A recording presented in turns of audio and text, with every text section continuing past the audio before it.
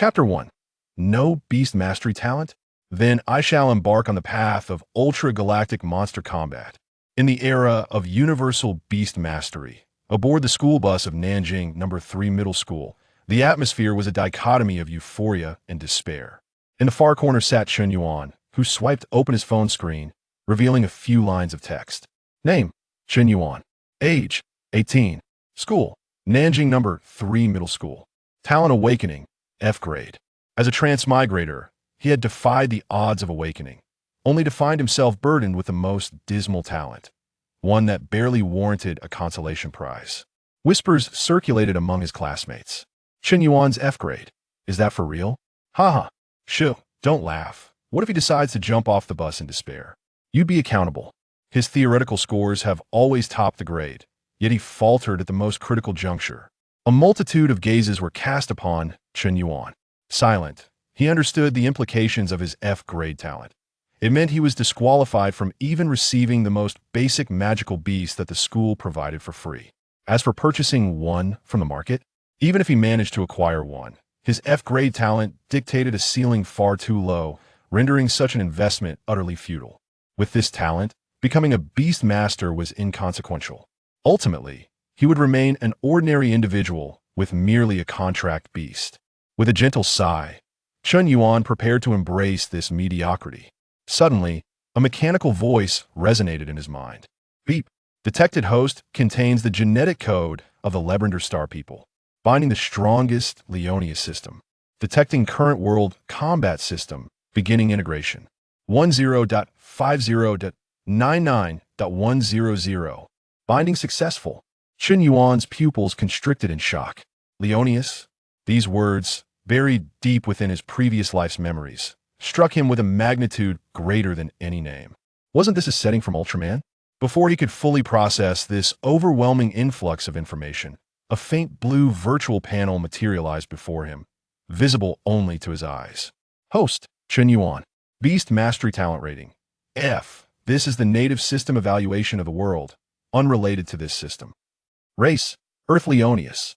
Monsters held: none. System points: 0. Congratulations, host, on successfully binding the system. The novice gift pack has been distributed. Would you like to open it? Instinctively, Chen Yuan mentally affirmed. Open. Novice gift pack opened successfully. Congratulations, host, on obtaining Leo-Nix exclusive combat device X1. Congratulations, host, on acquiring initial monster, Cosmic Beast Ale Wong X1. In that moment, Chen Yuan felt a slight warmth in the palm of his right hand. A flash of blue light flickered within his grasp, and immediately, an object materialized. Peering down, he discovered a blue device resembling a flip phone. It was the combat device, the tool for manipulating monsters via Leo-Nix. Eagerly, Chen Yuan activated it, and the screen illuminated instantly. Within the display, a three-dimensional holographic image emerged. It depicted a creature with a pure white body, slightly rotund, adorned with a pair of black horns, its tail swaying behind it. This was the Cosmic Beast Ale Wong, the king of the waters, capable of constricting foes with its long tail and launching crescent-shaped beams from its mouth. F-grade talent? In the presence of Leo-Nix, what significance did the world of beast masters hold? While others were busy signing contracts with monsters no taller than their calves, Chen Yuan began with a towering cosmic beast standing 53 meters tall. As others languished in their inability to command more than one beast due to insufficient mental acuity, Chen Yuan's combat device could effortlessly direct 3 monsters into battle simultaneously. Moreover, the enhancement from the Leo-Nix bloodline would elevate humans to the standards of cosmic beings. Not only could Chen Yuan summon monsters to fight, but he himself would also possess formidable combat prowess. A brand new beast mastery system, uniquely belonging to Chen Yuan, had already taken shape. Just then, a screeching halt echoed as the bus came to a stop at the school gate. The doors swung open, and Chen Yuan sprang to his feet, hastily stowing the combat device into his pocket, parting the crowd as he was the first to leap off the bus. Yet, as he burst forth, there was no trace of sorrow on his face. His eyes brimmed with anticipation. Chen Yuan's intentions were clear. He would no longer tread the traditional beast mastery path of this world. Instead, he would embark on the journey of ultra-galactic monster combat. Upon returning home, a middle-aged man peeked out, named Chun-Juri, Chen Yuan's father. Clutching a transparent plastic bag containing a withered goldfish, he remarked, "Ah, our F-grade genius has returned." Having seen the awakening results in the parent group chat, he was naturally the first to know about his son's talent. "Your mother and I both possess a great talents. What happened to the inheritance? Were you switched to the hospital?" Chen Yuan retorted, "Is this how you act as a father? Your son is suffering and you're here making jokes." "Ha ha ha." Chun-Juri laughed heartily, raising the plastic bag. "I got a gift for you. Here, I just bought this at the supermarket. A decorative contract beast, a level 1 goldfish beast with a combat power equivalent to 0. Though it's utterly useless, at least it counts as a contract beast, giving you the credentials to attend university." Chun-Juri patted Chen Yuan's shoulder. "Son, I don't expect you to become a great beast master. Just go ahead and sign the contract with it. Being a goldfish keeper isn't so bad." Chen Yuan gazed at the goldfish in the bag, his lips twitching. He was fully aware that his father held a high-ranking position in the military. In this age of universal beast mastery, such a status was undoubtedly significant. And yet, this was his father's grand vision for him. A mere goldfish? Was it possible that this goldfish could evolve by leaping through the Dragon Gate? Shaking his head, Chen Yuan spoke, "Dad, I already have a contract beast, and it's extraordinarily powerful." Chun-Juri's eyes widened, nearly dropping the plastic bag. "Don't joke around. With an F-grade talent, you can't even claim the school's benefits. With an F-grade talent, even if you were given a dragon egg, what you'd hatch would be a lizard, and it wouldn't be strong at all." At that moment, a system prompt resonated in Chen Yuan's mind. Beep. Main Quest 1 has been issued. Quest requirement: successfully summon a monster and engage in 1 battle. Quest reward: 1,000 system points. Quest hint: system points can be used for a lottery with a 100 win rate, potentially unlocking new forms, new monsters, super beasts, cosmic beings. Chen Yuan's eyes lit up as he regarded the quest interface. Initially, he thought he would only have Ale Wong, which wouldn't suffice for his ambition to become the ultimate Leo-Nix. He hadn't anticipated that completing quests would allow him to accumulate points for a lottery, unlocking new monsters. Did this mean that acquiring apocalyptic monsters like Glyza and Hyperjet would soon be within reach? Meanwhile, Chun-Juri scrutinized his son, whose expression was one of bewilderment. "Son, how about we head to the duel arena to test your skills? In a father-son match, if I lose, I'll call you Dad." Extraordinarily powerful indeed. Chen Yuan stood, feeling the combat device in his pocket, a spark of combat spirit igniting in his eyes. "Let's go, it's a deal." Chapter 2. Ale Wong descends, kicking off with a 53-meter cosmic beast. The father and son swiftly arrived at the duel arena, a venue where beast masters honed their skills, replete with advanced facilities and robust security. They entered a duel arena with a diameter of 100 meters. "Come on, son." Chun-Juri positioned himself at one end of the arena, confidence radiating from his smile. "Let me show you the true strength of your father." Come fort, Daddy Yalong. A colossal figure slowly emerged from the radiance. It was a massive dragon, entirely brown, measuring 4 meters in length, its scales glistening under the lights. The screen of the duel arena instantaneously illuminated, displaying the data of Daddy Yalong. Contract Beast, Daddy Yalong level. LV50 attack power, 3,700 defense power, 3,200 speed, 1,800 high-level contract beast detected, activating maximum level protective shield. The announcement echoed throughout the arena. Energy barriers rose from all sides, enveloping the entire venue. Chunjiu recrossed his arms, a smug expression on his face. "Did you see that? LV50 D Yalong, with an attack power of 3,700 points. Son, if you can make your contract beast touch my D Yalong just once, I will call you father." D Yalong let out a low growl, its dragon might instantly permeating the entire arena. Chen Yuan clenched the battle device in his pocket. He was unsure of the specific values of AI Lei Wong. In this world, the base values of LV1 contract beasts generally do not exceed 100 points. However, AI Lei Wong was a genuine cosmic monster, entirely distinct from the contract beasts of this world. Its combat power should not be calculated according to the standards of this realm, right? Chen Yuan raised the battle device and began to summon the beast. The device activated, emitting a series of summoning sounds. Battle device activated. Cosmic monster, AI Lei Wang. A dazzling beam shot forth, landing in the 10-meter space ahead. The light exploded at the center of the arena, and a white figure began to expand rapidly. From an initial 20 centimeters, it surged to 1 meter, then 5 meters, 20 meters, and finally, a towering monster measuring 53 meters appeared in the duel arena. Chen Jiuri's smile froze on his face. He stared wide-eyed, incredulously gazing at the enormous creature before him. AI Lei Wang was entirely snow-white, its horns sharp as blades, and its long tail whipped up gusts of wind as it moved. Merely standing there, it exuded an oppressive aura that was almost suffocating. The screen of the duel arena flickered wildly, the data continuously fluctuating. Contract Beast, Unknown Entity. Level, LV1. Attack Power, 7,800.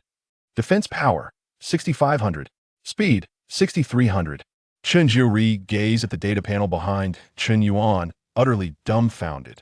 What kind of contract beast was this, capable of such immense size? A LV1 level with an attack power of 7,800 points? This was more than double the strength of his LV50 Dadi Along. Chen Jiuri swallowed hard. This joke had gone too far. If Dadi Along were to be stepped on, it would be gravely injured, if not killed. He hastily waved his hand, tried to put a stop to it. All right, let's end this duel here. Your father acknowledges your strength. However, Chen Yuan remained unaware of the data panel behind him and heard no sounds. All he could hear was the roar of AI Lei Wang and the expression of his father. Chen Yuan thought the other party was stirred into a fighting spirit by AI Lei Wang's size. My father, a general in the military, remained so calm upon seeing a 53-meter cosmic monster. He isn't even summoning his strongest contract beast, but instead testing me? I must take this seriously. AI Lei Wang, attack. Chen Yuan raised the battle device and issued the attack command. AI Lei Wang let out a long howl, its enormous body lunging forward suddenly. The world before Chen Yuan seemed to slow down at that moment. He saw his father's mouth moving, seemingly shouting something like stop. But the command for AI Lei Wang had already been given. In the face of the battle will of Lei, Ao, and I Kusi, nothing could stand in its way. AI Lei Wang lifted its right foot, its terrifying force causing the entire duel arena to tremble. Then, AI Lei Wang delivered a powerful kick at Dadi Along. Boom! A deafening crash reverberated within the duel arena. Dadi Along was utterly defenseless, being kicked several meters away, crashing violently against the wall of the arena. Crack! The protective shield shattered instantly, setting off alarm bells. Countless blue energy fragments scattered in all directions. Dadi Along's momentum did not wane, crashing directly into the rear wall. Bang! Another tremendous sound. The wall was breached, debris flying everywhere. Dadi Along slumped down from the wall, its scales shattered. Ultimately, it transformed into a stream of light, forcibly returned to the beast space. Chen Jiuri stood rooted in place, utterly stunned. A LV1 contract beast, its value surpassing LV50 by such a margin. Moreover, without utilizing any skills, it achieved a one-hit defeat. Just one kick severely injured the LV50 Dadi Along. This completely shattered Chen Jiuri's understanding of the Beastmaster system. Chen Yuan was also somewhat dazed, scratching his head. Is AI Lei Wang really this strong? Chen Yuan had initially thought that AI Lei Wang was merely larger in size and would need to engage in several rounds of turn-based combat against high-level contract beasts. One skill for you, one skill for me, back and forth. He never expected it would boil down to just one kick. Chen Yuan accessed the system panel to check AI Lei Wang's detailed data.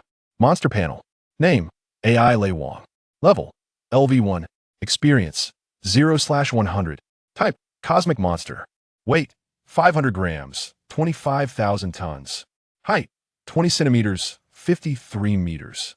Life, 100,000/100,000. Attack, 7,800. Defense, 6,500. Agility, 6,300. Skills, Electric Attack, unlocked. Form list, none. Upon seeing this data, the corners of Chen Yuan's eyes twitched uncontrollably. These values were completely incongruent with the logic of this world. Normally, a LV1 contract beast's various values would not exceed around 100 points. Yet, AI Lei-Wang's data soared beyond the stratosphere. This was an overwhelming dominance between different systems. This was not merely winning at the starting line. This was being born at the finish line. Moreover, with the form list being empty, it indicated that there would be future forms like EXAI Lei-Wang and Lightning Killer. Wouldn't those values escalate even further? Chen Yuan realized a troubling issue. If such exaggerated values were to be exposed to outsiders, would it lead to complications? At that moment, Chen Jiu slowly approached, his expression exceedingly complex. He glanced at the massive hole in the wall, and then at AI Lei-Wang, still in the center of the arena. Son, where on earth did you acquire such a large contract beast? Why not help your father procure one as well? Chapter 3. The Art of 10 Consecutive Draws. As Chen Yuan observed his father's demeanor, a smirk crept into his heart, though his face betrayed an expression of feigned difficulty as he began to spin an elaborate tale. Father, this is quite a story. At the moment I awakened my F-grade talent, I was wandering the streets in a daze. It was then that I encountered a beggar who, upon seeing me, exclaimed, "Young man, you possess a remarkable physique. I have an exceptionally powerful contract beast for sale, just $10. Upon hearing this, Chen Juri looked at his son with disdain. I shall offer you 100. Go find that beggar right now and tell him I want 10 of those powerful contract beasts. I will even provide an extra 100 for your troubles. Chen Yuan chuckled awkwardly, retracting the A-Lei king into his possession. The creature transformed into a stream of data and was absorbed back into the battle device. Let us depart, homeward bound. As they exited the duel arena, Chen Yuan suddenly inquired, Father, should we conceal this powerful contract beast? Might it attract any trouble? Chen Juri waved his hand dismissively, unconcerned. Conceal what? You have a general in the military as your uncle. Fear not. Besides, it is impossible to keep such a thing hidden. Chen Yuan pondered this and realized that if he had already awakened the system, being hesitant would render the awakening pointless. With this understanding, his mentality underwent a complete transformation. Wait! At that moment, Chen Yuan was struck by a thought. He furrowed his brow, his eyes growing resolute. Turning to his father, he spoke deliberately, Father, does our earlier agreement still hold? Upon hearing this, Chen Juri's expression shifted dramatically. He lowered his head and began to glance around. Where's my belt? Have you seen the Seven Wolves belt I purchased last month? I absolutely must show you what true education entails. Observing his father's demeanor, Chen Yuan swiftly made his escape. Upon returning home, the system notification chimed in his mind. Ding! Congratulations, host, for completing Main Quest 1. Quest reward. 1,000 system points have been awarded. Main Quest 2 has been issued. Quest requirement. Successfully utilize a skill in battle with a monster. Quest reward. 1,000 system points. With points in hand, the next step was undoubtedly the lottery. Chen Yuan promptly opened the system store. The store page unfolded, revealing an array of peculiar merchandise. System store, point balance, 1,000 points, lottery pool, 100 points per draw, 100 winning rate, product categories, monsters, skills, items. Others, a 100 winning rate? How generous! With 1,000 points, I shall invest them all in the lottery. System, initiate 10 consecutive draws. Without hesitation, Chen Yuan plunged all his points into the lottery. A dazzling display of lights flashed, and 10 treasure chests appeared before him in succession. The first chest opened to reveal a blue backpack. Congratulations! You have received a genuine Ultraman Digga backpack X1. Description: a favorite among elementary school students. Wear it, and you shall be the most stylish in class. Chen Yuan's lips twitched. What on earth was this? The second chest burst open, revealing a plastic stick. Congratulations! You have received a counterfeit light stick X1. Description: although a copy, its flashing effect is superb, quite handy as a flashlight at night. The third chest contained a pair of underwear adorned with the faces of 6 Ultramen. Congratulations! You have received Ultraman 6 Brothers co-branded underwear X1. Description: wear it, and you shall gain 6-fold courage. Chen Yuan's face darkened. Was this system for real? He reminded himself to remain calm. Surely, there must be a guaranteed reward in this 10 consecutive draw. This was merely the prelude. Ding! Congratulations, host, for acquiring Experience Card X1. Ding! Congratulations, host. For acquiring Experience Card X1. Ding. Congratulations, host, for acquiring Experience Card X1. A string of experience card notifications slightly alleviated Chun Yuan's mood. While they were not earth-shattering treasures, they could at least aid in leveling up the A-Lay King, rendering them somewhat practical. Just as he thought this draw was a complete bust, the 10th chest suddenly erupted with radiant golden light. Congratulations! You have received Skill Crescent Lightblade. Description: a primary skill of the A-Lay King, capable of firing crescent-shaped beams from its mouth with immense power. Finally, a worthwhile acquisition. Chun Yuan quickly accessed the monster panel for the A-Lay King. Under the skill section, a new entry appeared alongside the original electric attack. Monster panel, name, A-Lay King, level, LV1 experience, 0-100 skills, electric attack, crescent lightblade, attack power, 7,800 defense power, 6,500 agility, 6,300. Chun Yuan nodded in satisfaction. The crescent lightblade was indeed one of the A-Lay King's signature skills. With this ability, the creature's combat prowess would ascend to new heights. This round of 10 consecutive draws proved fruitful. At that moment, his phone vibrated. Chun Yuan opened the class group chat, only to find it buzzing with excitement. Brothers, my Flamehound is simply invincible, boasting 3 skills. My Thundermouse's speed has surpassed 100, surely the fastest in the class. What are you all talking about? My Iron Armor Beast defense also exceeds 100. Classmates eagerly shared photos and data of their contract beasts. Chun Yuan skimmed through the messages, noting that everyone's contract beasts were indeed quite commendable, albeit within the context of this world. Just then, Teacher Wang sent a notice to all members. Attention everyone. Tomorrow the school will hold a practical test for the senior class. It will be a team competition of 5 members with free team formation. The victorious team will receive a spirit potion as a reward. The group erupted into a flurry of chatter as students began to form teams. Anyone looking to team up? My Flamehound has great output. Seeking a team, my Thundermouse is fast and can control. I'm a defensive player, looking for strong allies. As Chun Yuan observed the lively discussions in the group, a sense of resignation washed over him. Out of 31 students in the class, he was the only one with an F-grade talent, destined to be isolated. Indeed, the chatter soon died down, as it became evident that everyone had formed their teams privately. No one wished to take along a burden with an F-grade talent. At that moment, Teacher Wang privately messaged Chun Yuan. Chun Yuan, considering your situation, you may form a group of 6 for this test. Seeing the message, Chun Yuan promptly replied, Teacher, may I go solo? I possess a powerful contract beast. After a few seconds, the teacher responded, Are you certain? Very well. Just be careful not to let your powerful contract beast perish. Chun Yuan returned to the class group, observing the photos of his classmates' contract beasts. Upon closer inspection, he discovered that everyone else's beasts were indeed quite small. The largest barely reached 1 or 2 meters, far less imposing than his father's ground dragon. Meanwhile, the A-Lay King stood an impressive 53 meters tall, so he would need to manage his strength during the test tomorrow. He certainly didn't want to accidentally crush a few small contract beasts underfoot. So, dinner is ready. Chun Juri's voice echoed from downstairs. Chun Yuan stowed away his phone and made his way to the dining room. Father, what are we having for dinner tonight? Fish, came Chun Juri's response from the kitchen. Upon entering the dining room, Chun Yuan was greeted by a plate of braised fish that bore a striking resemblance to something familiar. Father, this fish isn't the ornamental contract beast you purchased for me today, is it? Chun Juri nonchalantly picked up a piece of fish. Indeed, but remember, without a contract, it is not a contract beast. You should refer to it as an evil beast. With that, he began to eat heartily. This was originally a beast with a probabilistic chance of awakening into a dragon of the East, rather suited for a beastmaster of F-grade potential. However, it is no longer necessary, as the probability is exceedingly low. The following day during class, Chun Yuan rested his head on the desk, secretly using his phone to search for methods to upgrade his contracted beast. The results were straightforward, either battle monsters or consume potions.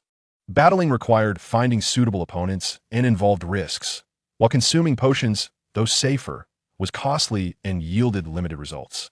Chun Yuan found both methods too slow, preferring to rely on the system's main quest lottery for quicker outcomes, as the system's rewards were undoubtedly valuable. At that moment, the instructor suddenly spoke. In the next class, We will conduct practical tests. Everyone is to gather in the gymnasium. Prepare your contracted beasts. The classroom erupted in excitement as students eagerly discussed the upcoming test. Just then, a notification tone resonated in Chen Yuan's mind. Ding! Special scenario detected, triggering side quest. Side quest. Aileron King's first public display. Option 1. To avoid drawing attention. Battle with a 20-centimeter mini Aileron King, adhering to the principle of cautious development. Task reward. Experience card X1. Option 2. To showcase true skill. Battle with a fully realized 53-meter Aileron King, ostentatiously displaying prowess in front of the entire school. Task reward. System points X500. Option 3. Approach the teacher and declare, I want to fight 100. Task reward. System points X1000. Chapter 4.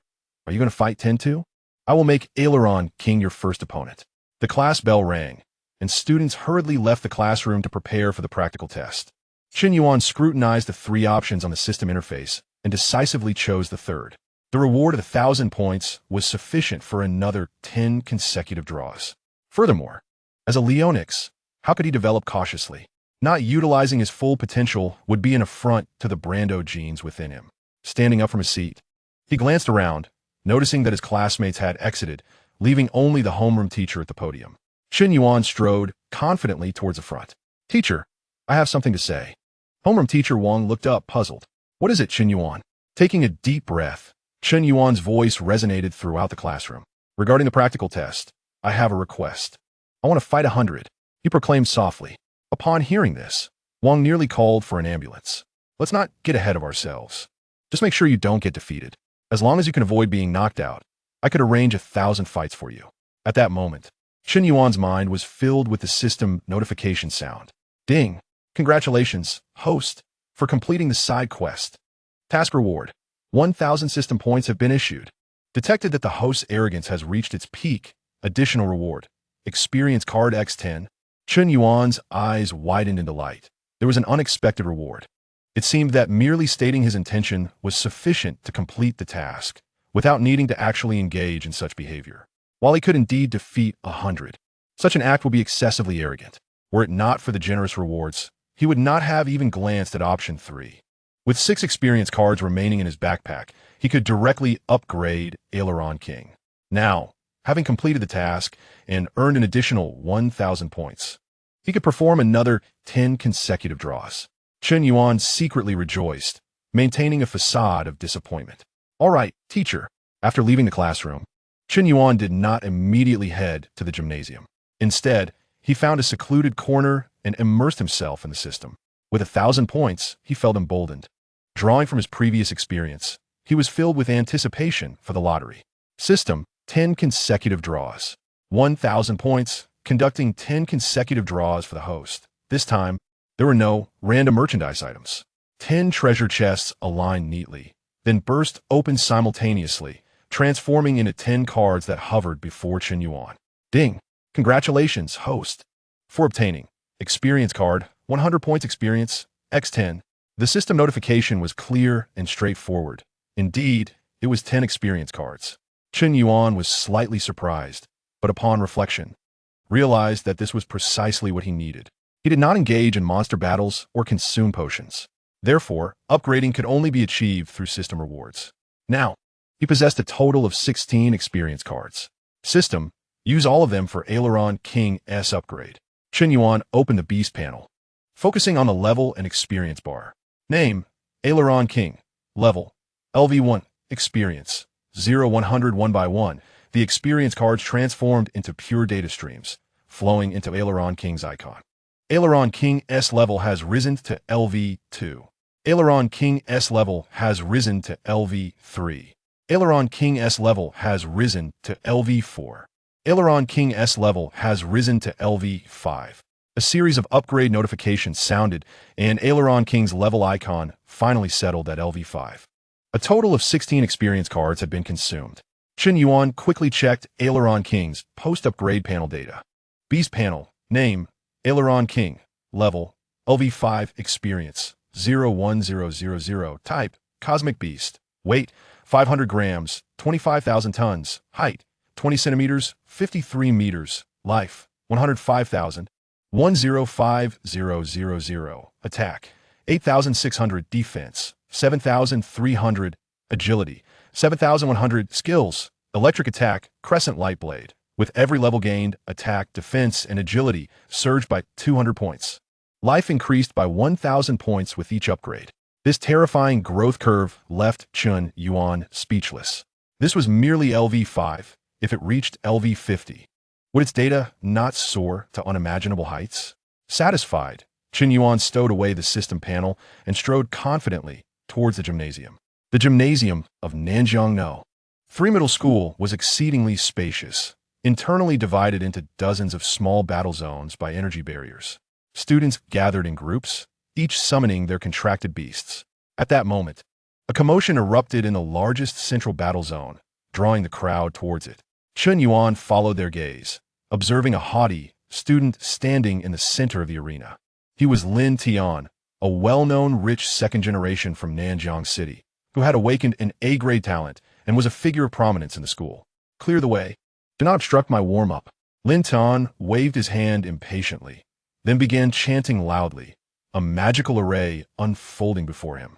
Amidst the radiance, a moth nearly 3 meters in size slowly emerged. Its body was composed entirely of shimmering metallic material, with 6 appendages as sharp as spears. Its gossamer wings glimmered with a blade-like sheen, creating a sharp sound with every gentle flap.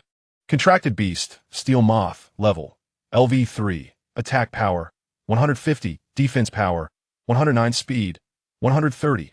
The data displayed on the gymnasium screen caused the surrounding students to collectively gasp in astonishment. LV3, all attributes exceeding 100.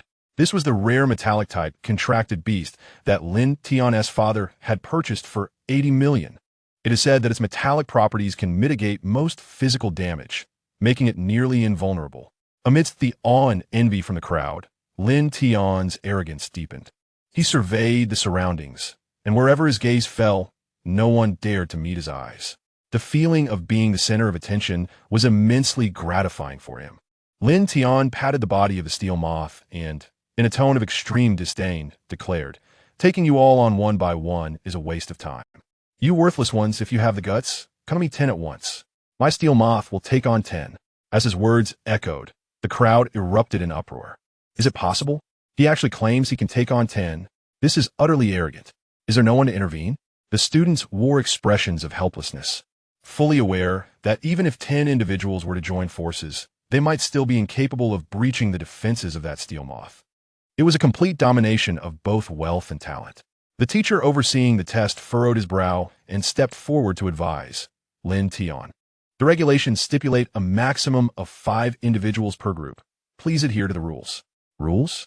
Lin Tian scoffed, casting a glance at Teacher Wang, declaring, "In my realm, strength is the only rule.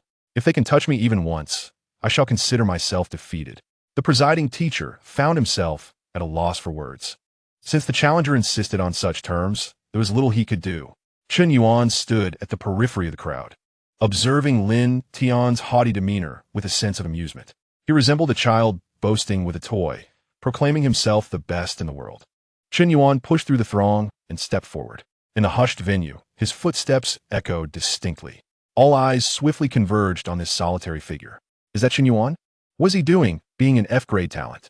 However, I heard from Teacher Wang that he awakened a formidable contract beast yesterday. Is he mad? Lin Tian's steel moth could easily swat away his so-called powerful contract beast. Lin Tian noticed Chun Yuan and burst into laughter. Are you planning to use your top-notch theoretical knowledge to outwit my steel moth? Yet, Chun Yuan seemed unfazed, striding directly onto the field. Teacher, I wish to battle him. Chun Yuan paused momentarily, and under the astonished gazes of everyone, slowly slid his right hand into his pocket. He produced a blue combat device, resembling a flip phone. Chapter 5. Combat Device Activated. Cosmic Monster Aliwang. Lin Tian looked at the blue contraption and mocked. Chun Yuan, is that your outdated mobile device?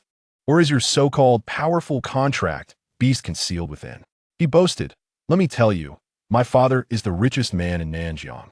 He spent 80 million to buy me this steel moth, one of the rarest metal-type contract beasts known. Lin Tian aimed to make it clear to everyone that not only was he exceptionally gifted, but his lineage was also unparalleled. The surrounding students began to murmur. Is that really a phone? I thought it was some beast-taming gadget. Chen Yuan is being too impulsive. The Steel Moth's defense is beyond what we can breach at our level. Indeed, that's 80 million. He merely purchased a contract beast. Chen Yuan listened to the discussions around him, feeling utterly indifferent. My Ali Wang is a cosmic monster gifted by the system, far superior to your contract beasts. Besides, your father may be a tycoon, but mine is a general in the military district. If we're comparing lineage, I don't fall short. Since his own father encouraged him not to hide his strength, he decided to summon Ali Wang and unleash its power. Time to showcase the might of Leo-Nix to the world of beast tamers. Chen Yuan could not be bothered to engage in further banter with Lin Tian and simply addressed the presiding teacher. Teacher, may we commence? Observing the tense atmosphere, the teacher followed protocol and announced, both parties prepare. The match begins. Lin Tian grinned widely, eagerly shouting, Steel Moth, show him what you're made of. Buzz. The Steel Moth's wings vibrated at an alarming speed, producing a deafening sound as it transformed into a silver blur, charging toward Chen Yuan. Everyone held their breath, envisioning the swift dismemberment of Chen Yuan's contract beast. However, Chen Yuan raised his combat device with calm assurance. The device emitted a series of sounds. Combat device activated. Cosmic monster Ali Wang. A beam of light shot from the device, landing on the ground before Chen Yuan. Initially, the light was not particularly dazzling. Yet within its core, a white figure began to materialize. Was this a white sphere? Some students curiously remarked. The white figure started at the size of basketball. Lin Tian, witnessing this, laughed even harder. Ah, Chen Yuan, is this your powerful contract beast? A ball? Are you planning to roll it to death with my Steel Moth? The Steel Moth, with lightning speed, approached the radiant figure in an instant. Yet, an unexpected transformation occurred. The white sphere began to expand at a visible rate. 1 meter, 5 meters, 10 meters, 20 meters.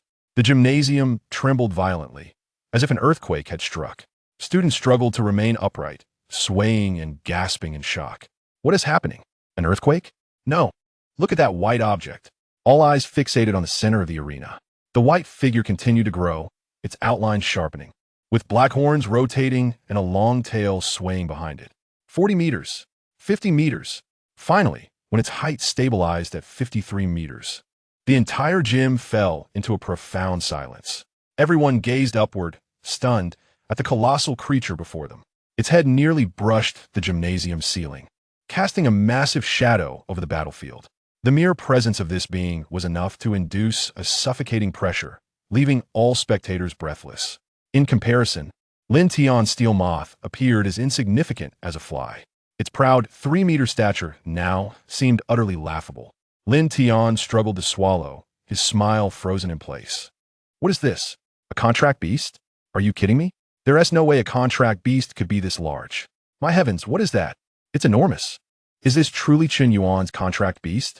The crowd erupted into a tidal wave of astonished whispers, each face revealing shock and disbelief. They frantically pulled out their phones, eager to capture this moment that shattered their understanding. The presiding teacher was also taken aback.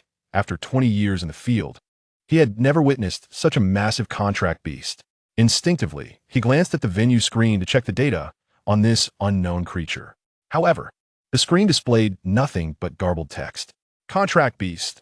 Loading, level, LV5, attack power, calculating, defense power, calculating, speed, calculating. The data panel was still loading. Meanwhile, the Steel Moth, following its master's command, had already dashed to Ali Wang's feet. It swung its metallic wings towards Ali Wang's calf. Ali Wang did not even flinch. It simply lowered its head to observe. Chen Yuan, witnessing this, quickly opened the task panel. Task panel. Main Quest 2. Quest requirement. Successfully use a skill in battle. Quest reward. 1,000 system points. Chen Yuan noted that Main Quest 2 required the use of skill. He aimed to complete the task swiftly to earn points for a lottery draw. With only Ali Wang as his creature, he found it insufficient. He resolved to conclude the battle swiftly. Ali Wang unleashed the electrocution attack. Chen Yuan issued the command through the combat device. In an instant, Ali Wang's tail whipped out, moving so swiftly it left a blur in the air.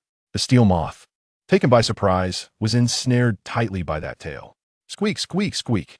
The steel moth emitted metallic clashing sounds, struggling desperately. Yet Aili Wang's tail tightened its grip. The next moment, electricity surged forth from Aili Wang's tail. Crackle. The electric current enveloped the steel moth, illuminating the entire gym. The air was filled with a charred odor. The electricity lasted less than 3 seconds.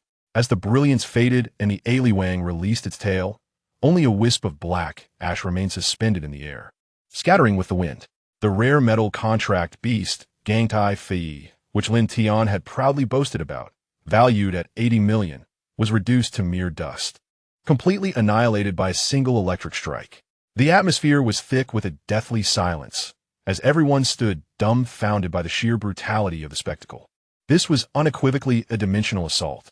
How could Gangtai Fei, renowned for its formidable defense of 190, be obliterated in a single blow? What level was Chun Yuan's contract beast? Given its size, must surely exceed level 70? Look, the data panel for Chun Yuan is about to be calculated. Just then, the massive screen in the gymnasium ceased its computations, and Aili Wang's data panel slowly materialized. All eyes were drawn to the screen.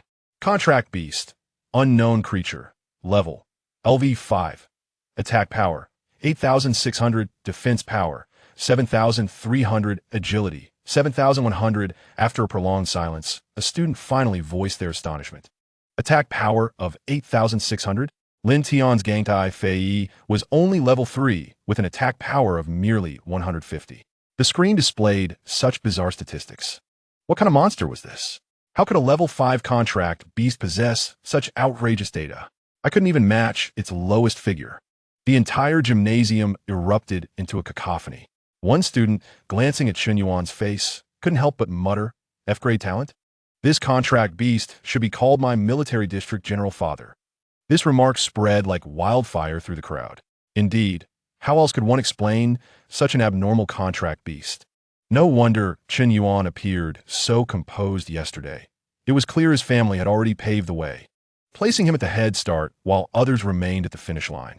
In an instant, the way everyone regarded Chun Yuan transformed entirely. Chun Yuan had lost all interest in debating the matter. At that moment, a notification chimed in Chun Yuan's mind. Congratulations, host, for completing Main Quest 2. Quest reward, 1,000 system points have been issued. Main Quest 3 has been released. Quest requirement, successfully clear a dungeon once. Quest reward, 1,000 monster lottery card, X1. Monster lottery card, upon use. The probability of winning a monster-type reward in the next lottery is increased to 100. A monster lottery card? Chun Yuan's eyes instantly sparkled with excitement. Although Aili Wang was powerful, how could a Leo-Nix be limited to just one monster? He desired Gamora, Lidwang, Talant, and Jietuan, those formidable creatures. This lottery card arrived at just the right moment. His mind was now consumed with thoughts of clearing dungeons, claiming rewards, and summoning new monsters. Engaging in idle chatter was the most futile endeavor in this world. Chun Yuan shifted his gaze toward the other students who had already formed their teams. He wished to swiftly resolve the trivial matters of school, and then find a place to delve into the dungeons of this world. The system only required him to clear a single dungeon, with no stipulation on its difficulty. This meant he could simply seek out the nearest dungeon. Next group. Who will come? As Chun Yuan's question echoed, the gym once again fell into silence. All the students who met his gaze instinctively took a step back. What a joke. Another group? To battle him? We came here for a practical test, not to attend a collective funeral. Our little contract beasts, barely 1 or 2 meters tall, would be insufficient even for a toothpick. Lin Tian's 80 million Gangtai Fei had been turned to ash. The atmosphere became painfully awkward. Standing before the towering Aili Wang, Chun Yuan surveyed his surroundings, only to find that no one dared to take a step forward. He stood in the center of the arena, while the other students retreated, clearing a vast space, fearful of being called upon by the teacher. Teacher, could we please arrange the next group quickly? I suddenly remembered I have something to attend to, and I wish to leave, Chun Yuan inquired again, genuinely pressed for time. However, his only response was silence. Students exchanged glances filled with resignation. Facing the general of my military district, wasn't that tantamount to seeking death? I feared that a single step from him would turn me into a mere pancake. What was the point of this test? They might as well award the championship to Chun Yuan right away. I agree, there is no way to compete. We are simply not on the same level. The hushed whispers of the students coalesced into a unanimous sentiment of apprehension. This was not cowardice, it was wisdom. In the face of an overwhelming disparity in strength, any struggle would be in vain and futile. The teacher overseeing the test, Wang, wore a bitter smile. He too had never encountered such a situation. Just as the atmosphere became stagnant, a balding figure emerged from the back of the crowd. Upon his arrival, the surrounding teachers immediately greeted him with respect. Principal. The newcomer was none other than Principal Zhou from Nanjing No. 3 High School. Principal Zhou disregarded everyone else, his gaze fixed solely on Chen Yuan. He silently assessed the situation in his mind. His own ace contract beast was a level 65 lava giant, with an attack power of 5,000 points, making him a top-tier powerhouse in the entire Nanjing city. Yet, he knew full well that even if he risked everything to summon his lava giant, it would likely falter against the colossal creature before him in less than 3 moves. That attack power of 8,600, combined with a defense of 7,300, was an insurmountable mountain. Where on earth did this boy acquire such a contract beast?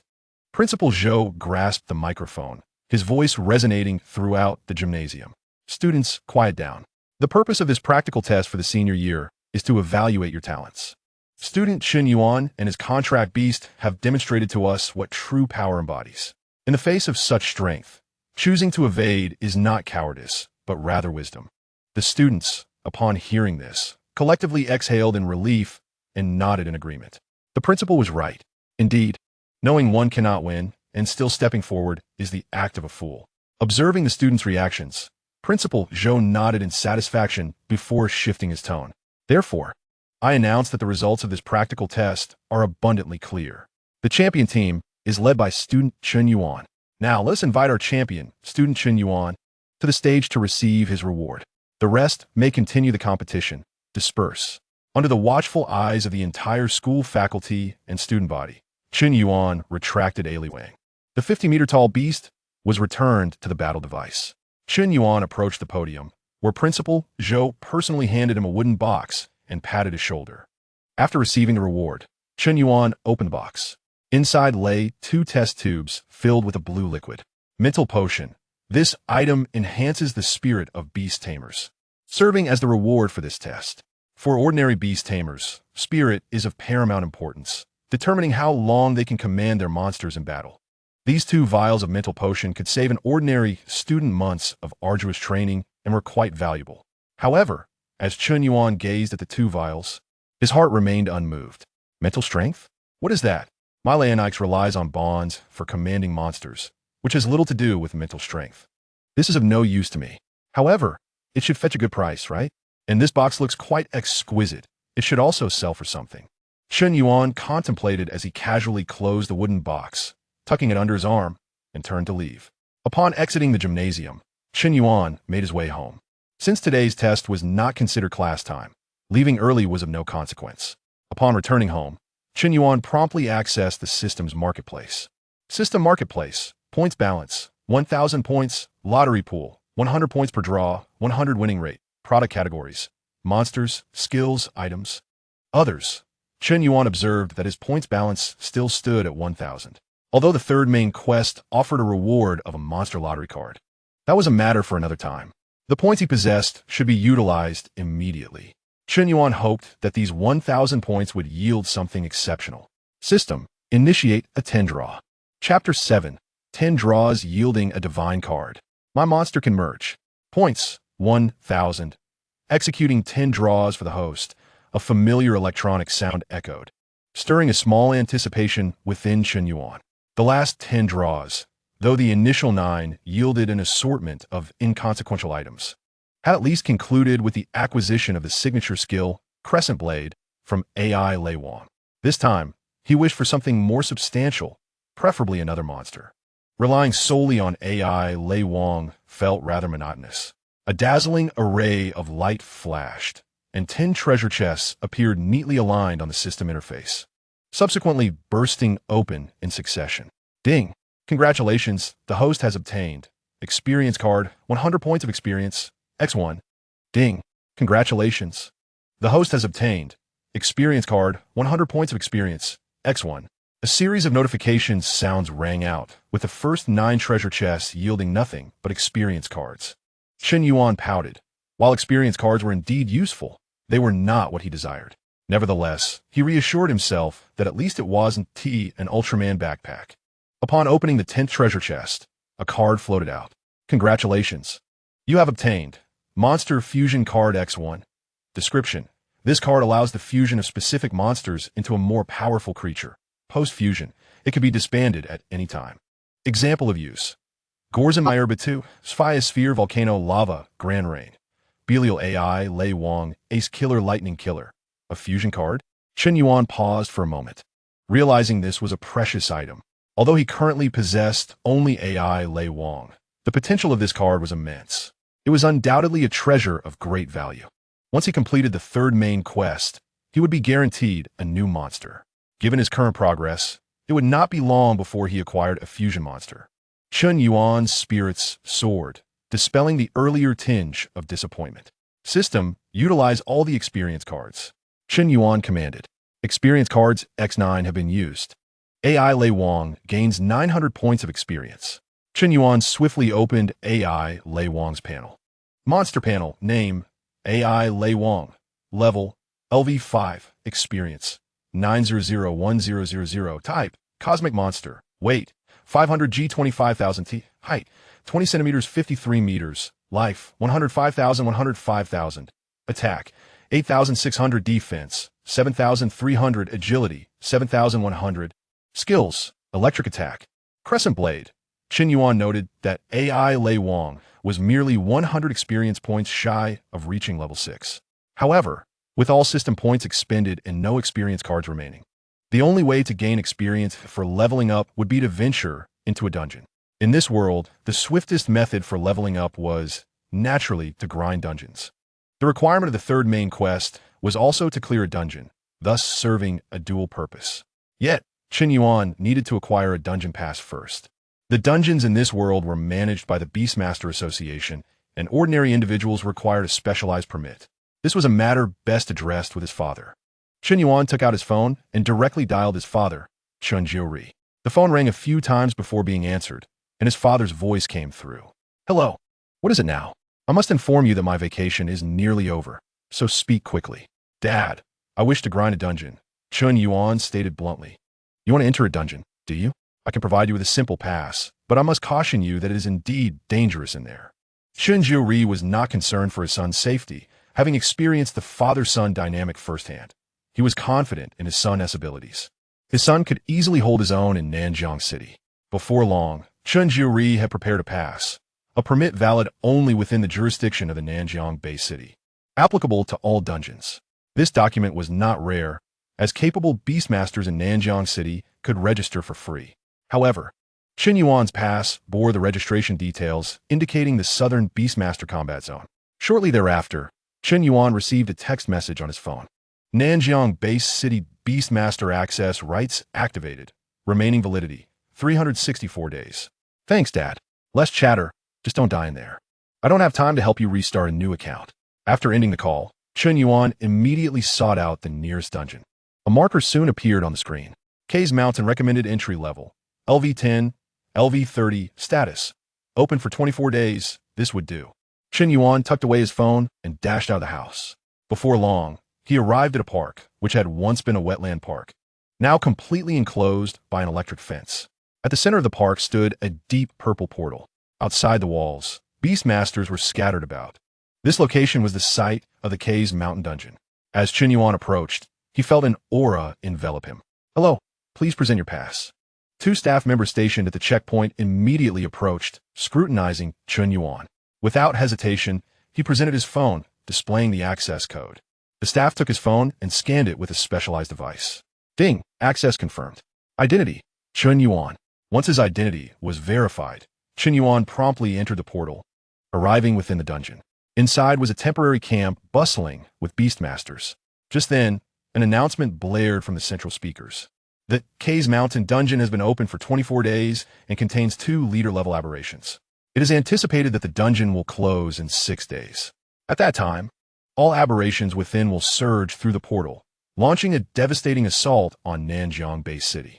Therefore, within 6 days, locate and eliminate those 2 leader-level aberrations. Once they are defeated, the dungeon will close. Chen Yuan scanned the surroundings, noting the absence of any military presence. It appeared that this place served merely as a training ground for novices. Completing the main quest seemed far more straightforward than he had anticipated. Chen Yuan was eager to conclude matters swiftly and obtain the monster lottery card. Just as he prepared to set off, the system's voice suddenly echoed in his mind. Ding! Side quest triggered. Quest name: eliminate 100 aberrations. Quest requirements: within 1 hour, kill 100 dungeon aberrations. Quest reward: monster storage. One note: the monster storage can be used to store non-combat state monsters, freeing up precious slots in the battle apparatus. Monster storage? Chen Yuan's eyes lit up. Currently, he only had AI Lei Wang, and the battle apparatus had enough slots. However, once he completed the main quest and acquired a new monster, the slots would become scarce. The Leo-Nix battle apparatus could only carry 3 monsters. Yet, the rewards from the system could transcend this limitation. Moreover, the quest requirements were not arduous, eliminating 100 an hour. While this might pose a challenge for others, for him and AI Lei Wang, it was merely a matter of stepping on a few more. Chen Yuan resolved firmly, no longer hesitating, and turned to stride down a narrow path leading out of the camp. His actions immediately attracted the attention of several onlookers nearby. Hey, do you see that lad? He ventured out all by himself? Alone? Though the beasts of K's mountain may not be of high rank, their numbers are formidable. Is he going to deliver food? Chen Yuan was oblivious to others' thoughts and would not have cared even if he had known. His chosen target was the area marked as dangerous on the map, Yueguanghu. If he was to slay 100 within an hour, he must go to the place teeming with monsters. Chen Yuan quickened his pace, his figure soon disappearing from the camp. Chapter 8. A single Lei Wang can encircle the entire beast tide. Crossing the temporary camp, Chen Yuan stepped into the true instant zone. He walked leisurely, but as he turned a bend in the mountains, a sudden clamor of hurried footsteps reached his ears. Hurry! Keep up, don't fall behind. Medical team, someone is injured behind. Those creatures are maddened. We can hardly kill them all. Soon, a team of about 30 rushed forth. Clad in uniform combat attire, the emblem of Nanjing University emblazoned on their chests. The faces of each team member were etched with fear, clearly having endured a harrowing battle. Now retreating in a panic, Chen Yuan stood by the roadside, watching as this group of university students rushed past him. The foremost student, appearing to be the leader of the team, noticed Chen Yuan standing there nonchalantly and heading towards their escape route, which made her anxious. What are you doing here? Hurry and retreat with us. This individual was Lin Shushi, a junior from the Beast Taming Academy of Nanjing University and the captain of this training team. Chen Yuan glanced at her and inquired, "Is Yueguanghu ahead?" Lin Shushi was taken aback, not expecting him to be concerned about that at such a time. "Yes, it is Yueguanghu, but you mustn't go there. The beasts are all frenzied, and their numbers are terrifying. Our 30-member team, with contract beasts averaging LV-25, was scattered in less than 10 minutes. If we don't flee now, we will all perish there." One of her teammates echoed her fearfully. "Indeed, brother," heed our advice. That place is a death zone. The number of beasts there must be in the hundreds. It's beyond our capacity to handle. They urged him, attempting to make Chen Yuan comprehend the horror that lay ahead. To them, Chen Yuan, appearing as a high school student, venturing here alone, was akin to seeking death. However, upon hearing their description, Chen Yuan's eyes gleamed. Hundreds? Excellent. As a Leo-Nix, slaying 100 is trivial. Even 200 or 300 would be a piece of cake. Side quest secured. Observing Chen Yuan's indifference and even a hint of excitement, Lin Shushi and her team were bewildered. What is with this kid? We returned battered and bruised. And he, a mere high schooler, is thrilled by the prospect of hundreds of beasts? Let him be. If he wishes to die, we cannot stop him. If we don't leave now, we'll all be doomed. Take care of yourself. Nanjing University left those words behind and continued their retreat towards the camp. Chen Yuan paid little heed to the university students, and once they were far away, he resumed his course towards Yueguanghu. Not long after, an expansive vista opened before him. A vast lake emerged, and along its shores, an overwhelming multitude of beasts congregated. A cursory glance revealed their numbers far exceeded mere hundreds. These were the beasts known as Yueguanghu. Chen Yuan had seen their data in the compendium. While individually weak, their sheer numbers were staggering. The levels of these Yueguang new frog range predominantly from LV-15 to LV-25. Any ordinary beast tamer standing there would likely find their legs trembling. Chun Yuan surveyed the bountiful experience awaiting him, his smile widening. This was nothing short of a monster hunting paradise. Without further hesitation, Chun Yuan retrieved his battle device from his pocket. He raised it high, and the device emitted a sound. Battle device activated. Cosmic monster A-Lei Wang. A beam of light shot forth from the device, landing on the ground before Chun Yuan. Boom! The earth throughout the Yueguang area began to tremble violently. The hundreds of beasts along the lake's edge were startled by this sudden upheaval, their gazes shifting from the center of the lake towards Chun Yuan. A colossal figure, akin to a mountain, descended upon this land. The cosmic monster A-Lei Wang. The previously agitated hundreds of beasts fell silent upon the appearance of A-Lei Wang. The towering creature, standing 53 meters tall and weighing 25,000 tons, rendered the new frog insignificant. Chun Yuan stood beneath A-Lei Wang, gazing up with satisfaction at his monster. Time to get to work, A-Lei Wang. He issued a simple command through the battle device. A-Lei Wang, eliminate all the beasts here. Roar. A-Lei Wang let out a thunderous bellow. Simultaneously, the team from Nanjing University, retreating towards the camp, sensed the tremors. What is happening? Is there an earthquake? One team member stumbled, nearly losing his balance. The tremor originated from the direction of Yueguang.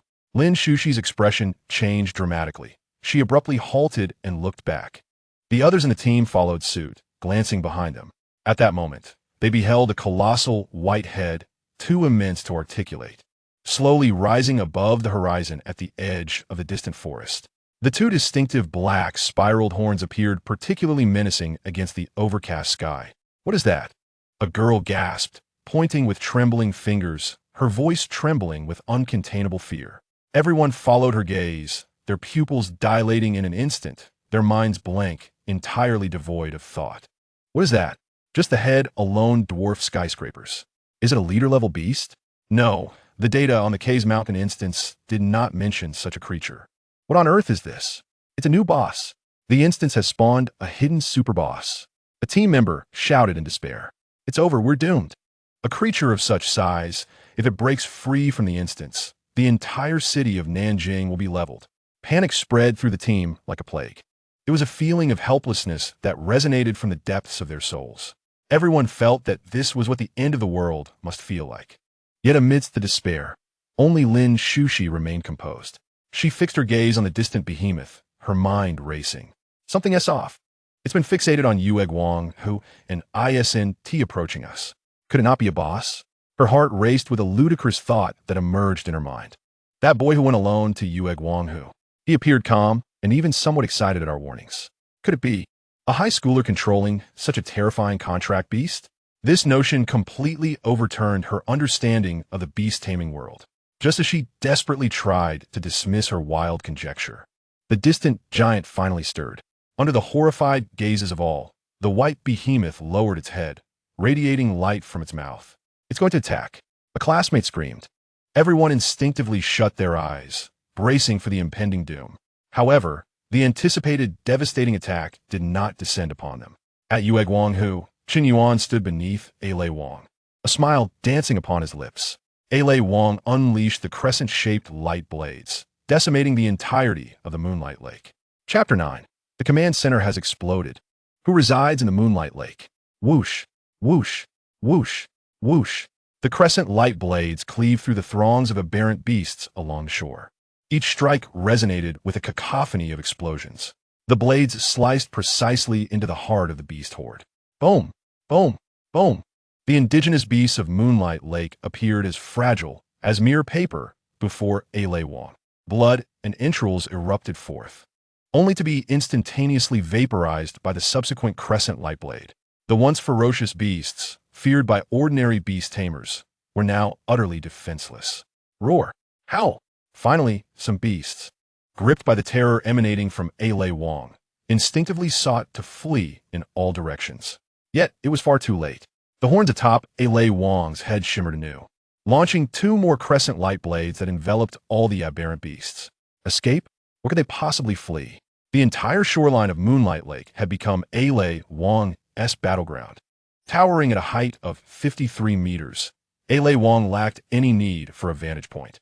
Defeated LV-5 Moonlight Bullfrog, gained 18 experience points.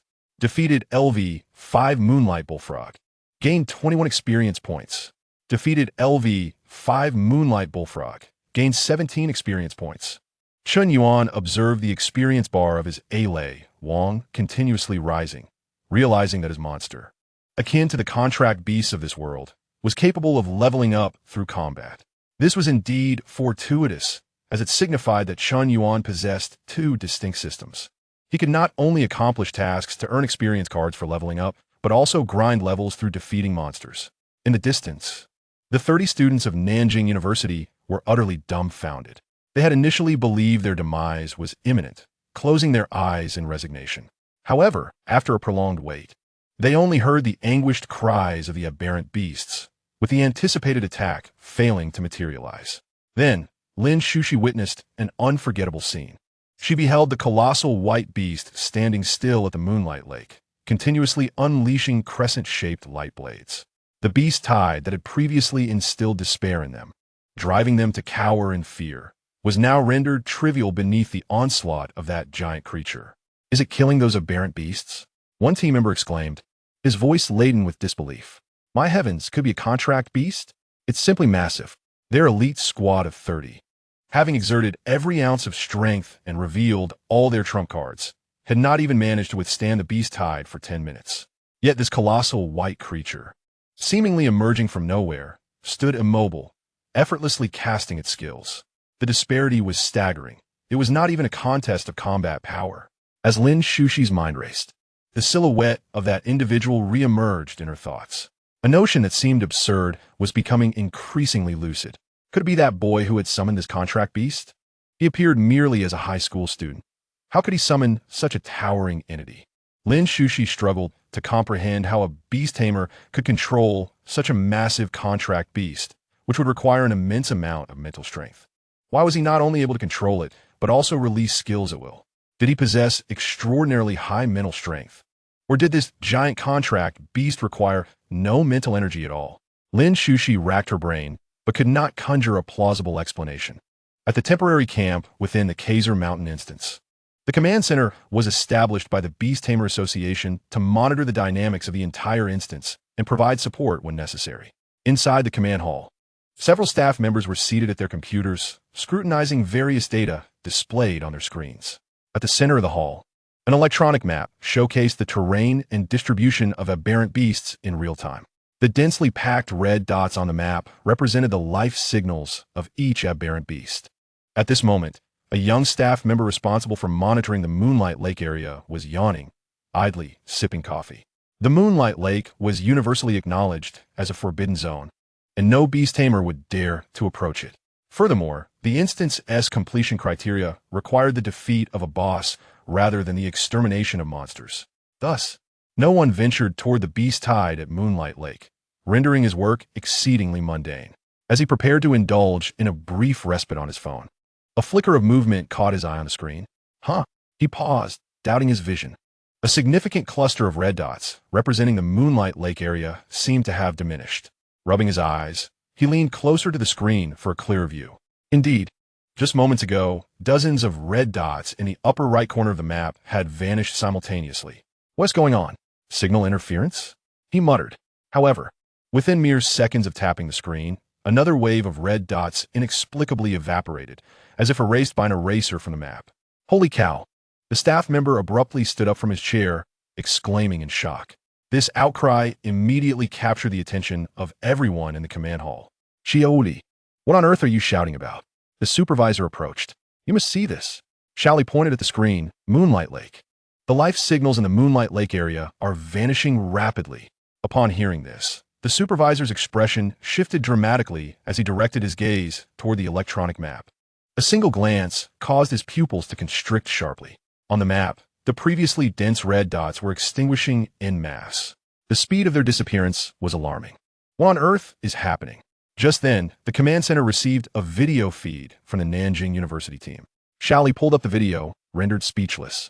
The footage displayed the towering 53-meter Ale Wong constantly firing beams of light into the moonlight lake. This sight was more terrifying than an invasion of aberrant beasts into a city. "Supervisor, look at the video." The supervisor turned his head upon hearing this. "Goodness, what a massive aberrant beast. No, it must be a contract beast. Who is this formidable figure gracing our humble instance? This strength is unparalleled even across Nanjing City. Quick, contact nearby staff and locate this extraordinary individual. I must ascertain their identity." Simultaneously, Chen Yuan had long since exceeded the completion of his side quest. Beep. Congratulations to the host for completing the side quest. Defeat 100 aberrant beasts. Quest reward. Monster Storage 1 has been issued to the system backpack. Done. Chen Yuan accomplished what would have taken an hour in under 2 minutes. He immediately immersed himself in the system to inspect the freshly acquired reward. Monster Storage. Description. A space independent of the combat apparatus, designed for storing the host's non-combat state monsters. Current capacity. 1. Store monsters. None. Chen Yuan's eyes brightened. Although the current capacity was limited to 1 slot, future draws would certainly yield many more. This meant that, theoretically, he could possess countless monsters. The battle apparatus of Leo-Nix could only carry 3 monsters into combat, which was a significant limitation. Now, with the establishment of this monster storage, that issue was effortlessly resolved. He could easily swap monsters in and out of the combat apparatus based on varying battle scenarios. Just as Chen Yuan was examining the monster storage, another series of system notifications chimed in. The experience gained from defeating the 100 aberrant beasts was sufficient for A. Lei Wang to level up multiple times.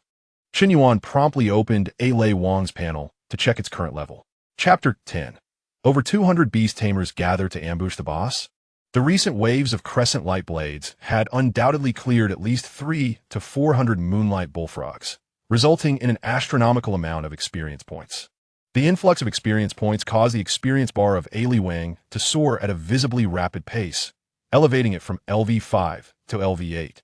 Monster panel, name, A. Li Wang, level, LV8, experience 5400000, type, cosmic monster, weight, 500 grams 25,000 tons, height, 20 centimeters 53 meters, health, 110,000 110, 000, attack, 9,200 defense, 7,900 agility, 7,600 skills, electric attack, crescent blade. Chen Yuan gazed at this magnificent panel of data, his heart brimming with joy. At LV8, A. Li Wang's attack power surged to over 9,000, a remarkable increase of 600 points compared to its prior level. Both defense and agility saw significant enhancements as well, rising by 600 and 500 points, respectively. The health value experienced a staggering increase of 5,000. If outsiders were to witness this, their eyes would surely bulge in astonishment. What devastation would A. Li Wang unleash if it were to reach level 50? Chen Yuan could hardly fathom the implications. Having completed the side quest and claimed the rewards, Chen Yuan's focus now shifted to the main quest. His goal was clear: to conquer the dungeon and obtain the monster lottery card. The mere thought of soon possessing a second monster, and even the potential for fusion, filled him with exhilaration. He needed to locate the 2 alien bosses swiftly and resolve the matter decisively. Chen Yuan looked up at A. Li Wang, still towering majestically in the center of Moonlight Lake. The alien beasts in this area had been nearly eradicated, and lingering here served little purpose. Experience could be farmed at any time, but the second monster could not wait. Chen Yuan issued a new command to A. Li Wang through the battle device. A. Li Wang, let us depart. With a low growl, A. Li Wang took enormous strides, causing the ground to tremble with each step. Chen Yuan, struck by inspiration, commanded A. Li Wang to bend down, then leapt gracefully onto its broad shoulder. The view was spectacular. Standing high above, he surveyed the entire dungeon landscape, a delight beyond compare. Moreover, this mode of travel far surpassed walking. Chen Yuan directed A. Li Wang towards the boss area marked on the map by the staff. A. Li Wang advanced rapidly, and soon Chen Yuan spotted a valley ahead, teeming with numerous figures. It appeared to be the gathering of other beast tamers within the dungeon. He hesitated to approach further, as it might incite unnecessary chaos. Chen Yuan certainly did not wish to be targeted as a third boss. With a thought, he stood upon A. Li Wang's shoulder and recalled the colossal creature back to the battle device. In a flash of light, A. Li Wang vanished. and Chen Yuan found himself back on solid ground, having landed gracefully. The genetic modifications from the Leibu Long Duo aliens endowed his physique with extraordinary abilities. After reigning in Aliwang, he adjusted his attire and ambled towards the crowd gathered in the valley, curious about their purpose. The valley buzzed with animated chatter, filled with at least 200 individuals. Various contracted beasts accompanied their masters, each displaying diverse forms, some towering several meters while others were less than a meter tall, creating a truly spectacular scene. However, after witnessing Aliwang, Chen Yuan regarded these contracted beasts as mere pets, devoid of any intimidation. His arrival attracted little attention, as he merely appeared to be an ordinary high school student. Yet, he noticed that everyone was fixated on a single direction, towards a hill in the distance. Tension permeated the atmosphere, as if they were anticipating something. What could this be? A collective wait for the boss to respawn? Chen Yuan pondered, scanning the crowd. He quickly recognized a familiar figure, the team leader from Nanjing University, whom he had encountered earlier at the periphery of Moonlight Lake. She stood with her team, faces grave as they stared at the hill. Chen Yuan approached them directly. "Hello, may I inquire what you are all doing?" Lin Shuxi and her teammates turned at the sound of his voice. Upon recognizing Chen Yuan, their expressions morphed into one of disbelief. "It's you," exclaimed a male team member, struggling to articulate his astonishment. They had witnessed Chen Yuan venture alone towards Moonlight Lake, surrounded by hundreds of alien beasts.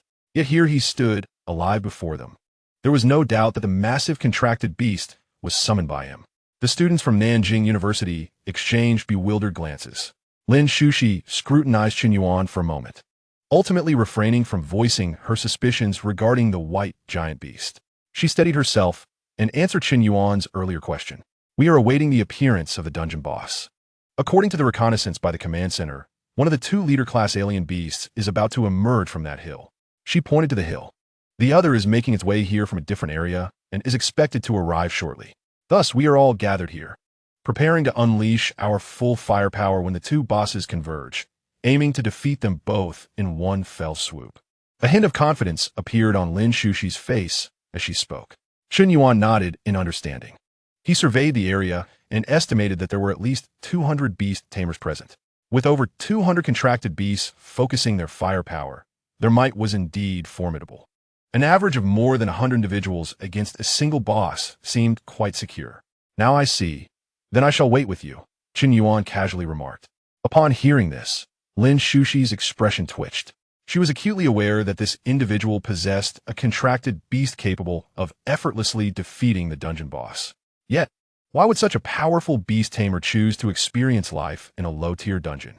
At that moment, a staff member clad in the uniform of the Beast Tamer Association hurriedly maneuvered through the crowd, approaching Chen Yuan directly. After glancing at the tablet in his hands, he looked up at Chen Yuan and politely inquired, "Excuse me, are you the beast tamer who just entered Moonlight Lake?" Chen Yuan was taken aback for a moment before nodding. "Yes, is there something you need?" "I am a staff member from the Caves Mountain Dungeon. I would like to invite you to the command room to discuss the situation," the staff member responded. "The command room?" Chen Yuan pondered, slightly perplexed. It seemed unusual for the command center to seek him out so soon after his arrival. Evidently, the commotion at Moonlight Lake had drawn significant attention. However, it made sense. Those capable of efficiently clearing the beast tide at Moonlight Lake would not likely choose to participate in a low-tier dungeon. Chen Yuan glanced at the staff member. "Very well. Lead the way. It wouldn't hurt to follow and learn more about the specifics of this dungeon." Under the staff member's guidance, Chen Yuan soon arrived at a tent set up at the back, the command center for the entire dungeon. Upon entering, he found the tent filled with various equipment and a team of over a dozen staff members busily engaged in their tasks. A middle-aged man, presumably the leader, noticed Chen Yuan's entrance and immediately set aside his work, hastening towards him. "Greetings, you must be Mr. Chen Yuan, correct?" The demeanor of the leader was even more courteous than that of the previous staff member, infused with a hint of caution. "I am the overall supervisor here. My name is Wang Hai." Chen Yuan nodded slightly, inquiring, "Hello, what brings you to me?" Wang Hai rubbed his hands together, curiosity and inquisitiveness etched on his face, and asked, "Mr. Chen Yuan, we have just detected that all life signals of the anomalous beasts in the Yueguang Lake area vanished in an exceptionally brief moment. We wish to confirm, did you venture there alone?" Although he had already glimpsed the colossal white beast through the vague footage returned by the Nanjiang University team and had formed a rough understanding, obtaining a direct confirmation was still deemed necessary. Yes, it was indeed me, Qin Yuan replied succinctly. There was no need for concealment. Upon receiving this affirmative answer, all the staff members in the command room, who had been eavesdropping intently, could not help but gasp in astonishment. It truly was him. This youth, who appeared to be no older than a high school student, had singularly subdued Yueguang Lake. That terrifying giant beast, towering dozens of meters high in the video, was indeed his contract beast. In an instant, the gazes of everyone towards Chun Yuan transformed. They no longer regarded him as a mere beastmaster, but as a formidable entity. Wang Hai was momentarily taken aback. He chuckled awkwardly and continued to probe, "Cough, Mr. Chun Yuan, with your remarkable prowess, what brings you to Arcay's Mountain, a low-tier instance?" This was the very question he found most perplexing. A powerhouse possessing such a terrifying contract beast would undoubtedly rank among the elite within the entire Nanjiang city, and even the southern war zone. What could compel such a distinguished individual to visit a novice village instance, rated only LV-10 to LV-30? Was it some special secret mission? Wang Hai harbored doubts that grew stronger with contemplation. Qin Yuan was momentarily taken aback by the inquiry.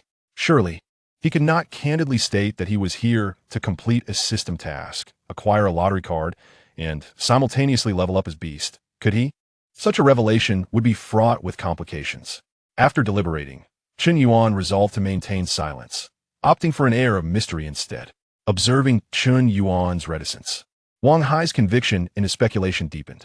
It was indeed a secret mission. Clearly, this dignitary's identity was anything but ordinary. At that moment, a staff member responsible for information verification hurried over to Wang Hai, whispering urgently in his ear, "Supervisor, the Beastmaster Association has retrieved information on Mr. Qin Yuan. His past information indicates that he is registered under the Southern Beast Master War Zone." What? The Southern Beast Master War Zone. Upon hearing those words, Wang Hai's heart raced. This was the supreme command institution for all military forces in the southern region of the Dragon Kingdom. Such a background was nothing short of celestial. No wonder he possessed such a formidable contract beast. Wang Hai instantly pieced everything together. This individual was not an ordinary beastmaster at all. He was undoubtedly here to execute some top-secret mission. With this realization, Wang Hai's gaze towards Chun Yuan was instantly filled with reverence. He no longer dared to entertain any notions of probing or questioning and promptly bowed, stating, "Mr. Qin Yuan, I apologize for the interruption. Please proceed as you wish. Should you require our cooperation, do not hesitate to command." This attitude was a stark contrast, a complete turnaround from just moments before. Qin Yuan regarded his demeanor with a touch of confusion. What had caused this sudden shift in politeness? However, he did not dwell on it. Since the other party no longer inquired, he was spared the effort of fabricating a story. "Very well, I shall take my leave now." Qin Yuan nodded and turned to exit the command room. However, just as he did, the entire ground quaked violently. A deafening roar echoed from the valley outside, as if some monumental weight had crashed to the earth. "It has arrived. The boss has emerged." Within the command room, a staff member monitoring the situation pointed at the large screen and exclaimed loudly. On the central electronic map, an enormous red suddenly appeared atop the mountain peak. Almost immediately, another equally massive red that began swiftly approaching from the opposite side of the map. The first leader-level anomalous beast, the mountain giant rock, has made its appearance. The second leader-level anomalous beast, the abyss worm, is rapidly closing in, expected to arrive at the convergence point in 30 seconds. Outside, the waiting beast master troops erupted into a frenzy due to this sudden upheaval. "Look, at the mountaintop," a voice cried out, and all eyes turned towards the summit.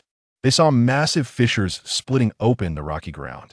Shortly thereafter, a gigantic hand, entirely composed of rock, shot up from the depths, slamming down upon the mountainside. Then, a colossal form began to emerge from the earth. It was a gigantic anomalous beast, standing 15 meters tall, its entire body crafted from resilient obsidian. It resembled an oversized gorilla, exuding an aura of savagery. The mountain giant rock, LV-30 leader-level anomalous beast. Simultaneously, from a distance along the horizon, a rustling sound began to resonate. A massive worm, also exceeding 15 meters in length, was swiftly traversing the ground, barreling towards the mountain where the mountain giant rock resided. The abyss worm, equally a LV-30 leader-level anomalous beast. The two powerful leader-level beasts were finally converging. The tension within the valley escalated to an extreme. As all beast masters clenched their fists, and their contract beasts entered battle mode, emitting low growls. All Beastmaster teams, listen up. A figure, appearing to be a temporary commander among the crowd, raised his hand and shouted, "Once the two bosses enter optimal attack range, follow my command to launch a coordinated assault. Target annihilate them." Chapter 12, Boss Fusion, LV-40. A roar erupted from the mountain giant rock. On the other side, the abyss worm had also reached the base of the mountain, resonating with the giant rock atop. The two LV-30 leader-level anomalous beasts had successfully joined forces. Their overwhelming presence caused considerable unease among many of the lower-level contract beasts present. Now is the moment. All units attack. With a single command, over 200 Beastmasters, who had been poised for action, immediately directed their commands to their contract beasts. Fiery Lion, unleash explosive fireball. Storm Eagle, Hurricane Blade. Ironclad Rhino, shattering boulder. Water, arrow, turtle. High-pressure, water cannon. In an instant, a deluge of colorful skills surged towards the two bosses. Countless abilities intertwined, seemingly intent on erasing the entire mountaintop from the map. Boom! Boom! Boom! Boom! The cacophony of explosions reverberated, causing a painful ringing in the ears. Direct hit. Excellent. With such formidable attacks, they are surely doomed. Ha ha! Merely two LV-30 bosses. Before our overwhelming numbers, they are hardly a challenge.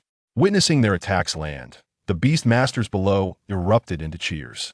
In their perspective, having endured such a concentrated barrage of firepower, the two bosses would surely be gravely injured, if not on the brink of death, incapable of retaliating. Even Lin Shuxi and her teammates from Nanjiang University breathed a sigh of relief. It seems our concerns were unwarranted. Under sufficient firepower, these two bosses indeed pose little threat. One team member remarked. In the command center, Supervisor Wang Hai and the staff were equally fixated on the screen. What's the situation?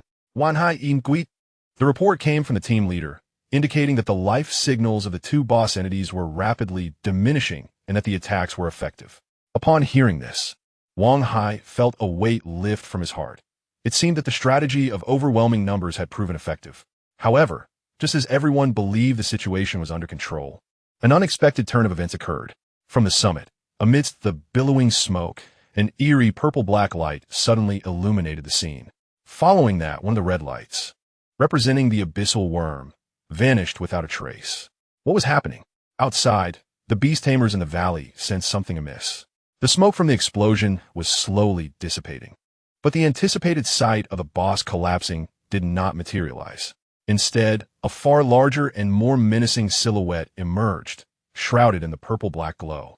All eyes were fixed on the mountain peak, wide with astonishment.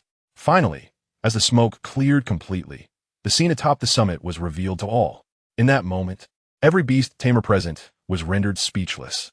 The forms of the two boss entities had vanished, replaced by a creature more terrifying than they had ever encountered.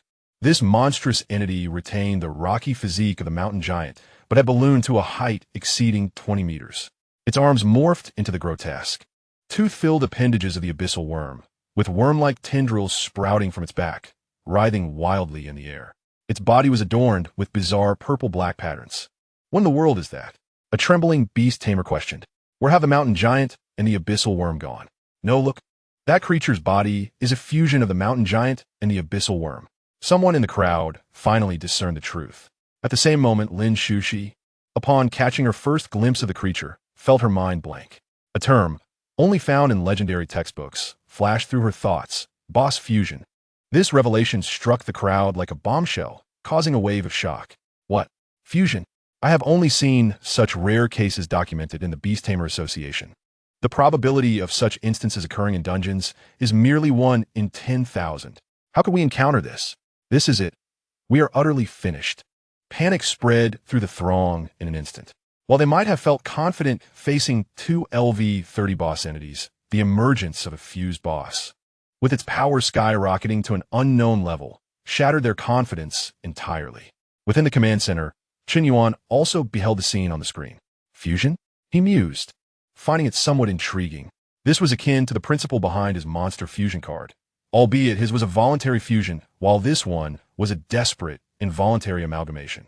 Team leader. The energy level of the fused boss has been assessed. It has surpassed LV-40. A staff member reported. LV-40. Wang Hai felt a wave of darkness wash over him, nearly collapsing to the floor. A LV-40 boss was far beyond the capabilities of these beast tamers, whose average level was merely in the 20s. Not only was clearing the dungeon now a distant hope, but ensuring a safe retreat had also become questionable. Meanwhile, the temporary command beast tamer shouted ahead, urging calm. Do not panic. It has merely grown larger. Let's concentrate our fire for a second round of attacks. Everyone, prepare for the next assault. With no retreat left, the beast tamers steeled themselves for another offensive.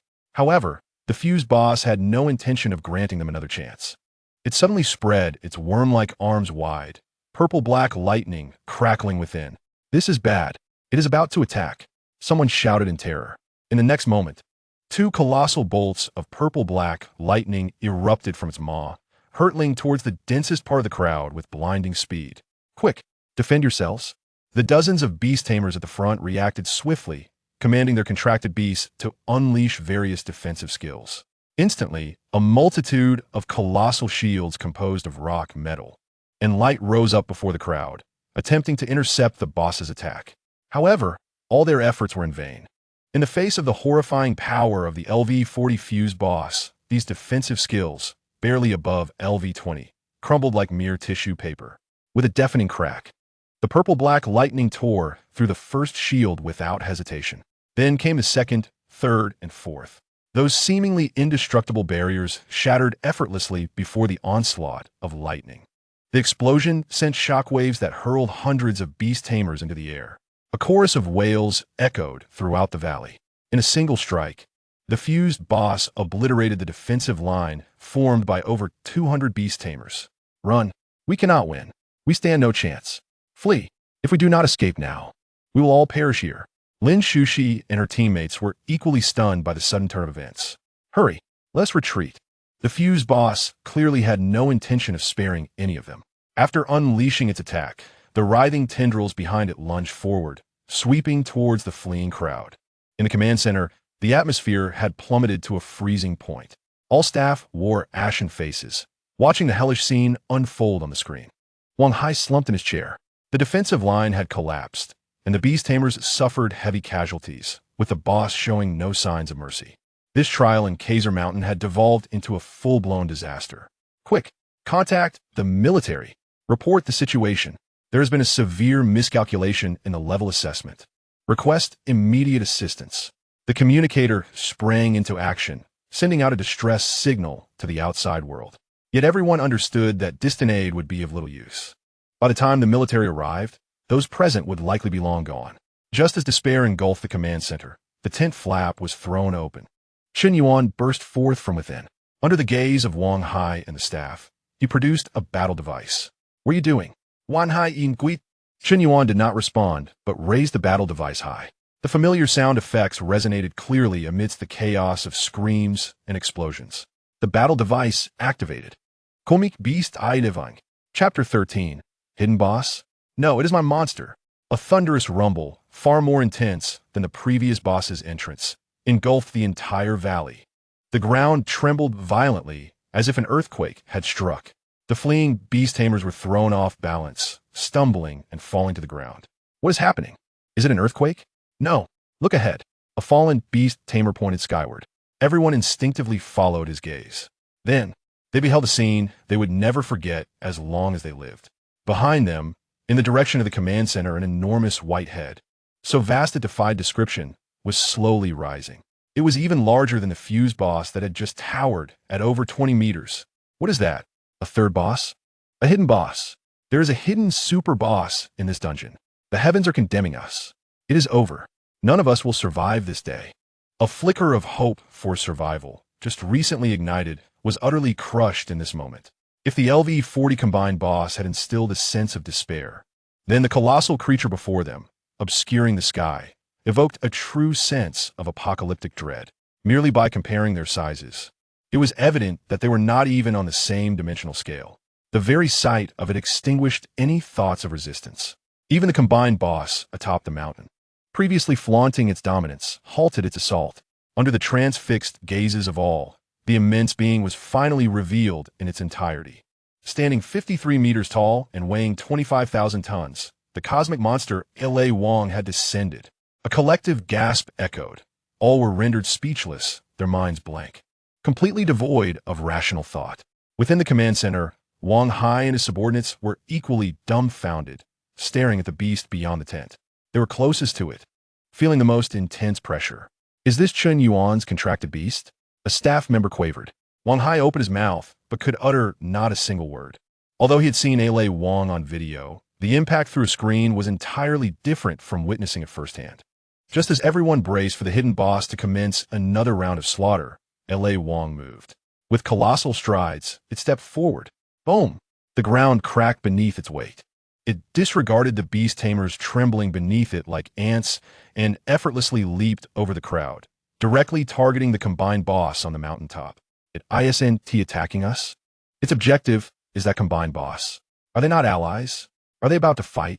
Among the fleeing crowd, some realized this, their voices tinged with relief. Could it be infighting among the bosses? Or is it a contracted beast? Regardless, as long as this more terrifying creature did not come to slay them, it was indeed a monumental piece of good fortune. On the mountaintop, the 20-meter-tall combined boss faced off against the 53-meter-high Leo-Nix. The disparity in size was glaringly apparent. Meanwhile, in the valley, the beast tamers who had narrowly escaped death moments ago halted their flight. Each looked up, witnessing a rare confrontation with this giant beast. Whoever wins or loses matters not, as long as they do not turn their wrath upon us.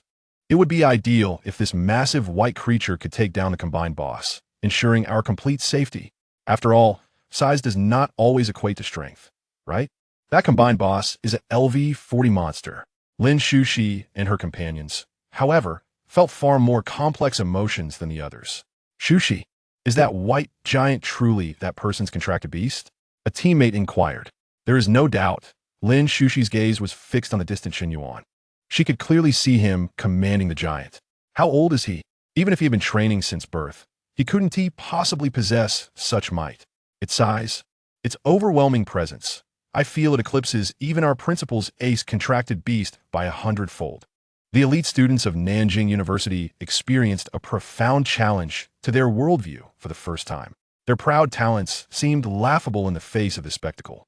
While everyone debated, the battle atop the mountain was on the verge of ignition. The combined boss launched the first attack. 2 bolts of purple-black lightning surged toward Leo-Nix. However, Chen Yuan stood behind Leo-Nix, issuing a simple command. Leo-Nix defeated. Receiving the order, Leo-Nix surged with power. Zing! The purple-black lightning struck Leo-Nix's skin, erupting into a shower of sparks. Yet astonishingly, this formidable attack failed to penetrate Leo-Nix's skin. It didn't even slow its momentum. What? It was ineffective? Just how high is that monster's defense? Withstood a full-force strike from an LV-40 boss without a scratch? The beast tamers in the valley were wide-eyed in disbelief. This transcended mere strength. It was utterly unfathomable. Amid their shock, Leo-Nix charged through the attack, closing the distance to the combined boss. Before the combined boss could react, Leo-Nix collided with it. Boom! A resounding crash reverberated. All witnessed the 20-meter-tall combined boss propelled backward, as if struck by a powerful baseball bat. Its massive body traced a parabolic arc through the air before crashing heavily into the mountain. Boom! The unfortunate peak crumbled under the impact, sending countless stones tumbling and dust billowing. The valley fell into an eerie silence. Everyone was stunned. One strike? No, this didn't even qualify as a technique. Merely the simplest, most primal charge had sent the combined boss, which had previously overwhelmed them, flying. What level of monster is that white giant? LV-70? Or perhaps LV-80? No need to guess. Such an entity has surpassed our comprehension. It was now confirmed that this white giant was not a hidden boss, but rather someone's contracted beast. Who could it be? When did Nanjing City produce such a formidable individual? This power likely exceeds even that of the mayor. In the command center, Wang Hai and the staff watched in awe through the screen as this breathtaking scene unfolded. Wang Hai turned back to gaze at Chen Yuan, standing at the tent entrance. His eyes filled with astonishment. Who is this young man? Is it the case that all creatures emerging from the southern beast tamer war zone are of such caliber? Or perhaps he is a monster, and that is why the war zone granted him a pass? Wang Hai shook his head. Either way, it was profoundly terrifying. Chen Yuan's focus remained solely on the battlefield. He had come here to complete a mission and acquire monster lottery cards, and had no time to engage in a protracted battle with this boss. The mission was nearing its conclusion, and swift resolution was imperative. Chen Yuan's gaze sharpened as he issued a new command to Lei Wang. Bind it with your tail and unleash an electric attack. Deliver a decisive blow. Chapter 14. The Constitution of Leo-Nix is no jest. On the mountain, the combined boss struggled to rise from the rubble. It shook its head, revealing numerous cracks in its rocky form, a clear indication of the impact it had just endured. However, before it could regain its footing, Lei Wang appeared before it. The massive beast exhibited agility that belied its size. Lei Wang let out a cry as its tail darted like lightning toward the combined boss. The combined boss attempted to resist, its worm-like arms thrashing desperately in an effort to break free. Yet, against Lei Wang's overwhelming strength, its struggles appeared utterly futile. Lei Wang's lengthy tail easily ensnared the 20-meter-tall creature, rendering it immobile. Roar! Roar! The combined boss emitted a furious roar, its purple-black markings glowing intensely, seemingly preparing to unleash some ability. But Lei Wang had no intention of granting it another opportunity. In an instant, Lei Wang's tail erupted with blinding electric light. Zzz. Countless currents surged wildly into the body of the fused boss along the elongated tail of Lei Wang. The echoing roar of agony instantly reverberated throughout the valley. The boss, with its formidable rocky form, began to crack under the electric onslaught. The beastmasters in the valley were left in stunned silence. Discharge? Was that colossal white creature an electric type? The LV-40 fused boss stood no chance against it. Whispers circulated among the crowd, their gazes toward Lei Wang transformed into reverence, especially for one capable of rescuing them from peril. This was no mere hidden boss, but rather the contracted beast of some powerful figure. How could there be such a formidable boss? It turned out to be here to save us. Who could this impressive individual be? Is there such a person in Nanjing City? I am uncertain, but judging by the strength of this contracted beast, the level of this powerful figure must be at least 70, if not 90. The surviving beastmasters began to speculate wildly about the identity of Lei Wang's master. Only Lin Shushi and her teammates felt an overwhelming tumult within. Could it truly be him commanding? Lin Shushi looked towards Chen Yuan, pondering his identity and the origins of such an extraordinary contracted beast. Her mind was a chaotic whirl. She considered herself a standout among the younger generation of Nanjing University, having encountered numerous prodigies. Yet compared to this boy named Chen Yuan, those so-called geniuses seemed unworthy of even polishing his shoes.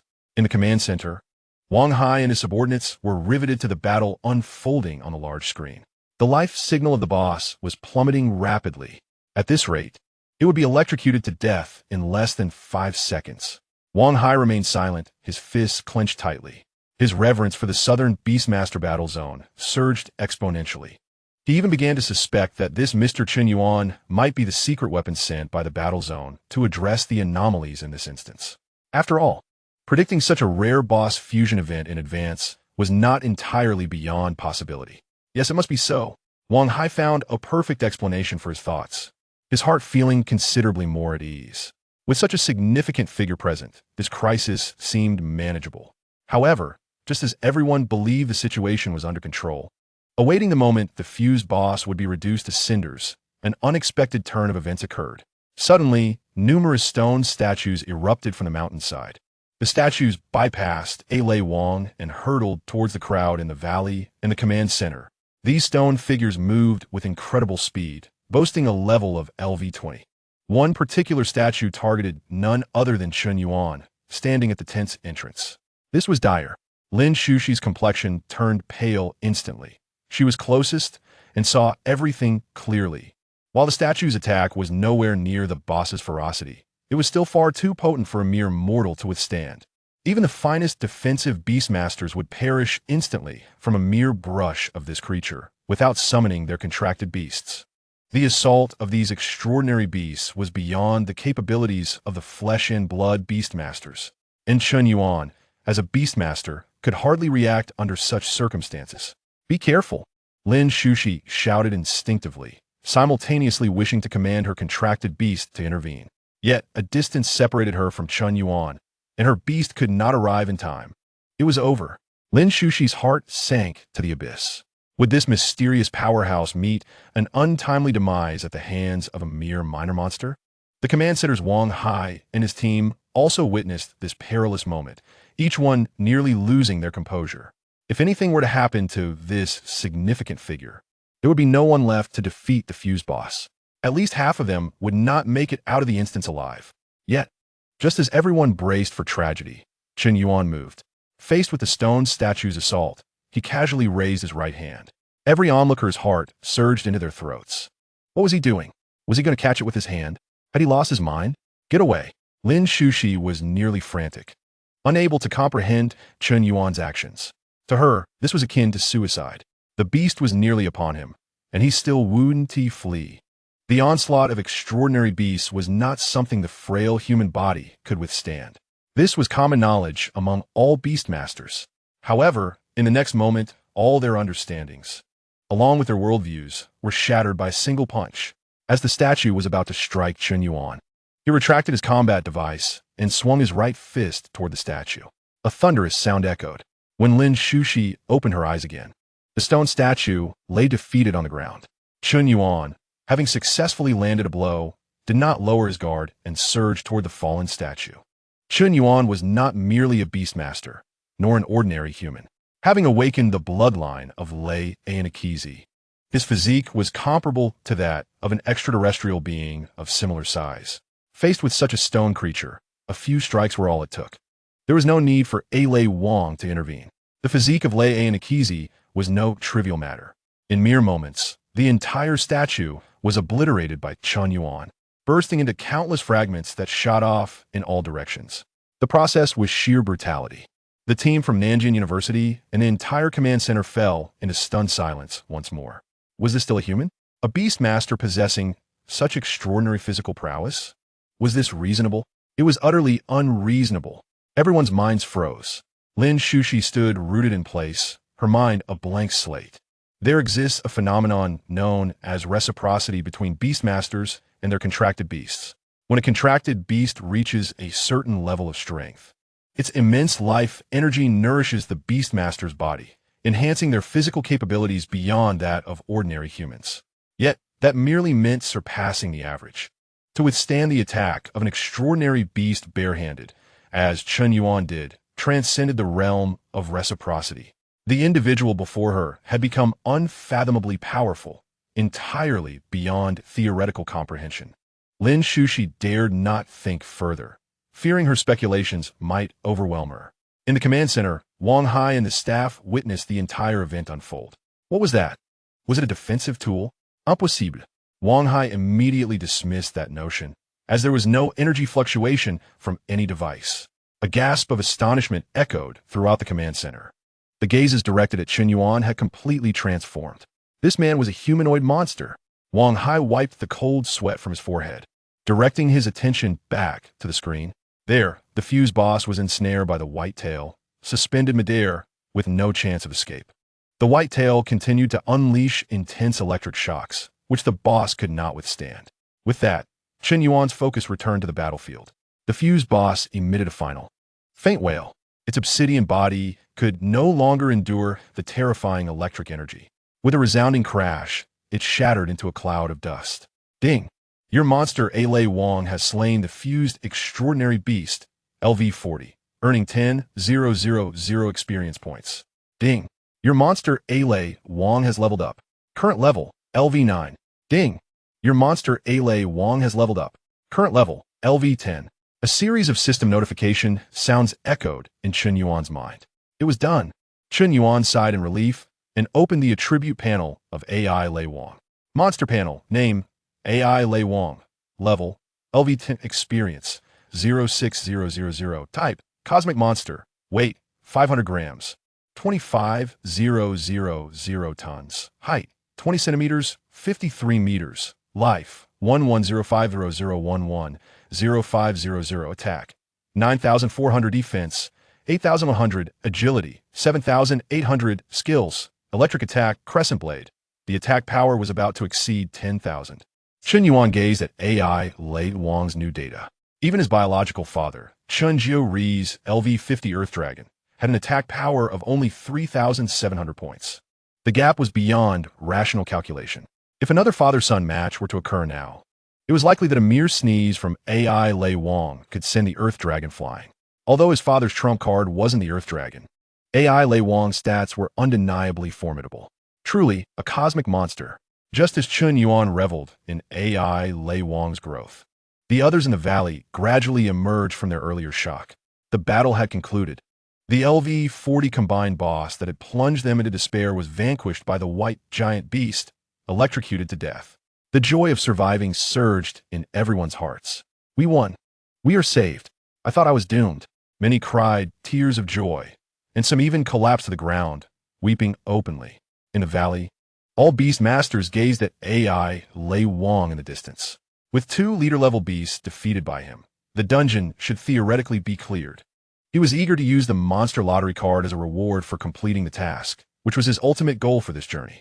With that thought, Chun Yuan issued the retrieval command to AI Lei Wang without hesitation. I Lei Wing, return. Under the astonished gazes of everyone, the towering 53-meter figure rapidly shrank amidst a burst of white light, ultimately transforming into a streak of light that flew back into Chun Yuan's battle device. The overwhelming sense of oppression dissipated with AI Lei Wang's disappearance. The valley was left with a chaotic battlefield and a mountain peak partially collapsed, testifying that what had just occurred was no mere illusion. Having completed all of this, Chun Yuan stored away the battle device and turned to leave without a trace of nostalgia. As he moved, the crowd erupted in excitement. I saw it. That person, that white giant beast was summoned by him. No way, what level of beastmaster is he? His contracted beast is stronger than any I have ever seen. How could such a master enter a low-tier dungeon with us? If he hadn't been here today, we would have perished at the hands of the boss. Quick, someone take a picture. This photo will be my bragging right for life. A commotion arose in the crowd, with many pulling out their phones to capture Chun Yuan's silhouette. For them, encountering a beastmaster of such caliber was a rare occurrence, something only seen on television. Lin Shu, she fell silent. She was originally a genius beastmaster from Nanjiang University, but the events of today shattered her worldview. A beastmaster younger than herself could summon such a powerful contracted beast. Moreover, he could withstand the attacks of alien beasts and retaliate. This level of strength, Lin Shu, she believed, would take her a lifetime to achieve. The entire Nanjiang University team immediately shared the photos and videos they had just taken in their school group chat. Image, video, look. A master beastmaster with a super-controlled giant beast appeared in K's mountain dungeon, witnessed firsthand. Wow, is the giant beast still around? I'll take a taxi over immediately. Such a massive contracted beast, its power is likely greater than our university presidentess. In the command center, Wang Hai quickly reported the situation. A small dungeon had unexpectedly featured a combined boss, not to mention an unknown powerful beastmaster arriving to save the day. Wang Hai could not afford to take this lightly. This was beyond his level of handling. He hurriedly compiled the data, determined to upload it to the Beastmaster Association immediately. Meanwhile, Chun Yuan swiftly departed the valley and arrived at the exit of the K's mountain dungeon. The staff at the entrance had evidently received word from the command center, standing straight and processing Chun Yuan's exit without daring to breathe. The moment Chun Yuan stepped through the dungeon's light gate, the familiar mechanical voice resonated in his mind punctually. Ding! Congratulations to the host for completing Main Quest 3. Clear a dungeon. Quest reward has been issued. 1,000 points, 1 monster lottery card. Here it comes. Chun Yuan felt a surge of joy. He hastened his pace, eagerly opening the system shop. With 1,000 points, he could do another 10 consecutive draws. However, this time, the focus was on that golden monster lottery card. This item could directly yield a new monster. Moreover, having a second monster meant that, at the Leo-Nix, He could command 2 monsters simultaneously in battle. Just one AI Lei Wang was already so powerful. Adding another new monster would elevate his strength exponentially. With excitement bubbling within him, Chun Yuan activated the Monster Lottery card. Ding! Would you like to use the Monster Lottery card? Monster Lottery card. Upon use, the probability of winning monster-related rewards in the next draw is increased to 100. Use. System. 10 consecutive draws. Consuming 1,000 points for 10 consecutive draws. As Chun Yuan concentrated, a virtual lottery wheel appeared in his mind. The wheel was filled with countless indistinct rewards and monster silhouettes. It began to spin rapidly. Chun Yuan's heart raced along with it. Who would it be? Gomorrah, Lei De Wang, or Jidun? Each one was a formidable presence in this world.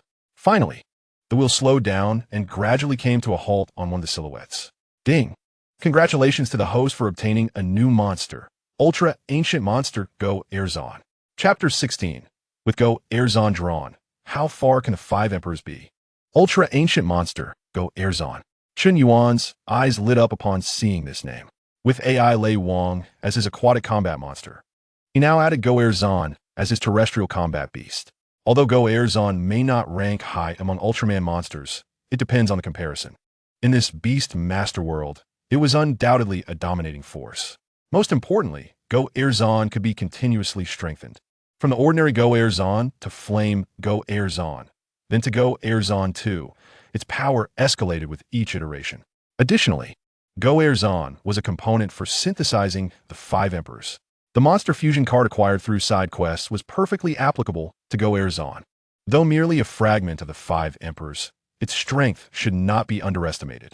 Furthermore, this pointed towards a future developmental direction, gathering the 5 great monsters to summon the ultra-composite monster, the 5 emperors. Chun Yuan shifted his attention back to the system shop. The recent draw was only the first of 10, with 9 more still to go. The familiar lottery animation played. Ding! Congratulations to the host for obtaining Experience card, 100 points, X1. Ding! Congratulations to the host for obtaining Experience card, 100 points, X1. Ding! Congratulations to the host for obtaining Experience card, 100 points, X1. Ding! Congratulations to the host for acquiring the Monster Skill card. This card, when utilized, grants a designated monster the ability to unlock an entirely new skill. Unlocking a new skill for a designated monster? Chun Yuan currently possesses 2 monsters, AI Lei Wang and Go Erzon. After some contemplation, he resolves to employ this card on AI Lei Wang. The rationale is simple. AI Lei Wang serves as his primary force, and investing resources into it will maximize his combat capabilities. With the enhancement of AI Lei Wang's strength, the efficiency of completing system tasks will also increase. System, apply the skill card to AI Lei Wang. Ding! Skill card successfully used.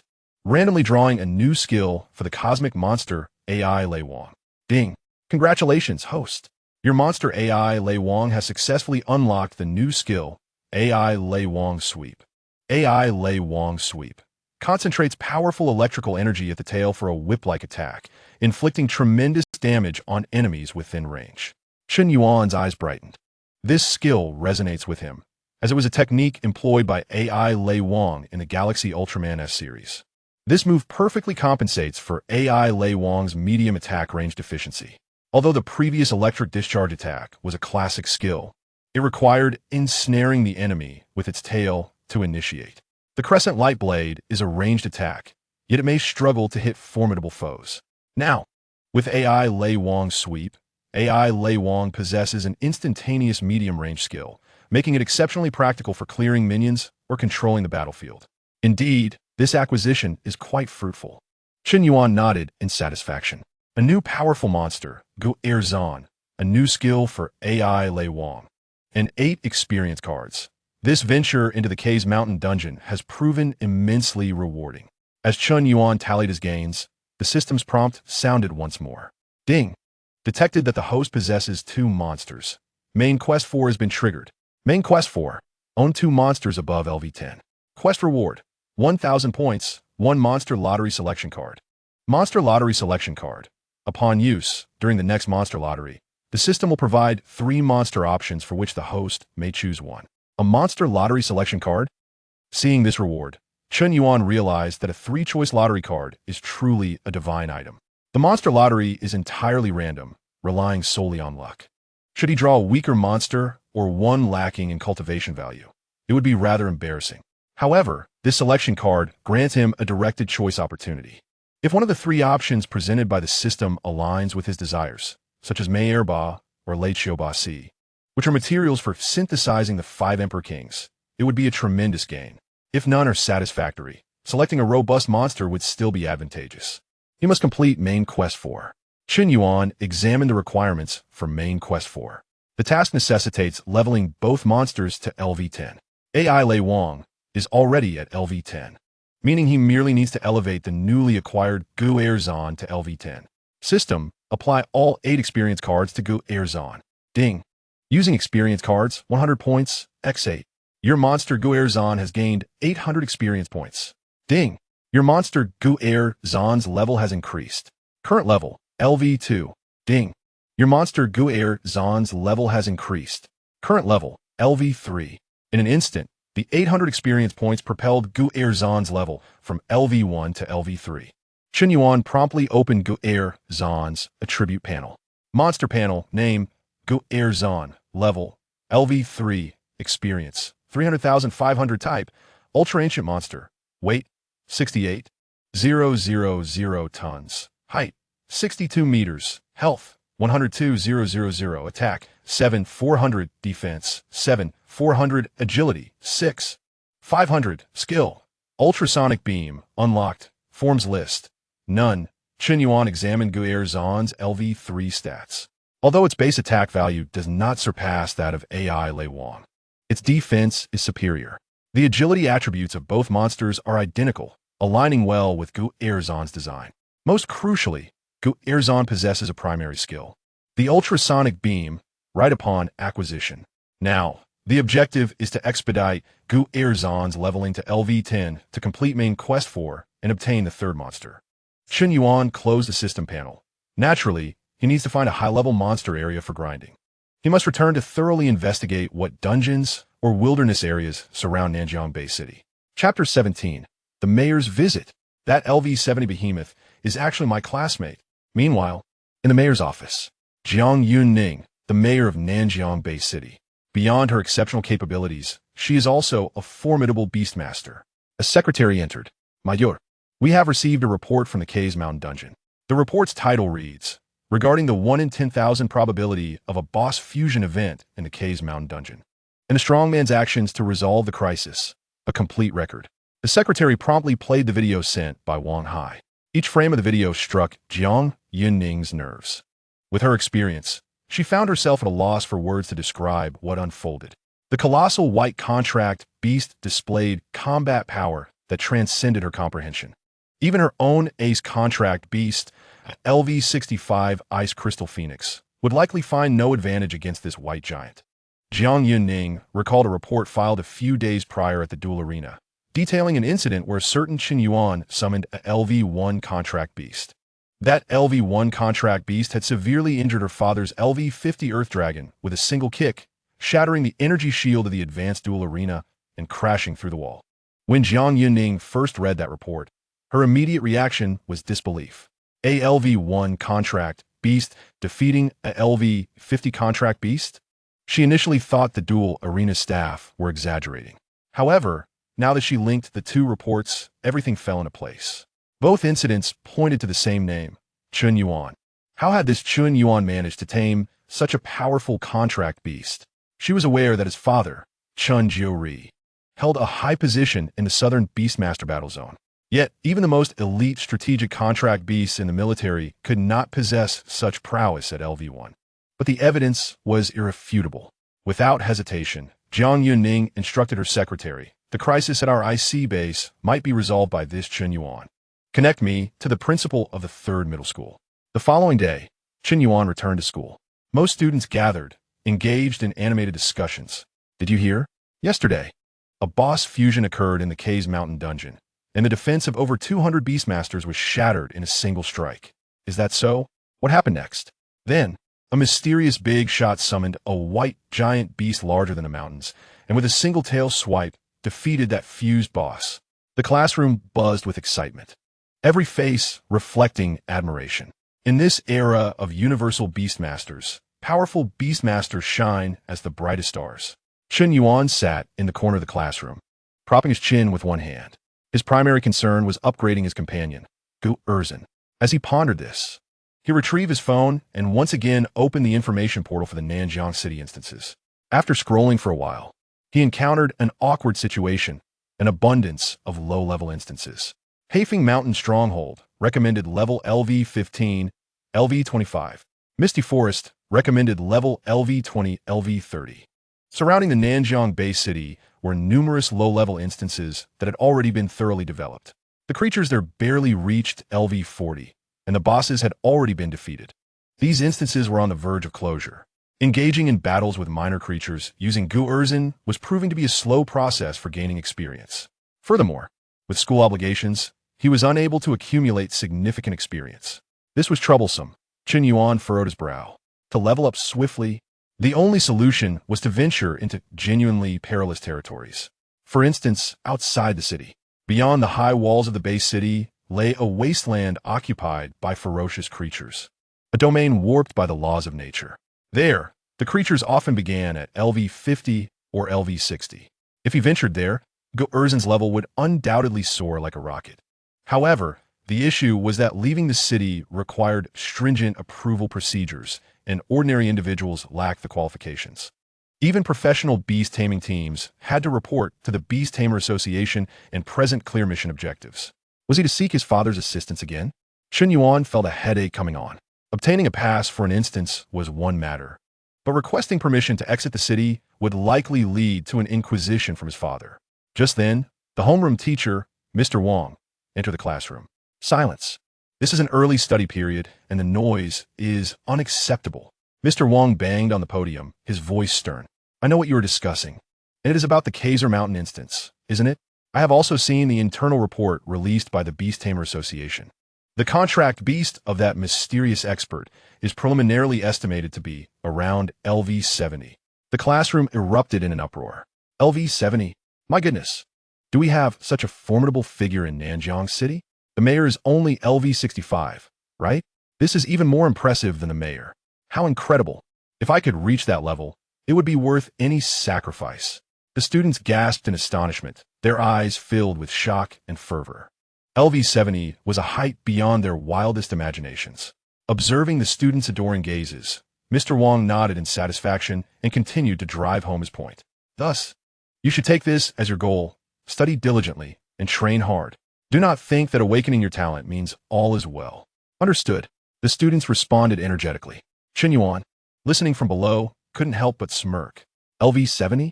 These experts certainly had a flair for exaggeration. However, this was beneficial. The higher the speculation, the safer he felt. Chen Yuan dimmed his phone screen and continued to secretly study the maps of the wilds surrounding Nanjiang City, planning the upgrade route for Gu Erzin. At that moment, the classroom door was suddenly pushed open. The principal, Zhou, with his distinctive Mediterranean hairstyle, peeked in. His gaze quickly scanned the room and landed squarely on Chen Yuan. Chen Yuan, please step outside. Principal Zhou's voice was somewhat unsteady. All eyes in the class turned to Chen Yuan. Mr. Wang on the podium was also taken aback. Adjusting his glasses, Principal, what is this about? But Principal Zhou ignored him, gesturing for Chen Yuan to come forward, his tone unusually gentle. Hurry, Chen Yuan. The mayor is waiting for you in the office. The word mayor detonated like a bomb in the quiet classroom. Everyone was left dumbfounded. The mayor? The leader of Nanjiang City, the legendary beast tamer, Jiang Yuning? What could she possibly want with our school? And why would she come to find Chen Yuan? In the midst of the stunned silence, Chen Yuan appeared remarkably calm. The matters he had dealt with in the Kaiser Mountain instance were significant, although most were unaware. It was not difficult for the mayor of the entire Bay City to find out. Chen Yuan tucked his phone back into his pocket, stood up, and, under the dazed gazes of his classmates, followed Principal Zhou out of the classroom. Only after his figure disappeared at the end of the corridor did the classroom erupt in discussion. Did I hear that correctly? The mayor is looking for Chen Yuan? Ha ha. I bet Chen Yuan is in serious trouble. He's done for. Just as I was said, someone immediately retorted, trouble? Do you even know who his father is? Even if he blew up the school, it wouldn't be the mayor coming to talk to him. A girl suddenly whispered. Do you remember yesterday's practical test? The contract beast Chen Yuan summoned seemed quite large, right? Her words caused everyone to freeze. Indeed, the practical test yesterday. Chen Yuan's white contract beast was over 50 meters in size. Moreover, after winning the championship, he rushed out of the school before even finishing the award ceremony. Then, on that very afternoon, a mysterious white giant beast appeared in the Kaiser Mountain instance. A chilling thought simultaneously crossed everyone's minds. No way. That LV-70 giant beast couldn't possibly be Chen Yuan's, could it? The classroom fell into a profound silence once more. All eyes widened in disbelief, their faces reflecting utter incredulity. This speculation was so outrageous, so revolutionary, that they could hardly believe it. Yet, for some reason, a voice within them clamored fervently, "This is the truth." Chapter 18. Skipping class, leveling up, and collecting rewards soon. The two arrived at the principal's office. As Chen Yuan stepped inside, the first thing he noticed was a woman seated on the sofa. Dressed in a well-tailored suit, her long black hair was elegantly piled on her head, revealing a smooth forehead and exquisite features. This was Jiang Yuning, the mayor of Nanjiang City. Jiang Yuning's gaze also fell upon Chen Yuan. He was merely a high school student, making it difficult to associate him with a powerful summoner of colossal beasts. However, Jiang Yuning understood that one must not judge by appearances. She wasted no time with pleasantries and directly addressed the matter at hand. "You are Chen Yuan, correct?" "Hello. I am Jiang Yuning. I am aware of your situation. I am here today to request your assistance. On behalf of Nanjiang City, I formally invite you to participate in an urgent mission to conduct reconnaissance in the IC outside the city." Principal Zhou nearly collapsed in shock upon hearing those words. What kind of joke is this? The IC? That is a death zone beyond the high walls. It is a place even elite beast taming teams dare not venture lightly. Forcing a recently adult high school student to undertake such a perilous task? This is tantamount to sending him to his doom. Principal Zhou immediately understood. This so-called reconnaissance mission was clearly a cover for the fact that there was a significant problem in the IC that even the mayor could not resolve. Hence seeking the aid of Chen Yuan, the mysterious powerhouse with a terrifying beast as protection. This mayor was utterly ruthless. Principal Zhou was in a cold sweat, wishing he could pull Chen Yuan back immediately. Meanwhile, upon hearing Jiang Yuning's words, Chen Yuan felt no fear. Instead, his eyes lit up. Outside the city, this surely meant that the place called the IC was teeming with high-level creatures, making it the perfect venue for Gu Erzin's upgrade. Furthermore, judging by the mayor's tone, the task was urgent, indicating that departure could occur at any moment. Skipping class, leveling up, and earning rewards. What a trifecta! All right, Chen Yuan readily agreed. Jiang Yuning did not expect his response to be so decisive, leaving her momentarily stunned. This young man was either blissfully unaware of the dangers the ICC posed or possessed an unwavering confidence in his own abilities. Taking a deep breath, Jiang Yuning's expression turned serious. "Your task is to ensure the safety of the exploration team." "All right, let's go," Chen Yuan urged, eagerly anticipating skipping class to level up and reap rewards. Seeing his enthusiasm, a hint of joy appeared on Jiang Yuning's face. "Very well, the helicopter has arrived. We shall depart now." Chen Yuan promptly stood and exited the office. Shortly thereafter, he followed Jiang Yuning to the playground, where the entire Sanjiang Third High School was in a frenzy. A sleek black helicopter hovered above the schoolyard, its massive rotor blades stirring up a whirlwind of grass and dust. Students crowded by the windows of every classroom, while teachers filled the corridors, all staring in astonishment at the spectacle, their voices a cacophony of speculation. What is happening? Is there a war? Why has a helicopter come to our school? Look, the mayor and Chen Yuan are coming out of the office building. They are boarding the helicopter under the gaze of thousands. Chen Yuan and Jiang Yuning crossed the playground towards the helicopter's lowered ramp. Chen Yuan maintained an air of composure, his mind solely focused on the level-up journey ahead. He opened the stats panel for Golzin. Monster panel name, Golzin, level, LV3, experience, 300,500 type, ultra-ancient monster, weight, 68,000 tons, height, 62 meters, health, 10200010, 2000, attack, 7,400, defense, 7,400, agility, 6,500, skill, ultrasonic beam, unlocked, form list, None. Gazing at this initial panel, he marveled at how formidable LV-3 statistics were. If he could reach LV-10, the stats would rival those of A-Lei Wang. Just yesterday, at K's Mountain, A-Lei Wang had ascended from LV-5 to LV-10 in merely an afternoon. While experience cards contributed to this feat, the hundreds of exotic beasts in the dungeon provided substantial experience as well. Outside the city, the wasteland teemed with exotic beasts of even higher levels and numbers than those found at K's Mountain. Leveling Golzin to LV-10 within a day to complete the main quest and obtain that monster lottery selection card seemed entirely feasible. If only he could draw a form during a 10 consecutive pulls, transforming Golzin into Flame Golzin, enhancing his power even further. Chen Yuan, please. Jiang Yuning's voice interrupted his reverie. They had arrived at the ramp. Chen Yuan nodded and boarded the helicopter first, with Jiang Yuning following closely behind.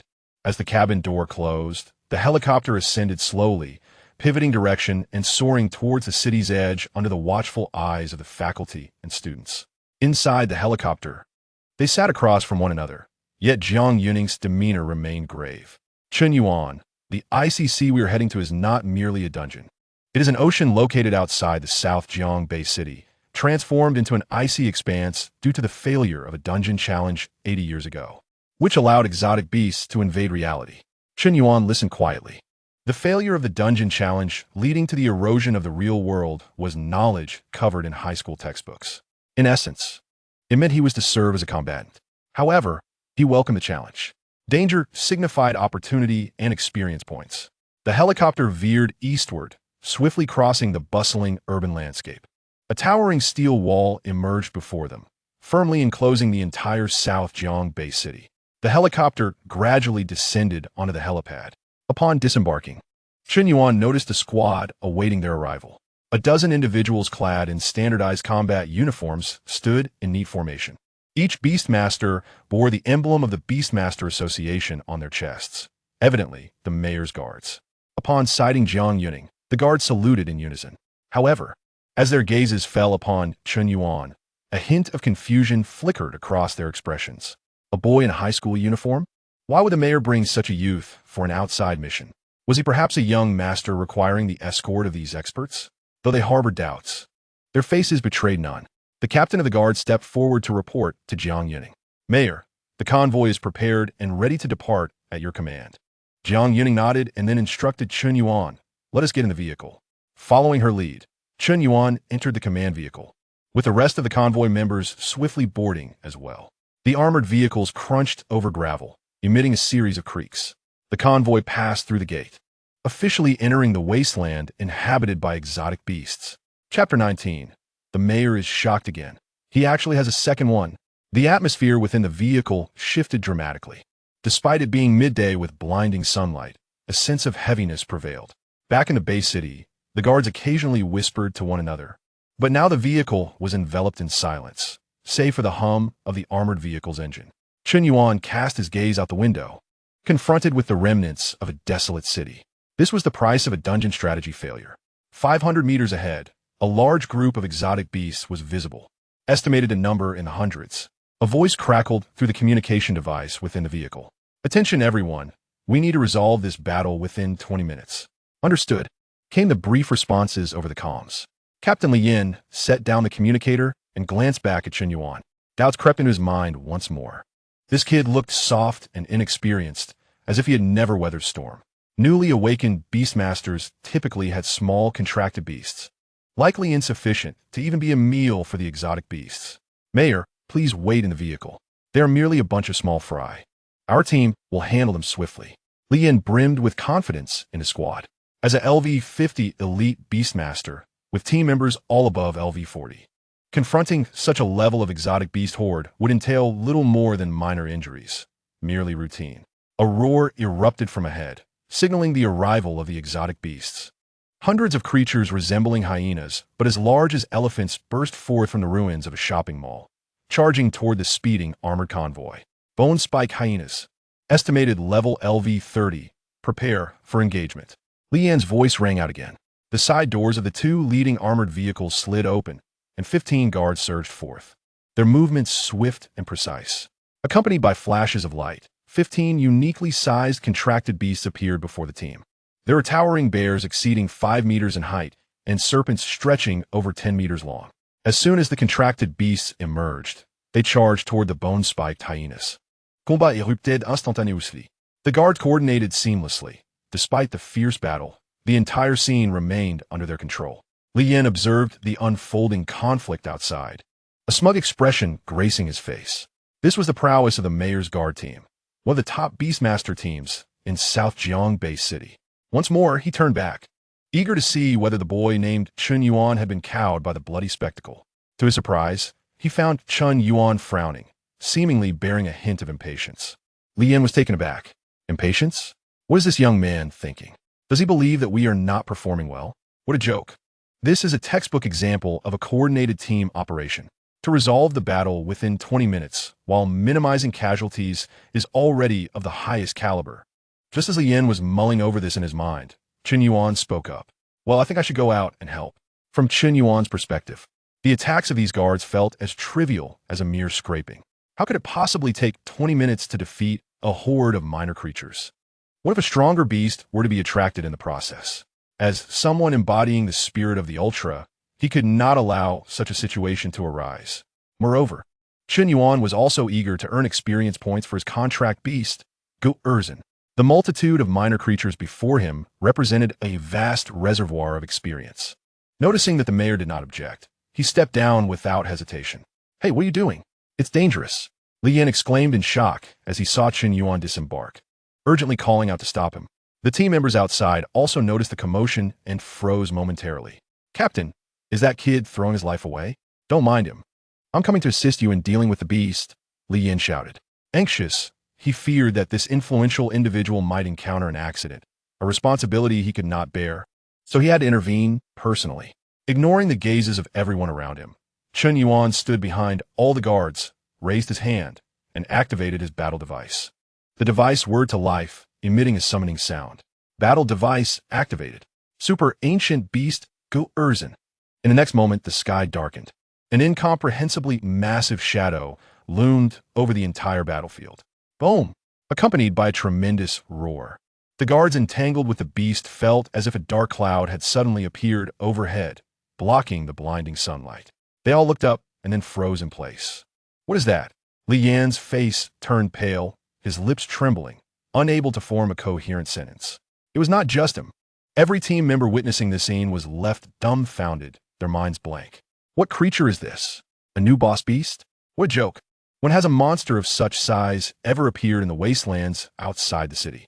Captain, what kind of monster is that? It's a leader-level beast. Quick, protect the mayor and retreat. Captain Li Yin, having been a beastmaster for over a decade and traversed countless dangerous zones, prided himself on his vast experience. Yet, what lay before him completely shattered his understanding. He could not even muster the slightest thought of resistance. Run. We must evacuate the mayor immediately. Li Yin snapped back to reality, only to find Jiang Yuning had also disembarked. He thought she must have been rendered speechless by fear.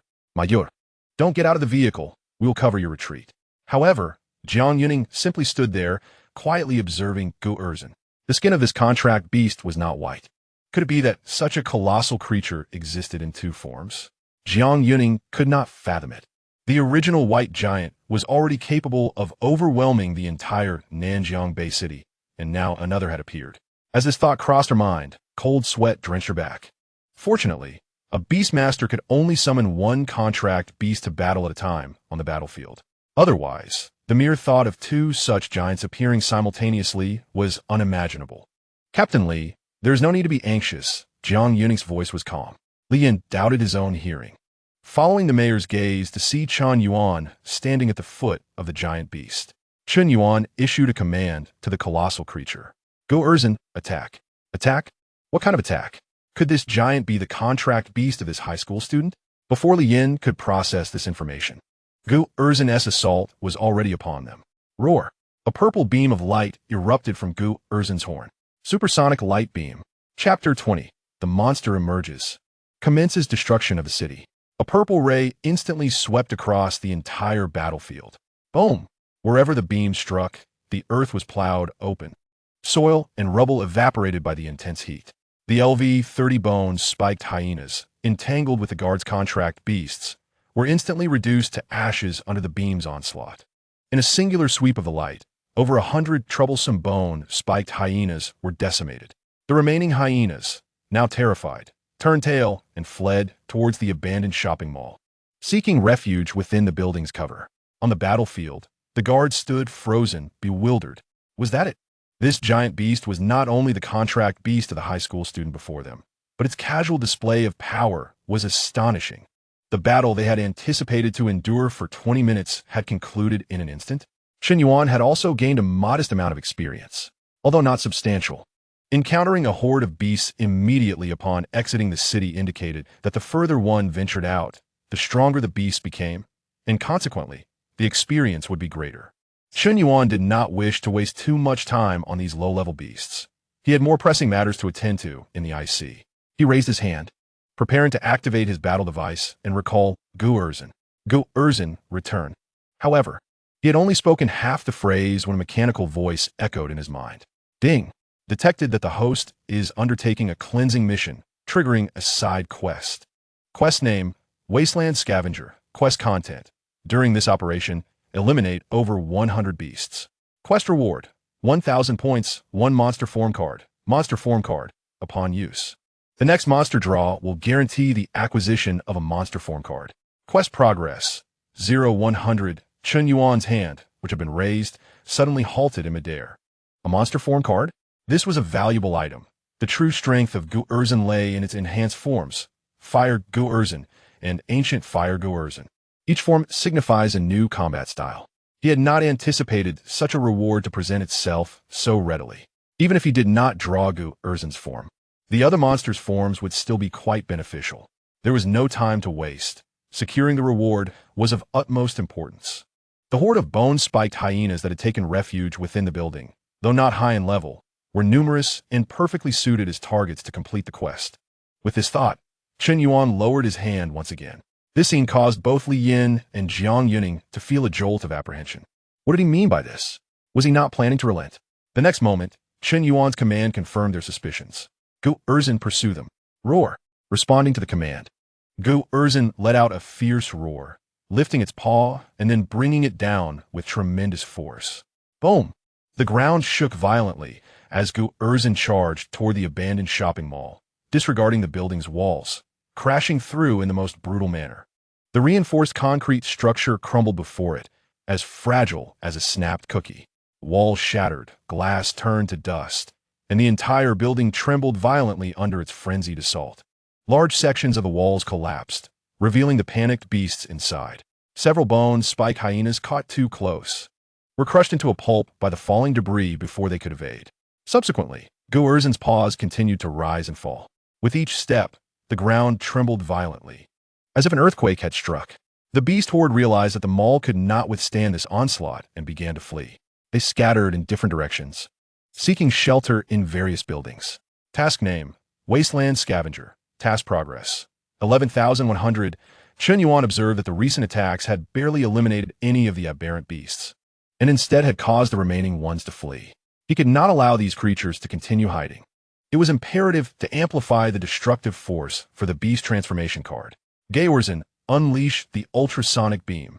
Upon receiving the command, Gu Erzin opened its massive jaws, its head glowing with a blinding purple light once more. With a resounding boom, another ultrasonic beam shot forth, this time targeting a nearby office building where hyenas had sought refuge. The beam surged outwards, creating a shockwave that overturned surrounding abandoned vehicles, its trajectory unimpeded. The sound of destruction echoed through the air as the towering structure, more than 20 stories high, appeared to be deliberately demolished, fracturing in the middle. With an immense crash, it collapsed, entombing all the aberrant beasts within.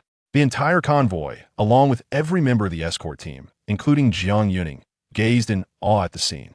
The sheer level of devastation was utterly brutal. My heavens, is he intent on leveling this place? One escort member murmured. Li Yin, astounded, struggled to find words. He had initially thought Chen Yuan was merely a privileged individual in need of protection. Now, he realized Chen Yuan was a formidable powerhouse. He could use protection himself. This level of destruction surpassed anything Li Yin had ever witnessed from all the aberrant beasts in his lifetime. Chen Yuan paid no heed to the reactions of those around him, his focus solely on the task progress. Task name, Wasteland Scavenger. Task progress, 39,100. Why is it so slow? These aberrant beasts are hard to eliminate while they hide in the dilapidated buildings. Georzen, proceed to demolish this area. Georzen received the new order and accelerated its efforts. With a casual sweep of its arm, it obliterated another abandoned building. The charged ultrasonic beam reduced both the beasts and the structure to mere rubble. Li Yin, witnessing the spectacle, could only swallow hard, attempting to quell his rising anxiety. Who exactly is this person? One might think he is the boss of the aberrant beasts. Indeed, it feels as though we could all just clock out and head home. One escort quipped in response. Chen Yuan remained unfazed by the commotion behind him, his attention fixed on the system notifications. Ding. Killed LV 30 bone-spiked hyena, gained 30 experience. Ding. Killed LV 30 bone-spiked hyena, gained 30 experience. Ding. Congratulations, host. Georzen's level has increased to LV4. Ding. Congratulations, host. Georzen's level has increased to LV5. Task name, Wasteland Scavenger. Task progress, 100,100. Ding. Side quest, Wasteland Scavenger completed. Only upon confirming the completion of the task, and Georzen achieving 2 levels, did Chen Yuan feel satisfied. All right, Georzen, return. At Chen Yuan's command, the previously rampaging Georzen transformed into a streak of light and zipped back into the combat device. The ominous shadow that loomed over the battlefield dissipated, and sunlight filtered down once more. Yet, no one felt warmth. Instead, a chill enveloped them. The surroundings fell into an eerie silence, only the intermittent cracking of collapsed buildings breaking the stillness. Chen Yuan turned expressionlessly, striding back to the command vehicle amidst the awe, fear, and sheer astonishment of the escort team. I've finished my business. Let us go. Upon hearing this, everyone returned to the convoy. Inside the vehicle, Jiang Yuning could not help but speak up. Thank goodness this colossal beast is yours. Otherwise, with such destructive power, our Nanjiang Bay City would not have withstood it. Chen Yuan did not respond to her remark. This is just the beginning. It's merely a few demolished buildings. In the world of Ultraman, this would barely register as a minor event. Jiang Yuning gazed at Chen Yuan, her curiosity piqued. The first report she had seen about the colossal beast had already left her astounded. Now, witnessing it firsthand, she realized the true extent of its terror. Wait a moment. Something doesn't add up. Jiang Yuning suddenly recognized a discrepancy. The colossal beast described in the report was white, not the one she had just witnessed. Could it be that he possesses 2 such contract beasts of this caliber? Chapter 21. Flame Georzen. Unlocking new skills. The convoy resumed its journey. Jiang Yuning's gaze remained fixed on Chen Yuan. She recalled the video from the crisis report of the K's mountain instance. In that footage, a gigantic beast, entirely snow-white, appeared. However, the creature that had just emerged had skin as rough as rock. The 2 colossal beasts, aside from their similarly enormous size, bore no resemblance whatsoever. A chilling thought, bordering on absurdity, surfaced uncontrollably in her mind. That Chen Yuan, the white colossal beast from K's mountain, and the one you just summoned. They can't possibly be the same, right? As soon as the question escaped her lips, not only Jiang Yuning, but even Li Yin, seated in the passenger seat, perked up to listen. All attention was now directed at Chen Yuan in the back seat. Meeting Jiang Yuning's inquisitive gaze, Chen Yuan nodded slightly. No, they are not the same.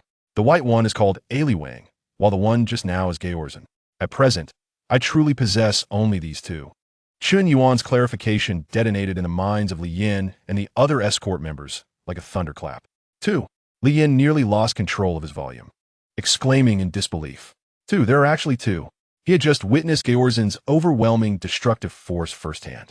Merely a few beams and stomps had reduced an entire block to rubble, annihilating countless aberrant beasts in the process. Such power transcended the comprehension of even an elite beastmaster like him. In his view, if such a colossal beast appeared in Nanjiang Bay City, it would undoubtedly spell apocalyptic disaster. Yet now this high school student claimed to possess 2. Li Yin's mind buzzed. He could hardly fathom the sight of 2 such formidable creatures appearing simultaneously. It would be nothing short of a cataclysm. He had previously considered this young man to be a mere privileged individual. He had even intended to showcase the strength of the escort team in front of him. Now, Li Yin felt a burning shame on his face, overwhelmed with regret. It was fortunate he hadn't spoken anything more outrageous. Otherwise, he might not even have known how he had met his demise. At this moment, the singular thought that occupied the minds of Li Yin and all his elite escort team members was that they might merely be expendable in the presence of such power. Chen Yuan was indeed speaking the truth. He currently possessed only two. However, once Gorzen S level reached LV10 and he completed the main quest for, he would acquire a monster lottery selection card, enabling him to obtain a third beast. Moreover, Leo-Nix could summon 3 monsters to fight in tandem. Holding the ultimate combat device like Belia would allow him to command an army of 100 beasts. If such a scene were to unfold before them, it was likely that their hearts would fail on the spot. The convoy continued deeper into the wasteland. The surroundings remained littered with the ruins of a destroyed city, with fleeting glimpses of low-level aberrant beasts appearing now and then, yet they all retreated at the sight of the armored convoy's imposing presence. Chen Yuan's attention was now entirely focused on his system panel. The recently completed side quest had yet to yield its rewards. Ding! Congratulations, host, for completing the side quest. Quest reward: 1,000 points, 1 monster transformation card issued. Monster transformation card has been used. The next monster lottery will undoubtedly yield a monster transformation card. Excellent. This guarantees a monster transformation. Georzen possesses various forms. It would be ideal if he could draw one of those. In the realm of chance, where luck often eludes, Chen Yuan found himself in pursuit of formidable creatures, such as Yex Ale Wang and Hapiji Dun. Without hesitation, he employed a monster transformation card, expending all his points to embark on a tenfold draw. Points: 1,000. Commencing tenfold draw for host. Before Chen Yuan's eyes, a virtual lottery wheel began to spin rapidly. With the utilization of the monster transformation card, the first segment was already locked in, radiating a golden glow. Ding! Congratulations to the host for acquiring the monster transformation, Flame Golzen. A wave of joy surged within Chen Yuan's heart. The might of Golzen largely stemmed from its subsequent enhancements. In its normal state, Golzen's attributes were comparable to those of Lei Wang, yet its offensive capabilities were relatively singular, relying solely on a sonic beam. In contrast, Flame Golzen not only experienced a significant enhancement in attributes, but also possessed a plethora of skills. This transformation represented a qualitative leap in Golzen's combat prowess. The lottery will continue to spin. Ding! Congratulations to the host for obtaining an experience card, 100 points. Ding! Congratulations to the host for obtaining an experience card, 100 points. In the remaining 8 draws, it came as no surprise that all yielded experience cards, amounting to a total of 800 points. Chen Yuan harbored no disappointment. These experience cards were precisely what he required at this moment. With one final opportunity remaining, he hoped for an even more exceptional reward. Congratulations on acquiring Skill, Energy Absorption. Description: a new ability obtained by Golzen upon evolving into Flame Golzen. It allows the absorption of Ultraman's light beams and converts them into its own energy. Chen Yuan's eyes lit up upon witnessing this reward. He had struck gold. Energy absorption was emblematic of Golzen's capabilities, signifying a balance of offense and defense. Without hesitation, he accessed Golzen's panel. Monster panel, name, Golzen, level, LV5, experience, 2001000, type, Ultra Ancient Monster, weight, 68,000 tons, height, 62 meters, life, 10600010, 6000, attack, 7,800, defense, 7,800, agility, 6,900, skills, sonic beam. Energy absorption, unavailable in current form. Form list, Flame Golzen. Observing these statistics, Chen Yuan nodded in satisfaction. This was merely Golzen's normal state. Upon evolving into Flame Golzen, its attributes would further ascend. At present, Lei Wang reigned in the waters, while Golzen dominated the land with its formidable strength and resilience. The only missing piece was an aerial creature. Chen Yuan contemplated several potential candidates, such as Go Liza or Tian Shirzwago, both capable of aerial combat. However, those considerations were for another time. The immediate priority was to elevate Golzen to level 10 and obtain that monster lottery selection card. Just as Chen Yuan envisioned his grand ambitions, The armored vehicle came to a halt. Jiang Yuning broke the silence within the vehicle. We have arrived. Ahead lies the edge of the ice sea region. Chapter 22. He smashed the exotic beast into the wall upon disembarking. Chun Yuan surveyed his surroundings, where the earth lay blanketed in ice and snow. The abandoned city structures had become sparse, replaced by glaciers, and a chill pervaded the air. Where are contacts? Jiang Yuning inquired, her brow furrowed. According to the agreement, they should be right here, Li Yin replied. At 10 o'clock, a life signal was detected. Only one. Instantly, tension gripped the group. Each member prepared to summon their contracted beasts. However, relief washed over them when a figure stumbled out from behind a cluster of ice spikes.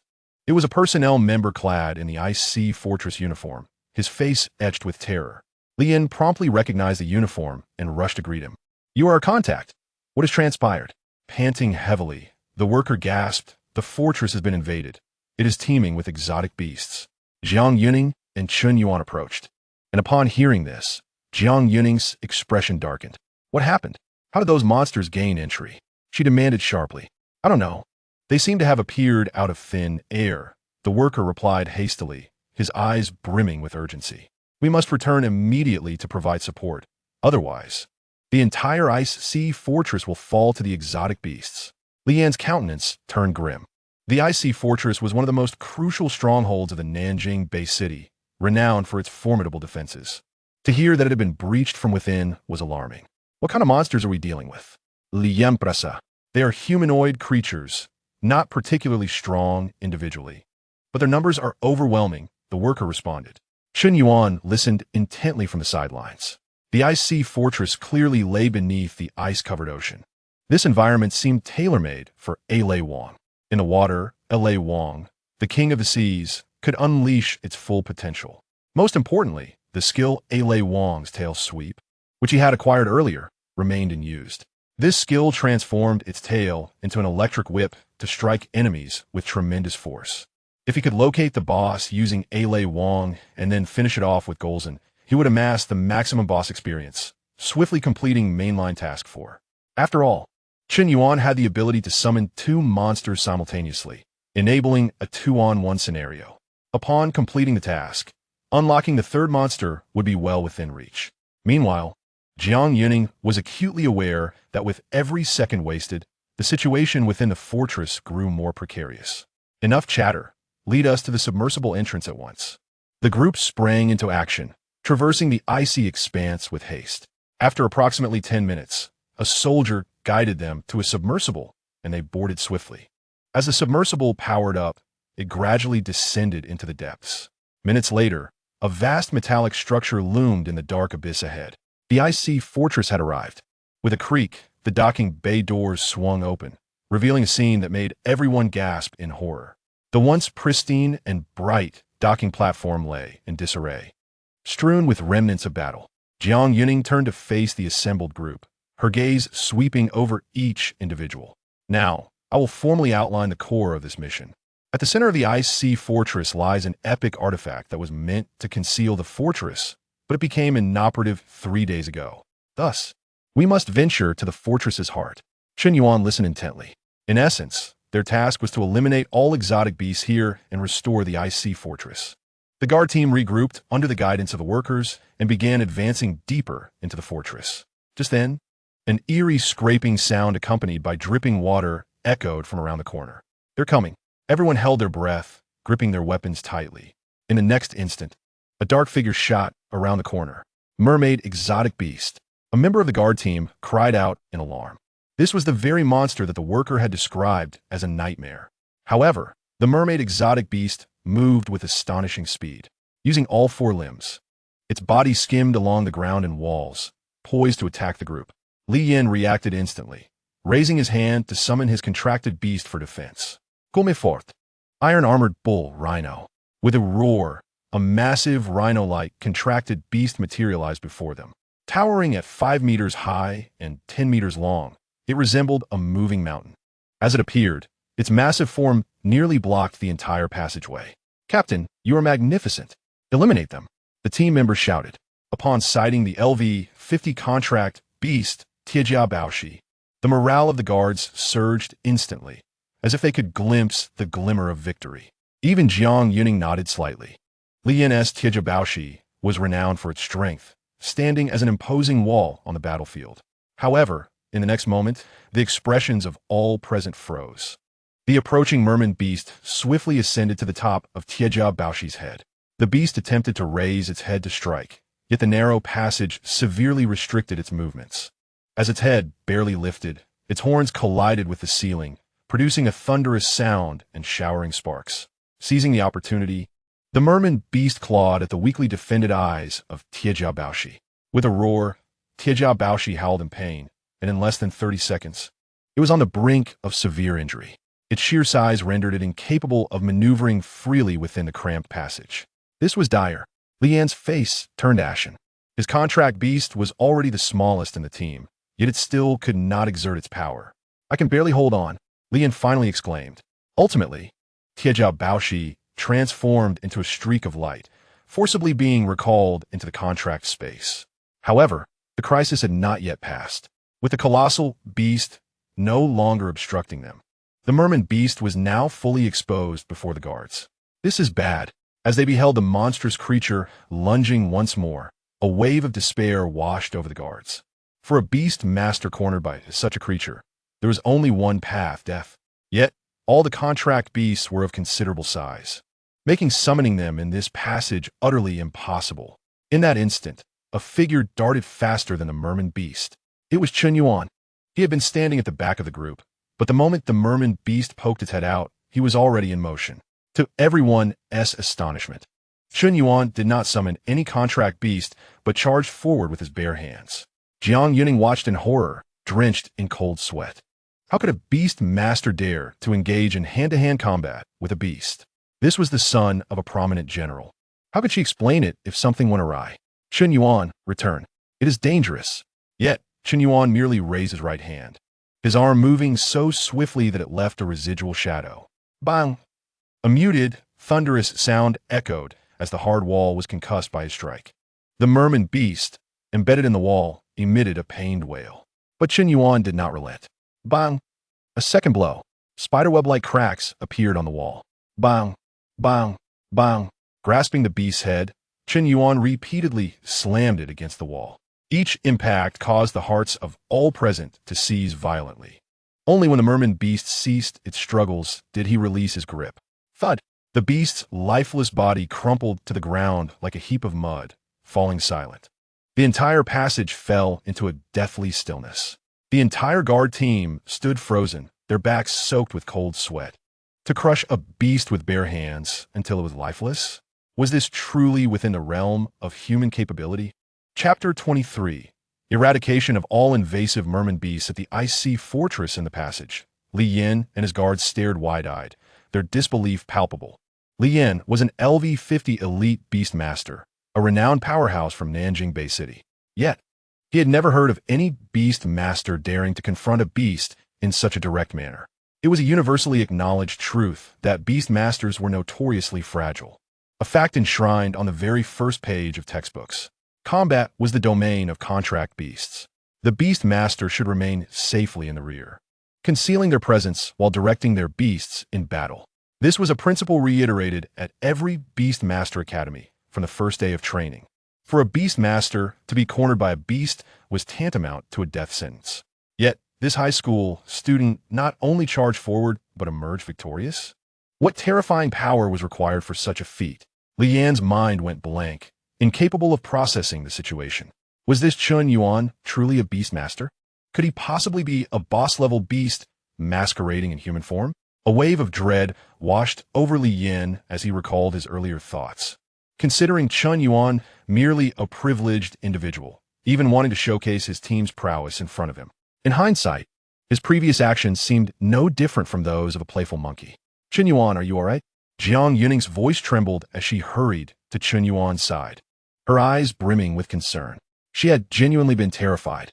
The moment she saw Chun Yuan charge forward, her heart nearly leapt from her throat. This was the son of General Chun. She had personally brought him from school. If anything went wrong here, how could she account for it to the entire Beast Master military district? Yet, the outcome had entirely surpassed her comprehension. Chun Yuan brushed the seawater from his hands. I am fine, Mayor. Chun Yuan rejoined the team, acknowledging the precariousness of the earlier situation. His teammates were unable to perform, and witnessing the threat of imminent casualties among his comrades, he had no choice but to intervene. The bloodline power of Leo-Nix was indeed formidable, making it a trivial matter to deal with such minor foes. In fact, the optimal choice earlier would have been to summon a 40-centimeter mini-AI Lei-Wan. With a flick of its tail, a bolt of electricity would have reduced the merman beast to cinders, far more efficient. Chun Yuan felt immensely satisfied with AI Lei-Wan. It could battle, be endearing, and even serve as a mobile power bank, truly versatile. As Jiang Yuning led the way, she solemnly explained, "The core of the IC fortress is an epic-grade artifact. Its purpose is to conceal the entire fortress. However, 3 days ago, it suddenly malfunctioned, and these merman beasts likely infiltrated thereafter." Upon hearing this, everyone grasped the gravity of the situation. Without the fortress's surveillance, the entire Nanjing Bay City was like a blind eye. Should high-level beasts from the sea launch an assault, there would be no time to request reinforcements. Chun Yuan listened quietly. This world is indeed fascinating, with dungeons and epic-grade artifacts, resembling a video game. Fortunately, he had played Odigo, dissing with 3 in his previous life, so he had some experience. Perhaps Chun Yuan's strength afforded the group a sense of security, as the subsequent stretch of the journey unfolded unexpectedly smoothly. With no further assaults encountered, guided by the staff member, they finally arrived before a massive alloy door. "This is it, the central control room." The staff member pointed at the door. He promptly approached and verified his fingerprint and iris at the identity scanner beside the door. With a heavy thud, the thick alloy door creaked open, sliding slowly to the sides. The sight beyond the door left everyone in stunned silence. The expansive central control room was packed with people. A rough estimate revealed at least 100 individuals. Most were clad in the uniforms of fortress staff, while a portion donned combat attire, evidently part of the fortress's guard force. Upon seeing the door open, Jiang Yuning, Li Yin, and the others entered, causing those within the control room to gasp in surprise before erupting into cheers. "Reinforcements! The reinforcements have arrived. Wonderful! We are saved." A man who appeared to be in charge hurriedly approached. "Mayor, what brings you here in person? The situation is urgent. There is no time for pleasantries." Jiang Yuning's expression turned grave. "What is the current status?" The leader's face was etched with worry as he replied, "It is exceedingly dire. These merman beasts, who have inexplicably appeared, are specifically burrowing into the ventilation ducts and wiring shafts. Although our guard team is not weak, their contracted beasts are all large water-type creatures, which cannot be effectively utilized within the fortress. They have been ambushed several times, suffering significant losses." What he described is precisely the situation encountered by Li Yin and his companions. Chun Yuan's gaze swept through the crowd, and suddenly, he spotted a somewhat familiar figure, a girl with a high ponytail. Isn't she the student from Nanjiang University who was in the Kaiser Mountain instance? What was her name again? Oh, I remember now. I have no idea what her name is. I never asked. But how did she end up here? As if sensing Chun Yuan's gaze, Lin Shushi also looked over. Upon recognizing Chun Yuan's face, she was momentarily stunned. It's him, the mysterious powerhouse who summoned the white giant beast and effortlessly defeated the LV-40 combined boss at Kaiser Mountain. How is he here? Almost instinctively, Lin Shushi rushed over to Chun Yuan, standing before him with excitement that reflected the relief of having survived a catastrophe. "It's really you. My name is Lin Shushi. We came here this morning with our instructor to assist in repairing the detection equipment, and we didn't expect the fortress to be invaded at noon." Her words were filled with exhilaration at meeting her idol after such a perilous experience. Chun Yuan merely nodded, acknowledging her statement. This tale sounded rather unfortunate. Just then, a notification chime echoed in Chun Yuan's mind. Ding! Special mission environment detected. Side quest triggered. Side quest: Fortress Invasion Defense. Mission objective: eliminate all invading merfolk creatures in IC Fortress. Current count: 207. Time limit: 20 minutes. Reward: 1,000 points. Note: real-time location map of the creatures has been provided to the host. Here it comes. The system is once again offering assistance. Indeed, the Awakening system is the greatest cheat. Not only does it present the exact number of invaders, but also provides a real-time map. I did not expect to draw any new monsters with these 1,000 points, but at the very least, I hope for new skills for Ale Wang or Guorzhen. Chen Yuan's thoughts stirred as he promptly opened the map provided by the system. Before him appeared a three-dimensional structure of icy fortress, densely populated with red dots representing the merfolk creatures. Among these, the largest cluster was rapidly converging from the overhead ventilation system towards the central control room. No wonder the journey here was so smooth. It turned out these monsters were gathering, preparing for a full-on assault. Chen Yuan's pupils constricted as he sharply raised his head to the ceiling. Watch above. Everyone fall back. As soon as Chen Yuan's words fell, a tremendous crash resounded, and the entire central control room shook violently. The metallic ceiling above everyone was torn apart in an instant by an immense force, and countless metal shards and wires cascaded down like raindrops. Following this, dark figures surged through the gaping hole in the ceiling like dumplings being dropped into boiling water. Chapter 24. Little Ale Wang takes action. Do not disturb my quest for rewards. The creatures are coming down from the ceiling. A scream instantly filled the entire central control room. The survivors, who had just been immersed in the joy of being rescued, suddenly had their smiles freeze, replaced by overwhelming terror. They watched in horror as the merfolk creatures rapidly descended along the walls and various equipment, lunging toward the crowd. There were too many of these monsters. A quick glance revealed at least 50 or 60 of them pouring in through that massive breach. The control room was instantly thrown into chaos. People fled like headless flies, shoving one another in a scene of utter disorder. Stay calm. Don't panic. Lian attempted to maintain order. However, both he and the guards within the fortress were also struggling for their own safety. Their contracted beasts could not be summoned, and they could only attack with energy guns. Bang, bang, bang. Energy beams shot toward the merfolk creatures, but these monsters were exceptionally agile and difficult to hit. Occasionally, a few shots found their mark, leaving only charred marks on their bodies, failing to inflict any fatal damage. Instead, their ferocity was thoroughly ignited. Jiang Yuning's expression turned grim. She raised her hand, cold air surging forth, instantly freezing a creature that lunged at her. Only Jiang Yuning, relying on the support of her high-level contracted beast, could muster some resistance. Yet, she was acutely aware that her energy would deplete rapidly. She could manage to freeze one or two, but with the influx of 50 or 60 monsters, there could be even more to come. Even if she drained herself completely, she could only freeze 2 or 3 more. It was utterly insufficient. Protect the mayor. Quick! Li Yin and the remaining guards, along with the fortress's own defenders, quickly formed a human wall, shielding Jiang Yuning and the unarmed staff in the corner. They used their bodies to try to withstand the frenzied onslaught of the monsters. Lin Shushi was also terrified, crammed in the corner with others, watching the hellish scene unfold before her, feeling utterly lost. It's over. We are truly doomed this time. Amidst the chaos and despair, only Chen Yuan stood motionless. Positioned at the outskirts of the crowd, he observed the monsters that continued to leap down from the ceiling, his brow furrowing deeply. The system's task had a time limit of 20 minutes to eliminate 207 creatures. More than a minute had already elapsed. He could not afford to waste any more time. While everyone retreated in terror, desperate to squeeze themselves into the wall crevices, Chen Yuan moved toward the monsters rather than away. He raised his hand, and the toy-like blue combat device appeared in his grasp. This scene was precisely witnessed by Jiang Yuning, Li Yin, and Lin Shushi, who were crammed in the corner. The pupils of the three of them simultaneously constricted. That device is for summoning contracted beasts. He is about to summon his contracted beast. In an instant, a thought flashed through their minds, bringing forth a chill far more terrifying than facing the merfolk creatures, surging from their hearts to their heads. In Lian's mind, the colossal Guorzhen, which had once blotted out the sun on the wasteland, surfaced. If such a beast were to appear in this enclosed icy fortress, Lian's legs went weak at that moment.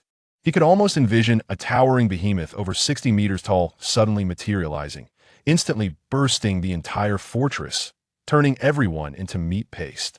Jiang Yuning thought of this too. She recalled Ale Wang, standing over 50 meters tall at Kaiser Mountain, as well as Guorzhen, towering over 60 meters. Whichever one is summoned, not only would they not be able to kill the enemies, but they would also be the first to be crushed alive. The entire icy fortress would shatter from within in an instant. No, Jiang Yuning almost blurted out, her voice trembling. However, The one who reacted most intensely was Lin Shushi. The imposing figure of Lei Wang, at 53 meters, remained vivid in her memory. She gazed at the combat device in Chun Yuan's hand, terror gripping her soul, and almost tumbled through the crowd in her haste to escape. Please don't summon. Lin Shushi's face was etched with fear. Your contracted beast is over 50 meters tall. There's no way it can fit in here. Her voice was sharp and urgent, instantly capturing the attention of everyone nearby. What? A contracted beast over 50 meters tall? Those still desperately fighting off the creatures and the survivors huddled in the corner nearly fainted upon hearing this. What kind of joke is this? Summoning a 50-meter-tall giant beast in this enclosed underground space. Is this an attempt to perish alongside all the monsters? Jiang Yuning, Li Yin, and Lin Shushi all gathered around, attempting to impede Chen Yuan. Their gazes towards him resembled those poised to press the button for a nuclear launch. Encircled by this group, Chen Yuan felt somewhat at a loss for words. He pushed aside those obstructing his path. Step aside, do not block the way. His voice was calm, yet carried an undeniable authority. Time was of the essence. With only 20 minutes allotted for the system task to eliminate 207 merfolk beasts, several precious minutes had already been squandered. Continuing to engage with them would result in a regrettable loss of the 10 consecutive draws.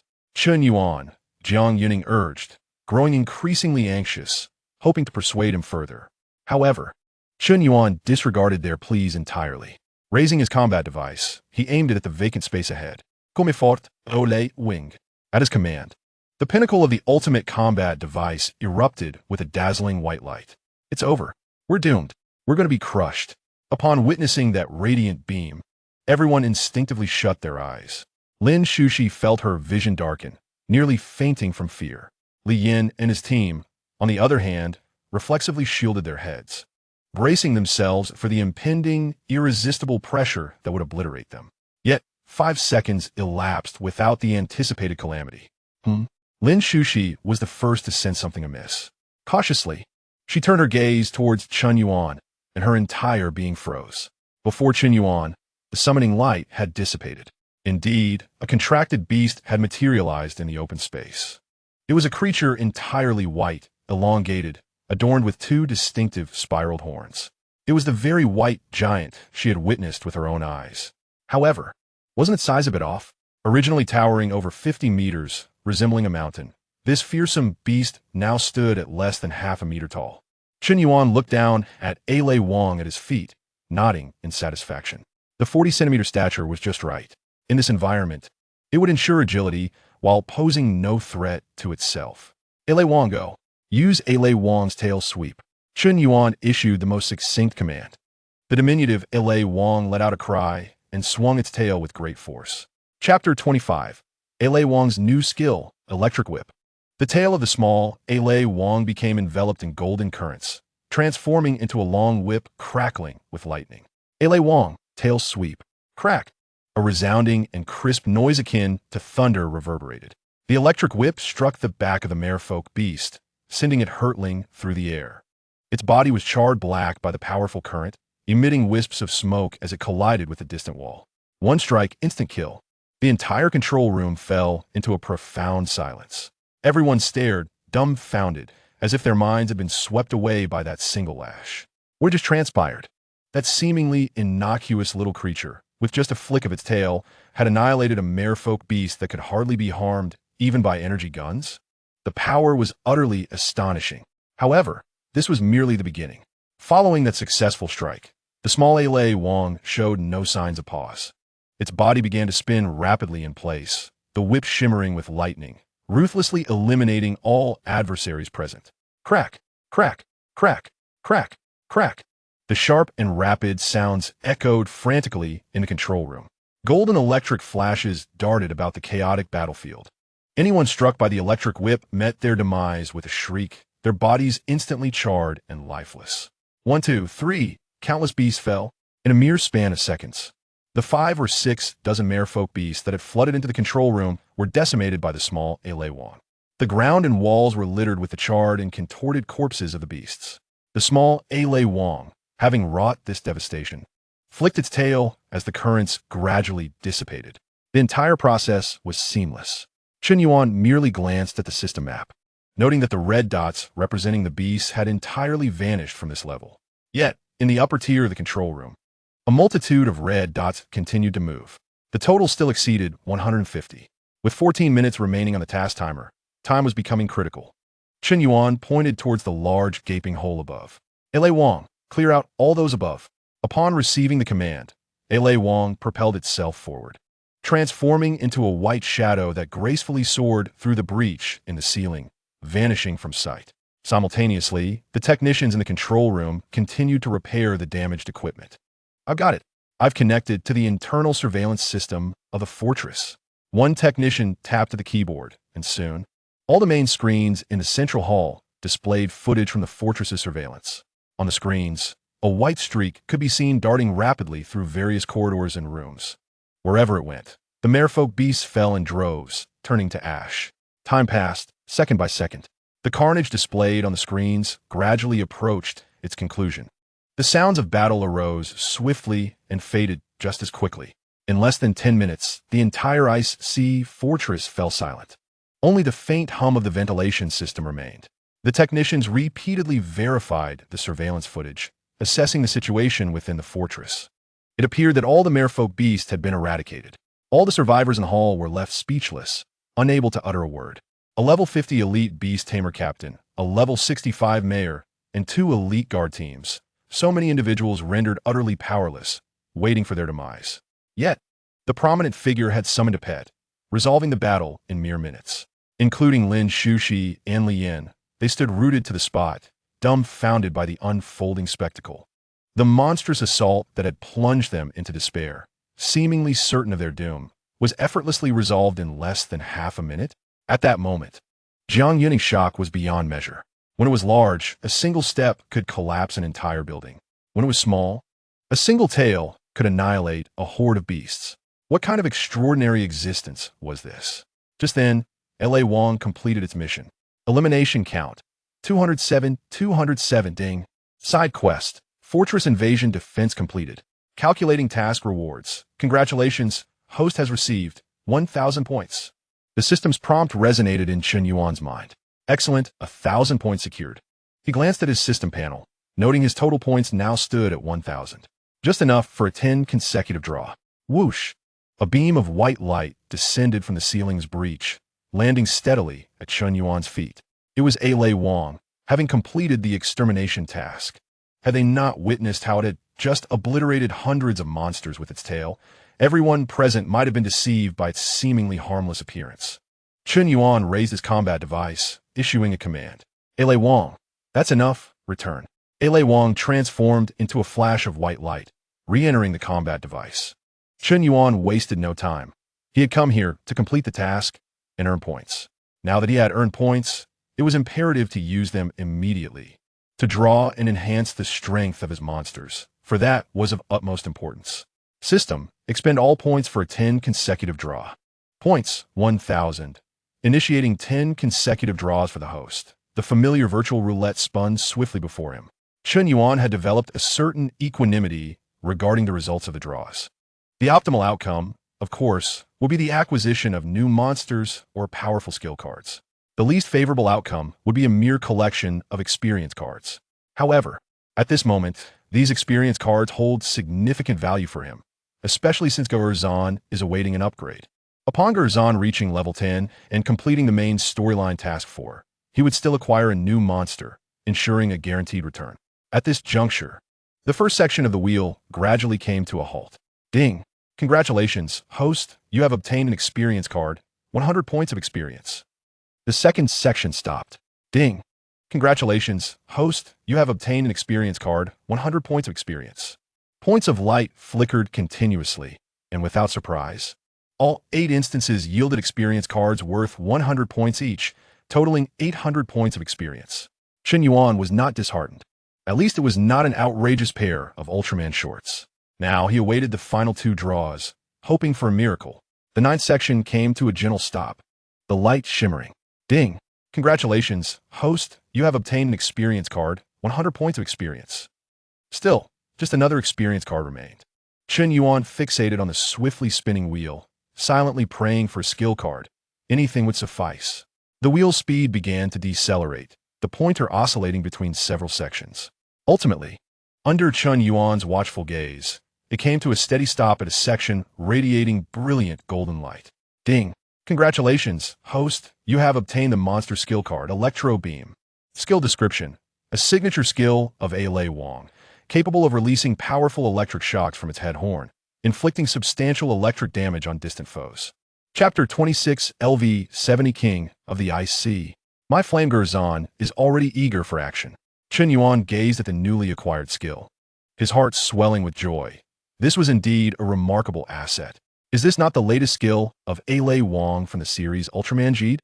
This skill, added as an enhancement for Lei Wang, undoubtedly boasts formidable strength. Would you like to use the skill Electro Beam for the monster Lei Wang? Yes. Skill successfully utilized. Chun Yuan immediately opened Lei Wang's attribute panel for a meticulous review.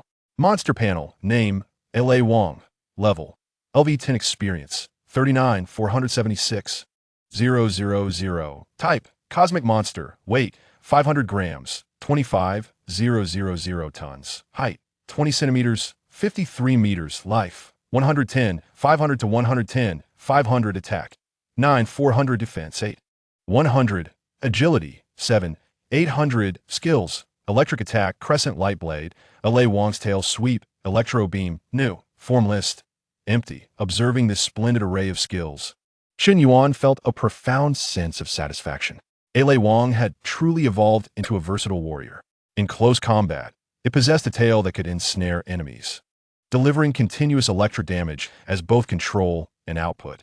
At a distance, it wielded the recently demonstrated Lei Wang's tail sweep, known for its high efficiency in clearing foes, alongside the newly obtained electro beam.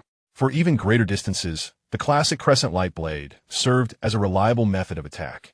Lei Wang's primary combat skills were nearly complete.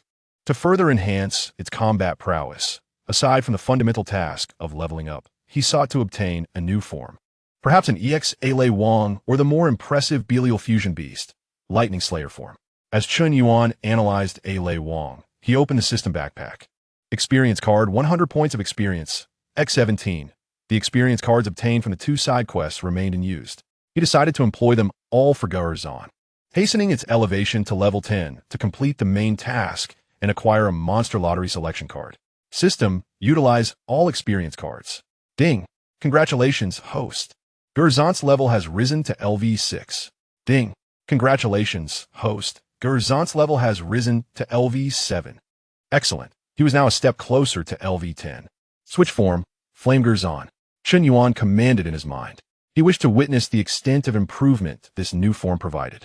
Monster panel, name, Flame Gerzon, level, LV7, experience, 2001,000, type, Ultra Ancient Monster, weight, 68,000 tons, height, 62 meters, life, 110,000, 110, attack, 9,000, defense, 800, agility, 7, 400, skills, supersonic wave, energy absorption, form list, normal form. Upon seeing these values, Chun Yuan's eyes sparkled with excitement. In terms of overall statistics, the current Flame Gerzon had surpassed the previous LV7 Lei Wang. The only drawback was that its skill set was not as extensive as Lei Wang's. Ultimately, the values from the Ultraman series do not fully represent a monster's ultimate combat strength. He needed to devise a way to summon a 5 Emperor's King. Chun Yuan's vision for his monster legion became increasingly clear. Meanwhile, in the central control room, over 100 individuals, including Mayor Jiang Yuning, directed their attention towards Chun Yuan. At this moment, Chun Yuan rested his chin on his left hand, staring at the floor in a trance. 2 minutes had elapsed. What was he doing? Analyzing the merfolk monsters? Truly a master. Even after victory, he remained vigilant. Jiang Yuning's mind was consumed by a single thought. How many more secrets does this individual conceal? This contracted beast, towering over 50 meters at its largest, was merely knee-high when small. Moreover, even in its diminished form, its combat power remained formidable. What species does Lei Wang belong to? Jiang Yuning gathered his thoughts, seemingly searching for the appropriate words. Can your Lei Wang change its size at will? Lin Shushi and Li Yan, among others, instinctively listened intently. In their understanding, once a contracted beast is summoned, its size can only increase with rising strength. It is irreversible. This is common knowledge among all beast tamers. Otherwise, over 100 individuals in the icy fortress would not have been rendered utterly powerless. They had never heard of, nor seen, any contracted beast capable of expanding or contracting like a balloon at will. This entirely exceeded their comprehension of the beast taming system. On the other hand, Chen Yuan's response was succinct. Yes, it can. With those 3 words, Chen Yuan effectively extinguished the conversation. After all, he could not provide a detailed explanation. Chen Yuan and the over 100 individuals present did not belong to the same combat system. Chen Yuan wielded the powers of the Ultraman universe, where monsters emerge against the backdrop of planetary destruction. How could they possibly comprehend that? Just as Chen Yuan reveled in his newfound joy, the silence surrounding him was abruptly shattered. A piercing alarm blared throughout the central control room. Beep, beep, beep. Red alarm lights flashed frantically. A technician abruptly rose from his seat, trembling as he displayed a surveillance image on the main screen. Above the fortress on the ice layer, an ultra-high energy reaction was detected. It was an LV-70 boss-level aberration. This creature was the commanding overlord of the merfolk monsters. Upon hearing this, the survivors, who had just escaped death and had yet to catch their breath, were once again engulfed in terror. LV-70. What does that signify? For a city like Nanjiang Bay City, any aberration above LV-60 already necessitated external support. The main screen in the central control room revealed a clear image of the ice surface. It depicted an expansive ice field blanketed in pristine white snow. At the center of this field stood a monstrous aberration towering 40 meters high. Its enormous pincers resembled 2 small mountains, capable of crushing anything with a mere snap. It was the Lung Hua Diwang Xie, possessing the ability to summon small exotic creatures. Jiang Yuning gazed at the monstrous figure on the screen and declared, "We must find a way to eliminate it here. Otherwise, we shall inevitably be exhausted by it. I will confront it directly." "Mayor, you are only level 65. It is far too perilous." Lian exclaimed in shock upon hearing her words. Time was of the essence. Every second of hesitation increased their peril. With that, Jiang Yuning disregarded any further attempts at persuasion. She raised her right hand, and a radiant light instantly emanated from her palm. In the next moment, the light transformed into a streak that shot directly towards the ocean surface. Those in the control room were left dumbfounded by the spectacle. They rushed to the main screen, fixated on the unfolding scene. The luminous streak flew out of the fortress, spiraled above the vast, icy expanse, and then plunged forcefully to the ground. As the light dissipated, a magnificent beast appeared before their eyes. It was a phoenix composed entirely of ice crystals. Though not as colossal as the Lung Hua Diwang Xie, it stood nearly 30 meters tall.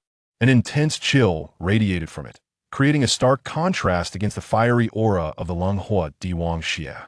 Bingjing Huofeng, LV-65. This was Jiang Yuning's trump card. Chapter 27. The level difference of 63, my Guerzen will fight. It was the mayor's contracted beast. This was the most renowned contracted beast of our Nanjiang Bay City. A wave of astonished gasps erupted in the control room. They had often heard of this beast's formidable strength, but now they had the chance to witness it in action. Meanwhile, on the icy plains, the atmosphere was thick with tension. On one side stood the ice crystal phoenix, exuding coldness. On the other, the Lung Hua Diwang Xie, its body of vivid red, as if forged from magma. Ice and fire, 2 opposing forces, confronted each other with palpable intensity. The battle was imminent. In the control room, all eyes were fixed on the ice crystal phoenix as it flapped its wings, transforming them into icy blades that shot toward the Lung Hua Diwang Xie. The main screen abruptly washed white. All they could see was the 2 colossal beasts colliding at the center of the icy plains. The temperature was plummeting rapidly. The technicians stared at the data panel, their eyes nearly bulging out. -40 degrees, -50 degrees. Good heavens, it continued to drop. The mayor's prowess could alter the climate of an entire region, even in the aftermath of battle. Surely victory was theirs. The Lung Hua Diwang Xie, being of the fire element, was utterly countered by the mayor. A spark of hope ignited in everyone's hearts. However, the very next second, an unexpected turn of events occurred. A resonating wave of heat surged forth from the screen without warning. The image turned a vivid red, engulfing the entire display. Boom! A tremendous roar reverberated as the fortress shook violently, causing everyone to stagger. What was happening? The mayor's ice crystal phoenix was being suppressed? Leanne's face twisted in disbelief. No one could provide an answer. They could only watch as the ice crystal phoenix appeared to be overwhelmed by the flames of the Longhua Di Wang Xie. The life signal of the ice crystal phoenix was rapidly diminishing. Impossible, Lian shouted. That is the mayor's trump card. How could it? His words were left unfinished. The screen showed the crimson light reaching its zenith, then abruptly contracting before exploding outward. Boom!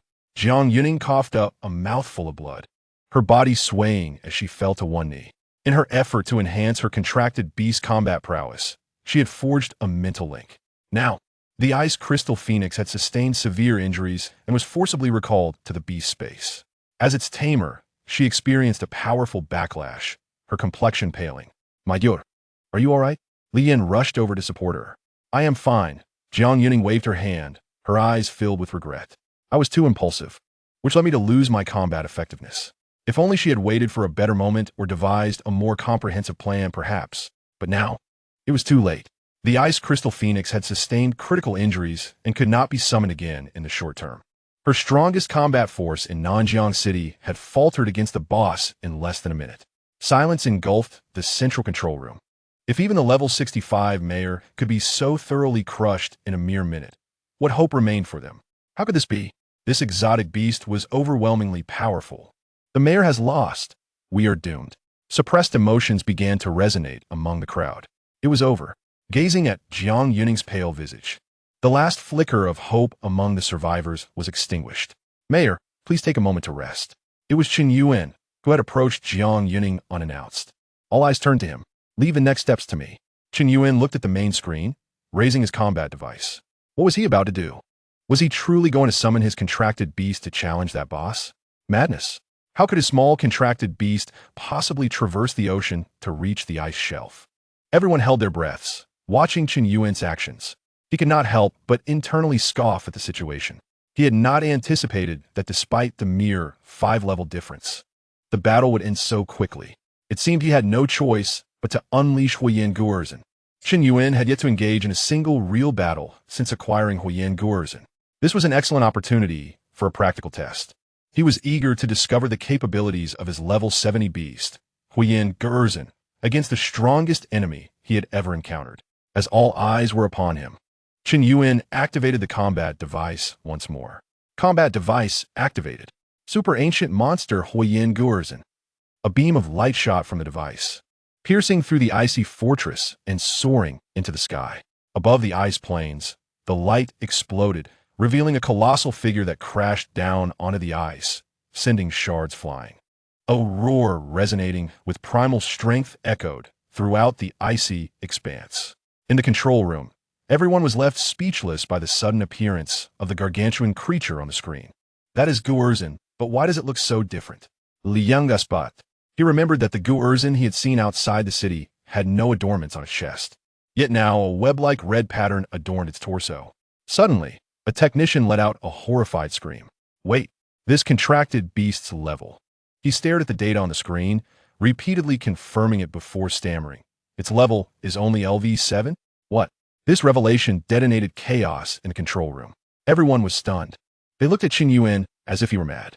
LV7, did I hear that correctly? You say it is only LV7. This was a death wish. What good was its size if it was so far outmatched? With such a vast level difference, a mere touch would shatter it. It was over. Even this mysterious expert was destined to be annihilated by the boss. Jiang Yuning, too, wore a look of incredulity. She acknowledged that Chen Yuan's beast was extraordinary. But the current disparity was a staggering 63 levels. The chasm between them was vaster than the heavens. Jiang Yuning had only faced a 5-level difference and had fallen in 2 strikes. Let alone fighting, a mere gust from the opponent could send Guorzhen to its demise. Chen Yuan, Jiang Yuning could not help but speak up, attempting to halt this seemingly futile assault. Yet, Jiang Yuning was acutely aware that the sole glimmer of hope for survival rested upon Chen Yuan's shoulders. Yet, Chen Yuan appeared oblivious to the surrounding murmurs of skepticism and astonishment. He remained unfazed by the comments from the crowd. He raised the combat device and issued his inaugural command. Huiyin Gu'er Zan, unleash your ultrasonic beam. Chapter 28. LV-70 is nothing. I Lei Wing, Jie Irzan. Attack together. On the icy plains, Huiyin Gu'er Zan confronted the diminutive yet significantly higher-leveled Lung Hui Di Wang Xie, brimming with confidence. Chen Yuan's directive reached Huiyin Gu'er Zan with precision. Upon receiving the command, the creature's sharp, horned head radiated a brilliant golden light as energy surged within. Following its evolution, its ultrasonic beam had transformed from a violet hue to a resplendent gold. In the blink of an eye, a golden beam sliced through the snowstorm above the icy expanse, hurtling directly toward the Lung Hui Di Wang Xie. Ultrasonic beam. In the control room, all eyes were glued to the screen, their hearts racing with trepidation. Even the mayor, with his formidable LV-65 Ice Crystal Phoenix, had succumbed to failure. He had actually instructed an LV-7 contracted beast to assault an LV-70 boss. A thunderous explosion resonated, reverberating through the ice layer and seawater, shaking the entire control room. On the screen, the epicenter of the explosion erupted into a blizzard of ice and snow, obscuring all visibility. What was the outcome? Look, the snowstorm is dissipating. As the smoke and frost gradually cleared, revealing the icy plains once more, the control room fell into an eerie silence, with hundreds of spectators rendered speechless. On the screen, Huiyin Gu'er Zan remained unscathed, standing firm in its position. In stark contrast, the Lung Hui Di Wang Xie had been forcefully blasted several hundred meters away. Its massive 40-meter frame collided with a distant iceberg, shattering it into countless fragments. How is this possible? One technician stammered, his voice trembling. A LV-7 contracted beast, with a single blow, had repelled a LV-70 boss? Li Yin felt his mind go blank, incredulous that the creature had been struck away with such ease. The mayor's Ice Crystal Phoenix had failed to breach its defenses. Jiang Yuning was equally astonished, her mind struggling to process the information before her. A staggering 60-level difference. She exhausted her understanding of the Beastmaster system, unable to fathom how a creature like Gu'er Zan could defy logic. However, the battle on the icy plains did not afford them the luxury of contemplation. The Lung Hui Di Wang Xie, infuriated by the attack, rose from the ruins of the iceberg, its 8 crab legs scraping against the ice with a deafening screech. Its crimson shell deepened in hue, as if magma flowed within. With a fearsome roar, it opened its massive jaws, conjuring a fireball larger than 10 meters in diameter, rapidly coalescing at its mouth. The intense heat radiating from the fireball caused the surrounding ice to melt instantaneously, creating a cloud of steam. Witnessing this, Jiang Yuning's complexion turned ashen. Chen Yuan, command your Gu'er Zan to evade. She shouted urgently. This very attack nearly obliterated my Ice Crystal Phoenix. Jiang Yuning was all too familiar with the terrifying power of that move. Her Ice Crystal Phoenix, renowned for its supreme ice energy, had seen all its defenses rendered futile against such a fireball, melting away in an instant. The others in the control room, shaken from their earlier astonishment, descended into despair once more. The boss is serious. The energy reaction from this attack is at least 3 times stronger than before. Gu'er Zan is far too large to evade. Yet, Chen Yuan remained composed, watching the screen intently. Instead of instructing Gu'er Zan to dodge, he issued another command. Gu'er Zan, utilize energy absorption. Chen Yuan harbored no concern for the 10-meter fireball. The Huiyin Gu'er Zan before him had the capability to absorb even the Dila Xiao Mu light stream and the Sua Air Jiete beam. So how could it possibly fear this fireball? On the icy plains, Huiyin Gu'er Zan complied with the command, astonishingly remaining stationary. It even spread its arms wide, exposing its chest to the boss. Under the surveillance of the icy base, this bore an uncanny resemblance to taunting the enemy and waiting for demise. At that moment, the colossal fireball, trailing flames, sped toward Huiyin Gu'er Zan. Everyone instinctively felt a chill run down their spines, unable to fathom who could possibly defeat the boss should Gu'er Zan falter. This is disastrous. He truly is allowing his contracted beast to face the attack head-on. We're doomed. Our sole hope of victory is being so reckless. Yet in the next instant, they beheld a scene that would forever be etched in their memories. The immense fireball, capable of obliterating the LV-65 ice crystal phoenix with a single strike, did not explode upon colliding with the spiderweb-like red patterns on Hu Yin-Erzon's chest. Instead, it seemed ensnared in a quagmire, absorbed by the crimson lines upon its chest. The fireball transformed into raw energy, continuously siphoned into Gu Erzon's body. As it absorbed the vast energy, the red patterns on its chest gleamed even brighter, radiating a faint golden glow across its entire form. In the central control room, an oppressive silence enveloped the atmosphere. All eyes widened, mouths agape. The attack was absorbed. Li Yin felt his worldview shatter. He glanced at the Gu Erzon on the screen, then at the mayor beside him, whose mouth still bore traces of blood. The same move had resulted in the mayor's trump card, the LV-65 Ice Crystal Phoenix, being annihilated, leaving its master grievously wounded. Yet Chun Yuan's contracted beast, the LV-7 Hui Yin Gu Erzon, had withstood the blow and even absorbed it. What on earth was happening? Jiang Yuning's mind spiraled into chaos. It could absorb attacks. Suddenly, she grasped the reason behind Chun Yuan's low-level giant beast possessing such formidable combat prowess. This transcended the conventional beast master system. This creature, known as Gu Erzon, was an existence that defied comprehension. Where had Chun Yuan procured such a powerful contracted beast? While all remained ensconced in their astonishment, Chun Yuan's voice reverberated once more.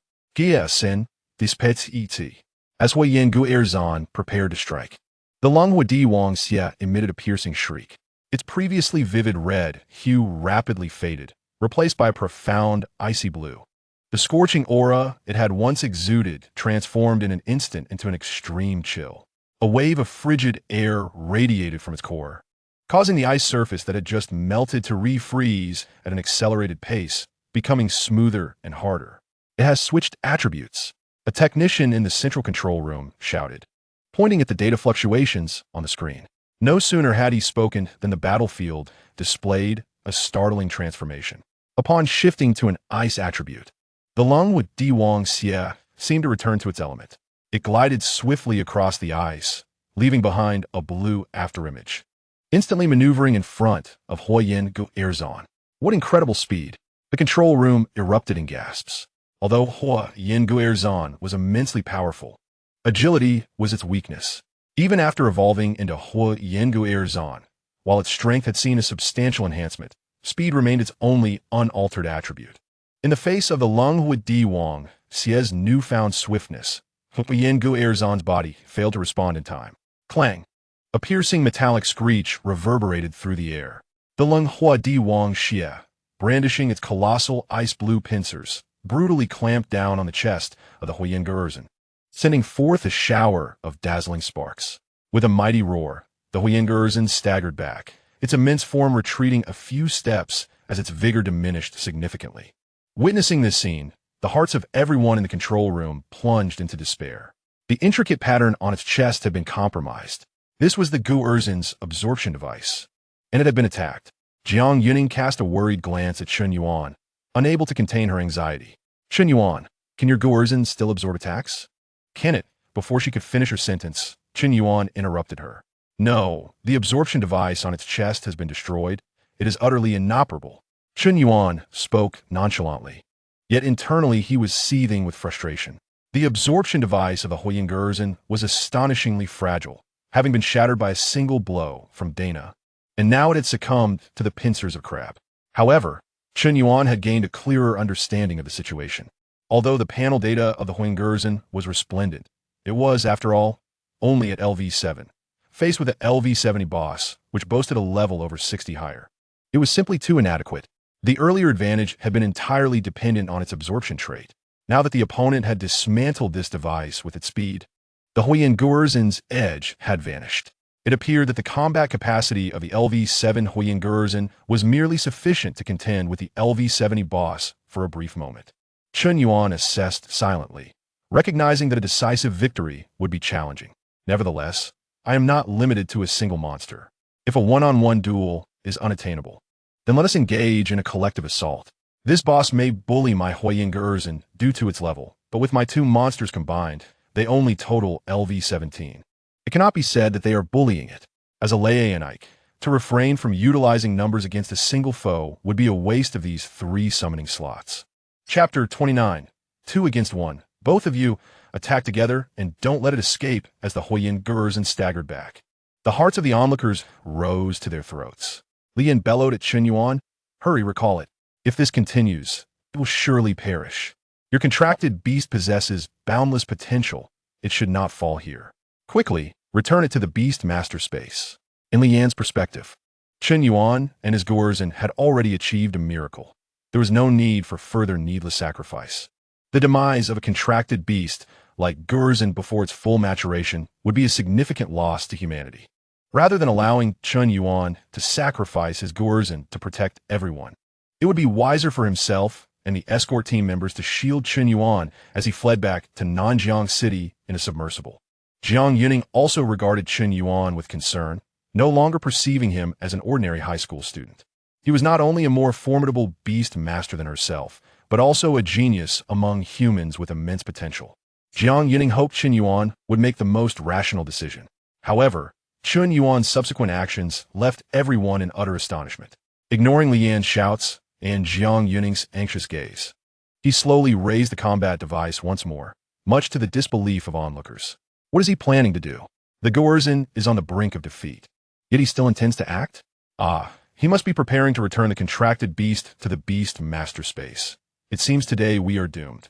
All eyes were fixated on Chen Yuan and the mysterious device in his hand. He lifted the combat device, mirroring the posture he had adopted while summoning the Gurzen earlier.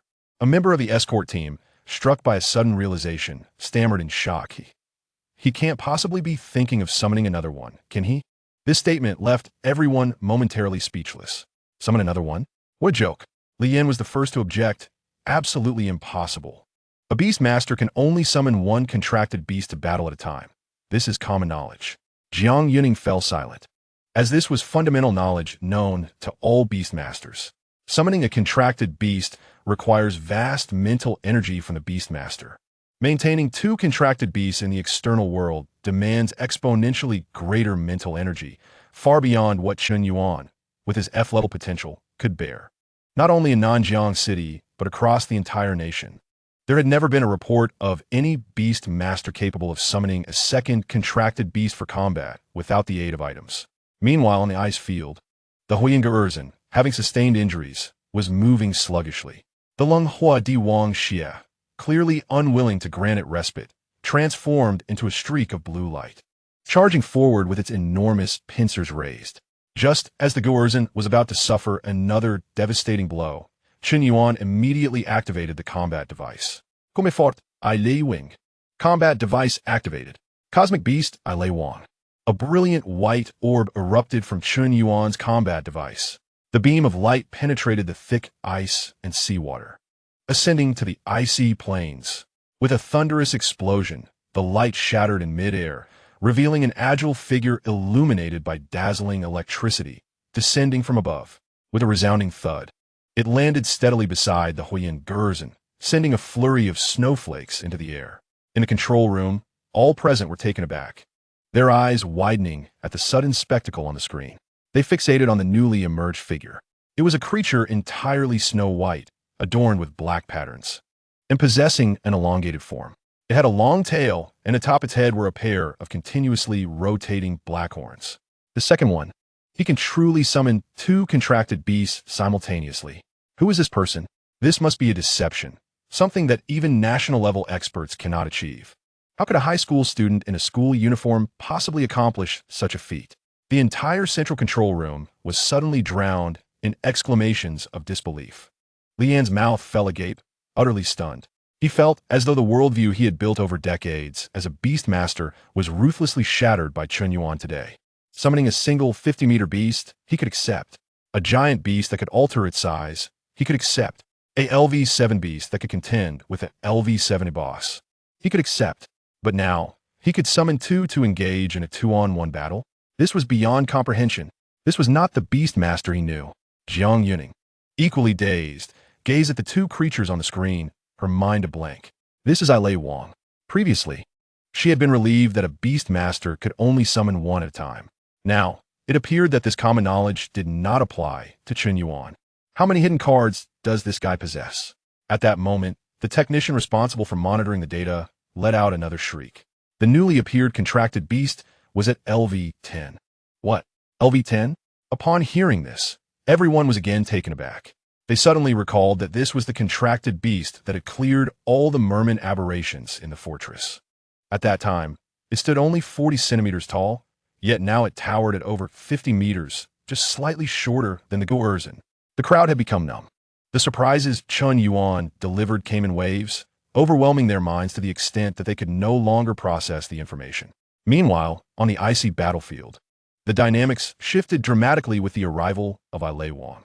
The charge of the Lung Hua Di Wang Xie momentarily halted due to the unexpected emergence of an additional enemy.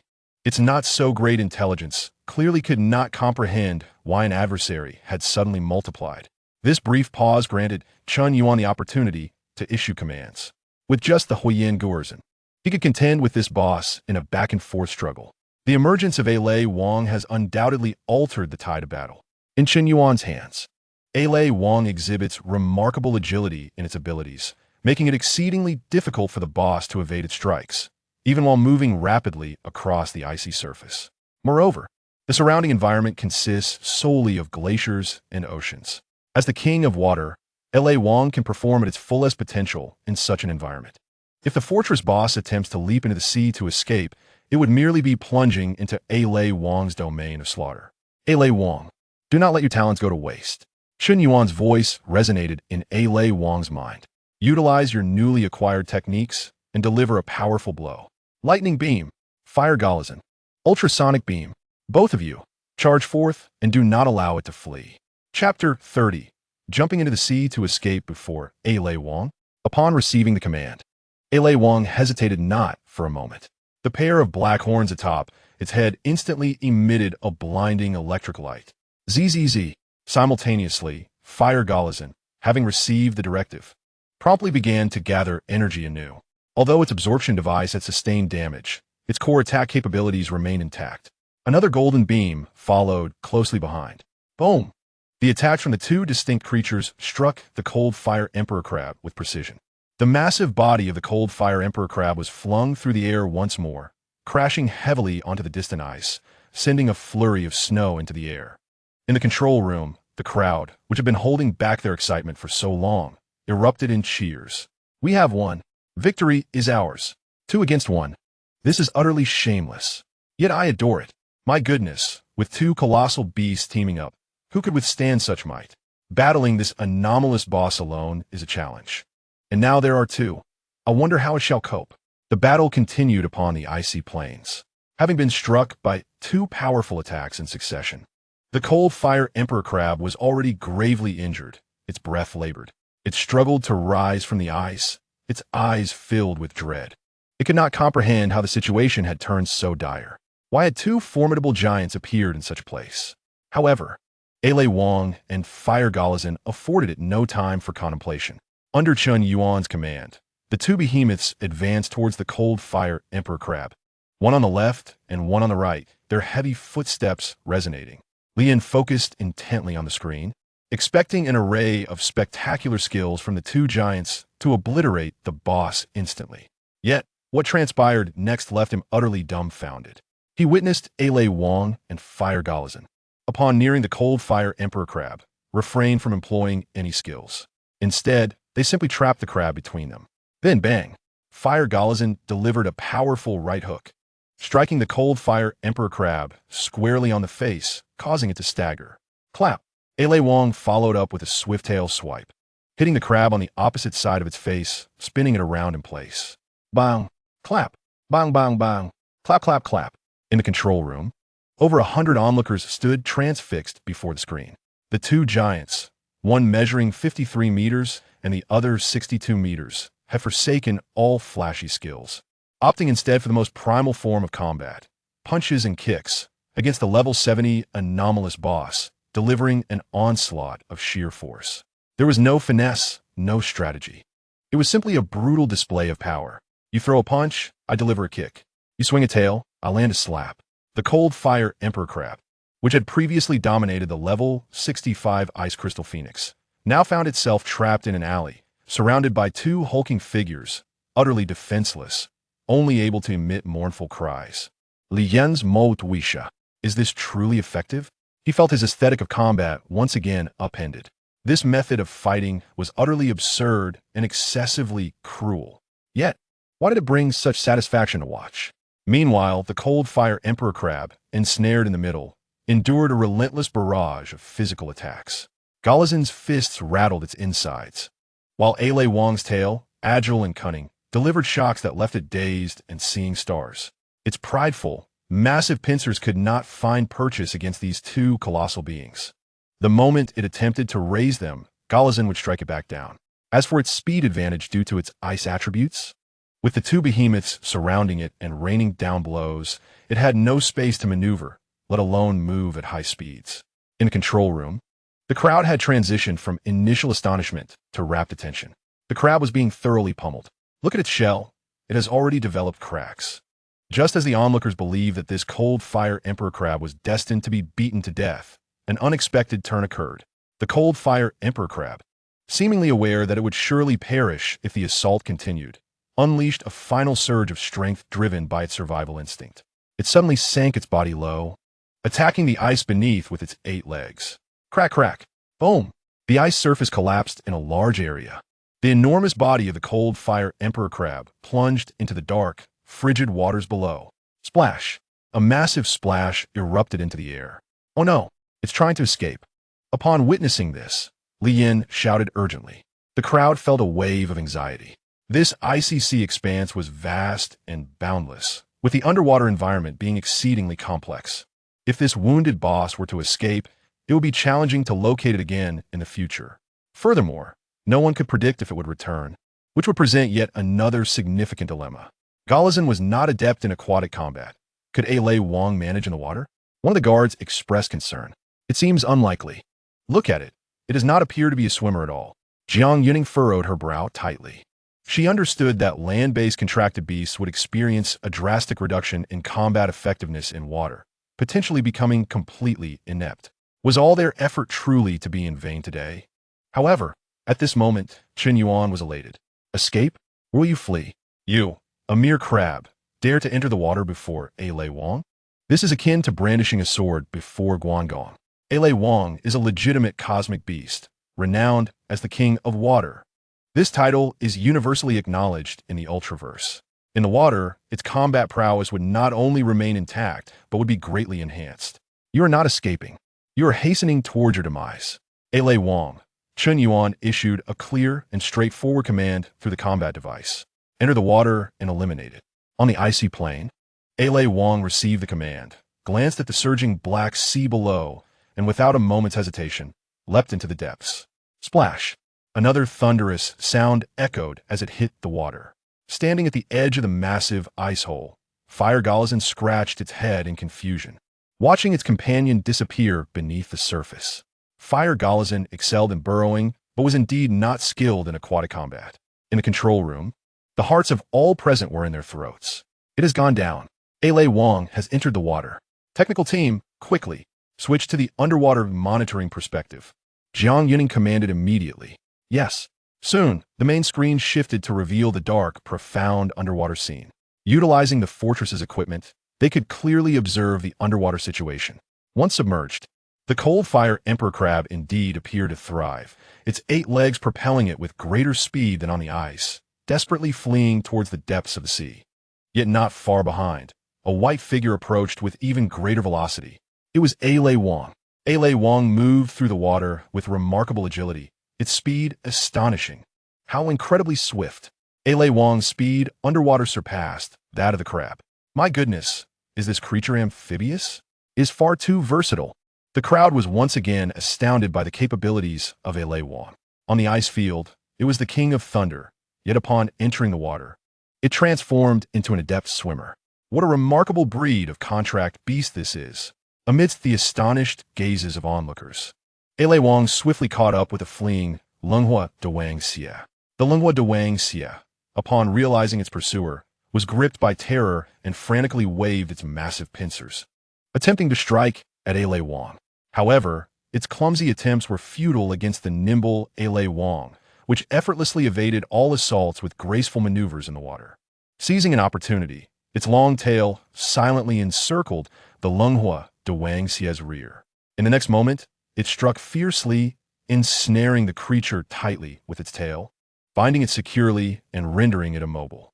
The Lenghua de Wang Xie struggled wildly, but Lei Wang's tail was as unyielding as the strongest of chains. The more it fought, the tighter it became entangled. In the control room, everyone was left speechless. Had it truly been bound? What is the name of this contract beast, which rivals Gu'erzhen in strength? At that moment, Chen Yuan issued his final command. Lei Wang, eliminate it at once. A brilliant blue electric glow erupted from Lei Wang's tail, and a torrent of electricity surged through the tightly coiled appendage, continuously flooding the Lenghua de Wang Xie's body. In Lei Wang's domain, the power of this move was magnified several times over. The screen displayed a colossal, blindingly bright electric crab flickering madly. The Lenghua de Wang Xie's entire body convulsed violently, its shell visibly shifting to a brownish-red hue. This process lasted nearly 10 seconds. When Lei Wang ceased its discharge and released its tail, the level 70 boss, the Lenghua de Wang Xie, had transformed into a giant, fully cooked crab of a deep brown color, its massive form sinking into the depths of the ocean under the pressure of the water. Ding! Congratulations, host. Your flame Gu'erzhen has participated in the defeat of the level 70 beast, Lenghua de Wang Xie, earning a substantial amount of experience. Ding! Congratulations, host. Flame Gu'erzhen's level has risen to level 8. Ding! Congratulations, host. Flame Gu'erzhen's level has risen to level 9. Ding! Congratulations, host. Flame Gu'erzhen's level has risen to level 10. Ding! Congratulations, host. Your Lei Wang has successfully defeated the level 70 beast, Lenghua de Wang Xie, earning a significant amount of experience. Ding! Congratulations, host. Lei Wang's level has risen to level 11. Ding! Congratulations, host. Lei Wang's level has risen to level 12. A series of system notifications echoed in Chen Yuan's mind, and a satisfied smile spread across his face. Indeed, defeating a foe of higher level yields abundant experience. Gu'erzhen soared 3 levels, reaching level 10, thus fulfilling the requirements of the main quest. 4. Splendidly. As the one who delivered the final blow, Lei Wang also ascended 2 levels, achieving level 12. This expedition to the ice sea proved to be fortuitous. Meanwhile, in the central control room, the technician responsible for monitoring life signals stared intently at his screen, repeatedly confirming the data before suddenly springing up from his seat. The boss's life signs have completely vanished. We have won. The control room erupted with cheers akin to a tsunami. We have triumphed. We are alive. Everyone leaped up, embracing each other, tears of joy mingling with laughter. The overwhelming elation of having survived was beyond their control. They had transitioned from despair, surrounded by countless merfolk beasts, to the terror of facing a level 70 boss, and then to witnessing the mayor's swift defeat. Emotionally, it was a roller coaster ride, plummeting to the depths only to be yanked back up by Chen Yuan. Lian sank to the ground, panting heavily, relying on a high school student and his 2 extraordinarily powerful contract beasts. They had truly triumphed over a level 70 boss that even a mayor could not contend with. Who would believe such a tale? Lin Shushi covered her mouth in astonishment. She gazed at Chen Yuan, filled with unparalleled admiration. She had always thought that her acceptance into the Beast Control Department of Nanjing University made her exceptional. Yet today, before Chen Yuan, she realized how insignificant and laughable she was. The gap between individuals could indeed be so vast. At that moment, a soft beep resonated, and all emergency red lights in the control room extinguished simultaneously. Subsequently, rows of white lights illuminated, brightening the entire central control room as if it were daylight. A technician joyfully reported, "Mayor, the energy has been activated. The team of professors dispatched from Nanjing University has completed repairs, and the fortress's overall defense system is being restarted." This news was a double blessing. It meant that the Ice Sea Fortress had been preserved. Jiang Yuning let out a long sigh, her final burden lifted. She approached Chen Yuan, her face reflecting sincere gratitude and a hint of undeniable reverence. "Chen Yuan, if it weren't for you, the entire Ice Sea Fortress might have vanished. Once the fortress's guard team conducts an internal safety inspection, we will return to the Nanjing Bay City." Your contributions will not go unrecognized. Chen Yuan waved dismissively, his expression nonchalant. No need for thanks. It was a mere effort. He had more pressing matters at hand. Accolades could wait. Regardless of how generous the rewards from Nanjing City might be, they could not compare to the tangible rewards offered by the system. Ding. Main Quest 4 has been completed. Task requirements. Possess 2 monsters of level 10 or above. Task rewards. 1,000 points. 1 monster lottery selection card. Monster lottery selection card. Upon use, during the next lottery, the system will provide 3 different monster options, from which the host may choose one. The rewards have been issued to the system backpack. Upon hearing the system notification in his mind, Chen Yuan's spirits lifted tremendously. The main quest had finally been completed smoothly. 1,000 points and a monster lottery selection card awaited him. This indicated that Chen Yuan's third monster was on the horizon. He now possessed Gurzin on land and Lei Wang, an amphibious creature. With a 2-to-1 advantage, they had managed to subdue the level 70 boss. If he acquired another beast, they could engage in a 3-on-1 battle. The imagery was simply too delightful. As a Leo-Nix, commanding 3 monsters in battle would represent the pinnacle of power. Ideally, this third creature will be capable of flight, completing the triad of land, sea, and air combat prowess. At that point, Chen Yuan's monster legion would truly begin to take shape. Moreover, the 1,000 points, aside from guaranteeing 1 monster, might yield even better rewards. Chen Yuan surveyed his surroundings, noting that everyone was still joyously celebrating, oblivious to his presence. He found a secluded corner, settled into a chair, and feigned meditation. In reality, his consciousness had already descended into the system space. The upcoming lottery session must not be interrupted. System, open the lottery panel. Chapter 32, New Monster. The ultra-ancient dragon Myerba. As Chen Yuan's consciousness entered the system space, a familiar lottery wheel appeared before him. Countless card images flickered rapidly on the wheel, dazzling the eyes. Chen Yuan suppressed the excitement within and opened his backpack. He had accumulated 1,000 points from completing the main quest, which was just enough for a 10-time draw. System. Utilize the monster lottery selection card and proceed with the 10 draws, he mentally commanded. The system responded, indicating that the monster lottery selection card had been used. As the system's prompt echoed, the lottery wheel began to spin, and Chen Yuan's heart raced alongside it. Although it was a choice of 3, if all 3 selected were undesirable, it would be quite disheartening. Moments later, the wheel gradually slowed, and 3 cards floated gently before Chen Yuan. One of them was a golden card depicting 3 distinct monster images, rotating slowly. Upon closer inspection, the first revealed a creature resembling a fusion of a bat and a fish, with a blue-white body. Name, Jiaizhou. Type, transforming monster. Description, a member of the lightning people. This monster is a mutation caused by electromagnetic interference. Ah, Jiaizhou, Chen Yuan mused, stroking his chin. This was indeed a classic monster, known for its speed and ability to fly, making it a decent aerial unit. However, its lack of growth potential was evident, and among all the monsters in Ultraman, Jiaizhou was relatively average in strength.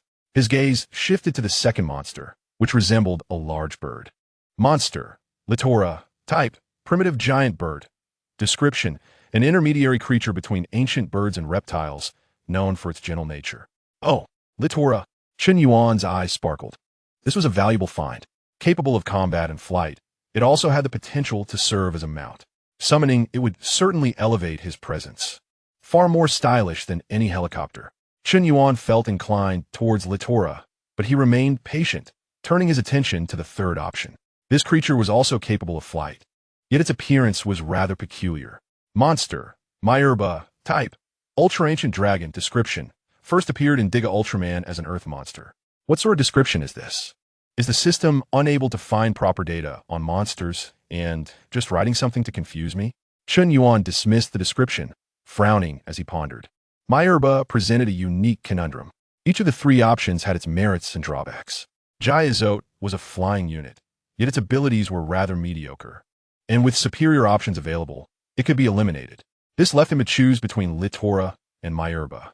From the perspectives of personal preference and practicality, Litora was undoubtedly the superior choice. It was aesthetically pleasing, could serve as a mount, and possessed commendable strength, making it a well-rounded aerial combat asset. In contrast, Myerba was merely cannon fodder in Ultraman its combat capabilities even inferior to Jiazote's. However, a vision of a powerful figure surfaced in Chun Yuan's mind. A super-combined monster formed from 5 formidable creatures, the 5 Emperors. The components of the 5 Emperors included the head and body of Golzin, the wings of Myurba, the right arm of Raichibas, the left arm of IQ, and the legs of Super Gobu. With Golzin already in hand, selecting Myurba would mean he could use his previously acquired special fusion card. System, I choose Myurba. Congratulations, host. You have obtained the ultra-ancient dragon Myurba. The golden card flashed brightly, and the illusions of the other 2 monsters vanished, leaving only Myurba's image, which transformed into a streak of light and entered Chun Yuan's battle device. The 3rd monster was secured, adding a formidable ally to Chun Yuan's monster army.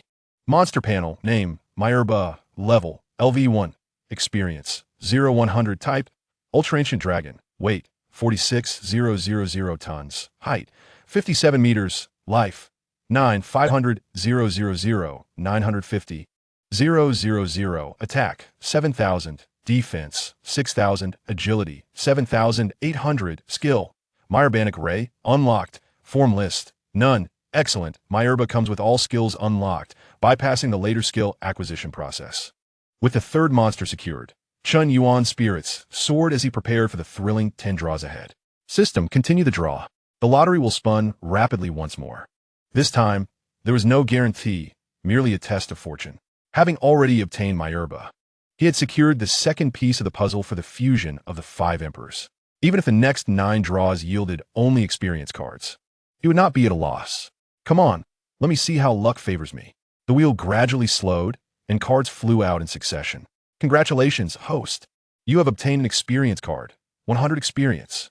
Congratulations, host. You have obtained an experience card, 100 experience. Congratulations, host. You have obtained an experience card, 100 experience. Another 3 experience cards. Chun Yuan grimaced. While not exactly a surprise, it was better than nothing. Just as he thought this round of 10 draws would conclude on a mundane note, the 5th draw erupted in a burst of golden light. Chun Yuan's spirit surged. His gaze fixated on the card. It slowly flipped, revealing a human silhouette striking a classic pose. Congratulations, host. You have obtained a skill card Spatium Ray, exclusive to the Dimension Ultraman Ace Killer. Skill card, Spatium Ray, description. The Ace Killer sees the Spatium Ray from Ultraman at the execution ground on High Goda Star, possessing immense power. The system had managed to draw this. Apart from Belial wielding the ultimate battle device, Chun Yuan had never heard of any Leo-Nix capable of controlling cosmic beings. However, the Ace Killer was a biological weapon created by the Yabo people and should not be categorized as a cosmic being, merely resembling one. The fact that the skill card of the Ace Killer could be drawn implied that the Ace Killer itself was also in the lottery pool. This undeniably opened a new avenue for Chun Yuan. Once he acquired the Ace Killer, it would indirectly grant him access to the skill library of the Ultraman brothers. Even if Chun Yuan couldn't transform into an Ultraman, having his monsters wield Ultraman skills would still be advantageous. Alright, Ace Killer. You have now been added to my list of targets. Chun Yuan silently etched this name into his memory. He now has an additional plan for the future. Alongside the 5 Emperors, which includes the Ace Killer, Chun Yuan suppressed the surge of excitement within him and redirected his gaze towards the lottery wheel. With 5 chances left, he hoped for more splendid rewards. Onward. Chapter 33. A false Gaia? I want this too. The lottery will spin once more. However, the subsequent luck did not seem as favorable as before. Ding. Congratulations, host. You have obtained an experience card, 100 points. 4 consecutive experience cards. Alright then. Now, he possessed a total of 7 experience cards, sufficient for Mei Erba to level up slightly. Finally, it was time for the last draw. Chun Yuan had lost most of his hope. However, as the wheel slowly came to a stop, a flash of golden light appeared. It turned out to be another golden skill card. A skill similar to the previous spy, Xiaomu Ray drifted gracefully before him. Ding. Congratulations, host. You have acquired the skill card Quantum Stream. Skill card Quantum Stream. Description. A skill exclusive to the metallic life form Mimos. Acquired by replicating the data of Gaia Ultraman at the Geo base. Chun Yuan's eyes sparkled again. This was yet another heavyweight addition. The metallic life form could transform into the false Gaia Ultraman and possessed all of Gaia's skills. Though it was a counterfeit, Its power was essentially on par with the real Gaia. The sole drawback was that this creature had only replicated Gaia's V1 form. One false Gaia and one ace killer.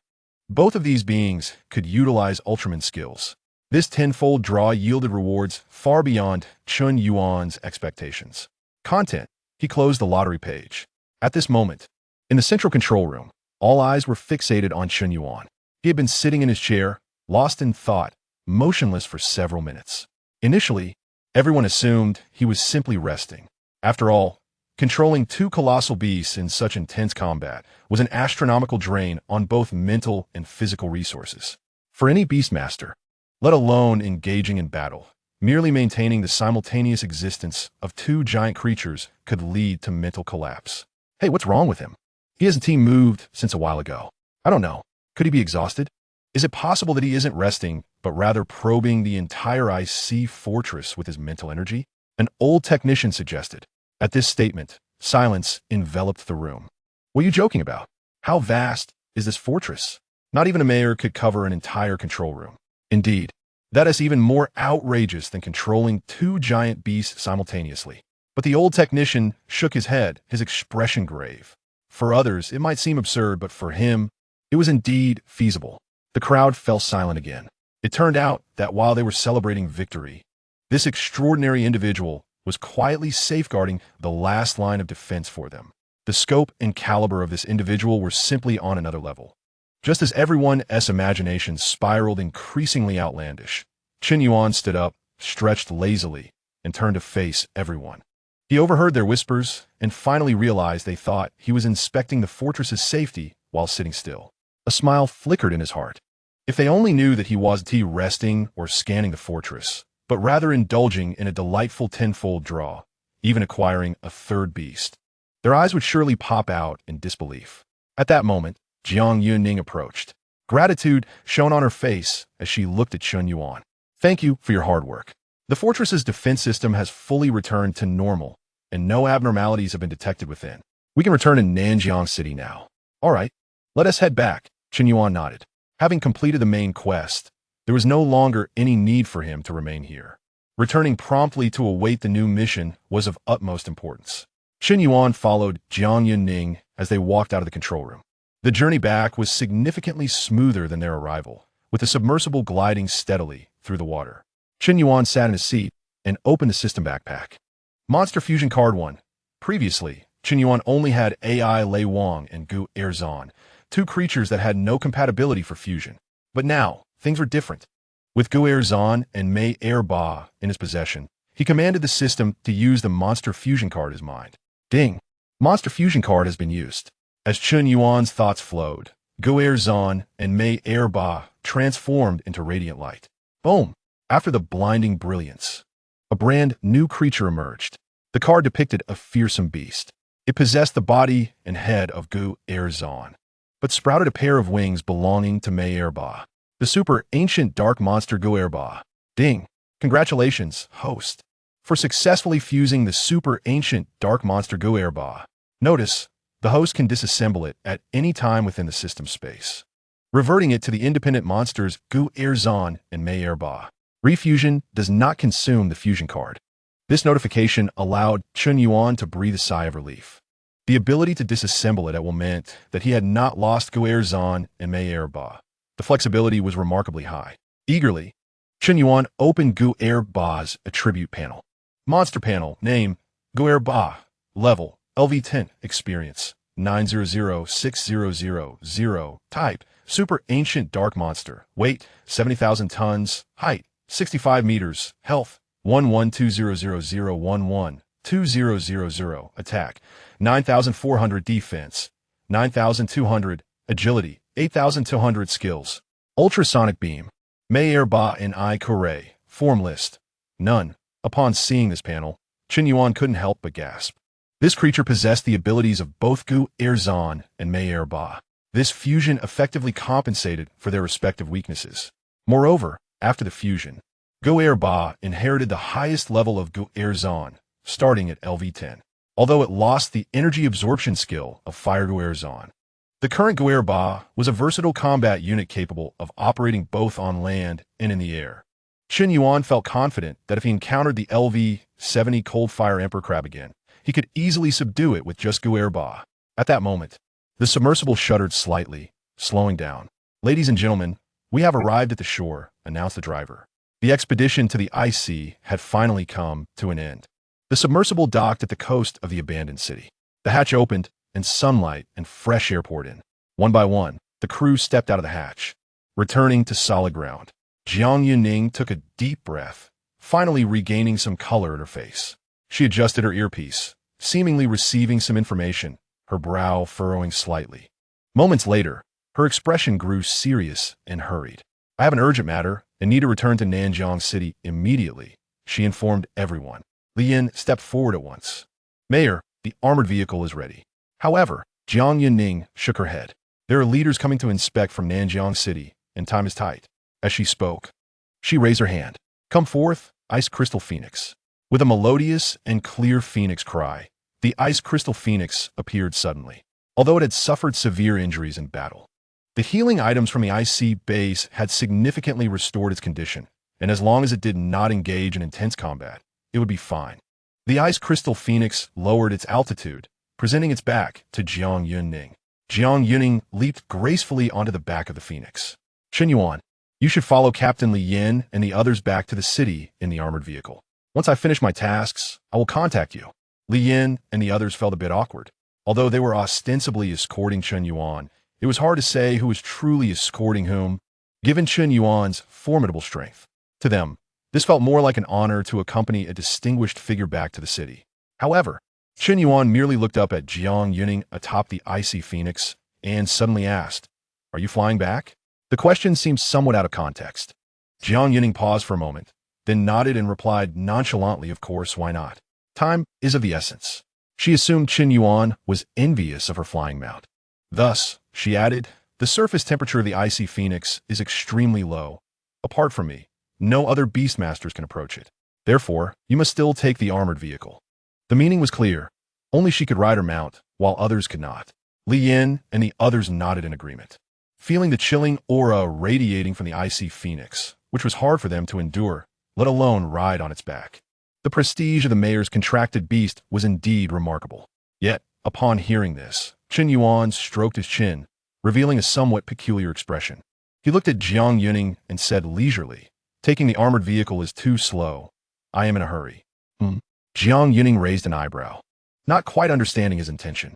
Li Yin also looked puzzled. "Chen Yuan, but we have no other means of transportation." Chen Yuan smiled. Under the collective bewilderment of Jiang Yuning, Li Yin and the 16 bodyguards, he once again raised the combat device in his hand. Chapter 34.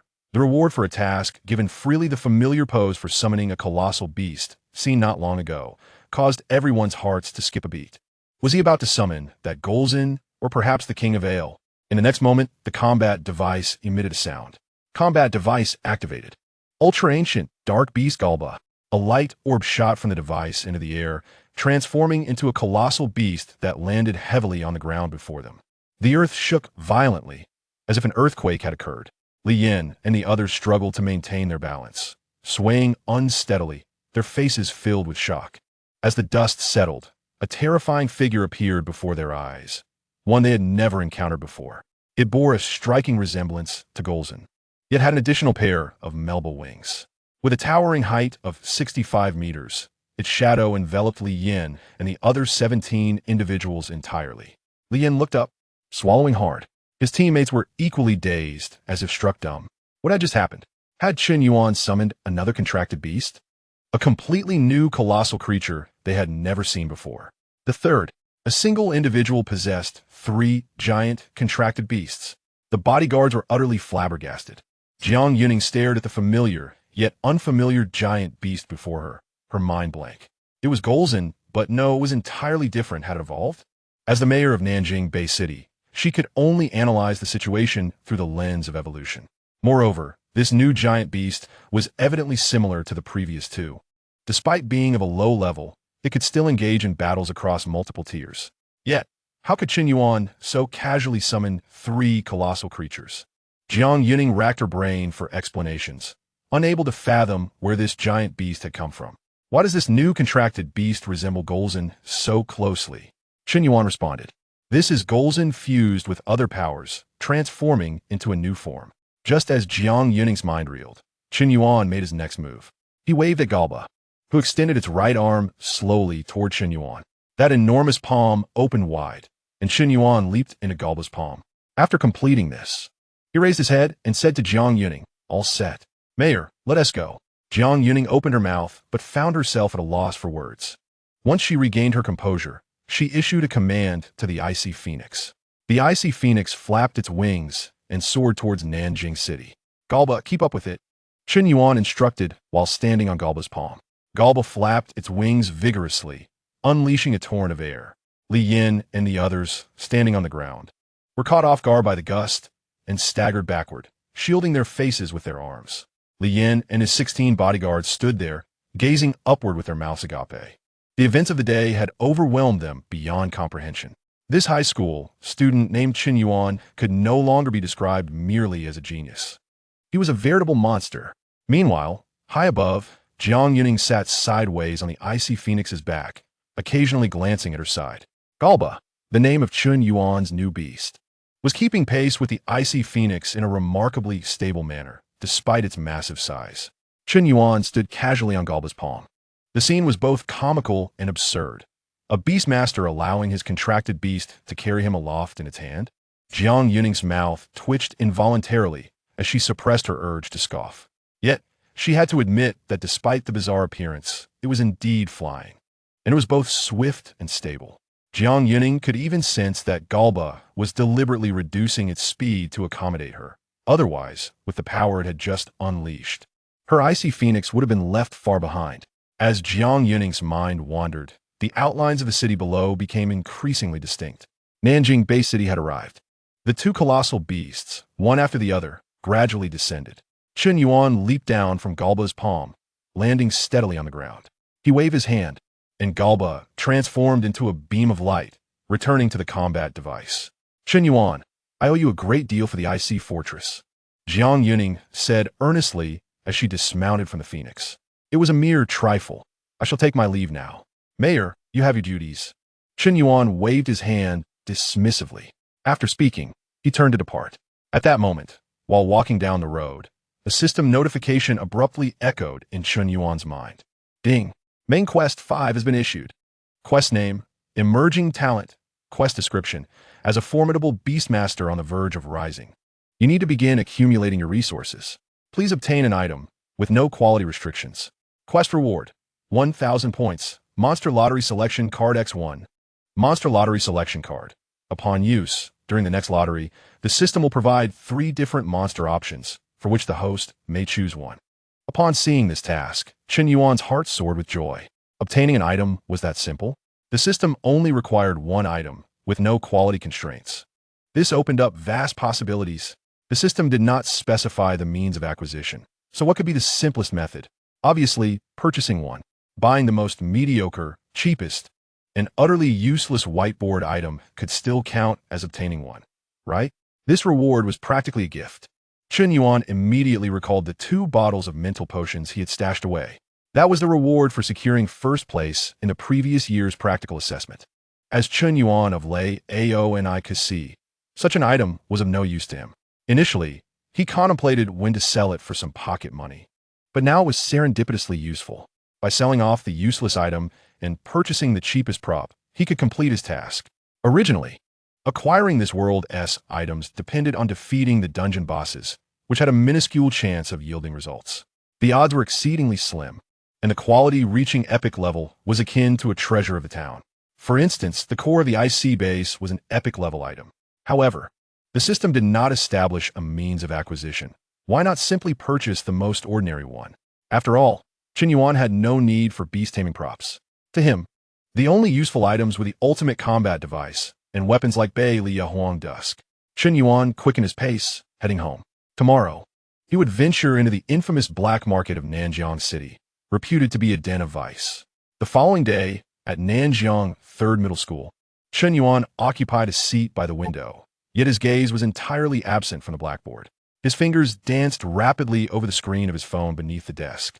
The Nanjiang Black Market, the largest unofficial hub for the trade of items and materials in Nanjiang City, was indeed here.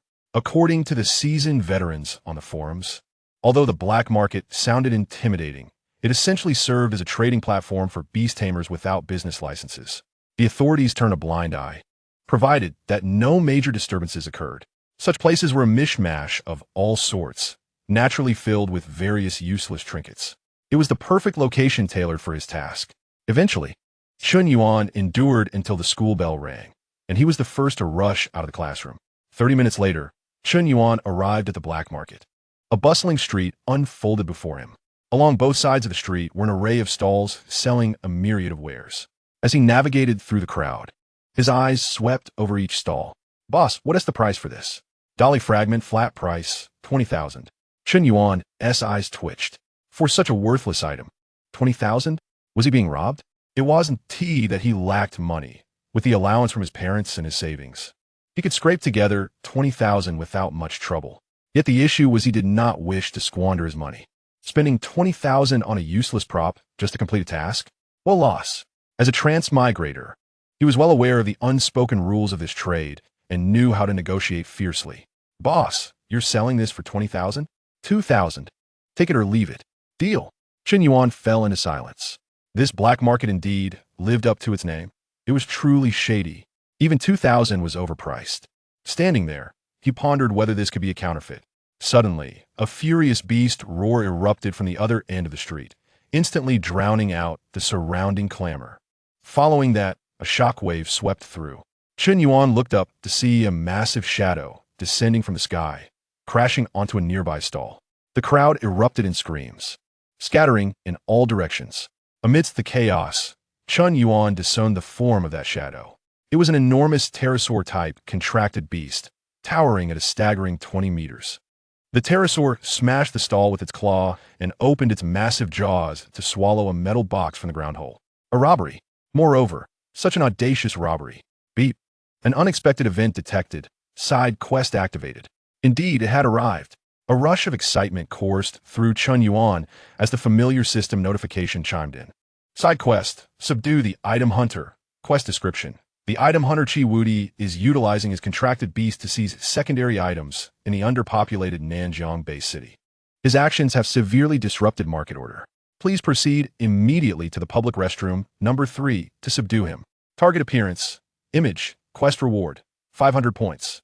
One random form card. A form card. Now that was a prized possession. Chun Yuan instantly recalled Ge-Arson.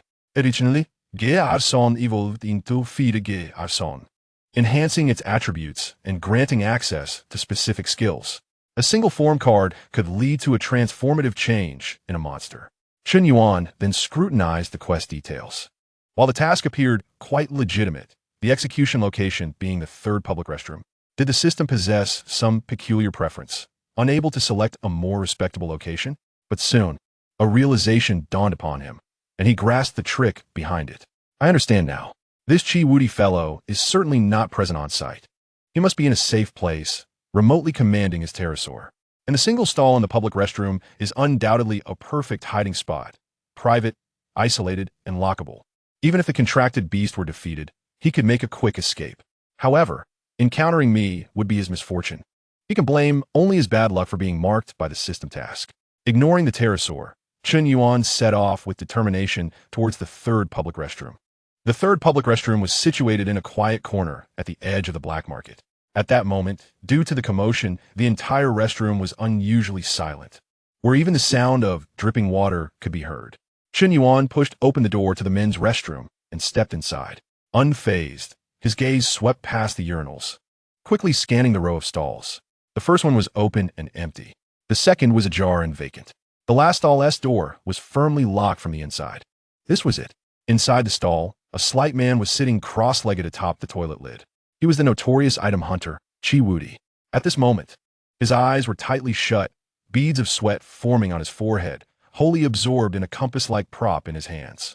Through this item, his consciousness was linked to his contracted beast, surveying the chaotic black market from the pterosaur's perspective. Ha! These worthless fools of Nanjiang City don't have a single capable fighter. In such a small place, Chi Wudi am like a god, and no one can rival me. He reveled in his triumph, preparing to command the pterosaur to rob its next target. Suddenly, a rap echoed in the restroom. Knock, knock. The sound startled Chi Wudi, nearly losing control of the pterosaur, causing it to crash into a nearby building. Someone in here. Can't you see the door is locked? Chi Wudi's eyes shot open, filled with anger. How could someone come to use the restroom at such a critical moment?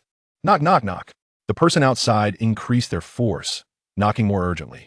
Chi Wudi, infuriated, nearly crushed the compass in his hand. With so many empty stalls nearby, why not use another one? Damn, this despicable intruder was severely disrupting his operation. Just at that moment of distraction, his sky pterosaur was splashed in the face with water by a daring stall owner's bullfrog contracted beast. Although it sustained no injury, it left him utterly embarrassed. And what kind of lunatic was knocking? Was there no other stall available, forcing them to compete for this last one? Chi Wudi could no longer tolerate it. He decided to go out and knock this lunatic unconscious, then continue his grand robbery. However, just as he prepared to put away the compass and open the door, the next moment, he felt an immense force, causing the entire door of the stall to violently cave inward. Bang! With a thunderous crash. The restroom stall door shattered under the force of Chen Yuan's kick. At that moment, Chi Wudi was poised to rise and open the door, his body leaning against it. This sudden assault left him with no time to react. A colossal force surged through the door, and he let out a scream as he was propelled backward, landing heavily on the floor, the back of his head striking the cistern with a thud. Darkness enveloped his vision, and stars danced before his eyes, rendering him utterly dazed. The remote control device in his hand slipped free due to the impact. Chen Yuan stepped forward, delivering a swift and decisive punch. With a resounding thud, Chi Wudi was sent flying by the blow. Chen Yuan did not relent. Adhering to the most efficient means of attack, he followed up with several kicks. Thud, thud, thud. Stop, please stop. Thud, thud, thud. Chi Wudi, clutching his head, resembled a stray dog in utter disarray. How about we settle this outside? Let our contracted beasts face off fairly. It wouldn't be proper to fight in a place like this. Yet, Chen Yuan remained unmoved, continuing to raise his foot. His mission was merely to subdue, not to engage in a beast duel. Naturally, he would proceed with utmost expediency. In the next moment, Chen Yuan lifted his foot once more. Thud, thud, thud. Chi Wudi, still shielding his head, was completely bewildered.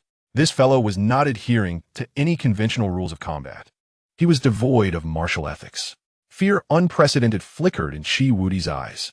He envisioned himself being dragged out of the men's restroom, unconscious by the city guard. Chi Wudi could not allow such a humiliating end to befall him. Just you wait. Just as Chen Yuan's shoe was about to make another close encounter with Chi Wudi's face, a blinding white light erupted from Chi Wudi's embrace. In a moment of desperation, he utilized his last ounce of strength to crush something from his pocket. Item, emergency teleportation stone. The brilliance flickered and vanished. With a soft sound, the Chi Wudi who had been lying on the ground disappeared without a trace. Chen Yuan's foot met only empty air, crashing heavily onto the tiled floor. He paused for a moment, taken aback. A teleportation device? It seemed this fellow possessed quite a few valuable items. However, Chen Yuan quickly glanced at the system interface. The status of the side quest remained active, with no indication of failure. As long as the task had not failed, it meant he was still nearby. Without a moment's hesitation, Chen Yuan turned and dashed out of the restroom like a cheetah.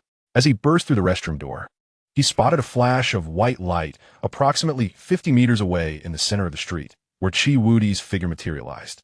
Chi Wudi appeared unsteady upon his arrival. His nerves still frayed as he scanned the surroundings, instinctively adjusting his trousers.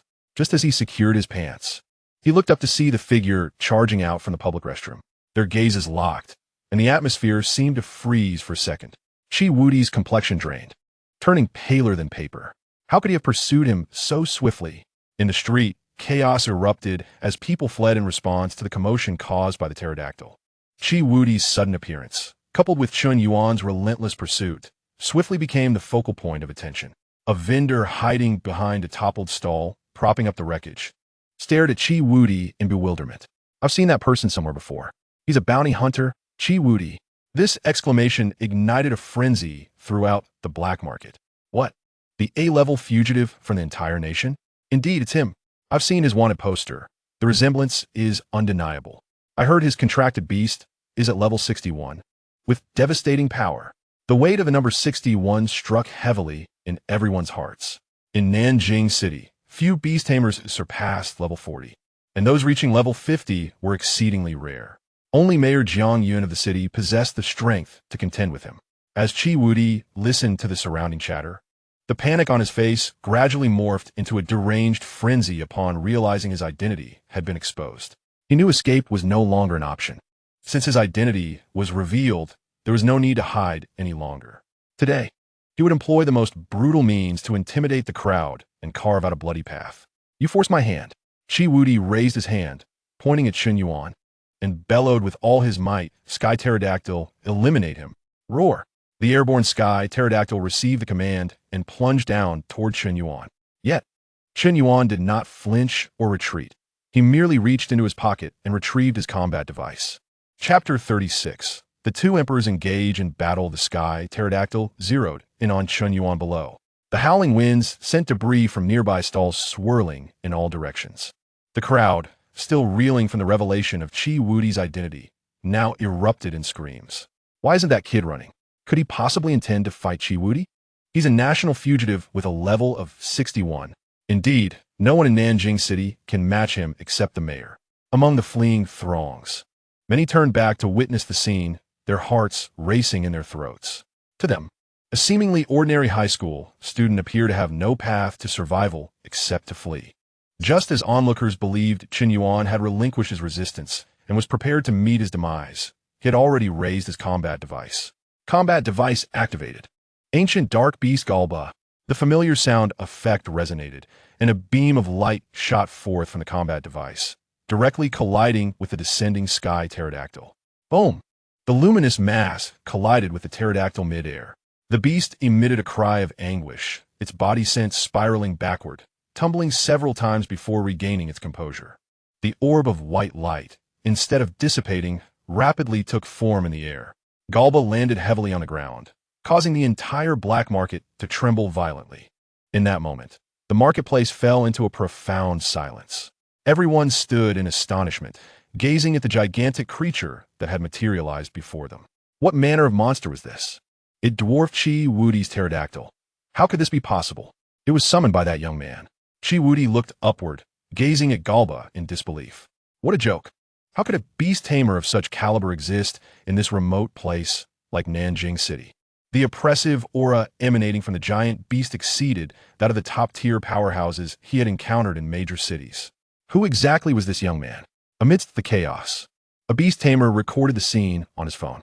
Upon recognizing Chen Yuan's face, he suddenly recalled something, his eyes widening. I remember now. It's him. The mysterious powerhouse who single-handedly tackled the Cass Mountain Dungeon's combined boss. Indeed, it's him.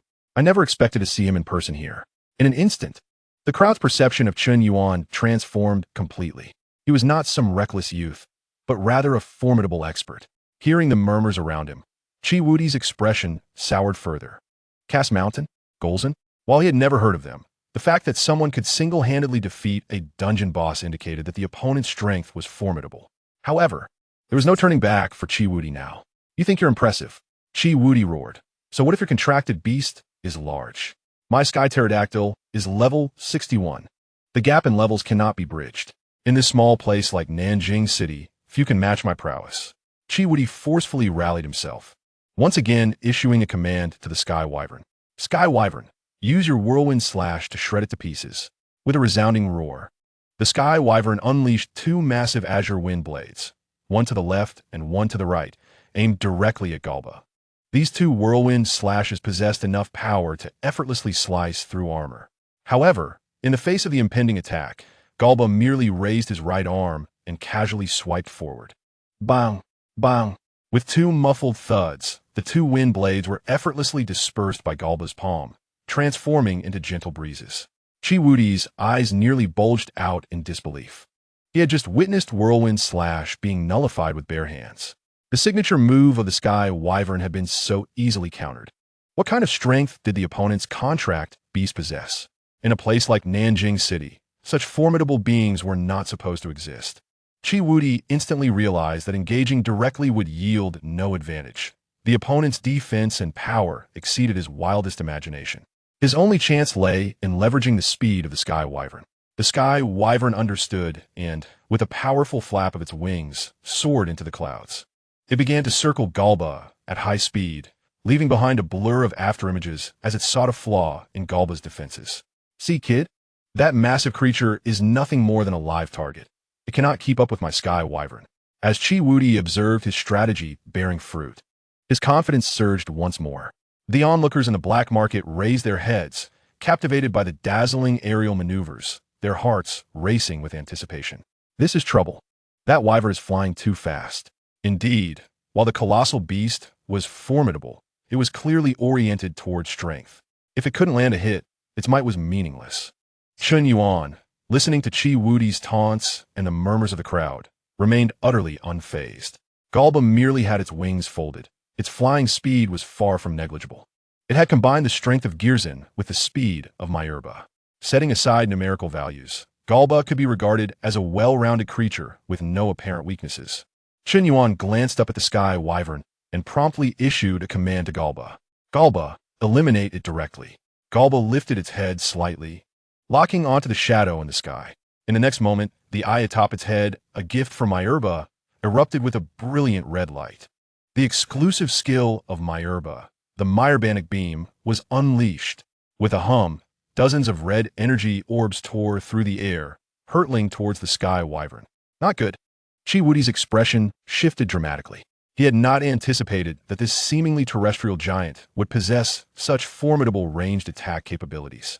The sky wyvern sensed a lethal threat, emitting a sharp cry as it executed a daring maneuver, barely evading the onslaught. Chi-Wudi, witnessing this, let out a maniacal laugh of relief. Useless. Your attack cannot hit. In the face of absolute speed, you have no chance. Yet his laughter was abruptly halted, along with that of everyone present. As they beheld the scene they would never forget. Just as the sky wyvern narrowly dodged the beam, Galba, which had remained stationary on the ground, suddenly vanished. What? Chi-Wudi looked around frantically. Where did it go? In the next moment, an immense shadow loomed over the sky wyvern. The creature sensed something amiss and abruptly looked up, only to find a massive beast had inexplicably appeared behind it, coldly gazing down with blood-red eyes. Having inherited Myurba's abilities, Galba naturally also possessed its swift flight capability. Before Chi-Wudi could react, Galba's claw came crashing down. Boom! The sound reverberated, as if the entire sky trembled from the force of the strike. The sky wyvern let out a piercing scream, its form reduced to a mere black, plummeting from the sky. Crash! The wyvern's body slammed heavily onto the street at the end of the black market, kicking up a cloud of dust. With a single blow, the once mighty level 61 sky wyvern was severely injured. All eyes in the black market were fixed skyward, gazing at Galba, which was slowly descending. Their minds struggled to comprehend what had just transpired. Had that beast just teleported? There's no teleportation. I'm of a higher level and can see clearly. This is simply exceptional speed. What kind of monster was this? The notorious item hunter, famed for his ferocity, appeared utterly powerless before Galba. Chi-Wudi had initially thought that only the mayor could contend with such a high-level fugitive in Nanjing City. Chun Yuan paid no heed to the discussions swirling around him. For Galba to deal with a mere level 61 wyvern was a trivial matter.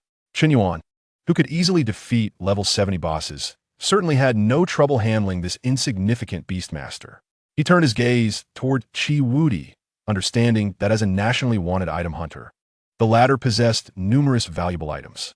The abrupt disappearance during his escape was undoubtedly due to the use of a beastmaster item.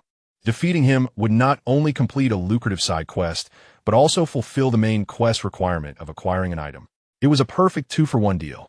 As Chun Yuan envisioned acquiring his fourth monster in a new form, a smile involuntarily crept across his face.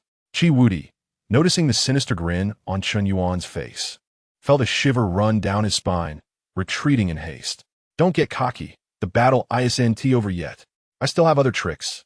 Before he could finish his sentence, he saw Chun Yuan suddenly spring into action, not directing the giant beast, but charging at him like a leopard. Chi-Wudi was left dazed. This isn't right. In the fleeting moment of his shock, Chun Yuan had already reached him. Then a massive fist loomed, rapidly enlarging in his vision.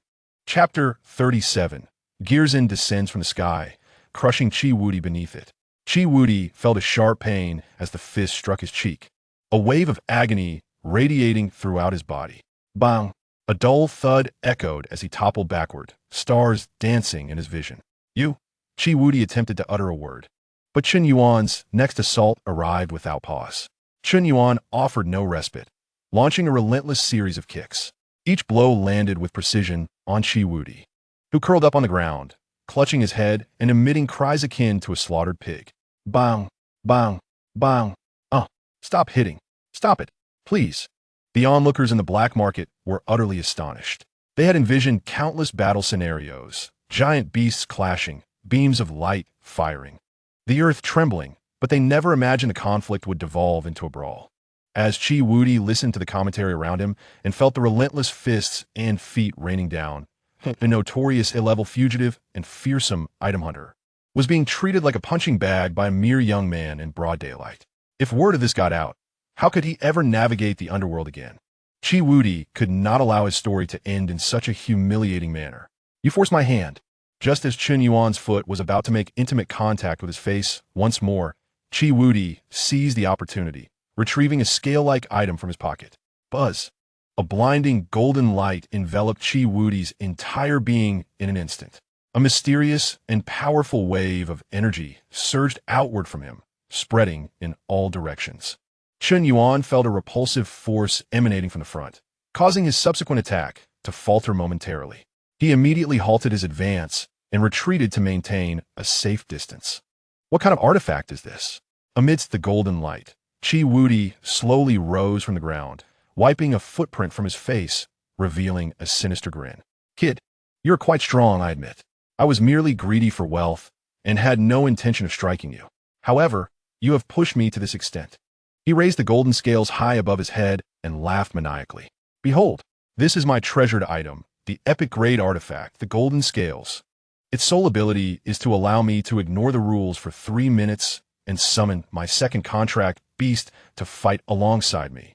As his voice fell, a summoning array appeared before him, and a ferocious roar erupted from it. A sleek, 10-meter-long velociraptor leaped forth from the array. Contract beast, Shadow Velociraptor, level, LV-57, the entire black market erupted in chaos at the sight. He could actually summon a second contract beast? An epic-grade artifact like this is the ultimate treasure of any formidable faction. This is truly the end. His contract beast is up in the air, humiliating the Sky Dragon. And this young man has no contract beast for protection. He is doomed. Everyone felt their hearts leap into their throats. In their eyes, beast tamers were inherently fragile. Once stripped of their contract beast protection, they were utterly defenseless against another contract beast assault. Currently, Chen Yuan's Galba was preoccupied with the injured Sky Dragon, leaving no time to defend. Meanwhile, Chi Wudi summoned a new beast, known for its speed and ferocity. The situation had reversed in an instant. The recently arrived black market administrator was pale with fear upon witnessing the scene. He fumbled for his phone, urgently dialing a number. Notify the mayor immediately, or the entire black market will be demolished. He was the administrator dispatched by the Nanjing city government to maintain order and prevent malicious incidents. However, everything that transpired today far exceeded his capacity to handle. Mayor Jiang, the nationwide A-level wanted criminal Chi Wudi, has appeared in our black market. The administrator relayed everything he had witnessed to Jiang Yuning. Upon hearing the keywords, giant beast, high school student, somewhat handsome, a figure instantly materialized in her mind. Rest assured, that person is far more formidable. Just notify the police to handle the aftermath. With that, Jiang Yuning abruptly ended the call. The black market administrator stood there, holding his phone, utterly bewildered. How could someone be more powerful than the mayor? Wasn't the mayor a level 65 beast tamer? Could this young man before him be even higher than that? Meanwhile, Chi Wudi regarded Chen Yuan with increasing delight. Now, you have no contract beast to protect you. He raised his hand, issuing the final attack command. Shadow Velociraptor, eliminate him. The crowd gasped in shock, many unable to bear witness, closing their eyes. In their view, Chen Yuan's defeat was a foregone conclusion. Yet, in this fleeting moment, faced with a lethal strike, Chen Yuan did not even utilize his battle instrument. Instead, he issued a simple command to the system in his mind. System, disengage Galba's fusion. With a notification chime, The fusion state of the ancient dark beast Galba was being undone. In the next instant, a sudden change occurred. The massive form of Galba in the sky exploded, transforming into two radiant spheres of light. What is happening? Did it self-destruct? No, look. Those two spheres seemed to separate into two new giant beasts. The crowd erupted in astonishment, all bewildered by this unexpected turn of events. Chi Wudi was also stunned, staring at the sky, utterly perplexed by what had transpired. Where did that terrifying flying beast go? However, his confusion did not last long, as the two spheres of light swiftly morphed in the air, coalescing into two distinctly different monsters. One transformed into Golzin, a robust creature over 60 meters tall, exuding a sense of strength. The other unfurled a pair of enormous wings, becoming the lethal ancient dragon Myerba. Transformed into two. At this sight, everyone's eyes nearly popped out of their sockets. Chun Yuan stood still, observing this dramatic scene. He simply could not be bothered to summon Ale Wang. Since Galba could split at any time, it was more efficient to do so directly. Furthermore, he was eager to see both classic ancient monsters appear simultaneously. After all, Ale Wang was of a higher level and would handle such minor skirmishes with ease. The battle commenced. Chun Yuan issued no commands. The recently separated Golzin lost its ability to fly, its massive form plummeting under gravity. Chi Wudi instinctively looked up, only to see a massive, ochre-colored rear end descending from the sky. What in the world is that? Simultaneously, the shadow velociraptor, charging at Chun Yuan, sensed something was amiss. It noticed the sudden darkness overhead and, upon looking up, found Golzin's hefty weight, 68,000 tons, firmly seated upon it. Boom! A thunderous crash resounded. The level 57 shadow velociraptor did not have time to emit a cry before it was flattened into a pancake beneath Golzin's weight. Chapter 38. Ultra Robbery, 12 Artifacts. Task exceeded. The entire black market seemed to hold its breath in collective shock. The once ferocious shadow velociraptor had simply been crushed out of existence. Golzin slowly rose from the ground, shaking off the dust, its gaze fixed on Chi Wudi in the distance. Its powerful claws lifted slightly, adopting a battle stance characteristic of Golzin. Chun Yuan was quite pleased with the previous maneuver. The overhead pressure technique worked well, saving time and effort, albeit at the expense of the opponent. Chi Wudi's face had drained of color. How could such a monster exist in a small place like Nanjing City? In despair, Chi Wudi raised the golden scales once more. The glow of the epic-grade artifact illuminated once again. A Tyrannosaurus Rex, over 18 meters tall and clad in lava-like scales, stepped forth, dripping with magma. Contract Beast, Volcanic Tyrannosaurus, level LV-53. The emergence of this Tyrannosaurus further destabilized the already precarious black market streets. Chun Yuan was reluctant to waste any more time battling such a character. At this rate, he would not know when he would finish. It was better to resolve matters swiftly and complete the task for a lottery draw. Golzin used Sonic Beam. In the next moment, a brilliant golden light emanated from Golzin's forehead.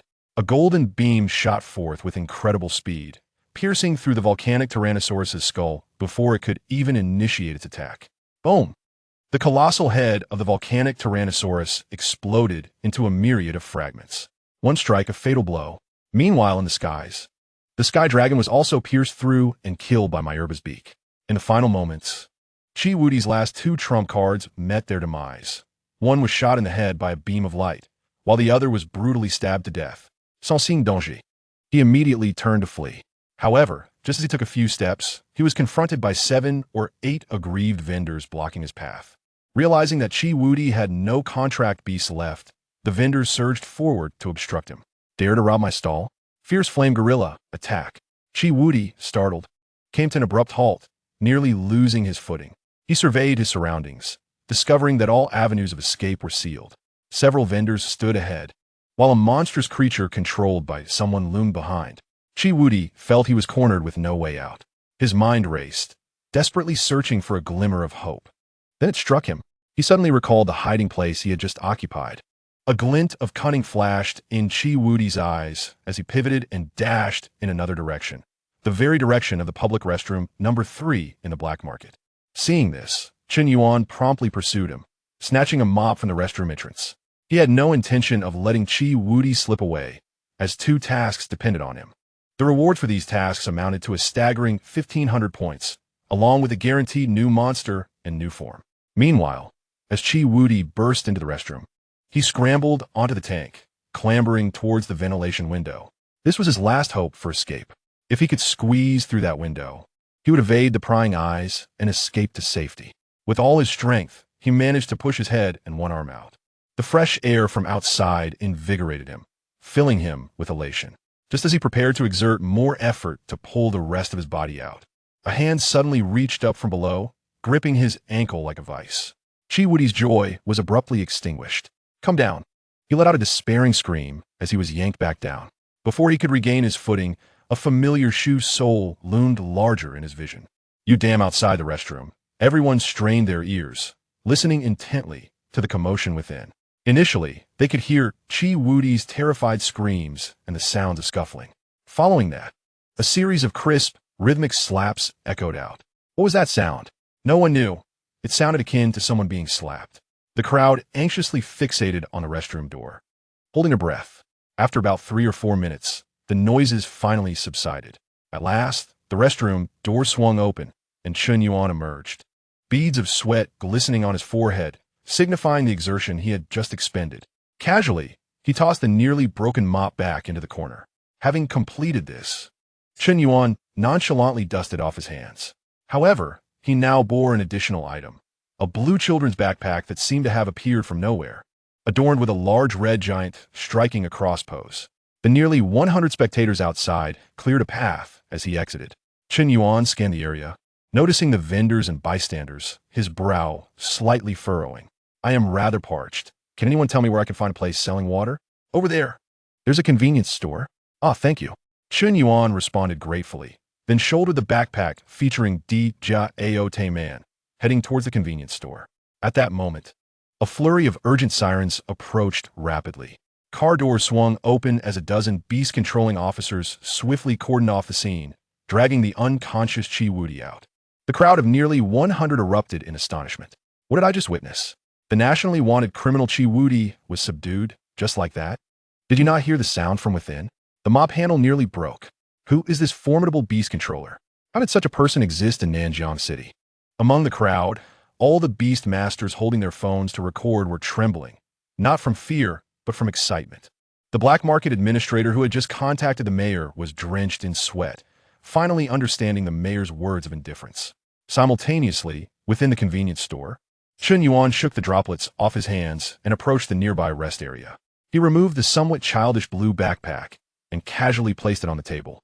A small Taming plastic charm dangled from the backpack zipper, swaying with his movements. Chun Yuan regarded the backpack with a sense of resignation. This item was a reward he received from a lottery upon completing his first system task, which it deemed too embarrassing and had stuffed away in the system's backpack. Gathering dust. Little did he expect that today, it would prove useful in retrieving Chi Wudi's stolen goods. Surprisingly, it had a considerable capacity. Main task, 5 obtain an item. Quality unrestricted. Completion status, 0-1. Chun Yuan noted that the progress of the main task had yet to refresh. It was likely that the items just seized had not yet been recognized by the system. Thus, Chun Yuan could only take possession of these stolen goods. The backpack contained at least a dozen items, including an epic grade 1. With a swift motion, Chun Yuan unzipped the backpack and poured its contents onto the table, creating a small mountain of 12 diverse beast-controlling items. Among them, the golden balance emanated the most dazzling epic glow. At the very moment this assortment of items spilled forth, the system's notification finally resonated in Chun Yuan's mind. Chapter 39. The Cosmic Robot Jin Guqiao. At long last, the long-awaited notification echoed in Chun Yuan's mind. The first to complete was a side task. Ding! Side task. Punish the item hunter has been completed. Task evaluation. Perfect, overwhelming strength was displayed in defeating the enemy, showcasing the powerful bloodline of Leo-Nix. Reward. 500 points. Random form card X1. Chun Yuan was thoroughly pleased with this reward. This was indeed a substantial profit. The random form card implied an additional form, though he remained uncertain about which monster it would be. Nevertheless, he was eager to accept whatever it was. At that moment, the second system notification arrived belatedly. Ding! Main task. 5. Make your mark has been completed. Task requirement. Obtain an item, quality unrestricted. Task progress, 121. Task reward, 1,000 points, monster selection lottery card X1. Originally, the main task required only one item. Now, however, there lay a total of 12 items on the table, exceeding the requirement. The combined rewards from both tasks instantly provided Chen Yuan with a remarkable 1,500 points, along with a monster selection card and a form card. With a monster selection card in hand, he would no longer need to fret over luck. It was unlikely he would draw a worthless monster 3 times in succession. Chen Yuan felt an exhilarating rush of joy. This harvest far surpassed his expectations. What began as an endeavor to complete a main task unexpectedly led to the windfall of Qi Wudi, gifting him a new form, along with a hefty sum of points and invaluable lottery opportunities. Chen Yuan's gaze fell upon the system interface, calculating that each lottery ticket cost 100 points. He now had precisely 15 chances to draw. Without a moment's hesitation, he resolved to invest all his points into the lottery. He first turned his attention to the random form card. This would grant him a new form. He simply did not know which monster it would correspond to. System. Use the random form card. Random form card has been used. 100 points deducted, proceeding with the lottery. Congratulations, host. You have obtained form card Gu Yengu Erzon. Yegu Hu Yan Yi Sun. Chen Yuan was momentarily taken aback as relevant information swiftly surfaced in his mind. This was indeed the monster featured in the Act C theatrical version. Not only had its abilities been significantly enhanced, but it also possessed the sphere collision skill that no other Gu Erzon had acquired. Now, the combined form of the two emperors possessed capabilities for both land and aerial combat. With the addition of the Gu Hua Yen Gu Erzon form, this indicated that future Gu Erzon would have a broader array of tactical options. Chen Yuan's gaze shifted to another card, the Monster Lottery Selection card. This was the highlight of his current endeavor. With this card, it equated to a guaranteed opportunity, alleviating concerns about drawing any subpar monsters. System. Utilize the Monster Lottery Selection card. With a wave of his hand, he anticipated what treasures might be drawn. Monster Lottery Selection card has been used. Points, 100. Proceeding with your lottery draw. The system's prompt echoed repeatedly. Soon, a familiar lottery wheel materialized before Chen Yuan, now featuring a dazzling golden special option, Monster 3 Choice. Congratulations, host. Please select one of the following monsters. 1. Special Aircraft Number 1 Saiwenga. Description. Armory robot that significantly extends battle duration by an entire 3 minutes. 2. Capsule Monster Wu Ing Dam. Description. A capsule monster contained within a monster capsule by Saiwenga. 3. Cosmic Robot Jin Gu Qiao. Description. Constructed entirely of special metal from the pedant star, capable of withstanding any weapon's attack, and can disassemble into 4 flying machines to confuse targets, moving with agility, both in the air and at sea. Was there even a choice? Chen Yuan's gaze instantly zeroed in on Jin Gu Qiao. While Saiwenga and Wu Ying Dam were classic monsters, their strength was clearly no match for Jin Gu Qiao. Whenever Jin Gu Qiao appeared in the various Ultraman series, it could easily overpower earlier Ultraman. Even more astonishingly, Jin Gu Qiao could separate into 4 flying machines, executing various maneuvers that rendered it nearly impossible to counter. Moreover, its defensive capabilities ranked among the best in the entire Ultraman series, with formidable attack power as well. With Jin Gu Qiao, Chen Yuan's Monster Legion would gain a powerful entity capable of both offense and defense, adept in both land and aerial combat. Furthermore, Jin Gu Qiao had numerous options for further forms and fusions. In terms of form, it could transform into the Black Jin Gu Qiao or with a special aircraft No. 3 Jin Gu Qiao Armory Customization. For fusion, there were the Bei Lao Hei fusion beasts like Pednanai, Mu Jiadun, and Jia Latte Longwang, all evidencing its infinite potential for growth. I choose Jin Gu Qiao, Chen Yuan declared without hesitation. If he had opted for the first 2, he would have regretted it all night. Ding!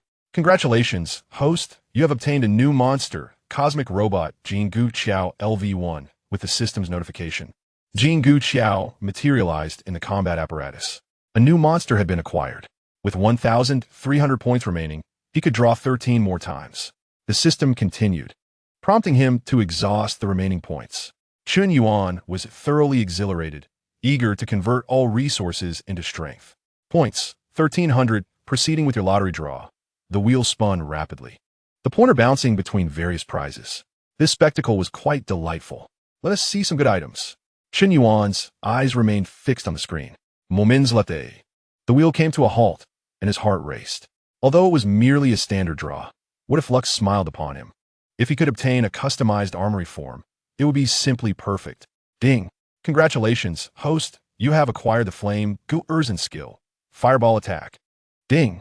Congratulations, host. You have obtained the Gu Yin Gu Erzin skill. Sphere collision. Chen Yuan's eyes lit up. Having just acquired the Gu Yin Gu Erzin, he could unlock its exclusive skills in the next moment. Sphere collision allowed the body to curl into a spherical shape, colliding with enemies. While this may sound like a standard skill, its power was indeed formidable. Not only was it an instantaneous skill, but it could also incapacitate the original Ultraman. The fireball attack skill could be employed to clear out lesser monsters, sparing him from the need to unleash a sonic wave beam at every turn.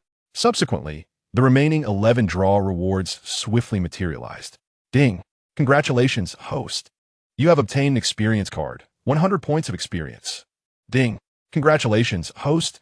You have obtained an experience card, 100 points of experience. Ding! Congratulations, host. You have acquired the skill card, Gaia Cut. Skill card, Gaia Cut. Description: exclusive skill of the metallic life form Mimos. A rapid attack skill commonly used by Gaia Ultraman. Out of 11 draws, he received 1 skill and the rest were experience cards. However, acquiring the Gaia Cut skill was a pleasant surprise. Now, he merely awaited the opportunity to draw Mimos. At that point, he could directly summon the foe Gaia to battle in this world. Chen Yuan surveyed the 10 experience cards and, without hesitation, decided to allocate them all to enhance the newly acquired Jingu Qiao. It was time for the beast masters of this world to witness what it meant to have maximum values in attack, defense, and agility. Chapter 40. What to do when reputation is too great and no opponent can be found with the lottery concluded. The 11 experience cards totaled 1,100 points of experience. Just right. The freshly acquired LV1 Jingu Qiao was eagerly awaiting enhancement. System: utilize all experience cards on Jingu Qiao. Chen Yuan issued the command without a moment's hesitation. Jingu Qiao's level has been elevated to LV2. Jingu Qiao's level has been elevated to LV3. Jingu Qiao's level has been elevated to LV4. A series of upgrade notifications chimed as Jingu Qiao's level skyrocketed from LV1 to LV4 in an instant. Chen Yuan promptly opened Jingu Qiao's attribute panel. Monster panel: name, Jingu Qiao. Level, LV4. Experience, 0500. Type, Cosmic Robot. Weight, 48,000 tons. Height, 55 meters. Life, 104000104000. Attack, 9,200. Defense, 9,600. Agility, 6,100. Skills, Destruction Beam. Flight Mode. Forms, none. Gazing at this impressive panel, Chen Yuan felt a profound sense of satisfaction. Truly, Jingu Qiao lived up to its reputation. At LV4, both attack and defense surpassed 9,000. The only shortcoming, agility, was rendered moot by the core skill, Flight Mode. Flight Mode allowed it to separate into 4 flying machines, transforming its speed and flexibility dramatically. Coupled with the Destruction Beam as its primary offensive means, along with its inherent defensive capabilities, it was more than sufficient to dominate in this world. Now, within his monster legion, AI Lei Wang reigned as the king of water. Guerba thrived in both land and air. And with the addition of this versatile heavy-duty tank, Jingu Qiao, he was now equipped to counter any adversary with the appropriate monster. Chen Yuan's imagination soared, and the smile on his face grew ever brighter. Excellent. The upgrade for Jingu Qiao was complete. Next, it was time for Gu Erzin's new form. Chen Yuan then opted to activate the Gu Yin Gu Erzin form. He once more summoned Gu Erzin's attribute panel, and indeed, the information displayed had undergone a transformation. Monster panel: name, Gu Erzin. Level, LV10. Experience, 06000. Type, Ultra Ancient Monster. Weight, 68,000 tons. Height, 62 meters. Health, 113000113000. Attack, 9,600. Defense, 9,400. Agility, 8,000. Skills, Supersonic Beam. Energy Absorption, Fireball Attack, Sphere Collision. Form list, normal form, Flame Gu Air Zon, with 4 formidable skills. Currently, Chen Yuan possesses 4 powerful monsters, along with Gu Air Ba, which can switch forms at will. Even if a LV-70 Cold Fire Emperor Crab were to appear now, he would have the confidence to show it what cruelty truly means. Once the excitement of the lottery subsided, Chen Yuan's gaze fell upon the pile of contraband on the table. 12 distinct items formed a small mountain atop the surface. To an ordinary beastmaster, these items might be coveted treasures. However, for Chen Yuan, they were utterly useless. He was a Leo-Nix, not a beastmaster. Since awakening, he had not followed the conventional path of a beastmaster. In fact, he was close to forgetting that his beastmaster talent was rated F. These items, intended for beastmasters, were no different from a heap of scrap metal in Chen Yuan's hands.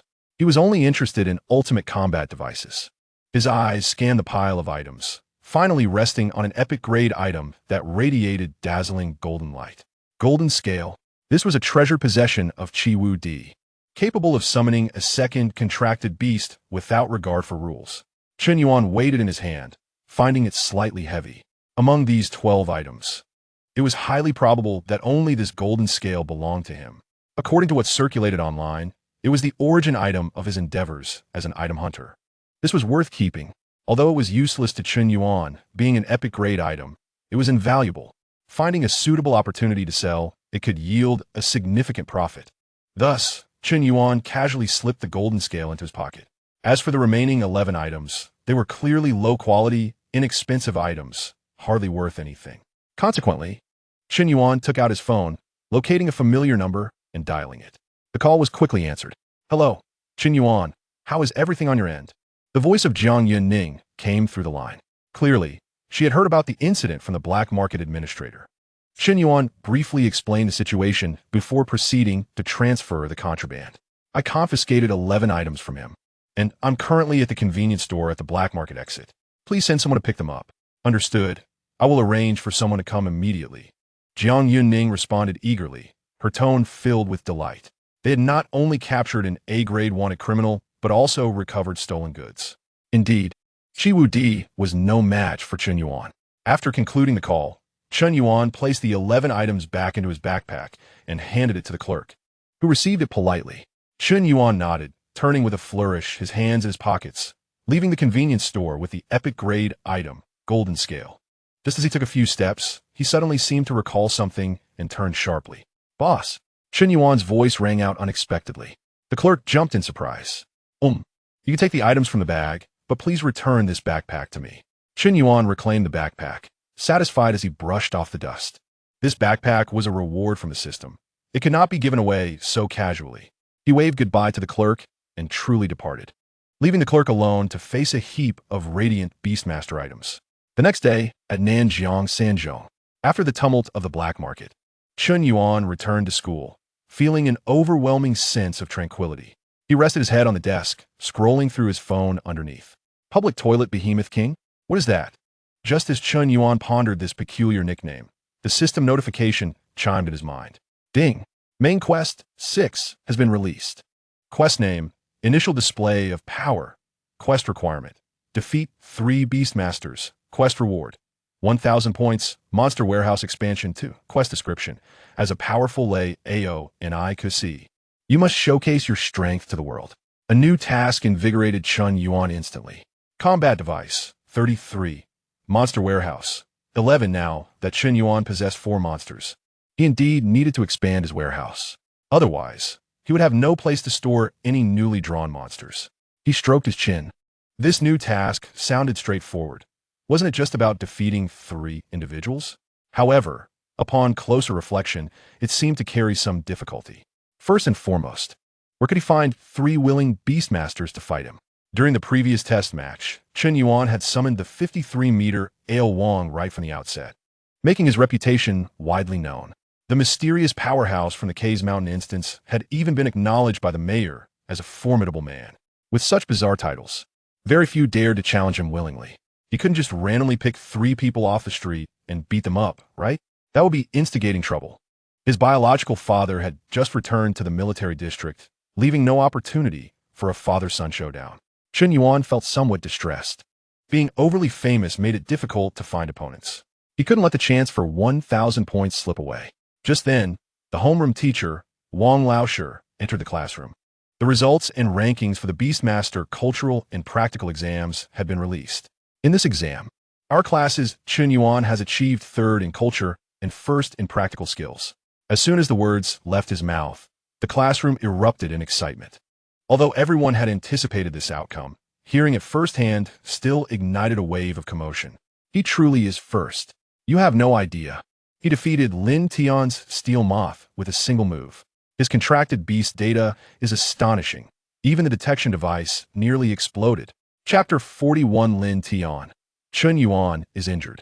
I want to challenge him. Wang Laosher continued. According to school regulations, Chun Yuan has qualified for the Beastmaster training class. Chun Yuan, report to the school's duel hall this afternoon. Initially, Chun Yuan had little interest in such a training class. After all, with his strength, he was undoubtedly on the fast track to a top university. However, upon reconsideration, the training class gathered the school's elite, each possessing exceptional talents. By attending, he might just manage to complete the task of defeating 3 Beastmasters with a bit of strategic conversation. Finally, afternoon arrived. Chun Yuan, carrying a bottle of mineral water, made his way toward the duel hall. The duel hall at Nanjiang Sanzhong was the most impressive building in the entire school. Upon entering, Chun Yuan noticed quite a number of people already present. A cursory glance revealed around 20 individuals, both male and female. These were the most talented and powerful students in all of Nanjiang Sanzhong. As soon as Chun Yuan appeared, he immediately attracted everyone's attention. There was no avoiding it. Chun Yuan had gained significant notoriety during the test match. Who is that guy? Why is everyone looking at him? That's Chun Yuan, the first in practical skills during this test match. Chill, keep it down. I heard he has a bad temper. During the last test match, Lin Tian casually taunted him, and his contracted beast was instantly annihilated. Whispers circulated among the crowd. Chun Yuan paid no mind, casually finding a spot to sit and quietly sipping his water. Before long, a familiar figure caught his eye. It was Lin Tian. Lin Tian had evidently noticed Chun Yuan as well. He paused briefly, a flicker of resentment flashing in his eyes. During the last test match, his heavily purchased steel moth had been reduced to ashes by Chun Yuan's Ailwang. Public toilet behemoth king. Do not presume I am unaware that the individual from the black market is you. This resonant cry echoed robustly throughout the entire duel arena. The students, who had previously been engaged in hushed discussions, fell silent in an instant, their gazes converging upon the two figures. What? The enigmatic powerhouse who had single-handedly confronted the A-class wanted criminal, Chi Wudi, is none other than Chun Yuan.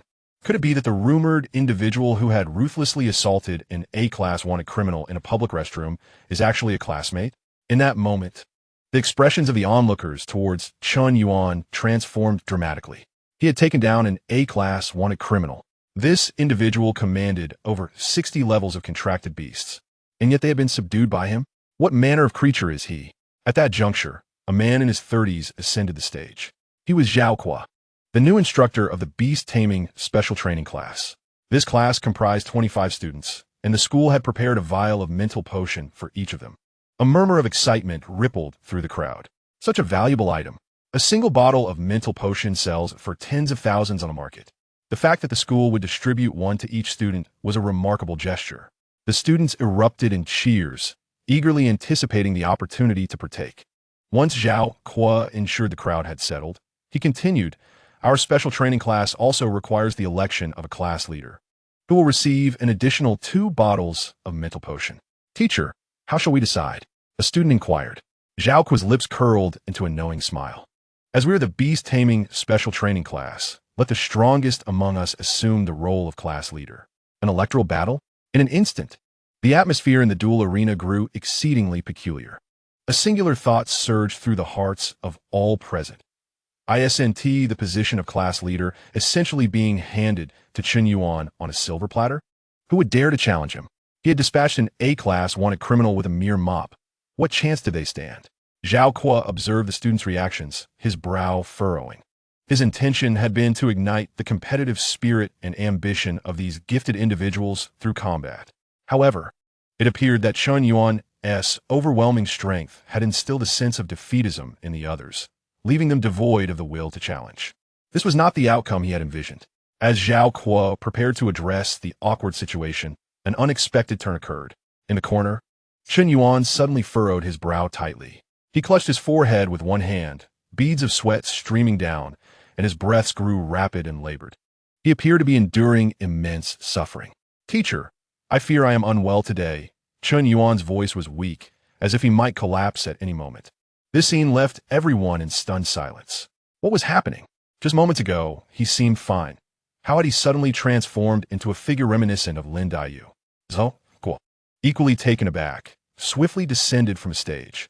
"Chen Yuan, what troubles you? Are you unwell?" "Teacher." Chen Yuan lifted his head, his voice lacking strength.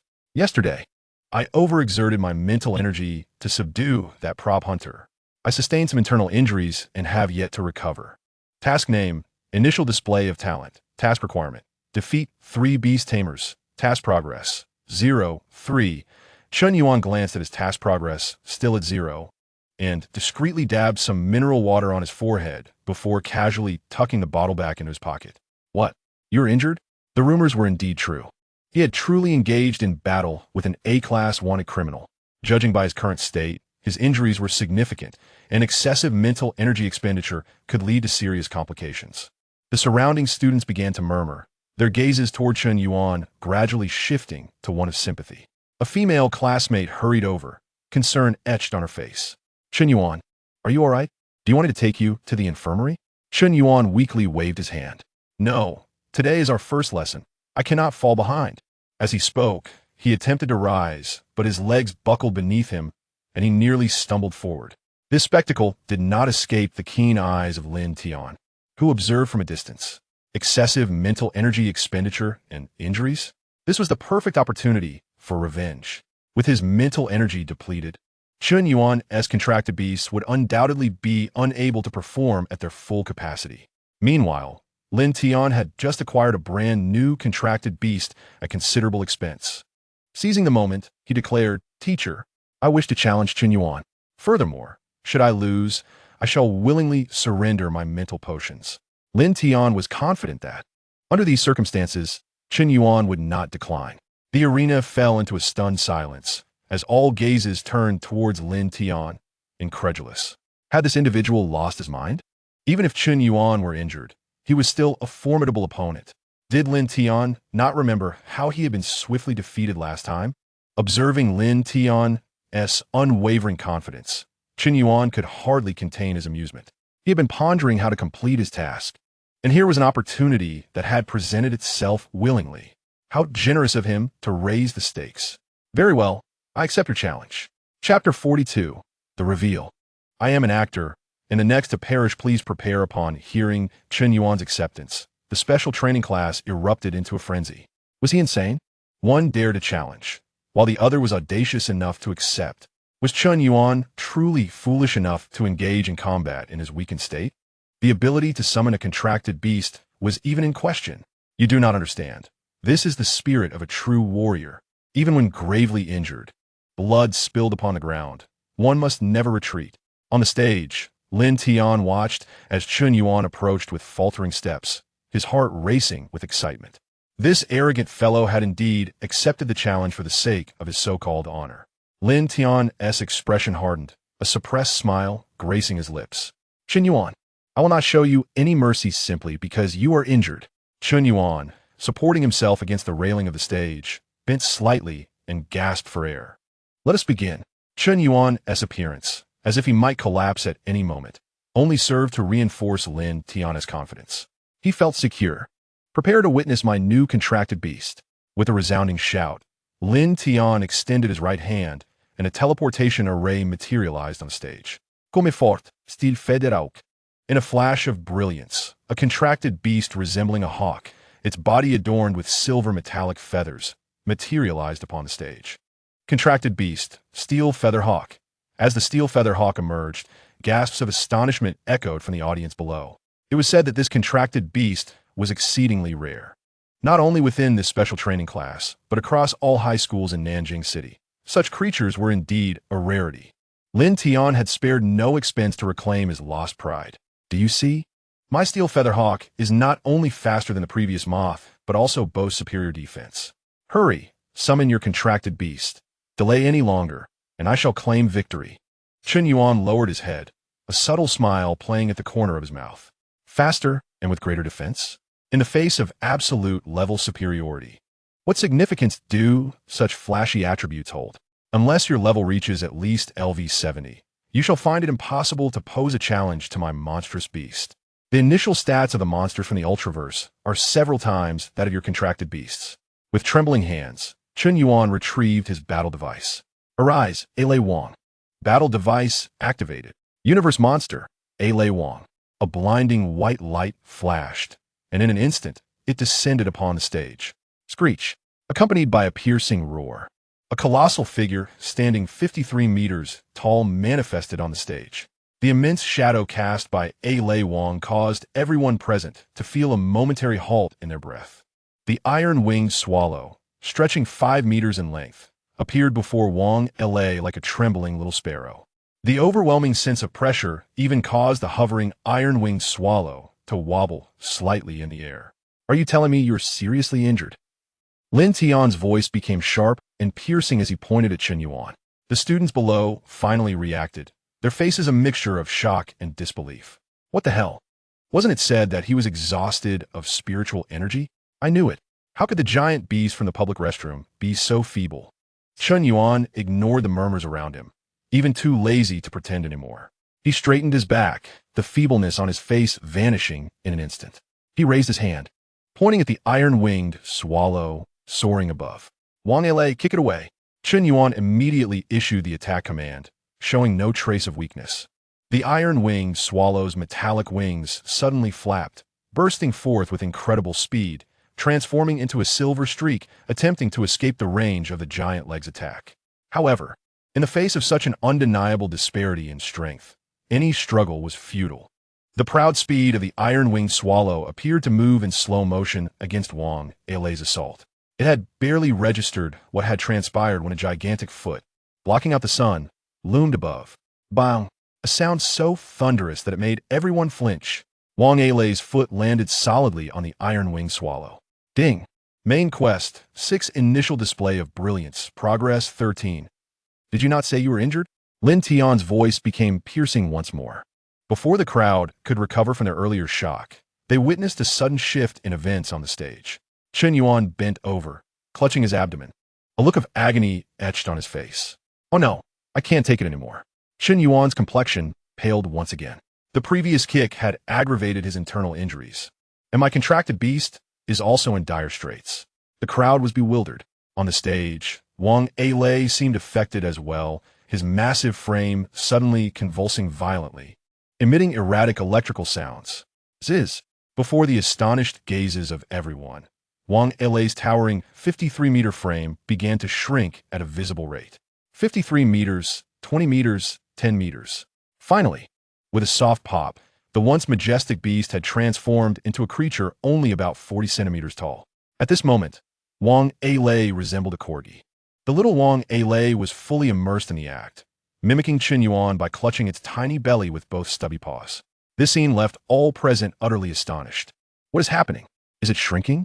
How did Chen Yuan's contracted beast suddenly become so small? I have never heard of such a phenomenon. Chen Yuan, doesn't he appear to be feigning weakness? Could he truly be injured to the extent of being unable to maintain his contracted beast form? It is quite possible. Summoning such a massive creature must have drained an astronomical amount of spiritual energy. That last kick was probably a final burst of energy. The crowd buzzed with speculation. This time, the belief that Chen Yuan was genuinely injured gained the majority. After all, an unstable contracted beast form, even shrinking directly, undoubtedly indicated severe depletion of spiritual energy in the eyes of these high school students. Chen Yuan quickly waved his hand, his voice turning exceedingly frail. No more fighting. Let's call it a day. My contracted beast truly cannot continue. I apologize, everyone, for the class leader position today. With that, Chen Yuan prepared to leave the stage. Just then, teacher, I want to challenge Chen Yuan too. I'll wager a bottle of spiritual potion. A chubby boy suddenly stood up from the crowd. He was considered quite strong in Nanjiang Sanzhong, his contracted beast being a rock pangolin known for its defensive capabilities. The chubby boy had been terrified by Wang Alei's earlier kick. However, now, seeing Wang Alei shrink to this state, his spirits were lifted. 40 centimeters tall? Does this thing even have any combat power? My 5-meter-tall rock pangolin could crush it with a single stomp. This is practically 3 bottles of spiritual potion for free. Chapter 43. Stop pretending. The class leader position is yours. The chubby boy glanced at Chun Yuan's frail appearance, and then at the bottle of spiritual potion in his pocket. A glint of greed flashing in his eyes. Lin Tian's foolishness lay in challenging a fully powered Chun Yuan. Yet here I am, facing a depleted Chun Yuan and a seemingly harmless little white lightning dog. Come forth, rock pangolin. The students below watched with bated breath, eager to see what fate awaited Chun Yuan, whose spiritual energy was exhausted. I heard that the rock pangolin is renowned for its impenetrable defense at our school. Chun Yuan is bound to face a disaster this time. That little dog-like beast cannot possibly withstand the force of such a heavyweight attack. Ultimately, it was a grave miscalculation on Chun Yuan's part. Why must he endure for the sake of pride? Amidst the murmurs, the chubby boy had already issued his attack command. Rock pangolin, use rolling attack. The rock pangolin let out a roar, its limbs retracting as its entire body curled into a massive rock ball. The jagged rock scales on its surface generated sparks as they rubbed together at high speed. The ground of the arena trembled violently under its rolling, producing a thunderous sound that resonated in the ears of the students. Everyone instinctively held their breath, their eyes wide with astonishment. Just as the rock pangolin was less than 3 meters away from little Wang Alei, an unexpected twist occurred. The seemingly harmless little Wang Alei suddenly straightened its long tail. Ziz! The black and white skin of its tail was instantly replaced by dazzling electrical light. From a soft, fleshy appendage, it transformed into a lightning whip. Wang Alei lashed its tail. Crack! The rock pangolin was sent spinning like a top. The impact from Wang Alei's tail sent it rotating 720 degrees before crashing onto the opposite side of the arena. Ding! Main quest, 6 initial display of brilliance, progress 23. The entire duel arena fell into a dead silence once more. What kind of contracted beast is Chun Yuan summoning? How can a creature less than half a meter tall possess such combat prowess? The rock pangolin, standing at 5 meters tall, was actually spun around like a top by a small white dog. Meanwhile, on the stage, little Wang Alei flicked its tail and then collapsed onto the ground. Its body shrank from 40 centimeters high to a mere 20 centimeters long. If it had originally been the size of a corgi, it now resembled a small eel. Chun Yuan also clutched his chest. I can't go on any longer. It seems this is truly the end for today. As he spoke, he snatched the spiritual potion from the chubby boy's hands. Just as Chun Yuan was preparing to announce his withdrawal, another voice rang out. It belonged to a bespectacled boy, who appeared rather refined. Although he had just obliterated the pangolin in one blow, his own condition was clearly worse than before. Summoning a giant contracted beast inevitably entails immense spiritual energy consumption. Each time you forcibly command the contracted beast to attack, you are draining your life force. Therefore, Chun Yuan, I challenge you. As he spoke, he pointed toward the arena. The crowd followed his gesture, only to see Chun Yuan's face had turned as pale as a sheet, as if a gust of wind could blow him away. Meanwhile, little Wang Alei had shrunk even further, now a mere 20 centimeters long. With that, the bespectacled boy pulled out his bottle of spiritual potion and held it high. Chun Yuan, do you dare to fight me? Come fort, Leo-Nix. With unwavering confidence, he summoned forth his contract beast. A colossal hound, engulfed in roaring flames, made its entrance, the searing heat waves crashing against him. Moments later, he exclaimed, "Ah, my little dog, please wake up." Ding. Main quest, 6 initial glory completed. Quest requirement, defeat 3 beast tamers. Quest progress, 33. Quest reward, 1,000 points. Monster Warehouse 2. On the arena, the bespectacled boy clutched his smoke-emitting fiery howling hound, weeping heart-wrenchingly. The surrounding students gaped in disbelief, their eyes nearly popping from their sockets. The entire sequence unfolded so swiftly that it left them utterly astounded. Meanwhile, on the stage, Chun Yuan, upon hearing the system notification confirming the quest's completion, felt a significant burden lift from his heart. Cough, cough, this time I've truly reached my limit. Chun Yuan remarked as he extended his hand to retrieve the energy potion from the bespectacled boy. This time, no one in the audience held any semblance of belief. Are you serious? Brother, stop the act. We know you're formidable.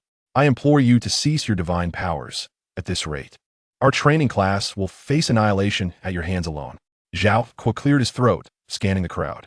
All right, since no one dares to challenge further. Chun Yuan is hereby declared the class leader. As his words echoed, a profound silence enveloped the arena, with no one dissenting. Chun Yuan, here is an additional reward for being the class leader. 2 bottles of energy potions.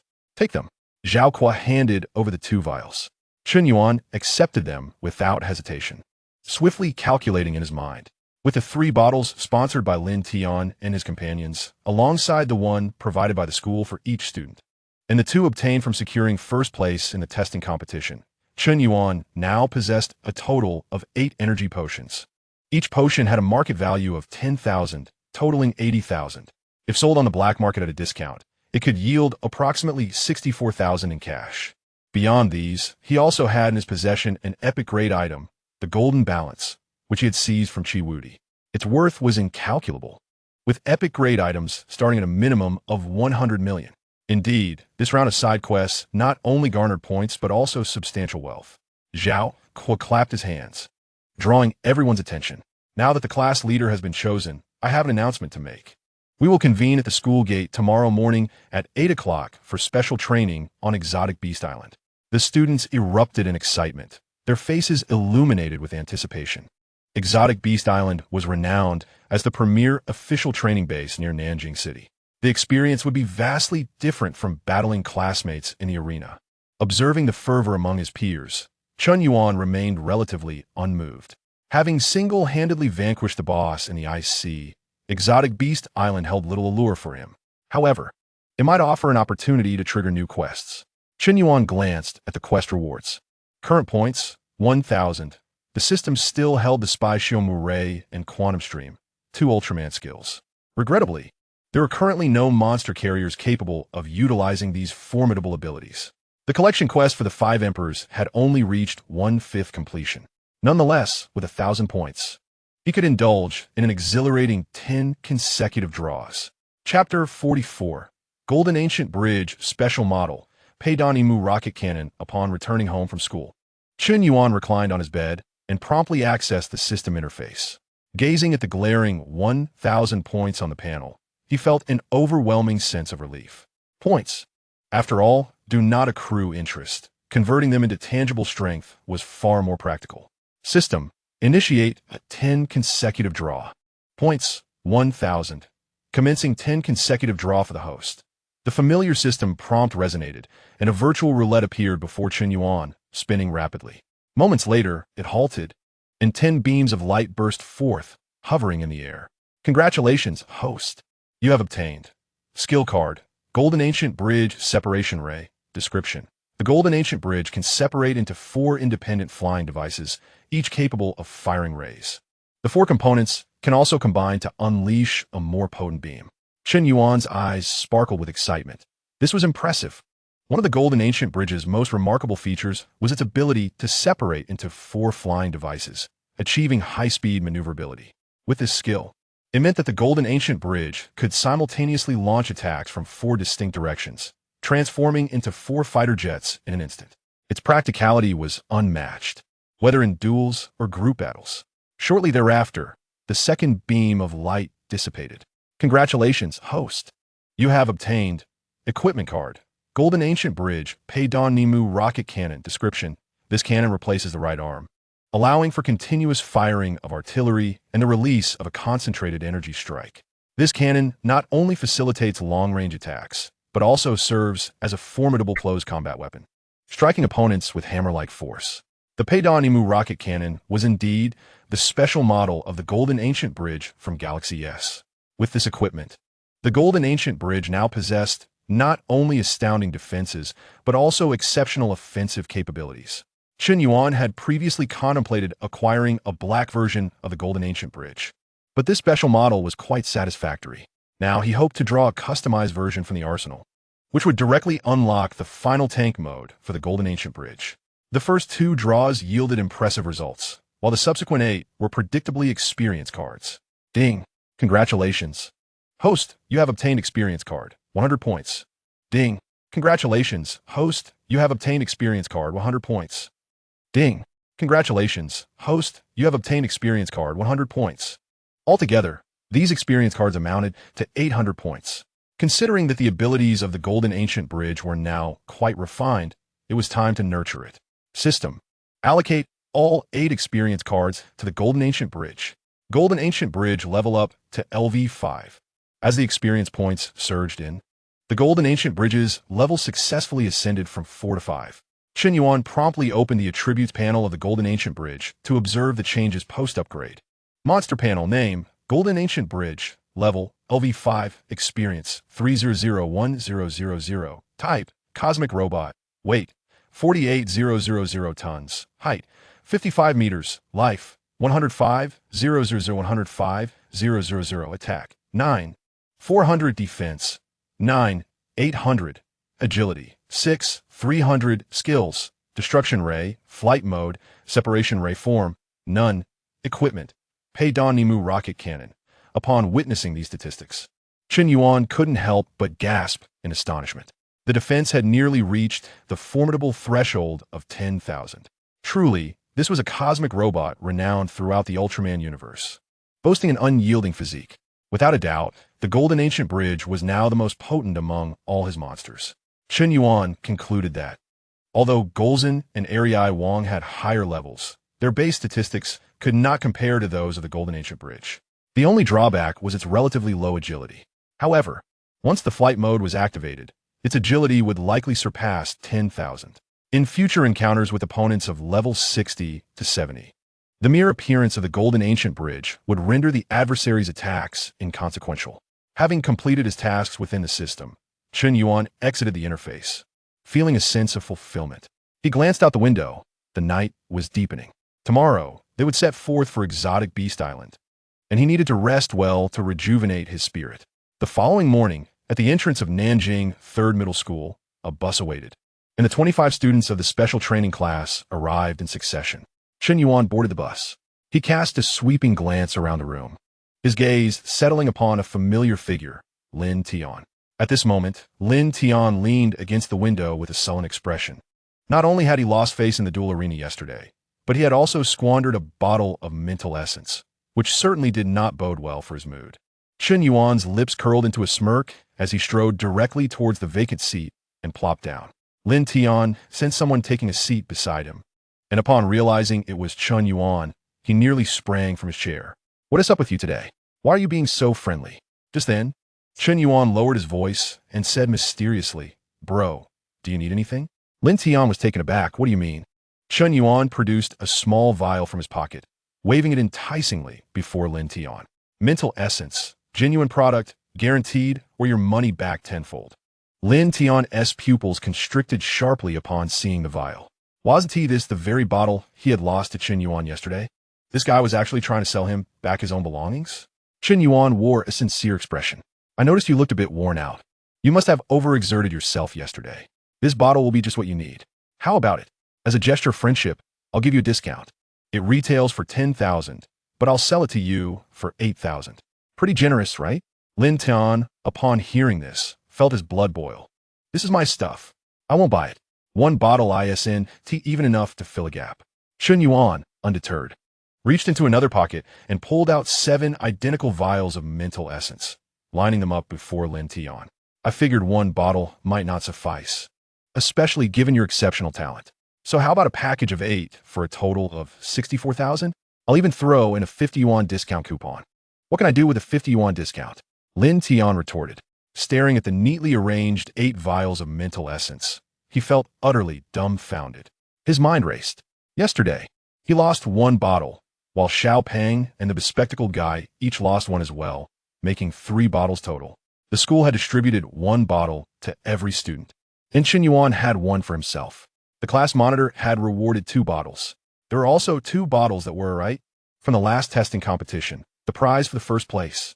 Lin Tian's mind buzzed, filled with disbelief. You haven't used the rewards from the last competition until now? In Lin Tian's understanding, such precious resources as mental essence will be consumed immediately upon acquisition, especially for those like them, who had just awakened and were in a rapid growth phase. Every bit of mental power was crucial. Yet Qin Yuan had kept 2 bottles of the champion's reward until now. Had he not trained at all? Lin Tian fell silent. Having always thought of himself as a genius, merely outmatched by his contracted beast.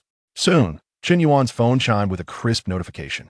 Your account received a transfer of 63,950 yuan on XX month, XX day, at XX hour, XX minute. Qin Yuan had effectively drained Lin Tian's wallet. The bus traveled smoothly along the highway, soon arriving at the port of Nanjing City. After transferring from the bus to a boat, they reached Yishou Island. Once disembarked, their homeroom teacher, Zhao Kuo, began arranging groups. All right, now for the group divisions. However, just as everyone was eager to get started, Qin Yuan at the back of the line suddenly froze. His steps halted at the junction between the ship's deck and the dock, his entire demeanor akin to being ensnared by a spell, utterly motionless. Qin Yuan? What's wrong? A nearby classmate noticed his unusual behavior and inquired with concern. Qin Yuan remained silent, his expression peculiar, neither the pale countenance of seasickness nor the grimace of cramping, but rather a blend of astonishment and peculiarity, because at the moment his foot touched the soil of Yishou Island, a chilling system notification unexpectedly echoed in his mind. Chapter 45, A Mere Bullfrog Man, Your Opponent is a Cosmic Robot. A pale blue virtual screen appeared before Qin Yuan's eyes. He blinked and reread the task information twice. Ding. Detected that the host has arrived at a special task location. Yishou Island. Side quest triggered. Quest name, Intense Combat. Yishou Island. Quest description. The artificial mechanical beasts at the Central Research Institute of Yishou Island are about to go out of control. Please assist the mayor of Nanjing City, Jiang Yuning, in resolving this crisis. Quest reward. A random monster, along with a random skill card. Unexpectedly, while the main quest had not yet been released, the side quest had already popped up. Qin Yuan had initially thought this special training would merely involve a leisurely jaunt, followed by returning home when the time was right. However, the system had delivered an unexpected surprise. Eyeing the rewards, Qin Yuan's eyes lit up. A random monster lottery card meant he could continue to expand his monster army, and it came with a corresponding random skill card. These 2 items combined were far superior to a mere points reward. The points lottery required luck, while this task reward was guaranteed to yield a grand prize. Indeed, this trip was not in vain. Qin Yuan lifted his head and glanced at his classmates, who had already begun to form lines, and he immediately hatched a plan. Moving alongside these classmates would mean a long wait until they reached the Central Research Institute. Seizing the moment while Zhao Kuo was outlining the precautions, he approached. Teacher Zhao, I want to explore deeper into the island. I've heard the beasts there are of a higher level, and the battles are more exhilarating. Zhao Kuo's gaze shifted to Qin Yuan upon hearing this. Were it any other student, he would have flatly refused such a request. However, Qin Yuan was different. Having single-handedly taken down the combined boss at Kaiser Mountain and capturing the A-ranked wanted criminal Chi Wudi, either of these feats was sufficient to demonstrate that Qin Yuan's strength far exceeded that of an ordinary student. Qin Yuan was already stronger than him, the teacher. Allowing Qin Yuan to accompany these students would indeed be a waste of time. Very well, I approve, Zhao Kuo replied decisively. The surrounding classmates were left dumbfounded. You disagree like that? Is it because he is strong that he can do as he pleases? After receiving permission, Qin Yuan turned and plunged into the dense jungle. His figure soon vanished from his classmates' sight. The system task indicated that the artificial mechanical beasts had gone out of control at the Central Research Institute, but did not specify the exact location. As he hurried along, Qin Yuan took out his phone. After all, Yishou Island was an officially developed training base, and there was still network coverage. Qin Yuan opened the map app and indeed found a clear label at the center of the map. Nanjing City Genetic and Mechanical Engineering Research Institute. This is it. He confirmed his direction and stowed away his phone. After approximately half an hour, a colossal white structure finally came into view. Qin Yuan slowed his pace as he approached the entrance of the research institute. Before he could get close, he heard a cacophony of crashing sounds and explosions emanating from the direction of the institute. Who could be fighting inside the research institute? Following the sounds, Qin Yuan entered the institute and quickly found a massive outdoor testing ground. The testing ground was separated by a glass wall. Standing outside, Chen Yuan could see an intense battle unfolding within. It was the ice crystal phoenix, Leo-Nix's contracted beast, which Chen Yuan recognized instantly. Opposite the ice crystal phoenix stood a creature that made him feel physically uneasy. The creature was over 30 meters tall, resembling a human in outline. But its skin was a mottled green akin to that of a toad, covered with warts. Its head was large and round, resembling a flattened bullfrog, with two electronic eyes flickering red. Its limbs and torso were adorned with numerous cables and hydraulic lines, giving it the appearance of a grotesque patchwork creation. How ugly this contraption is, Chen Yuan thought to himself as he gazed at the half-mechanical, half-flesh bullfrog creature. The design was a blatant manifestation of psychological pollution. Without further ado, Chen Yuan stepped into the open testing ground. Upon entering, he observed a large crowd gathered at the periphery. Many wore press badges, pointing and commenting on the battle within, and a cursory glance revealed at least 50 individuals. This was Dr. Guo's latest masterpiece, the half-mechanical beast. Remarkably, it could hold its own against Mayor Zhang's ice crystal phoenix. Rumor had it that the materials for this brutal No.1 were derived from the carcasses of beasts dragged out from a high-level dungeon. Modified through our cutting-edge technology, it regained its combat prowess. This was an epic-making technology. The reporters buzzed with excitement, their words brimming with praise for this new advancement. Chen Yuan, listening to their chatter, couldn't help but smirk. So naive. Drawing from his years of watching Ultraman, Chen Yuan had formulated a law regarding malfunctioning robots, based on two key points. First, if it resembled a mechanical Ultraman, it was guaranteed to go haywire, requiring the real Ultraman to rectify the situation. Second, if it was grotesque in appearance, it was equally likely to malfunction. This bullfrog creature perfectly embodied the latter. With such looks, if it didn't malfunction, it would be an affront to the designer's unique aesthetic. As Chen Yuan scanned the crowd, he quickly locked onto Jiang Yuning. Striding over, he approached her. "Are you testing the bullfrog creature here?" Jiang Yuning, engrossed in the battle, was startled by his sudden appearance. Turning to see Chen Yuan, her face expressed astonishment. However, she soon realized that the Beast Island was one of the designated training sites for major universities. So Chen Yuan's presence was not unusual. Before Jiang Yuning could respond, an elderly man in a lab coat, Dr. Guo, turned to them. "What bullfrog creature?" "This is our research institute's powerful creation, Brutal No.1, crafted over 3 years." Dr. Guo scrutinized Chen Yuan, a sly smile creeping onto his face. He suddenly had a brilliant idea to boost his fame. "Young man, you seem quite interested. How about you give it a try? I can lower the power a bit and let you experience it, just as an opportunity for a young beastmaster like you to broaden your horizons." At this proclamation, all eyes turned to Chen Yuan. The reporters found the doctor amusing, as he invited a student to challenge a cutting-edge weapon. What a delightful piece of gossip. However, Jiang Yuning's expression changed. She was about to intervene. Yet, Chen Yuan had already begun to chuckle, stepping forward. "Cutting-edge technology? My cosmic robot hasn't even spoken yet. This bullfrog creature? In Ultraman, various Earth defense teams could handle it, and there are plenty of ordinary humans who can control and resurrect monsters. Yet even so, their technological level wouldn't rank high in Ultraman. Nevertheless, since they were inviting him to give it a shot, it was just right." Jing Guqiao had just been equipped with the Paidanum rocket launcher and had yet to engage in actual combat. He could use this bullfrog creature as a target. Chapter 46. You must choose the most ferocious one out of 3. Certainly. Chen Yuan's response was devoid of hesitation. His declaration stunned not only Dr. Guo, but also the surrounding reporters. A high school student challenging a creature capable of matching the ice crystal phoenix? Which school does this audacious young man hail from? Perhaps he wishes to impress the mayor. One can understand the youthful exuberance. Unfortunately, he has chosen the wrong opponent. Brutal No.1 cannot be approached with mere enthusiasm. Shrugging, Chen Yuan wasted no time, pulling a combat device from his pocket. Dr. Guo's curiosity was piqued as he observed Chen Yuan produce a blue flip phone. "Is this your beast-taming device? Quite unique." Ignoring the mockery, Chen Yuan displayed the combat device's screen outward, casually offering it to Dr. Guo. "I have 3 contracted beasts. Feel free to choose one." At this statement, the crowd erupted in astonishment. Not only was he challenging the creature, but he was also allowing the opponent to choose their adversary. What audacity! What ignorance! "Well then, I shall randomly select one." Dr. Guo chuckled, leaning in closer, his gaze fixed on the combat device. He was eager to see what astonishing contracted beast a mere high school student could possess. Surely, it would be nothing more than trivialities. On the screen, 3 distinct monster images appeared in succession. Aliwang, Gugu Yin Gu Erzon, Jin Gu Qiao. Doctor. Gu's eyes darted across the options.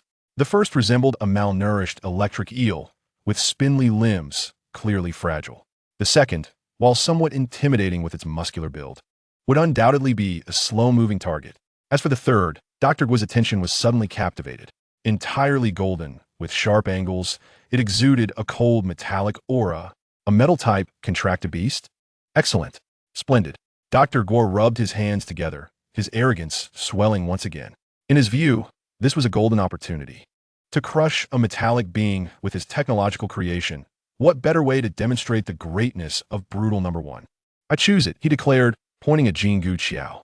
Observing Dr. Guo's demeanor, Chen Yuan's lips curled into a smirk. You had 3 choices, yet you opted for the most formidable one. Chen Yuan refrained from further banter. Raising the combat device to aim at the open testing ground. Cosmic robot, Jin Gu Qiao. Chen Yuan began the summoning process. The combat device emitting a series of sound effects. Combat device activated. Cosmic robot, Jin Gu Qiao. Dr. Gu's playful smile grew more pronounced. How impressive this seems.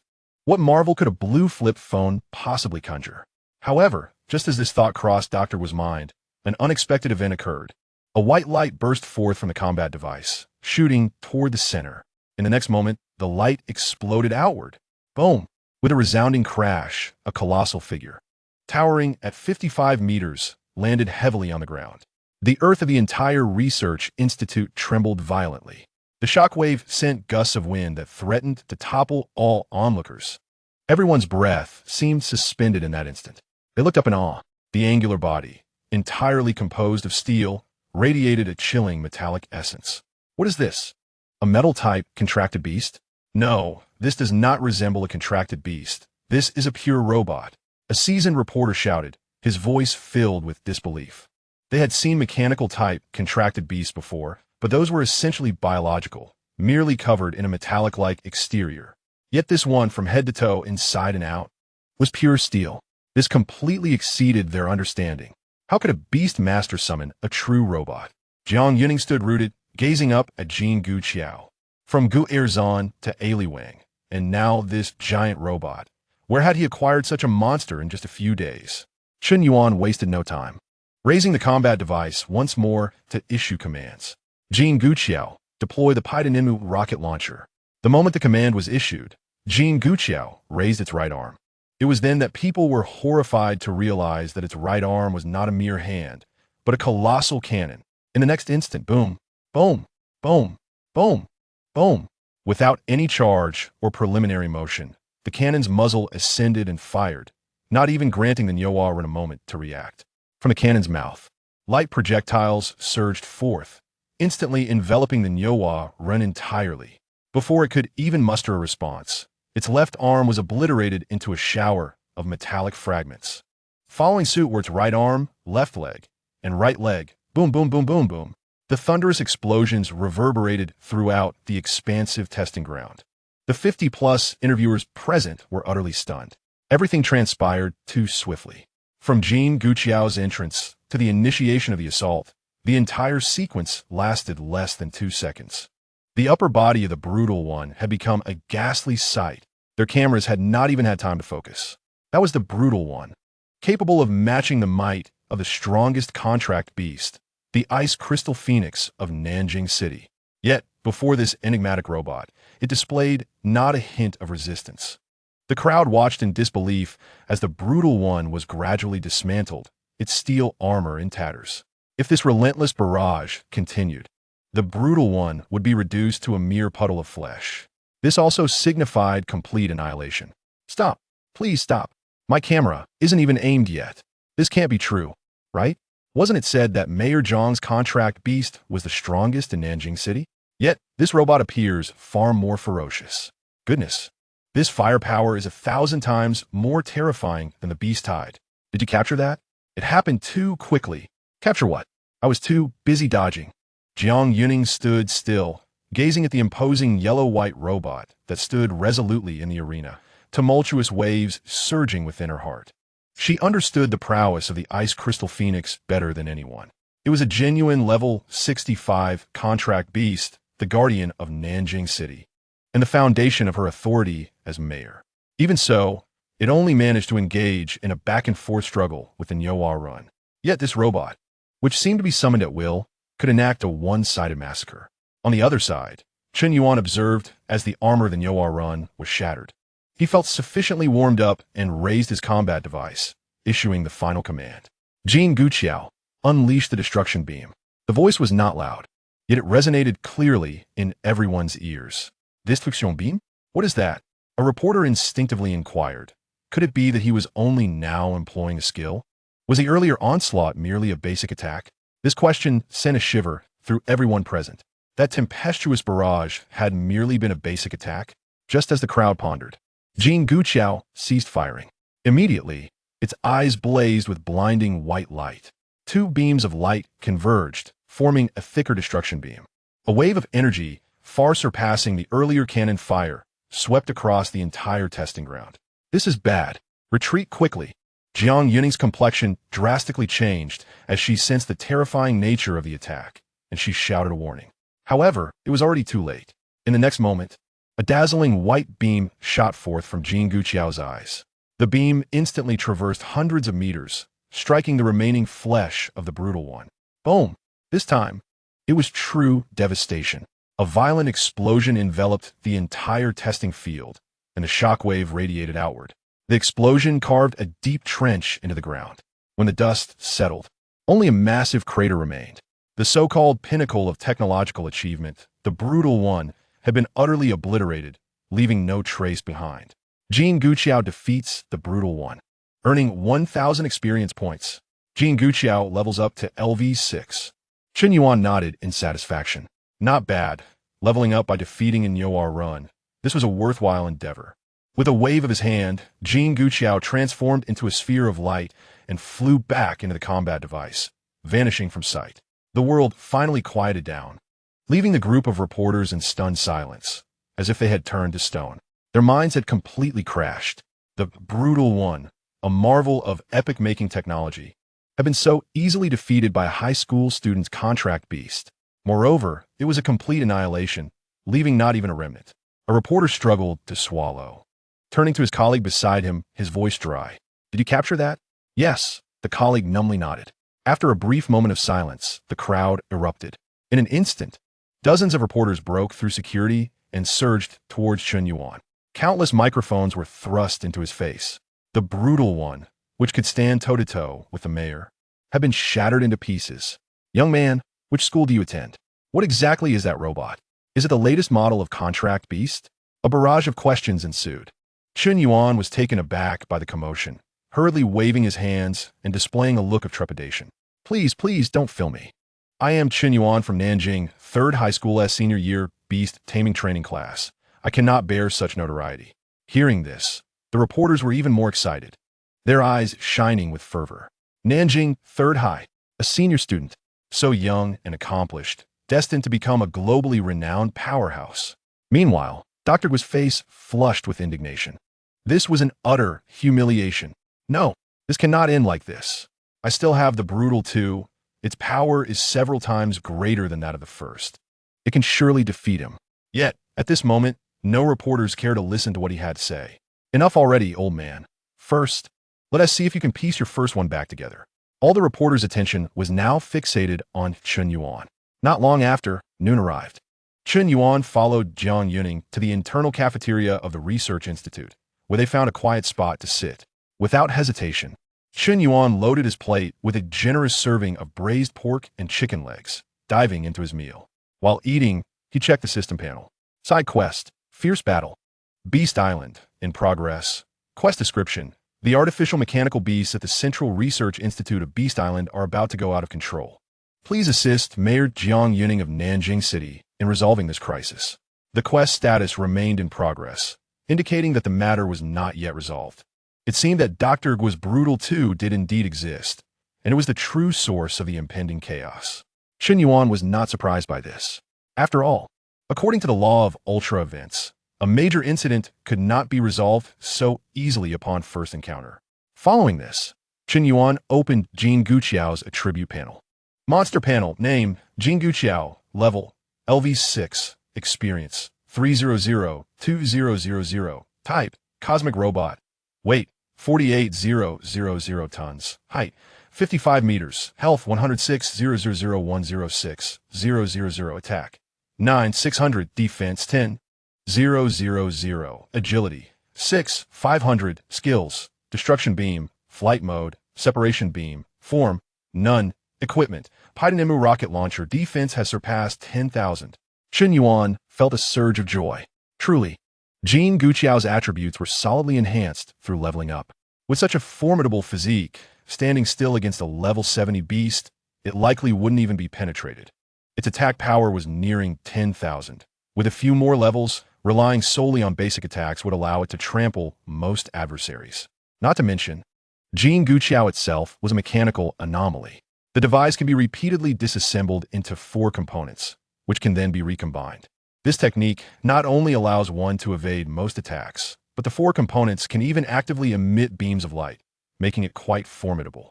Just as Chen Yuan was savoring his meal, a commotion erupted at the entrance of the cafeteria. A group of students, all clad in school uniforms, entered. Judging by the style of their uniforms, they were students from Nanjiang, 1st Middle School, 2nd Middle School, and 4th Middle School. They too had come to the Beast Island for specialized training, albeit arriving later than the team from 3rd Middle School. Look over there, is that Mayor Jiang? Indeed, it was the mayor, and students quickly recognized Jiang Yuning, casting curious glances her way. They soon noticed Chen Yuan, who was seated at the same table as Jiang Yuning, engrossed in his meal. Who was that wearing the 3rd Middle School uniform? How dare he sit at the same table as the mayor? I don't know. He seems unfamiliar. When did 3rd Middle School produce such a figure? Various murmurs filled the cafeteria. In their eyes, dining alongside this guardian of Nanjiang was indicative of one's considerable prowess. At that moment, Lin Tian approached with a tray in hand. He puffed out his chest, a hint of pride on his face, and loudly declared, "This is Chen Yuan from our Nanjiang 3rd Middle School, the legendary public toilet beast king, the mysterious powerhouse who single-handedly tackled the K's mountain dungeon, and the ruthless individual who captured an A-rank wanted criminal. He is also the top performer in our school's practical tests." He paused for effect. As for me, I am 2nd in the school.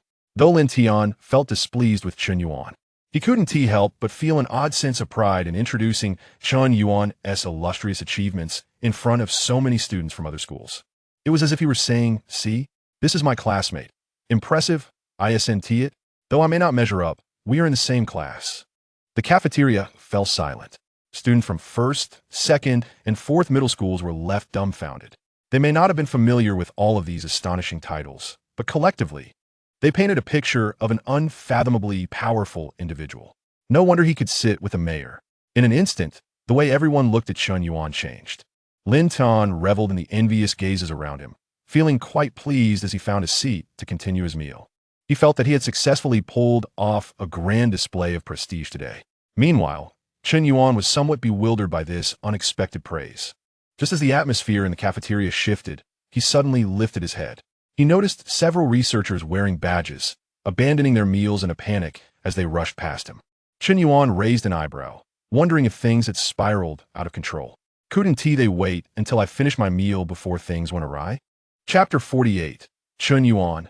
Finally, a worthy opponent. Chen Yuan set down his chopsticks and stood up. "Mayor, let us go take a look."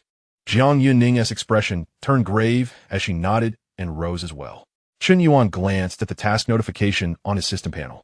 The tyrannical beast number 2, which Dr. Gua had kept under wraps, was finally making its appearance. Once it was dealt with, the 5th monster would be obtainable, and it might even offer additional corresponding skill rewards. With this in mind, Chen Yuan quickened his pace and headed toward the cafeteria exit. As soon as he stepped outside, a violent tremor shook the ground beneath him. Boom! Chen Yuan looked up, following the sound. In the distance, on another testing ground, a massive figure had broken through the containment barrier and was charging towards them. It was a creature resembling a gigantic loach, clad in metallic armor. Although it was not as tall as the previous tyrant number 1, measuring only about 10 meters, This loach monster was terrifyingly long, nearly 100 meters. Chun Yuan furrowed his brow, realizing it was yet another abomination challenging human aesthetics. This loach monster charged forward with reckless abandon, ignoring all obstacles in its path. Buildings and structures along its route were crushed to rubble. The 50-plus reporters in the cafeteria, hearing the commotion, could no longer sit idly and rushed outside. What is that thing? It looks even more terrifying than the previous bullfrog man. Look at the deep furrows it's leaving in its wake. At that moment, Dr. Gua came scrambling from afar. His earlier arrogance vanished, replaced by panic. Mayor, this is bad. The program for Tyrant Number 2 has malfunctioned. It has activated on its own, and we can't connect with the control room. It's out of control. Jiang Yunning's expression darkened upon hearing this. Tyrant Numero 2? Where are its stats? It's based on a level 63 deep-sea beast. Its power surpasses that of Number 1. Dr. Gua's voice trembled with fear. Chun Yuan looked toward the monstrous loach in the distance. Was this the source of the chaos? Level 63 didn't seem too daunting. With his current arsenal of Gearzhen, Il Wang, and Jingukyo, he could easily subdue it. Dr. Gua, now in a cold sweat, turned to Jiang Yunning. Mayor, please take action. Before it causes any more destruction, I beg you. But ideally, preserve its integrity. Before he could finish speaking, the other students from the various middle schools, who had followed behind, overheard Dr. Gua and breathed a sigh of relief. It's only level 63? I thought it was something formidable. Besides, Mayor Jiang's Ice Crystal Phoenix is level 65. There's a clear level advantage here. It's a sure win, no big deal. Seems like we were overreacting. Let us head back in and finish our meals before they get cold, some students said as they prepared to turn back toward the cafeteria. In their eyes, it was a foregone conclusion that the mayor would handle it effortlessly. However, Jiang Yunning glanced at the direction Tyrant Number 2 was heading, her brow furrowing deeply. Its target was indeed their vicinity. This was not only the data center, but also the location of over 50 reporters and hundreds of elite students from 4 schools. If it reached them, the consequences would be dire. Without a moment to hesitate, Jiang Yunning made a decisive choice, swiftly raising her hand to summon her contract beast. In a flash of light, a level 65 Ice Crystal Phoenix materialized in midair. The Ice Crystal Phoenix let out a melodious cry, its powerful wings causing the surrounding temperature to drop several degrees. It's the Ice Crystal Phoenix, our guardian beast of Nanjiang. The reporters erupted in excitement, lifting their cameras. Quick, record this. It's a live combat footage of the Ice Crystal Phoenix. Under everyone's watchful eyes, Jiang Yunning issued her command. Ice Crystal Phoenix, intercept it. The Ice Crystal Phoenix obeyed, flapping its wings vigorously and transforming into a streak of icy blue light as it soared toward Tyrant Number 2. As it flew, the ground beneath it froze into a pathway of frost. The speed was awe-inspiring, filling all present with reverence. This was the might of Nanjiang's strongest. However, just as the Ice Crystal Phoenix was about to strike Tyrant Number 2, an unforeseen event occurred. Zap! A bolt of purple lightning, without warning, shot out from behind a nearby mountain. Boom! The flash of lightning struck true, hitting the Ice Crystal Phoenix, which was in mid-flight. Where did that attack come from? Is there another beast? Jiang Yunning gasped in shock. Her attention had been solely on Tyrant Number 2. She had not anticipated another beast lurking behind a mountain. Moreover, the energy of that beast's attack was extraordinarily high, clearly beyond what a level 65 Ice Crystal Phoenix could withstand. Just how high was its level that it could injure the Ice Crystal Phoenix with a single strike? At that moment, the Ice Crystal Phoenix let out a mournful cry as it plummeted from the sky. Boom! It crashed to the ground, sending up a cloud of dust. Everyone was taken aback, their minds blank. The students who were preparing to head to the cafeteria paused in disbelief, staring at the Ice Crystal Phoenix lying on the ground. The mightiest contract beast of Nanjian City had been defeated in a single blow. Just a moment ago, they had been extolling the strength of the Ice Crystal Phoenix, anticipating an effortless victory. In the next instant, the guardian beast of Nanjian City was struck down by an unidentified attack, its fate uncertain. What had just happened? Was it the purple lightning? There was another beast lurking behind the mountain. Chun Yuan also lifted his head, following the direction from which the lightning had come. Emerging slowly from behind the mountain was a figure, a black panther measuring 35 meters in length, adorned with metallic components. Chun Yuan stroked his chin. It seemed that there was not just one out-of-control mechanical beast. It made sense, as the system's mission title was Intense Battle. Beast Island. If only the brutality no. Two had gone rogue. Such a swift defeat would hardly align with the notion of an intense battle.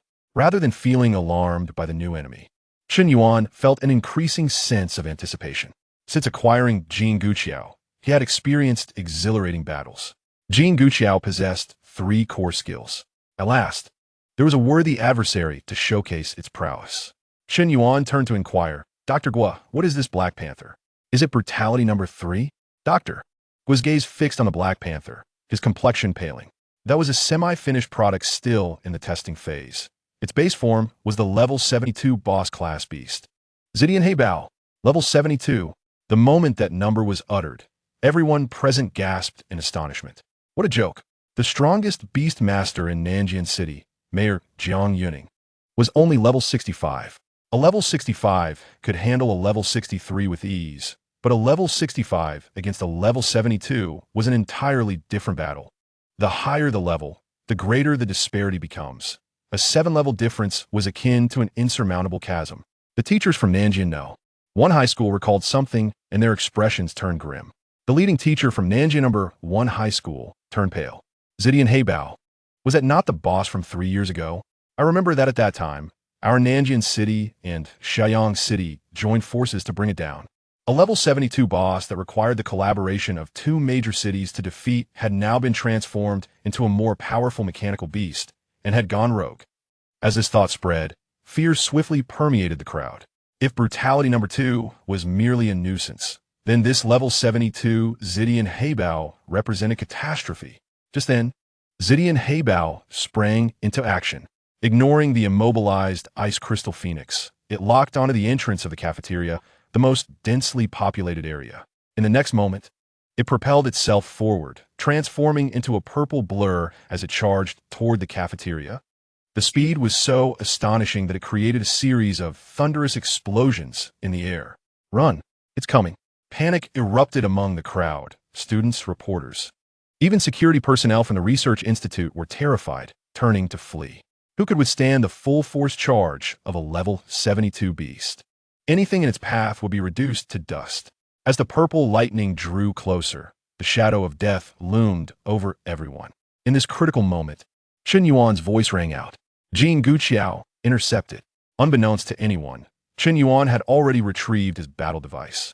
He raised it, aiming it at the rushing Zidian Heibao.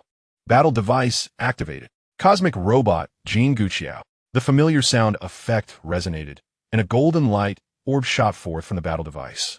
But this time, rather than unfolding in midair, it barreled forward like a cannonball directly towards Zidian Heibao. Boom! A tremendous crash echoed as Zidian Heibao was taken by surprise, never anticipating that something would dare to intercept it directly. By the time it realized what was happening, the golden light had already collided with its face. Zidian Heibao was sent reeling backward, tumbling several times before coming to a halt. The golden light orb then revealed its true form in midair. As the radiance faded, a towering 55-meter-tall, entirely golden robot crashed to the ground. The earth trembled once more. The cosmic robot Jin Guqiao.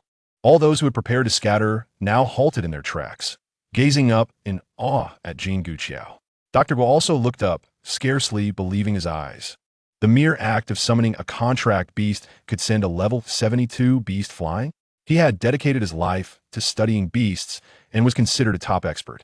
Yet this scene exceeded the boundaries of his understanding. The process of summoning a contract beast was merely an entrance animation. How could it possess offensive capabilities? Chen Yuan remained unfazed. This entrance collision was merely to exploit the disparity in strength against lesser opponents. If the adversary were too powerful, charging in like this would result in a fate akin to that of Leda Gu Mo La, being slapped away by his sister's flame Gozen, landing upside down. At the cafeteria entrance, the students from Nanjian number 1, number 2, and number 4 high schools looked at Chen Yuan with newfound admiration.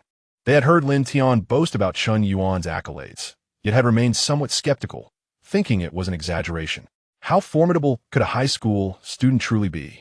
However, witnessing this scene firsthand changed everything. It turned out that Lin Tian's words were all true. He had even understated them. The claims from No. Three High School were not mere bravado. Their school truly had such a prodigy. Lin Tian stood among the crowd, straightening his back as he listened to the astonished remarks from students of other schools. Meanwhile, over 50 reporters quickly shifted their cameras from the fallen ice crystal phoenix and the distant destruction caused by brutality number 2 to focus on Jin Guqiao. Chen Yuan glanced at the level 72 Zidian Heibao and could not help but scoff. The highest level beast master in Nanjian City was only level 65. Yet they dared to harbor a level 72 beast? Jiang Yuning sighed. This is not something we in Nanjian City can decide. This project was mandated from above. Otherwise, the research funding alone would suffice to cultivate several high-tier beast masters. Taking a deep breath, Jiang Yuning turned to Chen Yuan. Chen Yuan, we can handle the level 63 brutality number 2, but this level 72 Zidian Heibao is up to you. Jiang Yuning understood that even if they requested support from other base cities now, it would be too late. The only one capable of dealing with Zidian Heibao on-site was Chen Yuan. The teachers and students from other schools who overheard this exchange were left incredulous. The mayor was actually entrusting a student to combat a level 72 monster, one that she herself could not defeat. Chen Yuan paid no mind to the murmurs around him. His focus was on the system panel. Side quest, intense battle, Beast Island in progress, quest reward, 1 random monster, 1 random skill card. For the sake of the unknown random monster card and skill card, he had no choice but to wade into this tumultuous situation. Very well, Mayor. You and the others focus on brutality number 2. I will take care of Zidian Heibao. Chen Yuan agreed decisively. Once more, he raised the battle device, issuing commands to Jin Guqiao. Since a battle was inevitable, there was no time to waste. Swift and decisive action. Jin Guqiao opened fire. Upon Chen Yuan's command, the cosmic robot Jin Guqiao sprang into action. It swiftly raised its right arm, pointing the Pydanum rocket launcher at the Zidian Heibao. There was no aim, no charging, not even a superfluous motion. The moment the barrel was elevated was the instant the attack commenced. A series of thunderous roars echoed through the heavens. Light projectiles poured forth from the muzzle, forming a barrage that instantaneously engulfed the location of the Zidian Heibao. Boom! Boom! Boom! Boom! Boom! The explosive flames and smoke surged skyward, completely swallowing the figure of the Zidian Heibao. The very earth trembled under this bombardment, as if a great earthquake had occurred. At the entrance of the cafeteria, everyone was so terrified by this fearsome firepower that they stumbled backward. The cannon had fired, and the might was overwhelming. Could this truly be the attack of a contracted beast? Surely it wasn't the combined firepower of dozens. For most of those present, their contracted beasts could barely unleash a small fireball after an eternity of preparation. And then there was this, unleashing a sea of flames with a mere flick of the wrist. How could they possibly compare? The teachers from other schools, including Zhao Kuo, Chen Yuan's homeroom teacher, had already summoned their own contracted beasts, preparing to rush forward to assist. However, upon witnessing this scene, they all froze in place. Zhao Kuo had initially thought that, as the homeroom teacher, he ought to step forward to alleviate some of Chen Yuan's burden. He had taken just 2 steps forward, ready to shout, "Chen Yuan, I am here to assist you," fulfilling his duty as a mentor. Yet, just as the words were on the tip of his tongue, they were swallowed back down by the calamity before him. Zhao Kuo glanced at the battlefield near Jin Guqiao, where the earth was rent asunder. He then turned to the other side, where the mayor was engaged in a fierce battle alongside security personnel against the level 63 brutal number 2, exchanging blows. To avoid being caught in the residual chaos of battle, Zhao Kuo decisively changed direction and shouted to the other teachers, "We cannot assist here. Let us go help the mayor." With that, he set off toward the battlefield of brutal number 2 without looking back. The other teachers understood instantly and followed Zhao Kuo's lead, joining the fray against brutal number 2.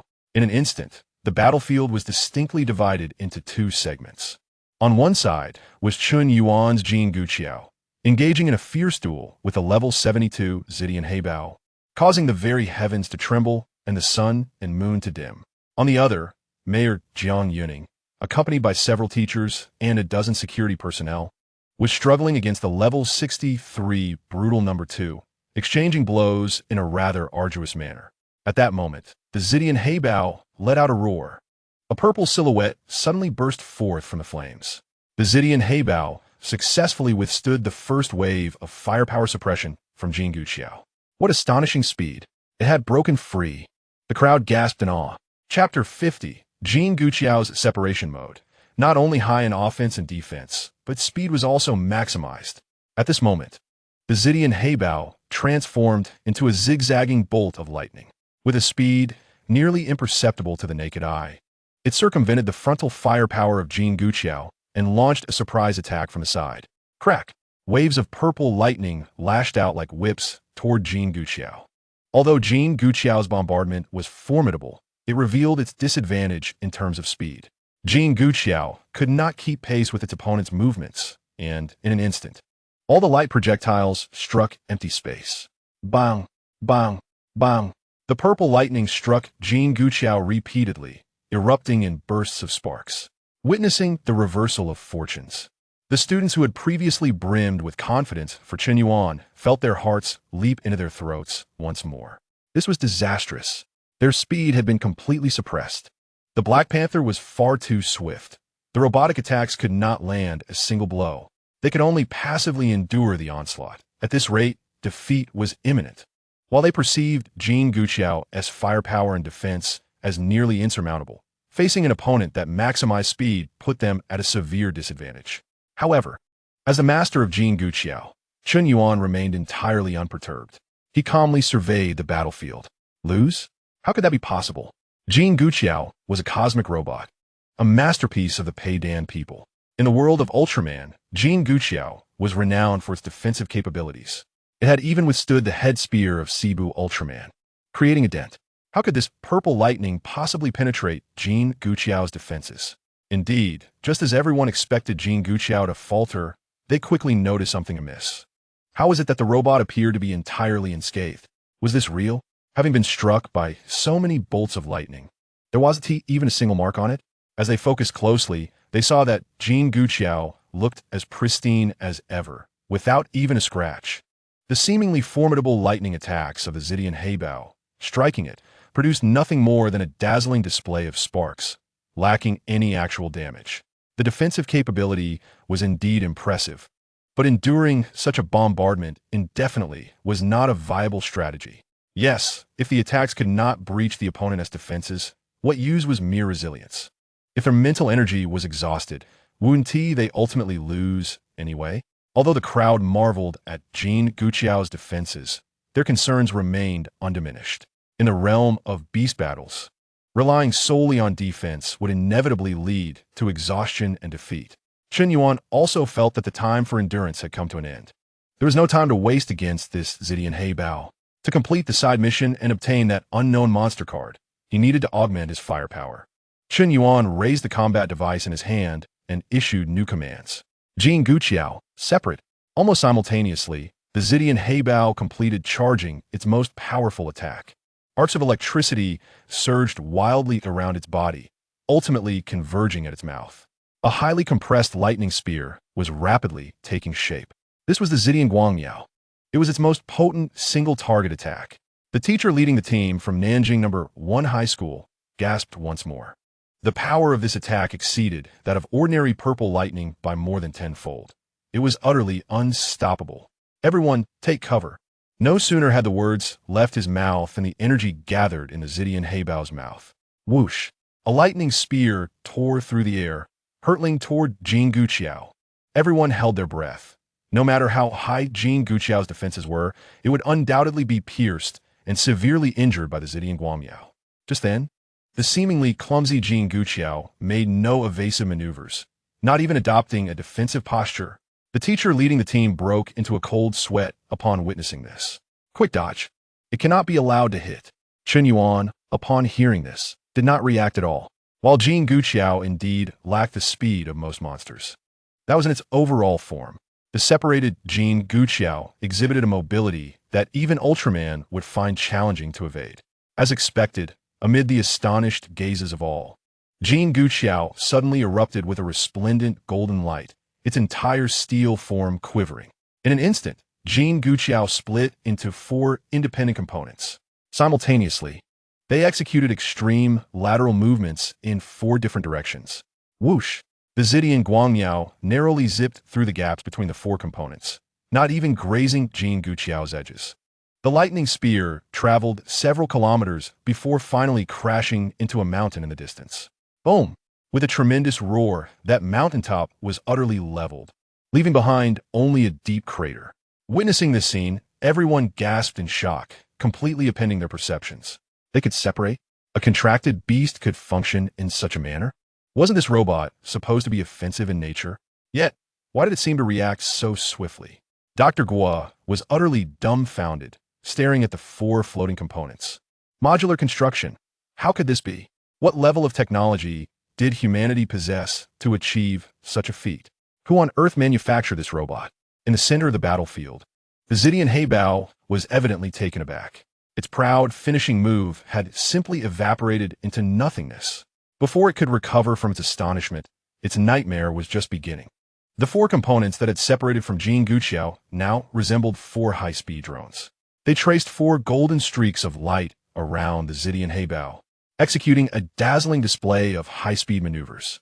Previously, it was Zidian Heibao that toyed with Jin Guqiao using its speed. Now, the situation had completely reversed. The speed that Zidian Heibao prided itself on appeared sluggish and clumsy in the presence of these four remarkably agile, flying components. Its eyes darted frantically, yet could not lock onto a single target.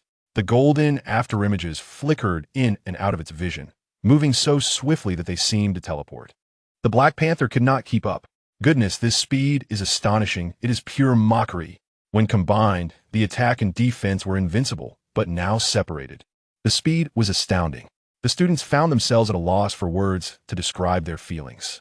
Every twist and turn of this battle redefined their understanding of power. Chen Yuan observed the scene with a sense of satisfaction. Indeed, products of the system are always exquisite. The Jinguqiao he drew was far from being a mass-produced model. Its defense could rival that of the Jinguqiao from Baiwane Oatman, and its attack was comparable to the special version of Jinguqiao from Inha S. This separation mode resembled that of the Jinguqiao from Ikisi almost identically. A slight smile graced Chen Yuan's lips as he issued a new command through the combat device. Jinguqiao, separate light beam. At the instant the command was transmitted, the four components flying at high speed around Zidian Heibao illuminated with blinding golden light. For components, for directions. All at once, Jinguqiao wove an inescapable web of light attacks from four entirely different angles, instantly enveloping Zidian Heibao. Boom! Boom! Boom! Each time a beam was fired from the four components, they immediately moved away from their original positions at high speed. This near teleportation speed was utterly beyond Zidian Heibao's ability to react. It attempted to dodge, but found that no matter which direction it moved, it would collide head-on with a beam of light. Boom! However, to Chen Yuan, this battle had lost all significance. It was nearly over. Chen Yuan raised the combat device once more. Jinguqiao, destructive light beam. The moment the command was issued, the transformation occurred. The four components, previously engaged in high-speed firing, abruptly ceased their attacks. Under the astonished gaze of everyone, those four suspended components shimmered with golden light, swiftly reappearing behind Zidian Heibao. The entire process was executed with utmost swiftness. The four Jinguqiao components precisely aligned behind the Panther, merging together. The towering 55-meter cosmic robot Jinguqiao stood silently behind Zidian Heibao in perfect form. The next moment, Jinguqiao's eyes blazed with a blinding white light. The light was pure to the extreme, as if it were to disassemble all things in existence. Destructive light beam. At that moment, Zidian Heibao sensed a lethal threat from behind. It attempted to turn around, desperate to distance itself at the fastest speed possible. But it was all too late. In the face of Jinguqiao's four high-speed moving components, its speed could not even begin to respond. Just as Zidian Heibao twisted its neck, it was met with a pair of eyes glowing with an intensity beyond measure. Zing! A destructive light beam shot from Jinguqiao's eyes, striking Zidian Heibao directly. In the next second, Zidian Heibao was propelled backward by an immense force. 100 meters, 200 meters, 300 meters. Ultimately, with a tremendous crash, Zidian Heibao was sent crashing back to its original mountaintop. Boom! A deafening sound reverberated, causing the ground to tremble violently. At that moment, A series of system notifications flooded Chen Yuan's mind. Ding! Congratulations, host! Your Jingukyo has successfully slain the LV-72 beast Zidian Heibao, earning a substantial amount of experience. Jingukyo level increased to LV-7. Jingukyo level increased to LV-8. Jingukyo level increased to LV-9. Jingukyo level increased to LV-10. 4 levels gained in one go. Splendid. Chen Yuan nodded in satisfaction. Indeed, a LV-72 beast yields a bountiful experience. The last time he encountered such ample experience was at the Ice Sea Fortress. Now that Jingukyo had reached LV-10, its overall attributes had significantly improved once again. Monster panel, name, Jingukyo, level, LV-10, experience, 06000, type, cosmic robot, weight, 48,000 tons, height, 55 meters, health, 1100,011, 0000, attack, 10,400, defense, 10,800, agility, 7,300 skills, destructive light beam. Flight mode, separate light beam. Form, none. Equipment, Pydanum fire cannon. Chen Yuan looked at the panel, with both attack and defense surpassing 10,000. Even the agility attribute had risen to 7,300, now rivaling the former LV-1 Leiwan. At that moment, the entire research institute fell into a profound silence. Whether students or Dr. Gua, everyone was frozen in place. This was astonishingly fast. It felt as if victory had been achieved in the blink of an eye. The mayor, accompanied by over 20 individuals, was still engaged in a struggle with a LV-63 beast, and yet here, one person had effortlessly dispatched a LV-72 Zidian Heibao. The reporters were in a frenzy. Their cameras focused on the standing Jingukyo, completely disregarding the other battlefield, eager to document the spectacle before them. The two battlefields formed a stark contrast. On one side, Chen Yuan, a single person and beast, effortlessly annihilated a top-tier disaster at LV-72 in one strike. On the other side, the mayor, accompanied by a cadre of elites, struggled to subdue a troublesome LV-63 foe, still mired in chaos. Just then, Chen Yuan spoke. "Mayor, let me handle the other one too." His voice reached everyone's ears. That statement struck like a slap across Jiang Yuning's face. As the mayor of Nanjing City, a LV-65 high-ranking beastmaster, she had been first defeated by the Black Panther and now faced the embarrassment of being overshadowed by a high school student due to her inefficiency. She had never felt so humiliated in her life, yet she found herself unable to retort. Taking a deep breath, Jiang Yuning prepared to unleash her strongest skill to resolve the battle. Ice Crystal Phoenix, use the extreme cold storm to freeze it for me. Subsequently, the Ice Crystal Phoenix ignited with ice blue flames, and an intense cold current radiated outward from its center. Chen Yuan paid no heed to the battlefield. His focus was entirely on the task panel. Side quest, Fierce Battle, Beast Island, ongoing. It was not yet completed. He still needed to deal with the violent number 2. "Let it go, Mayor. We have only eaten half of our cafeteria meal." Chen Yuan had made up his mind and raised the combat device once more. However, at that very moment, an unexpected transformation occurred. The violent number 2, besieged by over 20 individuals, began to falter. As a beast of LV-63, it was acutely aware that continuing the fight would inevitably lead to its demise. Thus, violent number 2 bent its body sharply, spinning like a drill. Boom! The ground was drilled into a large pit as violent number 2 burrowed directly underground. In mere seconds, the nearly 100-meter-long violent number 2 vanished without a trace, leaving behind only a dark hole. It fled. It actually burrowed underground to escape. This sudden turn of events left everyone dumbfounded. This creature can dig? Of course. It is a mud-loach beast. My goodness, this is a massive problem. Just moments ago, the crowd had relaxed after witnessing the swift defeat of the Zidian Heibao. But their hearts sank once more. Jiang Yuning's expression darkened instantaneously. The ultimate move, Extreme Cold Storm, commanded by her Ice Crystal Phoenix, had struck nothing but empty space, leaving behind a vast expanse of ice on the ground, utterly futile. This was disastrous. If that creature were to escape into the city, the consequences would be unimaginable. Jiang Yuning's face grew serious. Although the brutal number 2 was severely injured, it was still a formidable level 63 beast. Once it entered a densely populated area, catastrophe would surely ensue. Jiang Yuning's gaze shifted back to Chen Yuan. Although uncertain of a solution, he was their sole beacon of hope. Chen Yuan, can your robot catch up? Can it dig underground? As soon as the question was voiced, everyone held their breath, listening intently.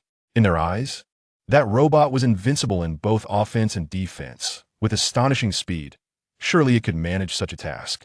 Chen Yuan observed the distant cave entrance, stroking his chin. It can't dig. Jin Guqiao, return.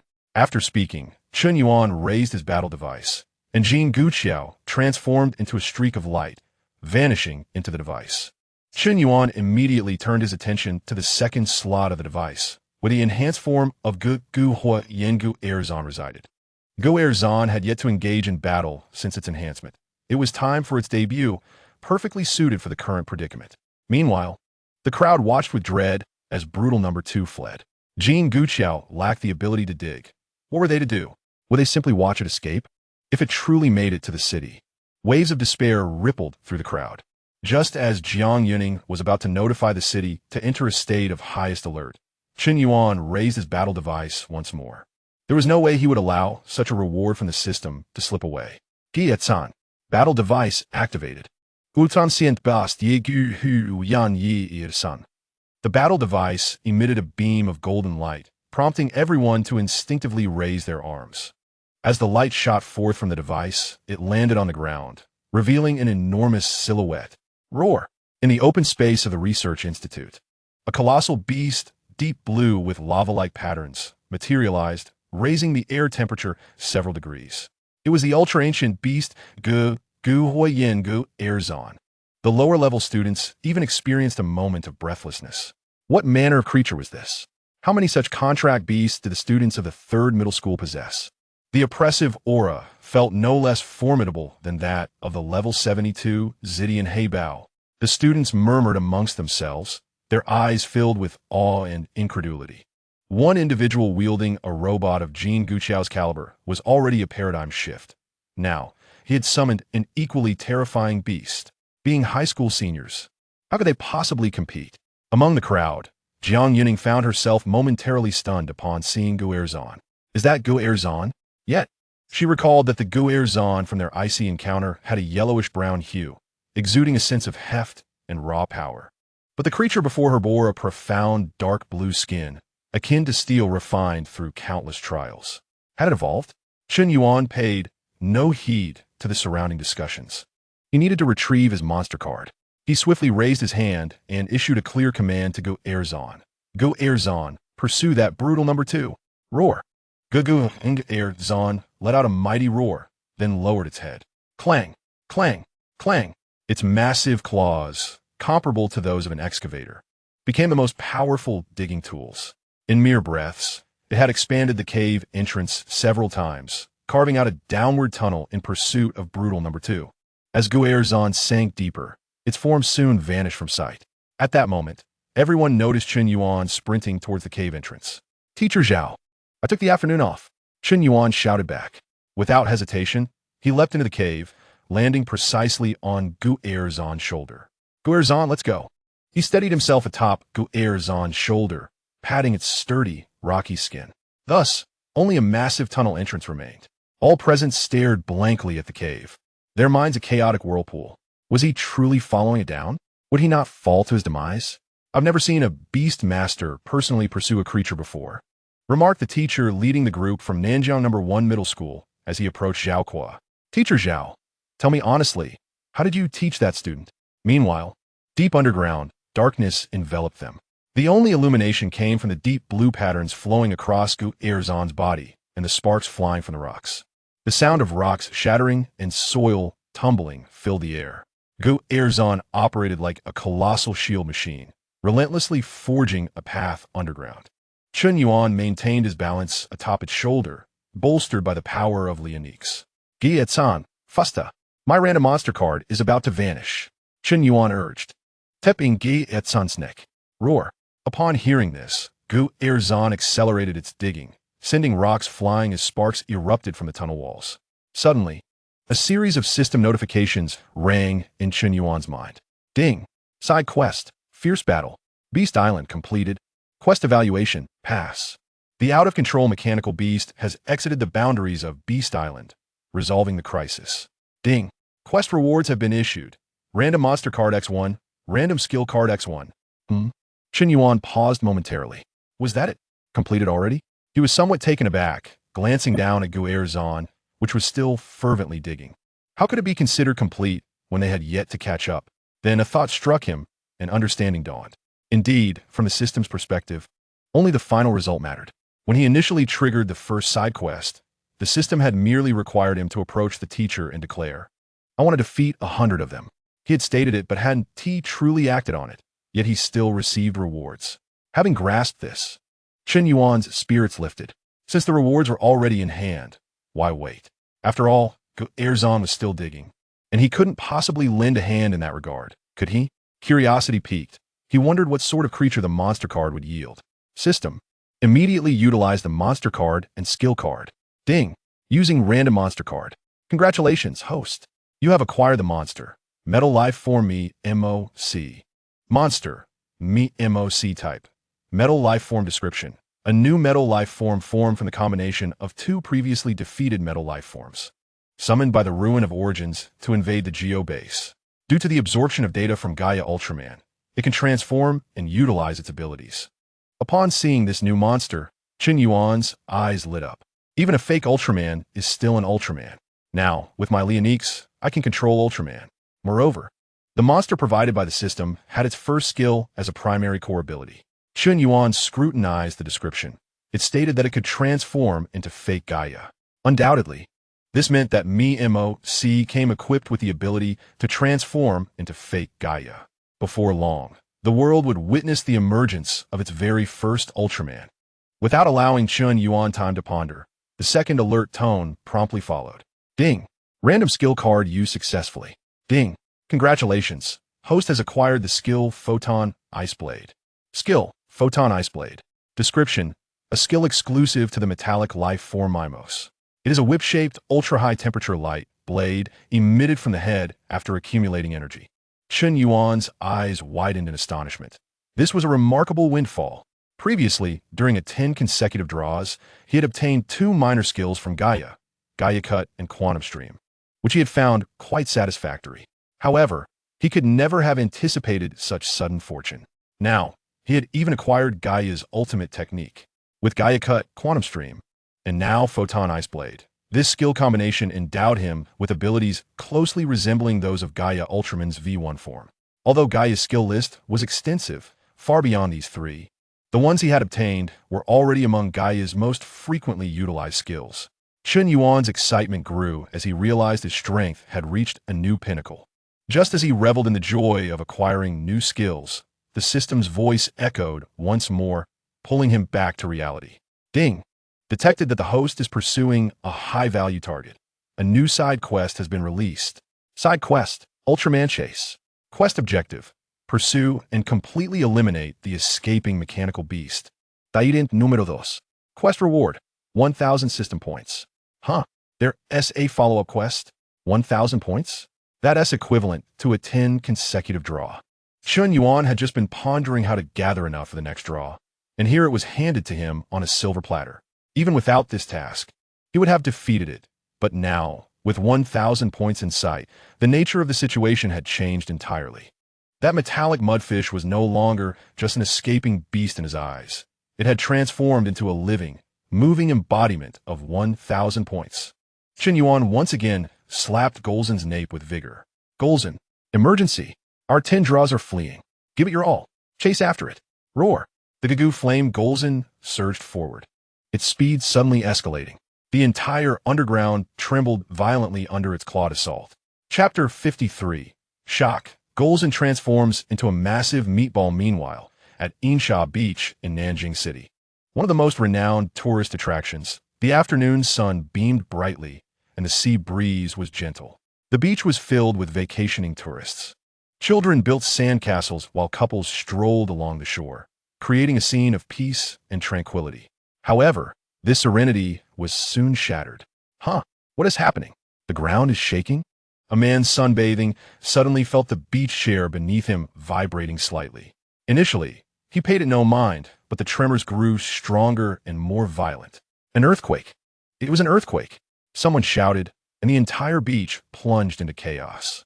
People dropped their belongings and began running away from the shoreline. Quick, everyone, get away from the beach. Boom! At that moment, a large section of sand in the center of the beach suddenly heaved upward, as if something colossal were about to emerge from below. Everyone watched in terror, momentarily forgetting to flee. In the next second, boom, sand and soil shot into the sky. A monstrous, grotesque metallic head burst forth from the beach. Just moments ago, the tourists were screaming and fleeing. Now, they stood frozen in place, their eyes wide and mouths agape, faces filled with disbelief. Thunderous rumblings accompanied the sickening sounds of metal grinding and sand collapsing. As the giant beast fully emerged from the earth, nearly 100 meters long, its body comprised of half metal and half flesh. It resembled a gigantic mudfish magnified countless times.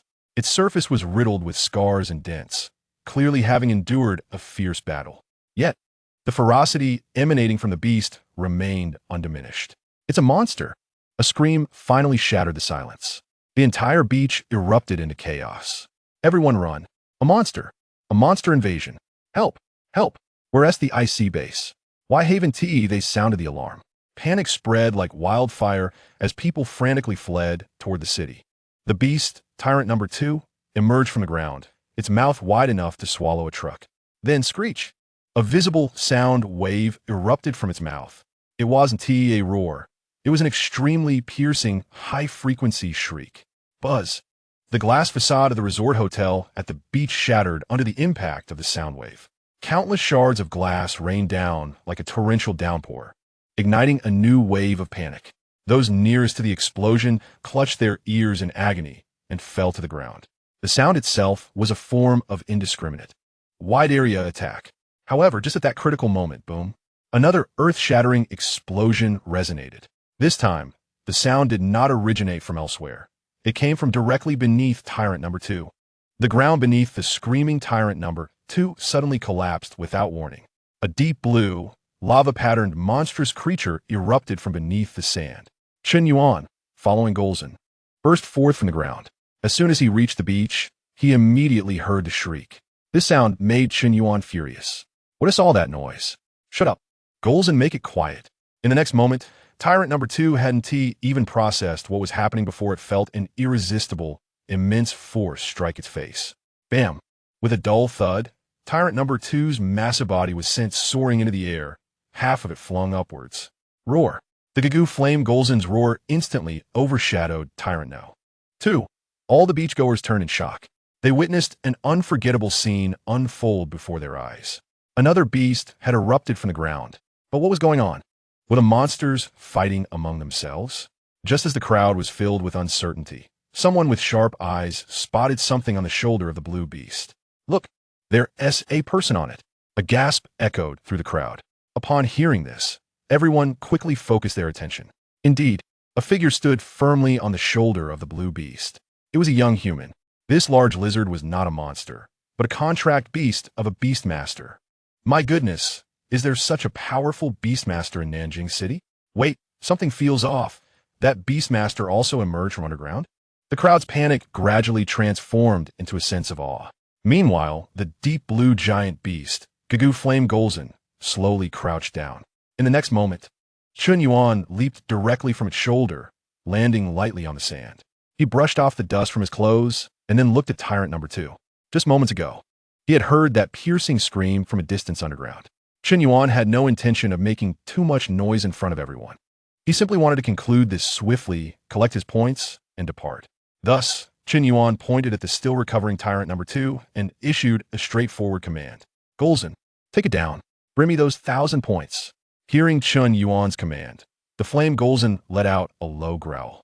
In the next moment, its powerful hind legs surged with force, and its massive body exploded forth, charging directly at Tyrant Number 2. All the visitors on the beach held their breath, anxiously observing the scene before them. They anticipated that this formidable blue behemoth would, as before, use sheer brute force to shred the metallic monstrosity. However, what transpired next shattered their expectations once more. As Wei Ngurzin charged towards Baonuer Hao, it did not launch a direct attack. Instead, after sprinting a few paces, It executed an astonishing maneuver that left everyone dumbfounded. It abruptly lowered its head, pulling its forelimbs and hind legs inward, with its tail pressed tightly against its body. In the next moment, Guerzin made a slight leap, its legs leaving the ground in a graceful ascent. In that fleeting instant of levitation, its towering 62-meter frame curled and coalesced into a gigantic sphere. Exclusive skill, sphere impact of Guerzin.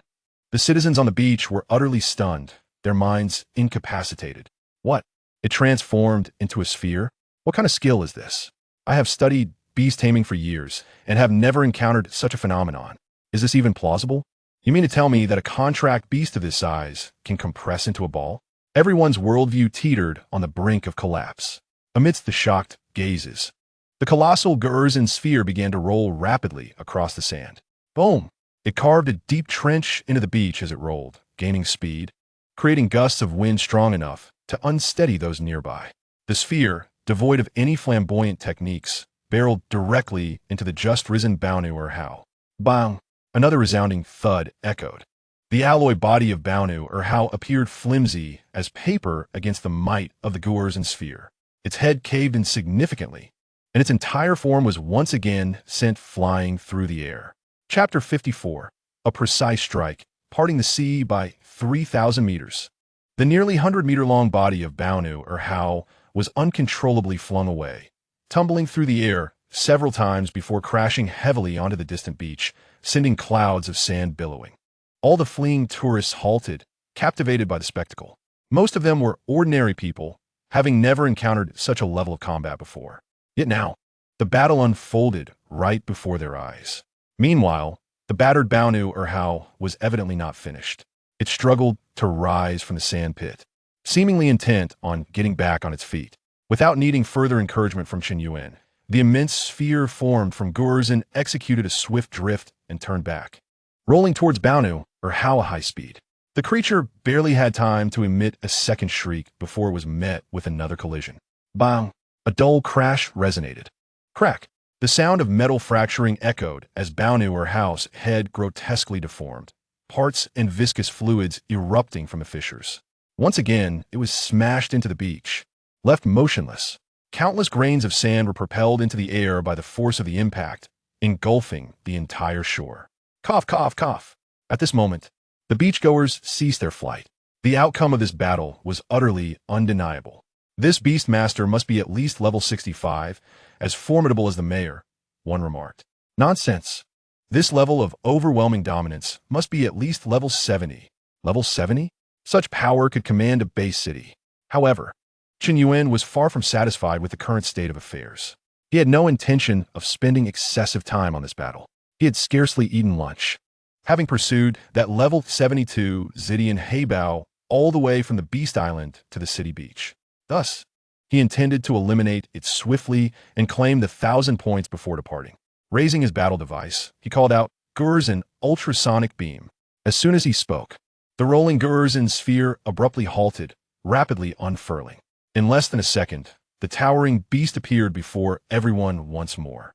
Guerzin took a few strides to Baonu Hao, seizing it effortlessly. Roar! Accompanied by a deafening roar, Guerzin exerted its strength. Grasping Baonu Hao's nearly 100-meter-long tail, it swung it around in the air. Whoosh! The sound of rushing air filled the space. In the next moment, Baonu Hao was flung towards the ocean. At the apex of its arc, Guerzin's head began to glow. A visibly radiant golden energy began to coalesce. Boom! A thick golden beam erupted from the horn of Guerzin. The speed of this beam was astonishing, precisely striking Baonu Hao mid-air. Yet, it did not detonate immediately. Instead, it propelled the creature's body, pushing it relentlessly towards the sea's surface. Boom! The onlookers on the beach witnessed a scene beyond their wildest imaginations. The golden beam forcefully pushed Baonu Hao, cleaving a massive gap in the ocean. The seawater parted, forming a 10-meter-high wall. The beam carved a 1,000-meter-long gorge across the sea's surface, dragging the lifeless form of Baonu Hao along. Ultimately, several kilometers offshore, a colossal wave erupted, engulfed in flames, soaring skyward. The terrifying explosion instantaneously vaporized the level 63 Baonu Hao. Following that, The immense volume of displaced seawater rushed back towards the epicenter of the explosion, creating towering waves. Moments later, the deluge cascaded down upon the silver sands of the beach. Splash! The remaining tourists who had not fled were drenched to the bone. What has happened? Did that creature appear and vanish in merely 3 minutes? Who exactly is this beast master? While the crowd remained in shock over the recent spectacle, Chen Yuan's mind was greeted by the long-awaited system notification. Guerzen has leveled up to LV11. Guerzen has leveled up to LV12. Ding. Side quest. Ultraman pursuit completed. Quest evaluation. Perfect. The target has been completely eradicated, with no substantial damage to the city. Quest reward granted. 1,000 system points. Done. Chen Yuan nodded with satisfaction. Acquiring these 1,000 points was remarkably effortless, akin to receiving a gift. Subsequently, he commanded Guerzen, come back. With a flash of light, the 62-meter-high Guerzen was retracted into the battle device. Since he had already taken the afternoon off from class, there was no need to return to the Beast Island. He now sought a tranquil place to thoughtfully examine what rewards he might draw from these points. Would he obtain a monster or a skill card? Thus, while contemplating, Chen Yuan left the beach without a backward glance. Observing his departing figure, the citizens on the shore erupted into a flurry of excitement. This marks the first instance of a beast invading the city without any casualties, right? Indeed, the battle was astonishingly swift. Aside from some shattered glass and a few craters in the sand, we sustained minimal losses. You are underestimating the magnitude. The entire sea was cleaved in half. Just as Chen Yuan exited the beach, several armored vehicles roared onto the scene, emblazoned with the emblem of the Nanjiang Bay City Guard. They leapt from the vehicle, gazing at the chaotic beach before them, where tourists congregated along the coastline, capturing the moment with their cameras. But where were the aberrant beasts? No one could have anticipated that the previously harmonious Bay City would suddenly fall victim to such an invasion. Yet, within mere minutes, the crisis was averted. Meanwhile, Chen Yuan swiftly navigated through the crowd, departing from the confines of Insha Beach. He traversed several streets, arriving at an outdoor commercial plaza in the city center. There, he casually entered a milk tea shop and ordered a refreshing glass of iced lemonade, settling beneath the shade of a parasol at the entrance. As he took a sip, the tangy flavor surged through his throat, invigorating him. It must be said, the escape of the ferocious number 2 was impeccably timed. Not only did it allow him to skip afternoon classes, but also unexpectedly rewarded him with points, even elevating Guerzen by 2 levels in the process. With the task accomplished, it was now time to assess the spoils. System, open the personal panel. Host, Chen Yuan, system points, 1,000, combat devices, 33, El Wang. Gugu Fire Flame Guerzen, Jingu Bridge, Monster Warehouse, 23, Mei Erba, Mi MOC. Chen Yuan's gaze lingered on the glaring 1,000 points. At this moment, nothing thrilled him more than the prospect of a tenfold draw. He had no habit of hoarding. Points are meant to be spent. After all, side quests were triggered quite frequently, from school test matches to the chaos of a level 70 mechanical aberrant beast, all capable of prompting tasks. The sooner he utilized his points, the quicker he could enhance his strength. As a Rayana Kasu, he would eventually wield the ultimate combat device to control 100 monsters. Currently possessing only 5 monsters, he felt inadequate. Thus, he commanded the system, give me a tenfold draw. Ding. Consuming 1,000 system points. Initiating tenfold draw. Chapter 55. The Ultraman barrier with a radius of 20 kilometers, the familiar blue luminescence unfolded before Chen Yuan, and 10 ethereal cards gradually materialized. His heart raced with anticipation. Please, let it be something worthwhile. A skill monster would suffice. As long as I do not receive 10 consecutive experience cards, I can accept anything. Moments later, the first card illuminated. Ding. Congratulations to the host for obtaining a skill card. Ultraman Barrier. Skill. Ultraman Barrier. Description. A skill exclusive to the metallic life form MOC. Gaia Ultraman gathers energy from his entire body to unleash an enormous barrier with a radius of approximately 20 kilometers. Upon seeing this skill card, Chen Yuan's eyes sparkled with excitement. When a guru detonated a monster of asteroid scale, Gaia had shielded the entirety of Tokyo with this very technique. A radius of 20 kilometers equates to 1.76 million football fields, or nearly double the land area of Singapore. However, After careful contemplation, Chen Yuan realized that this was merely a skill description. Even if MOC could transform into Gaia Ultraman, its level was only LV1. Whether it could actually release a barrier of such magnitude remained uncertain. Nevertheless, the skill's effective range would undoubtedly cover most cities. Lowering his head, he took another sip of lemonade, lost in thought. Having just awakened as a Rayana Kasu, his monster skills were already associated with the concept of asteroids. He hoped the adversaries in this monster realm would be formidable.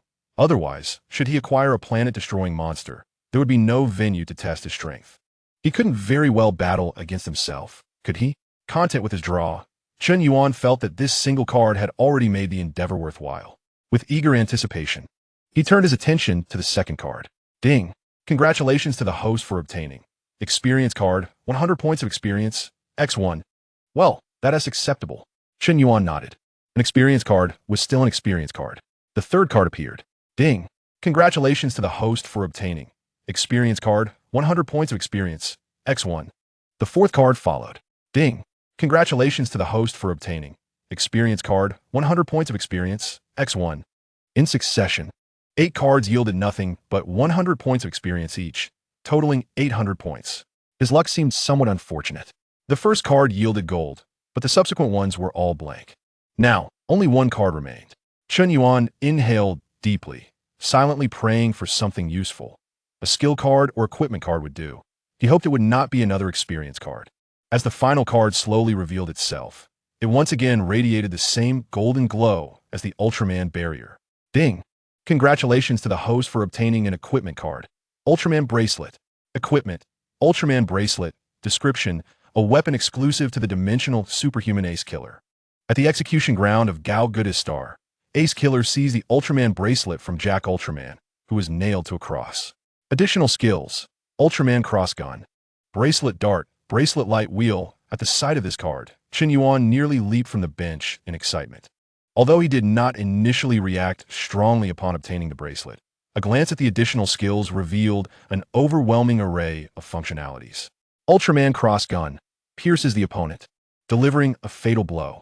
Bracelet Dart slashes and cuts through enemies, capable of segmenting monsters. Bracelet Light Wheel transforms the bracelet into a gear resembling an 8-part light wheel. Chen Yuan marveled at these skills. They were designed for efficient combat resolution. When he eventually obtained Ace Killer, he would certainly test whether the bracelet light wheel could be wielded effectively. During future dungeon raids, it would be ideal if the boss had no sense of pain. Chen Yuan surveyed the rewards from this 10-fold draw. 1 Ultraman Barrier, 1 Ultraman Bracelet, and 8 experience cards. It was undoubtedly a significant gain. Yet, the immediate priority was to convert these newly acquired resources into immediate combat power. System. Use all 8 experience cards on MOC. Using experience cards X8 for the metallic life form MOC. MOC's level elevated to LV3. In an instant, MOC ascended 2 levels. Chen Yuan promptly opened MOC's attribute panel. Monster panel. Name. MOC. Level. LV3. Experience. 300,500. Type. Metallic life form. Weight. 52,500 tons. Height. 525 meters. Life. 102000102000. Attack. 9,000. Defense. 7,600. Agility. 8,500. Skills. Transformation ability. Photon Ice Blade. Quantum Streamline. Gaia Cut. Ultraman Barrier. Form list. None. Indeed, as a counterpart to Gaia, this value panel was impressively high. Furthermore, it boasted the most skills among all of Chen Yuan's monsters, totaling 5. The realm was on the brink of introducing its first giant of light. Just as Chen Yuan reveled in the joy of his strength increase, his stomach audibly protested. He suddenly recalled that during his time at the cafeteria on Beast Island, his meal had barely been served before the ferocious number 2 went berserk, leaving him with hardly any nourishment. After a relentless chase, his energy reserves were depleted. He decided it was best to satiate his hunger first. Rising from his seat, he dusted off his trousers and set off in search of a restaurant to address his hunger. Thus, Chen Yuan made his way to the nearby restaurant renowned for its Longjiang pig's trotter rice. Chapter 56. Small Goals. Level up to 20. Why is there not a single high-definition camera following me underground? At that moment, The television in the store was broadcasting the local midday news from Nanjiang City. An urgent news bulletin interrupted the program, reporting that the renowned tourist destination, Insha Hayton, had suddenly encountered a high-level exotic beast posing a threat. However, within less than 3 minutes of the crisis, an unidentified and powerful beast master intervened and completely eradicated the threat. The television displayed footage captured by citizens using their mobile phones. The patrons dining in the establishment looked up in astonishment, expressing their amazement. The host announced, "Next, we invite a special professor from the Nanjiang Beastmaster Association to analyze this incident." The professor cleared his throat and, addressing the camera, commenced his professional evaluation. "Based on the information we currently possess, I conservatively estimate that this beast master's level is at least above LV70, and he may have even touched the threshold of LV80. Upon hearing this, an audible gasp echoed throughout the Zhujiao restaurant. LV80?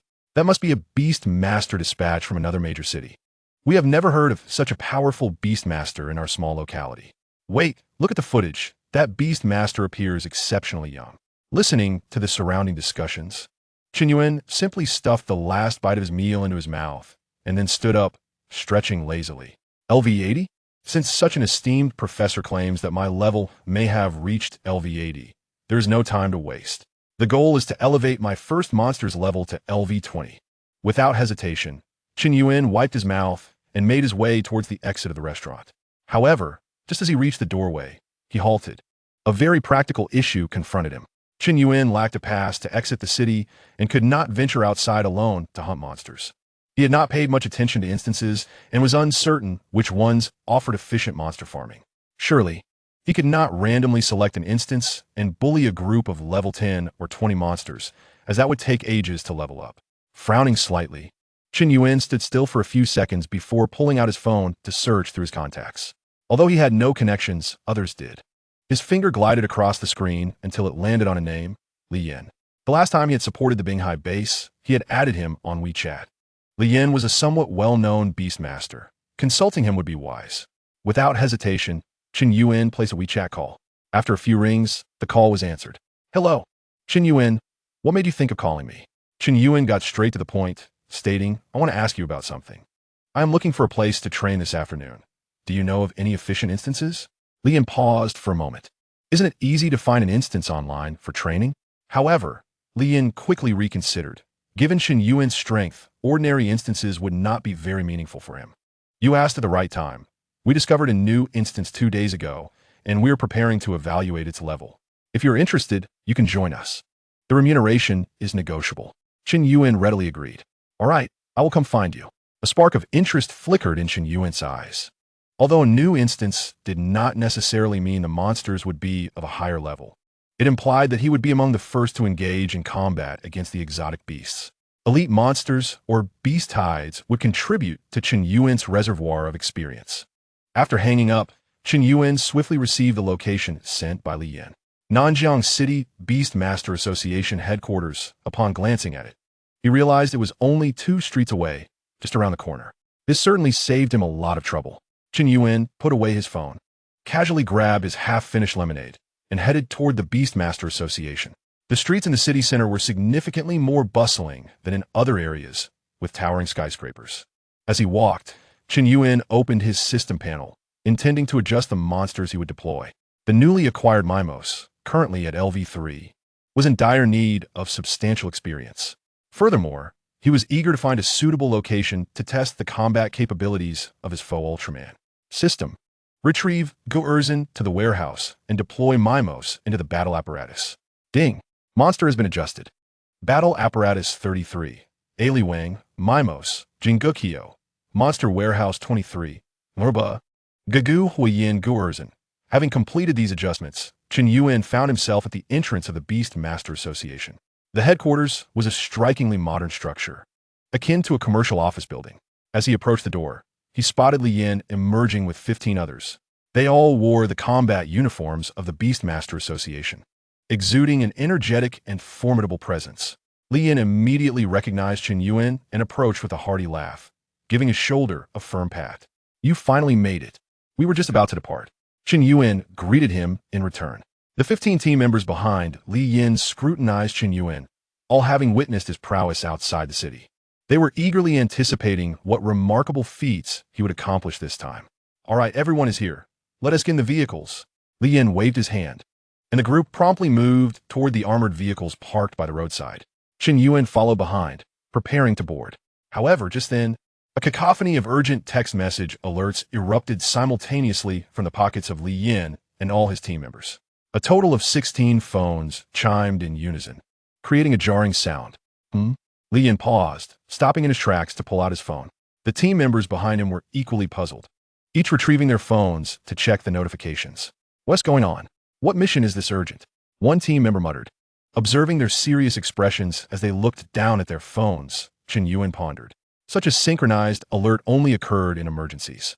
However, he understood that dangerous instances rarely arose within the Nanjiang Bay City. If an instance were perilous, the first responders would be the station Beast Army, not someone from the Beastmaster Association like Li Yin. Just as Chen Yuan was about to inquire about the situation, his own phone suddenly rang. The caller ID displayed the name Jiang Yuning. The mayor is calling? Chen Yuan raised an eyebrow and pressed the answer button. Chapter 57. The first Ultraman descends upon the city. As soon as the call connected, Jiang Yuning's urgent voice came through. Chen Yuan, we have a serious situation. The Binghai base has detected a large-scale beast tide approaching from the Binghai toward Nanjiang City. The preliminary estimate is that there are at least over 3,000 beasts. Chen Yuan was taken aback. So sudden? The Binghai base used to provide warnings a day or two in advance. Jiang Yuning's voice conveyed a sense of helplessness.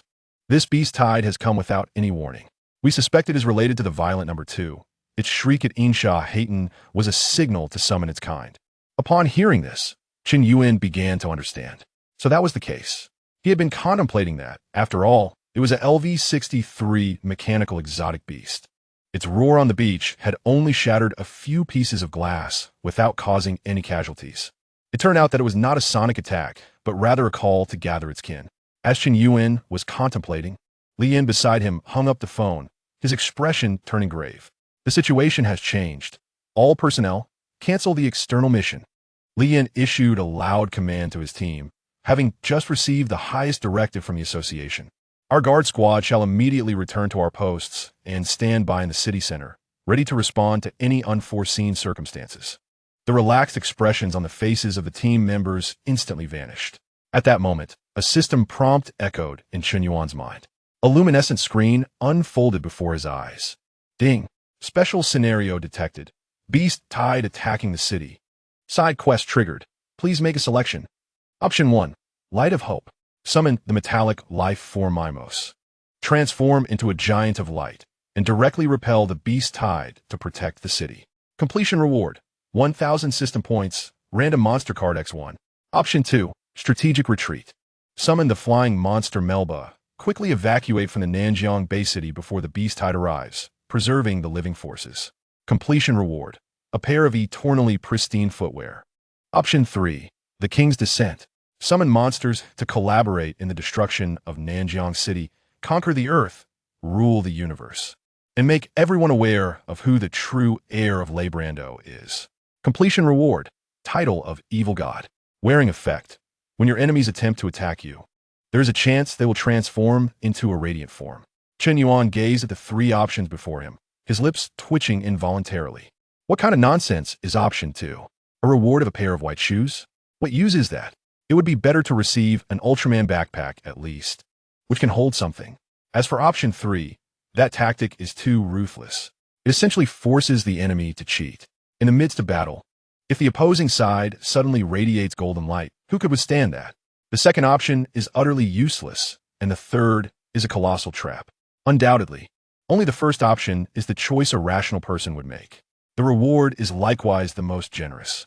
Furthermore, this beast tide presents an excellent opportunity for experience accumulation. Why bother with a dungeon?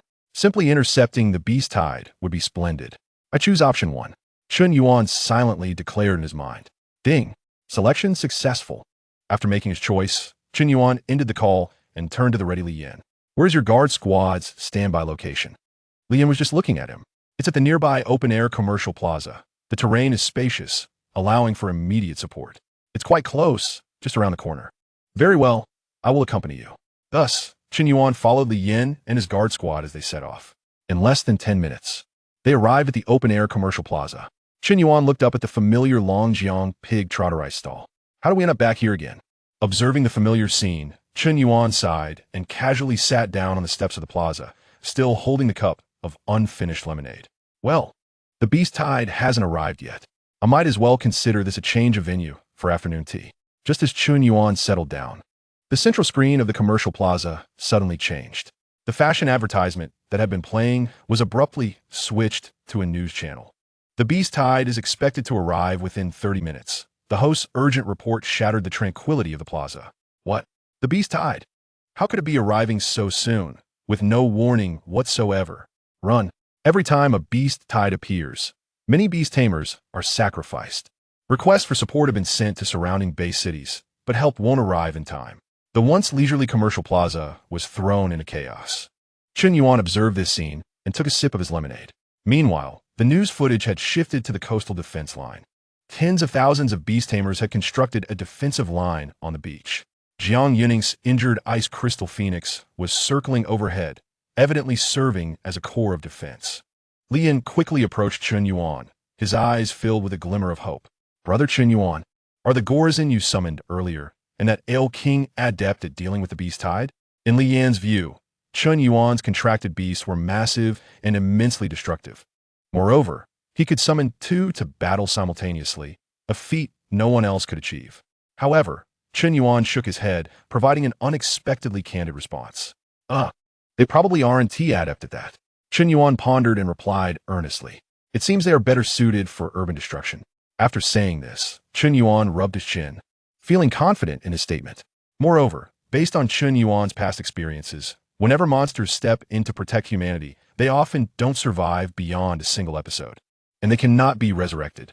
Li Yin remarked, "Why does that sound so peculiar?" Although he knew Qin Yuan was joking, Li Yin felt an inexplicable sense of calmness looking at his nonchalant demeanor. While the two conversed, the battle along the coastline had already commenced. On Silver Sand Beach, a horde of crow-like aberrations descended like a dark cloud. Attack! Leo-Nix's voice echoed across the battlefield. In the next moment, countless contracted beasts launched their attacks. Shooting up from the ground, the leading crow aberration was instantly torn to shreds. However, the sheer number of aberrations was overwhelming. A few managed to slip through the firepower net, charging towards the city. Leo-Nix felt a weight in her heart as she saw the aberrations rushing into the urban area. At the open-air commercial plaza, Qin Yuan placed the empty cup of lemonade on the stone steps. They have arrived. A member of Li Yan's team suddenly pointed to the sky. Everyone immediately looked up.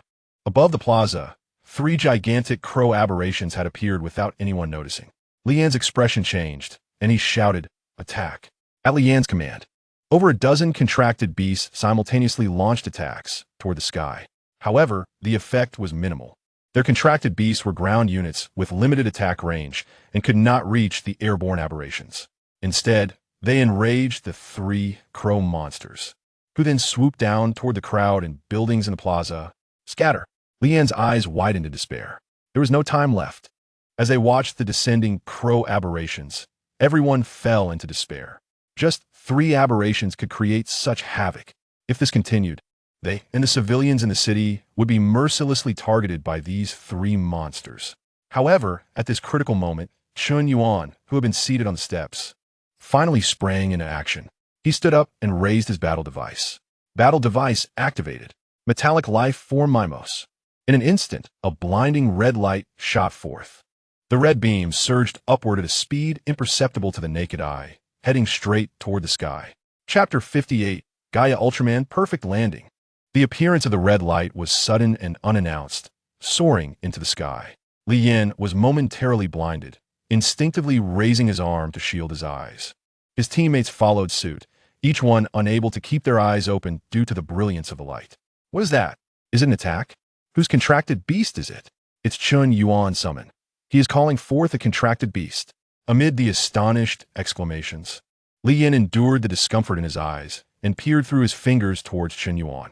There he stood on the steps, still holding that familiar summoning device. The beam of red light piercing the heavens emanated from his hand. Qin Yuan is summoning a contracted beast again? This thought flashed through Li Yan's mind.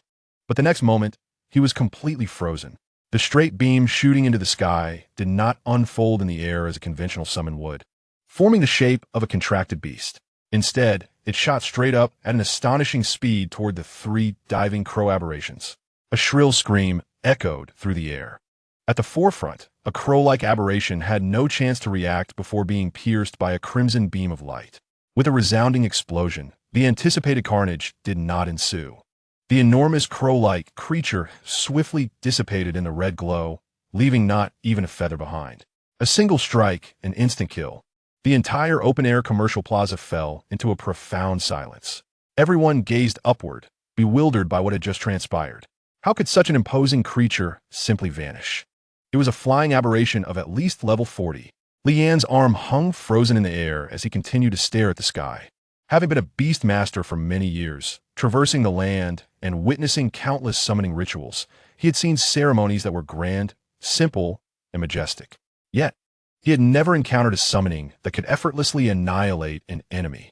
Wasn't the summoning process supposed to be marked by shimmering lights followed by the appearance of the contracted beast? How could Qin Yuan's summoning also include an attack? And with such extraordinary power, was this some sort of complementary attack included in the summoning process? A voice from a team member beside him broke the silence, urging him to look at the sky. Lian abruptly lifted his gaze. The crimson beam that had pierced the crow-like aberration did not fade away after vanquishing the foe.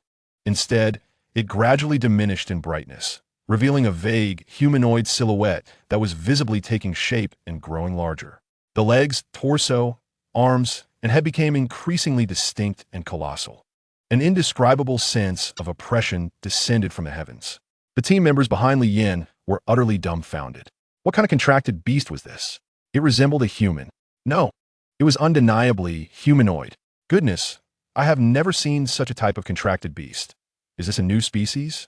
Brother Qin Yuan's contracted beasts are always so unexpected. They had previously encountered Gu Erzin and A Lei Wang, thinking they were adequately prepared for anything. Yet, this scene once again shattered their understanding. Just as the crowd was engulfed in uncertainty, the red light in the sky finally dissipated entirely. A towering figure, predominantly red, adorned with a blue diamond crystal embedded in its chest and eyes shimmering with brilliance, was fully revealed before the citizens of Nanjiang City. It hovered in midair, standing 50 meters tall, resembling a deity. Gaia Aotman. Lian swallowed hard, rendered speechless. His mind felt utterly incapacitated. Meanwhile, the citizens who had been fleeing in panic now halted, gazing upward with mouths agape, entranced by the giant in the sky. What is this? A new aberration? But why did it save us? At that moment, the previously silent Qin Yuan finally moved. He lowered the combat device he had been holding and addressed the crowd below. Everyone get down. No sooner had the words left his lips than the crimson giant in the sky sprang into action. The foe Gaia did not descend slowly as the crowd had imagined. Instead, it slightly bent its legs and plummeted towards the commercial plaza like a cannonball. What is he doing? Run. It's going to crash down. The crowd, barely recovering from their fear of the crow-like aberration, erupted into chaos once more. They could only watch helplessly as the enormous red figure grew larger and clearer. Boom! A thunderous roar engulfed the entire open-air commercial plaza. The ground tiles shattered instantly. At the point of impact, countless fragments and dust were violently propelled into the air, forming a towering circular wall of smoke that enveloped the plaza's center. The earth trembled violently, as if an earthquake had struck. The crowd staggered, cries of alarm ringing out. I can't stand. It's an earthquake. Get down.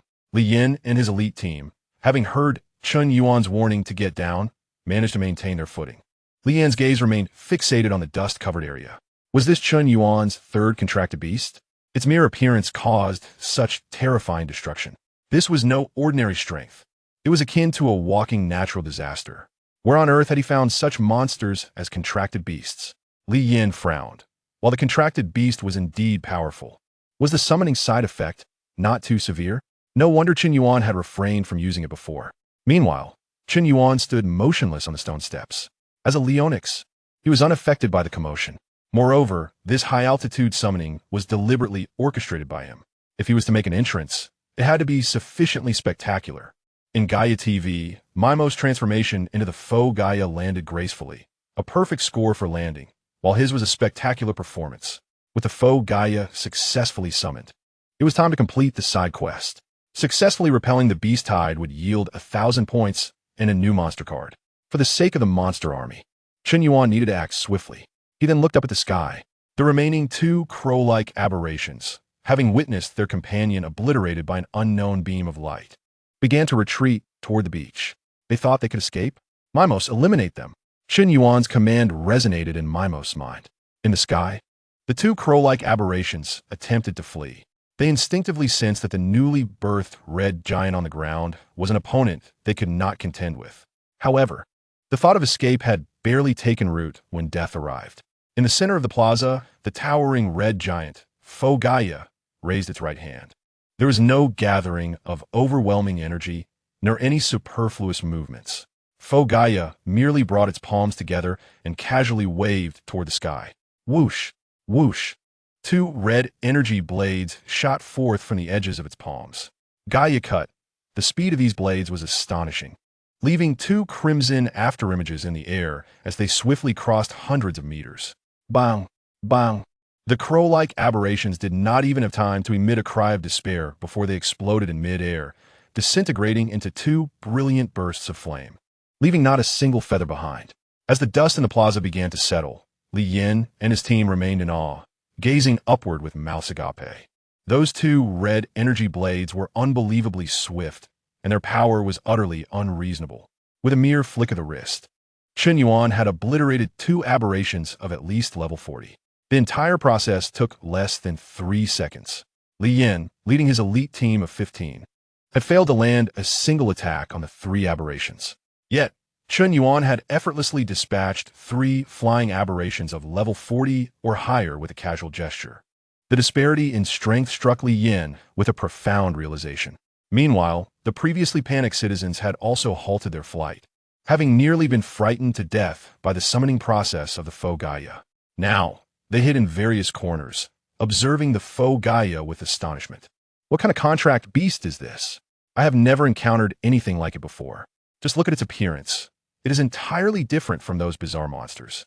Indeed, it exudes a sense of security, though the appearance fee is somewhat steep. A citizen pointed to the ruins beneath the false Gaia and spoke with lingering fear. The murmurs rose and fell as people's gazes flitted back and forth over the false Gaia. Amidst the crowd's discussions, Chen Yuan's mind was once again filled with the system notification sound. Ding! Mimos has leveled up. Current level, LV4. Has it only advanced by 1 level? Chen Yuan raised an eyebrow. These 3 exotic beasts appear ferocious, yet they only allowed LV3's Mimos to level up by 1. The experience gain ratio is lower than anticipated. However, Chen Yuan quickly reassured himself. There are over 3,000 beasts in this tide. If 3 little monsters can level up, what about the 3,000? Chen Yuan's eyes sparkled. This is not merely a beast tide. It is clearly a steaming pool of experience. He had been troubled about where to find efficient dungeons for the monsters to level up, and now it has presented itself at his doorstep. That distant goal of LV20 suddenly felt within reach. With this thought, Chen Yuan felt enlightened. It was time to confront the beast tide at the front lines. But just then, the enormous screen in the center of the square emitted a warning. Emergency alert. The main body of the beast tide has arrived. As the scene shifted, the hearts of everyone in the square sank. A dark mass of beasts surged forth from the horizon. On the sea, countless fish-shaped, crab-shaped, and snake-shaped exotic beasts stirred the waters, creating towering waves. In the sky, a dense swarm of flying beasts obscured the sunlight. The entire ocean had been completely dominated by these beasts. Meanwhile, at Insha Beach, over 10,000 beast tamers constructed a defensive line along the lengthy coastline. The gravity and determination were etched on everyone's faces. At the center of the defensive line, Jiang Yuning gazed towards the horizon of the sea. Major, the beast tide is about to reach the Nanjing base city, reported a beast tamer. What is the number? The IC base indicates that the total number of exotic beasts in this beast tide has risen to over 4,000, with more than 500 exceeding LV40 and over 100 exceeding LV50. Over 4,000. As this number was announced, several nearby beast tamers turned pale. This quantity has surpassed the defensive capacity of Nanjing City. In the past, A beast tide with 1,000 beasts was already considered a large-scale disaster, requiring assistance from surrounding base cities to barely withstand the onslaught. This time, the number has quadrupled. What is more terrifying is the proportion of high-level exotic beasts. More than 100 LV-50 beasts. What does this imply? It means that most of the beast tamers on their defensive line might not even withstand a single round of attacks from the enemy. Although there are 10,000 beast tamers present, the majority are low-level tamers, with strengths not even exceeding LV-20. Jiang Yuning stared into the distance, her gaze sharp as a blade. In her heart, she had already sunk to the depths of despair. A figure involuntarily flashed through her mind. If Chen Yuan were here, could his colossal beast withstand these 3,000 exotic beasts? A bitter smile crept onto Jiang Yuning's lips. It is an immutable truth that 2 fists cannot rival 4 hands. At that moment, Jiang Yuning monitored the beast tide through reconnaissance drone footage. She observed that the hundreds of exotic beasts charging at the front suddenly halted. They varied in form. Some resembled gigantic octopuses, others were spiky beetles, and some were jellyfish-like creatures floating on the water surface. In the next moment, these beasts simultaneously lit up with vibrant colors: red for flames, blue for frost, purple for lightning, and green for venom. Countless energies began to converge, emitting a resonant sound that even caused the air to tremble. Witnessing this scene, Jiang Yuning's pupils constricted sharply. Not good. They are about to launch a concentrated long-range attack. She exclaimed in alarm. The next instant, a barrage erupted. Countless fireballs, ice spikes, lightning arrows, and venomous projectiles, thousands, even tens of thousands of multicolored attacks from the exotic beasts shot into the sky like a barrage. There was no unified command, yet there was an astonishing consistency. Simultaneously, in the open-air commercial square, everyone watched in despair as the central screen displayed the horrifying scene along the coastline. Those monsters were launching their attacks. How can we defend against so many exotic beasts attacking at once? It is over. Nanjing City is doomed. Panic spread like an epidemic, and the hope that had just been established crumbled in an instant. These exotic beast attacks were not aimed at the beast tamers on the coast, but instead arced towards the urban area of Nanjing City. People screamed, searching for a place to hide. Yet, deep down, they all knew that, faced with such widespread saturation strikes, there was no safe haven. Li Yanggaza upwards. Dazed as he stared at the sky. This is an unstoppable force. It is beyond their capacity to resist. Li Yin and the others could have their contract beasts protect them, but it would be futile. The moment these thousands of exotic beast attacks landed, the entire Nanjing City would be obliterated. Humanity would lose yet another base city. Li Yin sighed. His only hope rested on Chen Yuan.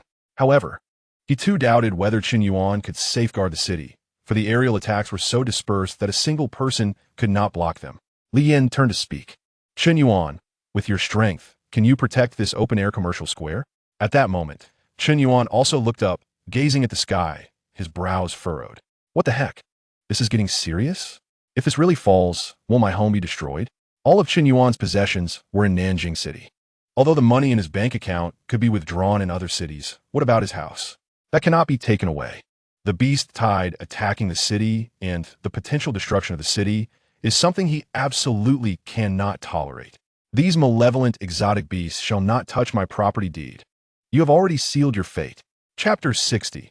Can you withstand this ultra shield with a radius of 20 kilometers? Chen Yuan's mind was filled solely with that crimson property deed, a gift from his father on his 18th birthday. Damn it, my property deed hasn't even warmed up yet. Skill, Ultra Shield. Description, a skill exclusive to the metallic life form Mimos. Gaia Ultraman gathers all energy to create an ultramassive shield with a radius of approximately 20 kilometers. Chen Yuan gazed at this newly acquired skill. In this situation, only the power of Gaia Ultraman could handle it. The other beasts he possessed were all adept at urban destruction, yet only Mimos, capable of transforming into the false Gaia Ultraman, could safeguard his property deed. Thus, it was time to showcase to everyone the combat system from the Ultraman world, where cities and planets could be obliterated at the slightest provocation. Mimos, Chen Yuan commanded. Ultra Shield. With Chen Yuan's order, the towering red giant, standing in the center of the square, finally sprang into action.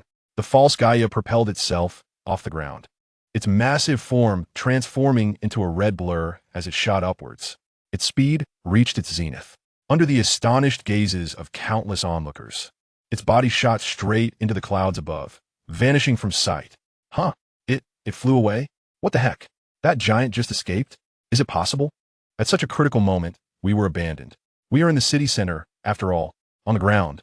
The crowd that witnessed this scene felt their fleeting hopes plummet to despair. Desperation once again enveloped everyone. Lien was momentarily stunned. It fled? Chen Yuan's contract beast ran away at such a crucial moment? However, after a brief contemplation, Lien dismissed the notion of escape. After all, its master was still waiting in place for death. But what was its intention soaring into the sky, just as the foe, Gaia, charged into the clouds? Chen Yuan's voice echoed once more. Mimos, Ao barrier. These 4 words utterly activated the energy within foe Gaia, ascending above the clouds. Foe Gaia did not flee as the onlookers below had imagined.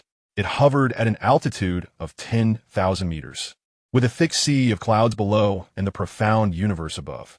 In the distance, the ominous curtain of death, composed of thousands of attacks, loomed ever closer. Foe Gaia swiftly spread its arms.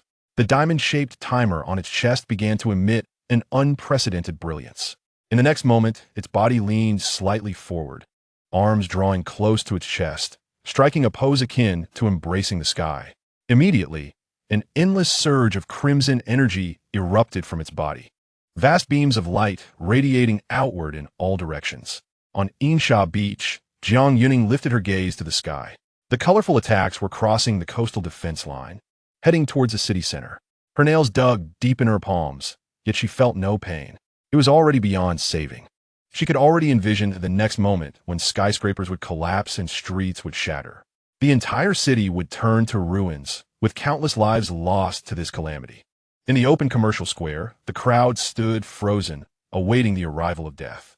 Li Yin and his team members had summoned their respective contract beasts, erecting shields merely sufficient for self-protection. This was their last stand as guardians. The sky darkened. It was not clouds obscuring the sun, but thousands of attacks resembling a torrential meteor shower had reached the city's skies, casting a colossal shadow. Everyone felt a profound sense of finality. Yet, just as those myriad attacks were about to descend, a beam of red light, seemingly out of nowhere, penetrated through the clouds. Subsequently, a second and third ray emerged, as if the heavens had torn open, bathing the world in red sunlight. The blinding crimson light compelled Li Yin to involuntarily raise his arm in defense. What was this? Was it an attack from the beastly boss? This red radiance offered no time for reaction. In the previous moment, the residents of the city beheld a kaleidoscope of beastly assaults, but in the next, only a sea of red remained. A gigantic, semi-transparent red barrier suddenly formed above the entire Nanjiang city. It stretched from one end of the city to the other, completely enveloping the core urban area of Nanjiang City. This unforeseen spectacle left all in a state of bewilderment. At that moment, the myriad attacks unleashed by the beasts finally reached their destination. Fireballs, ice spikes, thunder arrows, and venomous projectiles. These colorful assaults pelted against the massive red shield like a torrential downpour. Boom, boom, boom, boom. In an instant, the sounds of explosions merged into a cacophony. The entire sky was shrouded in the fiery glow and smoke generated by the blasts. The citizens in the square instinctively screamed and shielded their heads. Li Yin and his team members also subconsciously sought protection from their contract beasts. However, the anticipated destruction of the city did not come to pass. The city felt no tremors nor any signs of devastation. People cautiously lifted their heads, peering through the translucent red barrier, witnessing a scene that would remain etched in their memories.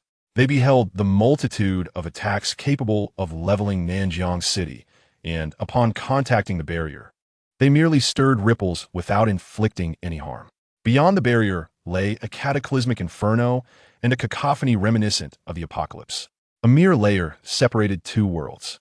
Everyone stood in stunned silence, gazing at the sky, their minds blank. The saturated assault from thousands of beasts had been thwarted. On the coastline, Mayor Jiang Yuning was about to issue a command for all high-ranking beast masters to intercept the incoming attacks at all costs. Yet, before she could utter the order, she beheld the red barrier enveloping the entire city. When did Nanjiang City acquire such a formidable defense system? A commander inquired. Jiang Yuning merely shook her head. This was not the base's defense system. It was the skill of a contract beast. Jiang Yuning fixed her gaze on the red barrier, realizing it was Chun Yuan's doing. Only he could conjure such a spectacle. What was the origin of his contract beast? She had initially believed that a steel giant like Jingukyo represented the pinnacle of Chun Yuan's capabilities. Yet now, it became evident that she had underestimated him. How many more hidden cards did he possess? The assault persisted for a full 10 minutes. When the final energy projectile detonated against the barrier, the fiery glow in the sky gradually dissipated.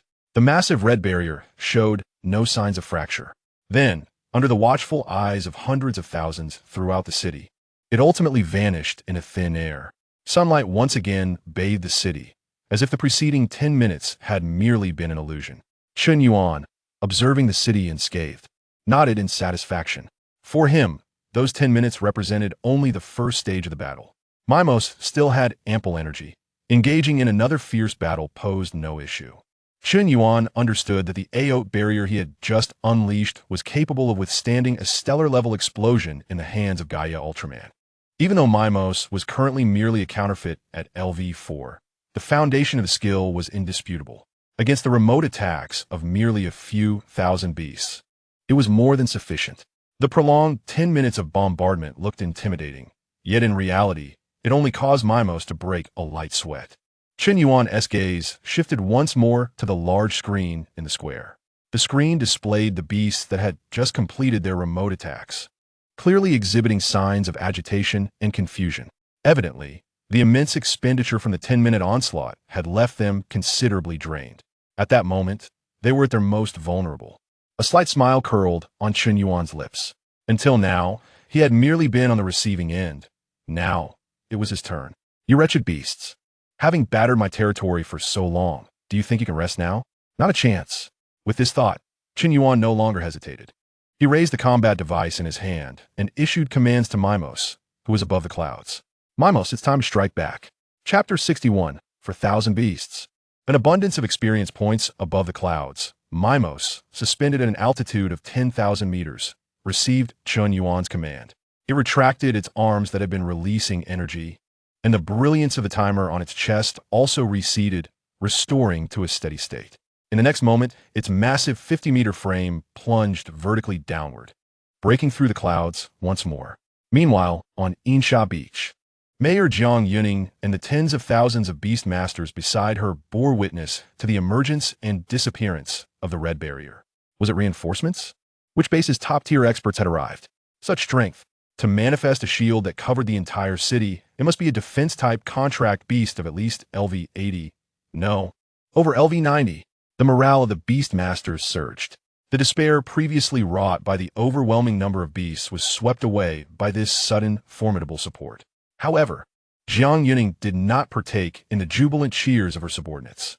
She merely raised her head, her gaze directed towards the heart of the city. Others may have been oblivious, but Jiang Yuning was acutely aware.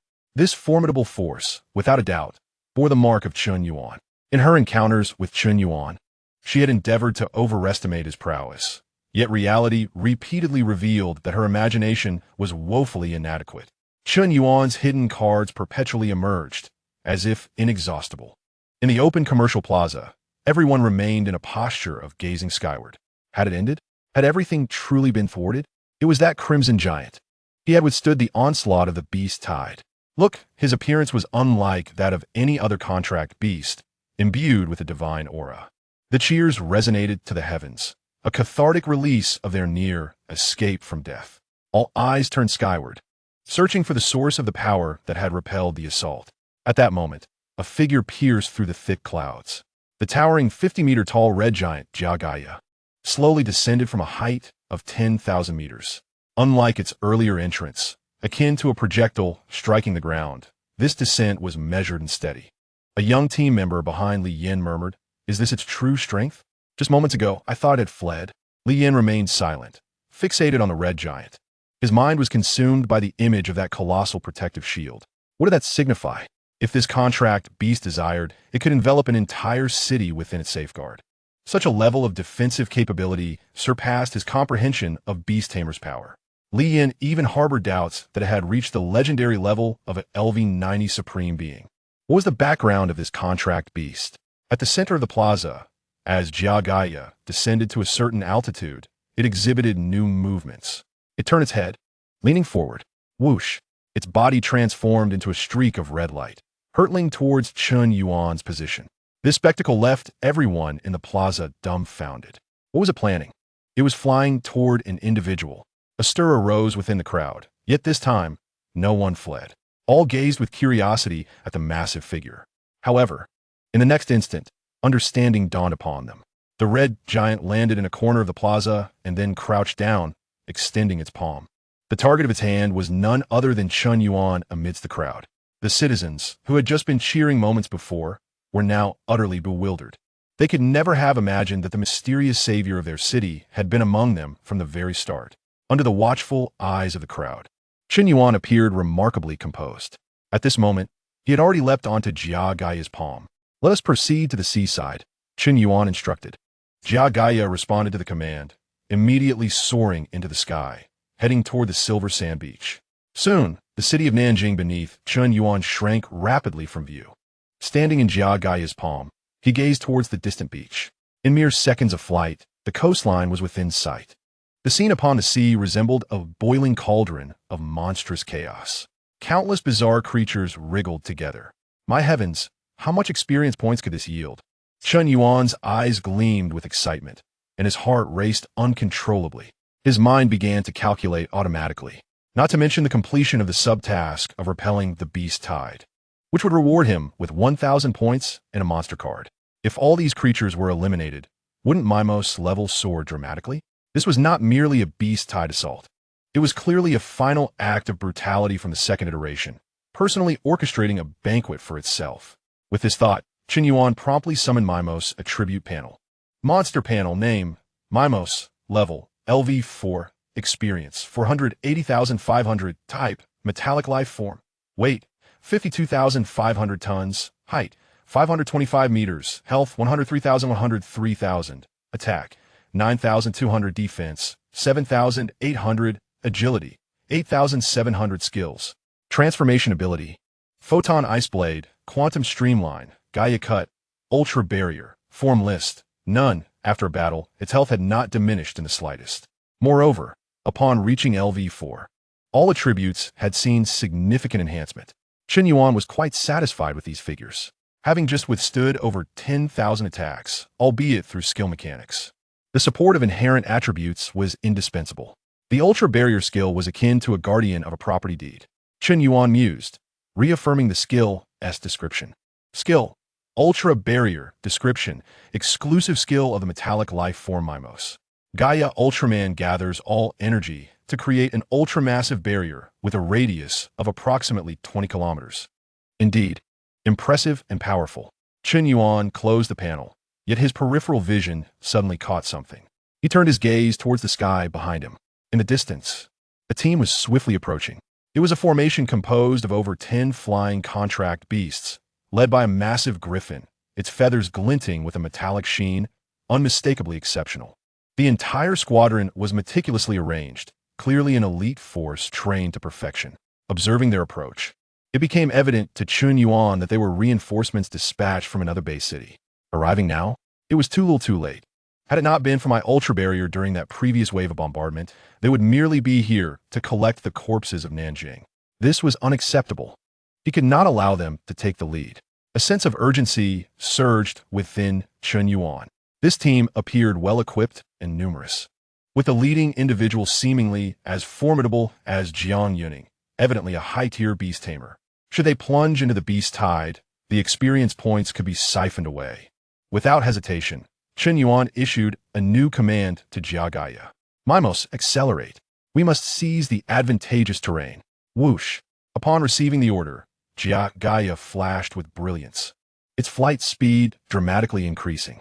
As Chun Yuan soared through the air, his gaze traversed the beast tide, fixing upon the distant sea. There a colossal figure loomed, partially obscured. It was a gigantic sea snail, far exceeding all surrounding creatures in size. Just observing it from afar, Chun Yuan could sense an overwhelming aura. That must be the boss. He immediately deduced. In a beast-tide assault, it was inconceivable that there would not be a leader orchestrating it. This giant sea snail, both in size and presence, undoubtedly commanded the beast tide. Defeating it would complete the subtask of repelling the beast tide, yielding 1,000 points and a random monster card, readily attainable. Furthermore, such a boss-level creature would certainly provide substantial experience points. Chen Yuan calculated. If Mimos, currently at LV4, consumed this giant sea snail, would it not ascend several levels? Meanwhile, at Silver Sand Beach, a beast tamer pointed towards the sky. "Mayor, look up." Jiang Yuning turned her head, following the direction indicated by the beast tamer. In the distance, two teams were rapidly approaching. One was merely a solitary figure, the red light conspicuously bright under the sun, unmistakably Chen Yuan and his contract beast. The other was a formation led by a griffin. Jiang Yuning recognized them instantly as reinforcements from Shaoyang City. As her voice faded, the griffin formation had already arrived at the beach. The lead griffin landed smoothly on the ground, stirring up a whirlwind. A resolute middle-aged man leaped down from the griffin's back. He was none other than the mayor of Shaoyang City, Guan Shanhai. "Mayor Jiang, we have arrived late." "Not too late, Mayor Guan," he replied. Guan Shanhai nodded, his gaze fixed on the distant sea. The intelligence from the IC base was still overly conservative. There were not merely 3,000 creatures, but I would estimate at least 4,000. Furthermore, I felt something peculiar on our way here. "What is that red dome over your city?" No sooner had he spoken than his attention was drawn to a red figure in the sky. A humanoid being, entirely crimson, appeared distinctly different from any contracted beast he had ever known. "That is our beastmaster from Nanjing City, Chen Yuan," Jiang Yuning replied somewhat ambiguously. "It is his contracted beast that is generating the protective shield." Just then, the foe Gaia arrived above the beach. It halted at a height of several dozen meters above the ground, slowly crouching and extending its palm toward the earth. Chen Yuan leaped down, landing on the sand. His appearance immediately captivated everyone's attention. Guan Shanhai observed the young man and then glanced at the towering red giant, his mind buzzing. Was it the immense protective shield released by that red giant? How could such a young beastmaster possibly command such a formidable contracted beast? Guan Shanhai was taken aback. He instinctively thought that Chen Yuan might be a prodigy sent from a major city for training. Perhaps that red giant was his trump card. Yes, it must be so. Chen Yuan, however, paid no mind to the gazes of those around him. He walked straight up to Jiang Yuning and spoke directly. "Mayor, I will handle that large sea snail in the distance.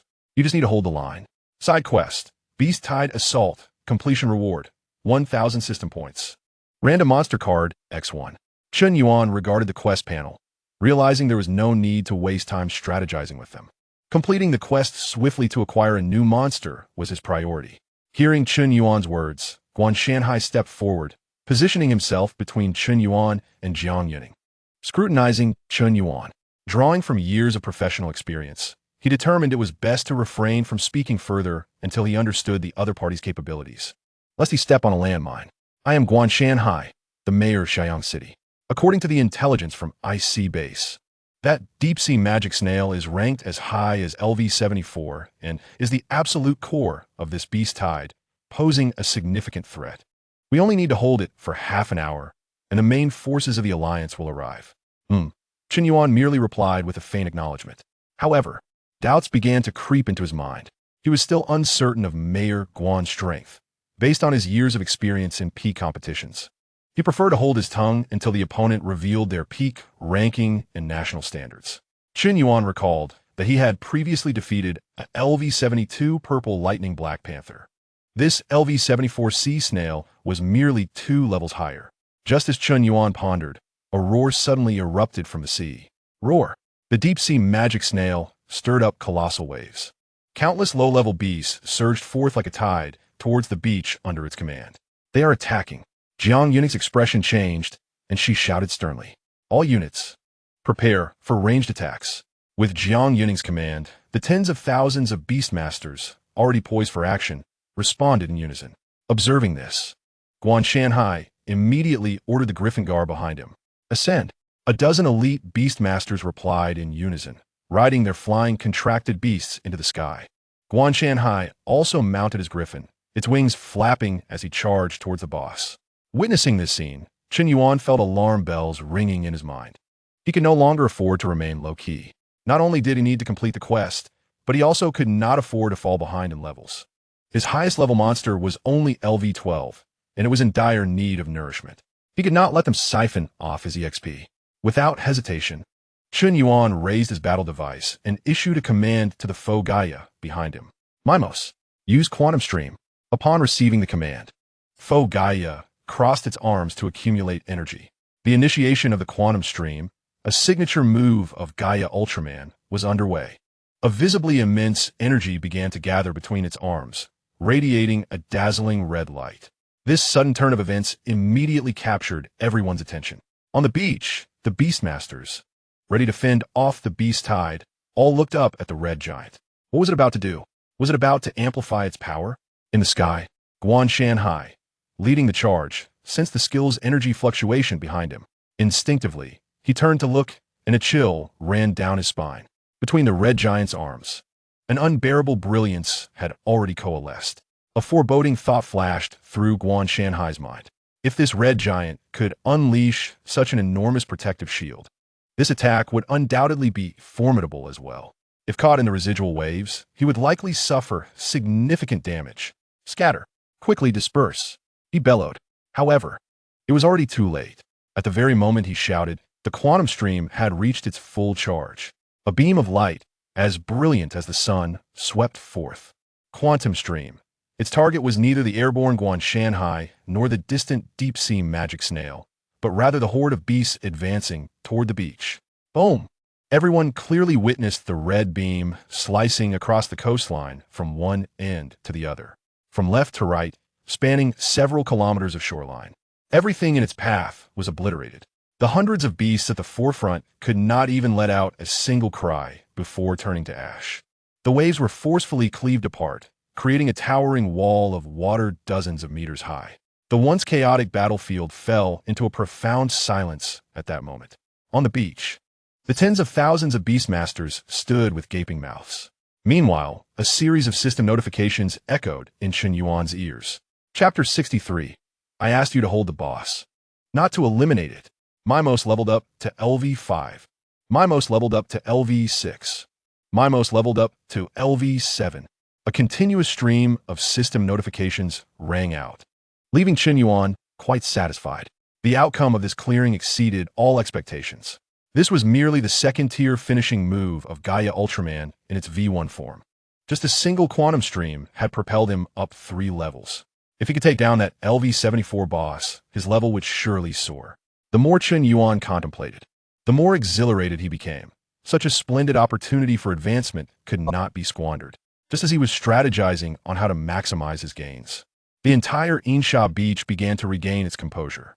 Among the crowd, gasps of astonishment echoed repeatedly. At that moment, the most bewildered individual was none other than Guan Shanhai, who remained suspended in midair. Mounted on his griffin, he felt as if he had turned to stone. Just minutes ago, he had been racking his brain, contemplating how to lead the team to restrain the beast tide and buy precious half an hour for the main forces. And yet, the situation was resolved with a single skill. Guan Shanhai felt his face burning, as if he had been publicly slapped.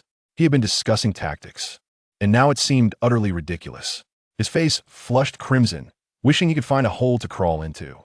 Just as he felt utterly ashamed, he noticed that the young man had moved again. Chen Yuan disregarded the thoughts of those around him. His gaze was now firmly fixed on a massive, deep-sea magic snail trailing behind the beast tide. On the task panel, the shimmering reward of 1,000 points and a random monster card beckoned him. It was time. Mimos. Chen Yuan's voice resonated again, this time infused with the thrill of acquiring a new monster. The target was that giant sea snail. Utilize the Photon Ice Blade. Chen Yuan was eager to see if this level 74 boss could withstand the signature finishing move of Gaia Ultraman. Without a moment's hesitation, the fake Gaia surged towards the boss on the sea. Its speed surpassed any previous flight. It was charging in solo. It sought to challenge the boss one-on-one. The beast tamers on the beach gasped in astonishment at this spectacle. Meanwhile, Guan Shanhai, suspended in midair, wore an expression of utmost complexity. Just moments ago, he was contemplating strategies to restrain the boss, yet here it was, ready to engage in close combat. At that moment, He heard Chen Yuan's voice call out from afar. My Yoda One, don't move. I am here to assist you. Chen Yuan stood on the beach, facing the fierce winds, shouting in Guan Shanhai's direction. He thought to himself that, after all, this old man was here to provide support, and some respect was due. After all, he was the mayor of a base city.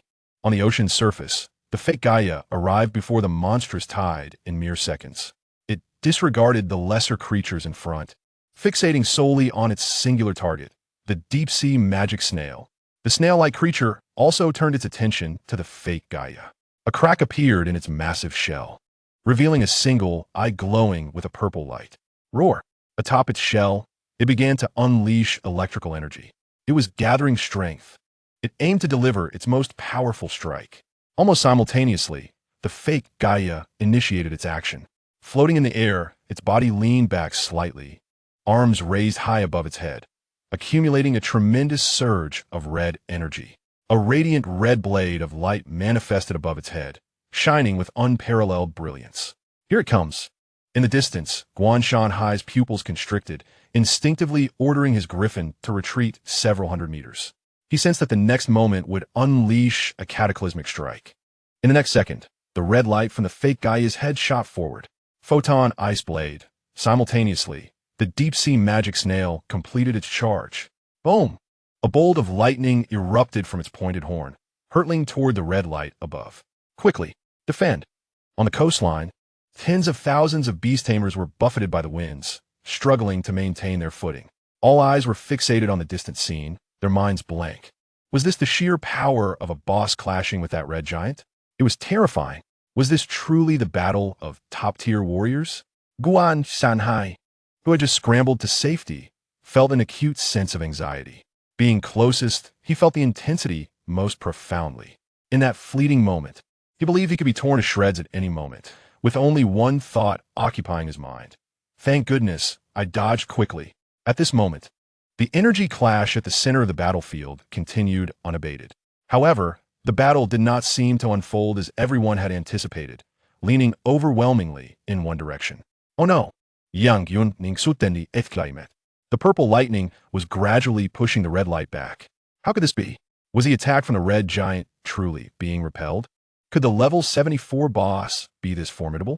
The surrounding beast tamers also sensed the grim situation, voicing their concerns. Chen Yuan, standing on the beach, naturally observed this scene. His brow furrowed slightly. He had not expected that this level 74 deep-sea magic snail could withstand the photon ice blade head-on. Indeed, Mimos at level 7 could not completely dominate against monsters above level 70. Nevertheless, Chen Yuan remained unperturbed. He recalled that in Gaia TV, Mimos had faced off against Gaia's wave. At that time, Gaia's Photon Crusher could charge up a second time after release, dramatically increasing its power and ultimately defeating Mimos. Although his fake Gaia was transformed from Mimos, its skill pool was that of the authentic Gaia. Photon Ice Blade and Photon Crusher were fundamentally similar. A cold smile crept across Chen Yuan's lips. Mimos, unleash your full power. Upon receiving the command, the fake Gaia's body trembled violently. It floated in the air, its previously straightened arms slowly raised again, reinitiating the pose for the Photon Ice Blade. What was it doing? Charging up a second time? During the energy clash? However, in the next moment, the fake Gaia's arms spread wide once more. The already dazzling red light surged even brighter in that instant. To everyone's astonishment, a layer of rapidly spinning spiral light appeared around the beam. Buzz! The Photon Ice Blade unleashed its full power, instantly reversing the tide.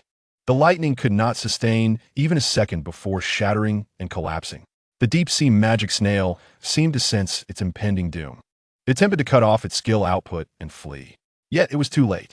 The fully powered Photon Ice Blade, with overwhelming force, swiftly engulfed its lightning attack. Without pause, it struck directly against the creature's body. Boom! Following that, a massive explosion erupted on the ocean's surface. The blast sent seawater soaring for miles around. Meanwhile, Chen Yuan's mind was inundated with system notifications. Ding! Your contracted beast Mimos has slain the level 74 elite beast deep-sea magic snail. You have gained a substantial amount of experience.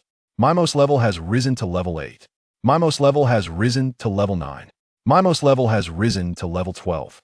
In just one wave of beasts, Mimo soared from level 3 to level 12. Chun Yuan felt a surge of emotions. The skills of Ultraman were indeed powerful. The only drawback was perhaps a lack of diverse attack methods.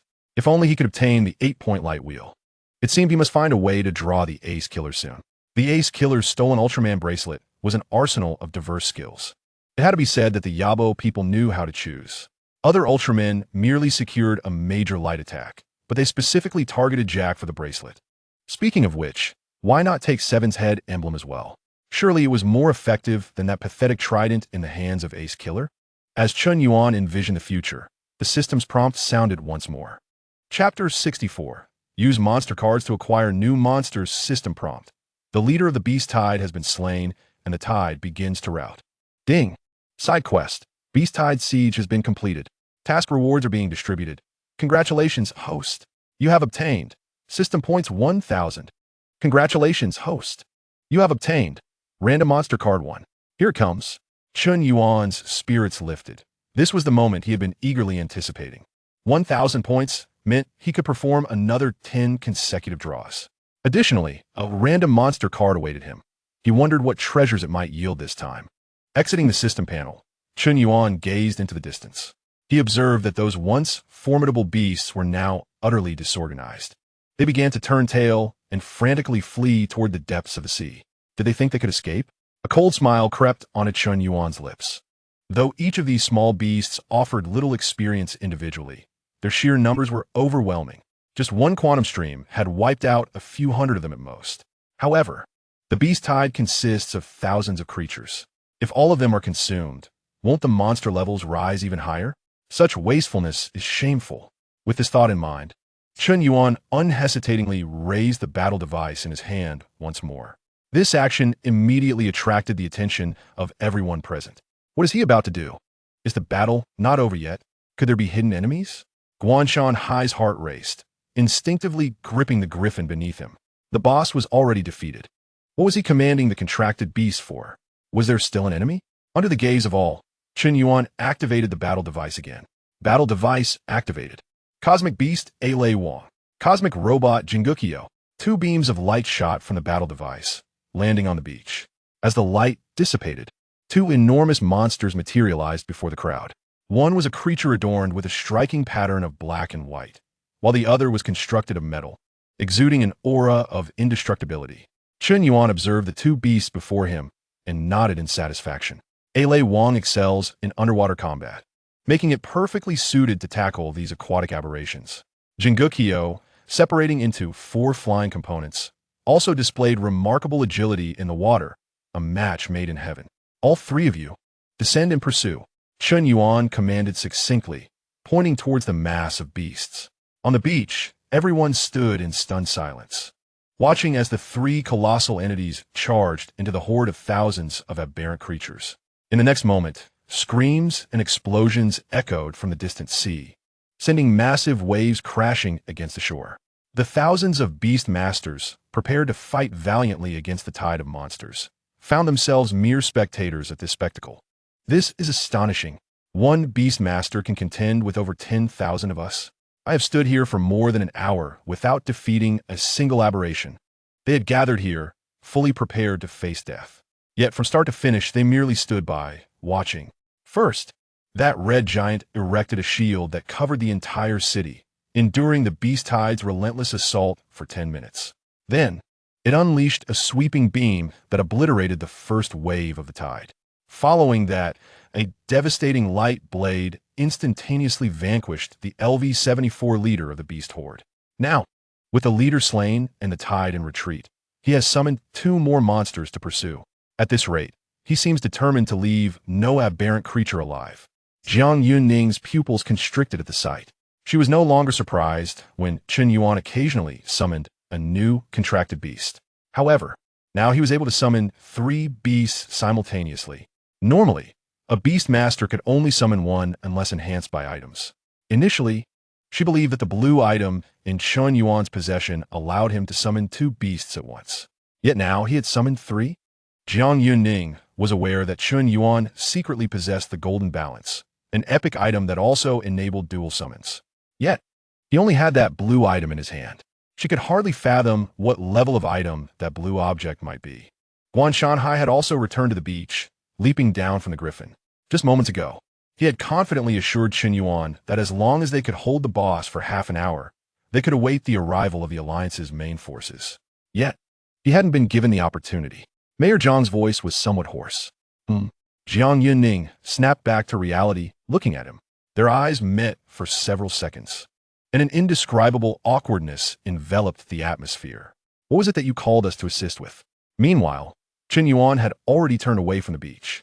His mind was consumed with thoughts of that 1,000 points and a random monster card. He needed to find a place to redeem his rewards quickly and then engage in an exhilarating 10 consecutive draws. With 1,000 points, the last 10 draws had yielded the Ultraman barrier, which was already a delightful surprise. He wondered what treasures he might uncover this time. As for that random monster card, it was shrouded in mystery. What creature would it summon? While Qin Yuan pondered, a series of system notification sounds echoed in his ears. Maimo's level has increased to LV-13. Lei Wang's level has increased to LV-13. Jingukio's level has increased to LV-11. This sensation felt akin to idling, with the three monsters autonomously leveling up. Qin Yuan merely needed to find a spot, sip his milk tea, and await their upgrades. Before long, he returned to the open-air commercial plaza. Although the massive crater left by the false Gaia remained, the earlier tense atmosphere had dissipated. The populace had emerged from their panic. Qin Yuan walked directly to the entrance of the milk tea shop. As expected, the shop's roll-up door was tightly shut, evidently closed for safety and yet to reopen. He glanced around and sat down on a chair outside the milk tea shop. This spot was perfect for him to unveil his rewards. After some consideration, he decided to use the random monster card first. The uncertainty of the 10 consecutive draws was too great. What if he ended up with 10 experience cards, which could dampen his spirits? It was more prudent to secure this tangible reward first. System, use the random monster card, Qin Yuan mentally instructed. Ding, using random monster card. In the next moment, the random monster began to emit dazzling light. Chapter 65, The Dimensional Ultraman Ace Killer. The light gradually faded. A clear humanoid silhouette materialized before Qin Yuan. It was a figure adorned in striking red and gold, with a timer resembling that of Ultraman on its chest. Ding! Congratulations. Host, you have obtained the monster card, Dimensional Ultraman Ace Killer. Qin Yuan felt a surge of exhilaration as the weight of anxiety finally lifted from his shoulders. This monster was a perfect addition to Qin Yuan's current lineup. It was a bioweapon specifically created by the Yabo people to combat Ace Ultraman. Its most remarkable feature was its ability to utilize Ultraman skills. The previously drawn Spatium Ray and the Ultraman Bracelet would be perfectly applicable now. Just these two skills alone would guarantee an overwhelming combat power. Moreover, the potential of Ace Killer extended far beyond that. With subsequent forms such as Dream Beat Killer and Victory Killer, boasting an impressively extensive skill set, Qin Yuan promptly opened Ace Killer's panel for a glance. Monster panel, name, Ace Killer, level, LV1, experience, 0-100 type, Dimensional Ultraman, weight, 43,000 tons, height, 40 meters, life, 10000100000, attack, 8,800 defense, 9,000, agility, 8,600 skills, energy absorption, Spatium Ray, form list, none, equipment, Ultraman Bracelet, standing at 40 meters, a standard size for a Showa Ultraman. It is considered rather small among the monsters in Qin Yuan's possession. However, height has never been a true indicator of strength. Ace Killer's skills and form growth are quite promising. Having dealt with the random monster card, it was time for the thrilling segment. System, 10 consecutive draws. Without hesitation, Qin Yuan utilized all 1,000 points he had just acquired. Perhaps he would strike gold again and draw a powerful monster, even if luck were to falter. Acquiring experience cards for Ace Killer to level up would still be beneficial. The familiar sound of the system prompt echoed as 10 cards appeared before Qin Yuan, all facing away from him. Ding! Congratulations, host, you have obtained an experience card, 300 points. Qin Yuan was momentarily taken aback. 300? He distinctly remembered that the experience cards he had drawn previously were all worth 100. This time, it was a threefold increase. Could it be that the level of his minions had risen, prompting an upgrade in the system as well? This would imply that any new monsters he drew in the future would swiftly catch up in leveling alongside the old ones. Chen Yuan felt a surge of joy and turned his attention to the next card. Congratulations, host, you have obtained Experience Card 300. Congratulations, host. You have obtained Experience Card 300. As he revealed 9 consecutive cards, each one was a uniform 300 experience points. Although no new monsters emerged, Chen Yuan felt no disappointment. With a total of 2,700 experience points, he could rapidly elevate the level of his ace killer. Now, only the final card remained. Chen Yuan took a deep breath and fixed his gaze on the 10th card, hoping for a surprise. The card slowly flipped, revealing a distinctive glow. Congratulations, host, you have obtained Monster Fusion Card 1. Another one. Last time, he had used this very card to fuse Gearzin and Myerba into Galba, drastically increasing their combat power. Now, with an additional card in hand, the possibilities were endless. Countless combination schemes flashed through his mind. First was the Lightning Killer, a fusion of L.A. Wong and Ace Killer, but the crucial material missing was Belial's gene, which was notoriously rare and challenging to acquire. However, one must pay the price for quality. There was no doubt about the potency of the Lightning Killer. Next was the Triumvirate King, with Gearzin and Myerba already in his possession. He needed only to draw the Super Gob to create the Triumvirate King directly. This fusion card was essentially an investment in the future, brimming with potential. It all depended on whether he could acquire Belial's gene first or draw the Super Gob. Chen Yuan contentedly stowed his rewards, feeling that the gains from this beast-tied assault far exceeded his expectations. Just then, a series of system prompts rang in his ears once more. Mimos level increased to LV14. Ele Wong level increased to LV14. Jingukyo level increased to LV12. Mimos level increased to LV17. Ele Wong level increased to LV17. Jingukyo level increased to LV16. The exhilaration of witnessing a surge in experience points without lifting a finger was undeniably delightful.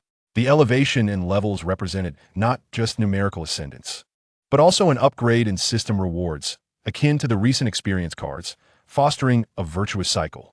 Chen Yuan glanced at the experience bars of his 3 monsters and noted that the growth rate had significantly slowed. It seemed that the group of fleeing aberrant beasts had been nearly eradicated. Come back, he commanded, standing up to retrieve his 3 monsters from the sea into the battle instrument. With the rewards collected and the monsters leveled up, it was time to return. Thus, Chen Yuan turned to depart from the open-air central plaza. However, as he reached the roadside and had yet to hail a taxi, he was recognized by a passerby. Look, it's him. A sharp-eyed youth pointed at Chen Yuan. He's the beast tamer controlling the red giant. What? Is it true? It's him? There was no mistaking it. The beast tamer who had single-handedly vanquished the entire beast tide had indeed arrived from the seaside. In an instant, the previously sparse crowd surged toward Chen Yuan, encircling him tightly. Master, which base city are you a genius beast tamer from? What is the name of your red contracted beast? Curious faces pressed in around Chen Yuan, asking a flurry of questions. Overwhelmed by the onslaught, Chen Yuan felt his head spinning. Everyone, please step aside, he implored, attempting to push through the throng. I need to get back to my homework. My assignments from the senior beast tamer training class at Nanjing No. 3 High School won't finish themselves, and I risk being called out in class tomorrow. Make way, make way. As he spoke loudly, he finally squeezed through the crowd, leaving without a backward glance.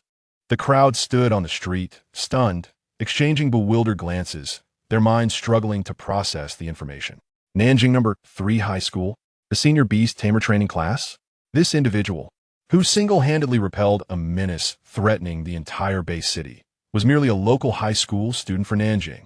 This revelation was more astonishing than witnessing the false Gaia descend. The next day, at Nanjing No. 3 High School, as Chen Yuan entered the classroom punctually, dozens of eyes immediately fixed upon him. The news of yesterday's beast-tide assault was known to everyone in Nanjing.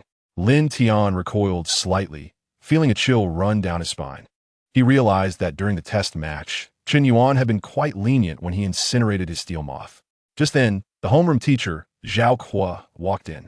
Tomorrow, all third-year students will head to Xiaoyang City for a 3-day training session in a dungeon. The location is the renowned dungeon, the Pale Forest. Upon hearing this announcement, a wave of discussion erupted in the classroom. To Xiaoyang City? That's so far. Don't we have plenty of dungeons in Nanjing? Zhao, Kuo Amplinet. The protective forces in Xianyang City are exceptionally robust, ensuring the safety of all students at all times. Hearing the phrase close protection, many students breathed a sigh of relief. Meanwhile, Chun Yuan silently retrieved his phone from under the desk to check the information on the dungeon. Soon, relevant details surfaced. Dungeon name, Pale Forest, level, LV5, LV40 type, hunted. Main beasts, skeletons, wraiths, ghouls. As Chun Yuan browsed the foundational information, he suddenly raised his hand. Zhou, noticing it was Chun Yuan, felt an inexplicable tension. Chun Yuan, do you have a question? All eyes shifted back to him. Standing up, Chun Yuan earnestly inquired, Teacher, do the beasts in the pale forest feel pain? Zhao Kuo was momentarily taken aback by the question. What do you mean, do they feel pain? How is that relevant to the training? He looked at Chun Yuan in confusion before hesitantly responding. Most of them are skeletons and zombies, so they probably do not feel pain. Oh, that's good. Chun Yuan nodded in satisfaction and took his seat. This left his classmates and Zhao Kuo exchanging puzzled glances, totally bewildered by the intent behind his question. Not feeling pain is good? In what way? Just then, the long-awaited system prompt finally resounded in Chun Yuan's mind. Ding! Main quest released. Chun Yuan's spirits soared. At last, the main quest had arrived. He promptly checked the task details. Main quest, 7 Mata scale, task description. As a Leo-Nix aspiring for the cosmos, your monster legion has begun to take shape. However, quantity remains a crucial measure of strength. Please continue to expand your team, allowing more monsters to serve you. Task requirements. To possess at least 5 monsters with levels reaching LV10 or above. Task reward. System points, 1,000. Current progress, 45. Chun Yuan glanced at the task requirements. Wasn't this simply a level-grinding task? The monsters in his possession, Mimosu LV17, AI Lei Wang LV17, Jin Guqiao LV16, and Gu Erzin LV10, totaled 4 that met the criteria. This meant that Chun Yuan only needed to elevate 1 more monster to level 10 to acquire the 1,000 points. Perfect. Chun Yuan recalled the new monster he had just obtained yesterday. He also still had 9 experience cards, totaling 2,700 experience points that were yet to be used. System. Apply all 9 experience cards to AI Xiaoren. Ding. Using experience card, 300 experience points. A series of prompts flashed by. AI Xiaoren's level has been raised to LV7. Not bad. Starting at level 7 saved a great deal of trouble. Chun Yuan opened AI Xiaoren's attribute panel to check. Monster panel name. AI Xiaoren level. LV7 experience. 2003000 type. Interdimensional superhuman weight. 43,000 tons height. 40 meters life. 10600010. 6000 attack. 10,000 defense. 10200 agility. 9,800 skills. Energy absorption. Supai Shamu Ray form list. None. Equipment. Ultraman bracelet. As Chun Yuan examined AI Xiaoren's attributes, he contemplated. Upon reaching the next level, its agility would surpass 10,000, making it the first monster with all 3 attributes over 10,000. Chun Yuan had already resolved that during this venture into Songbai, Sunlin, AI Xiaoren would serve as the main force. It would be ideal for training, utilizing those pain-immune undead monsters as practice partners. Just 3 more levels, and the main task would be completed, securing the 1,000 points. Subsequently, an exhilarating 10 consecutive draws could be anticipated. After school, in the afternoon, the school bell rang, and the entire Nanjiang Sanzhong erupted with excitement. All the senior students rushed toward the nearby supermarkets. Boss, give me 10 bottles of healing potions. Buy plenty of recovery potions too. The undead monsters' attacks are quite troublesome. I must also bring a flashlight. I've heard Songbai Sunlin is an eternal night, devoid of daylight. Everyone was preparing for their entry into the dungeon. Chun Yuan passed by them and turned directly into the supermarket's spice aisle. Human powder, chili powder, barbecue seasoning, pepper salt. After checking out, Chun Yuan retreated to a secluded corner and stuffed everything into his Diga Ultraman backpack. This backpack was truly useful. Chun Yuan patted the backpack, feeling quite satisfied. The Diga backpack not only could hold items, but could also directly store them in the system space, proving to be exceptionally handy. The next morning, at the Nanjiang airport, all senior students from Nanjiang Sanzhong gathered. This special training was organized in groups of 5, and Chun Yuan glanced at the grouping list in his hand. To his surprise, 3 of the 4 individuals have been taught a lesson by AI Lei Wang, including Lin Tian. This is intriguing. As the class leader, it was imperative to educate them on what it truly means to be a Beastmaster. After several hours, they finally arrived at their training destination, Songbai Sunlin, by noon. As Chun Yuan stepped into the dungeon entrance, the light dimmed abruptly, revealing twisted, grotesque white trees surrounding them. As expected of a dungeon that only experienced night, the atmosphere was remarkably well-crafted. Zhao Kuo stood at the forefront, delivering the final mobilization speech. Remember, behind each of your teams, 3 guards from Xiaoyang City are secretly watching over you. They will also be responsible for recording your performance as part of your overall grades. However, the protection of the guards is not infallible. You must remain vigilant. Zhao Kuo continued passionately, aiming to ignite the students' fighting spirit. Yet, before he could finish his words, an unexpected incident occurred. Within the crowd, Chun Yuan's 5-member team suddenly sprang into action. He drew out his battle device. Battle device activated. Super Ancient Dark Monster Gu Erba. A flash of light illuminated the area as a monster that fused the traits of Gu Erzin and Mei Erba appeared. The immense shadow of Gu Erba enveloped everyone. All senior students, along with teachers from other classes, gazed upward at this colossal being. Before they could react, Chun Yuan waved to his 4 starry-eyed teammates. No problem. As the class leader, I will obligingly fulfill your little wish. Today, I shall let you soar. With that, Chun Yuan commanded Gu Erba to take his 4 classmates and ascend into the sky, vanishing into the mist of Songbai Sunlin. The entire square fell into an eerie silence. Meanwhile, in the distance, the guards responsible for monitoring the vicinity, newly assigned to Chun Yuan's team, were taken aback by the scene. Where did these bandits come from? They dare to abduct someone right under our Griffin squad's noses. We must pursue. The 3 guards immediately summoned their flying contract beasts. Griffins soared high, and one guard gazed at Gu Erba's retreating figure. As he urged his Griffin to accelerate, he lamented to his companions, "My goodness, this is the first time I've seen a Beastmaster fly while being held by their contract beast. One beast in each hand and another standing atop their head. Captain, look, the one on top is also wearing a school uniform. They're not bandits." Not bandits? Could they also be a student? How could a senior student control such a colossal contract beast? Judging by its size, it must be at least 60 meters tall, larger than our Mayor wants. Chapter 67. Reward of Random Monster Card. Elite Monsters, I will defeat them. As Gu Erba soared through the sky, the gust it generated swayed the trees below. Before long, they arrived at the depths of Songbai Sunlin, beside a peculiar pond. Chun Yuan's main task required raising monster levels, so venturing directly to the dungeon's core was undoubtedly the right choice. Due to regular cleaning by staff, there were hardly any high-level aberrations at the dungeon entrance. AIC Sha Run needed to level up 3 more times to complete the main task and earn 1,000 points. Such an isolated core area was indeed an excellent place to grind for experience. All right, this is the spot. Chun Yuan's voice resonated from atop Gu Erba. Gu Erba landed smoothly, setting the 4 classmates down gently. Chun Yuan leapt down from Gu Erba's grasp and landed on the ground. With a wave of his hand, Gu Erba transformed into a streak of light and was absorbed back into the battle device. As Lin Tian and the other 3 students touched the ground, they felt their legs weaken slightly. Being flown by a giant beast over dozens of meters was more terrifying than exhilarating. Just yesterday, they could only observe Chun Yuan summon his contract beast from a distance on Monster Island.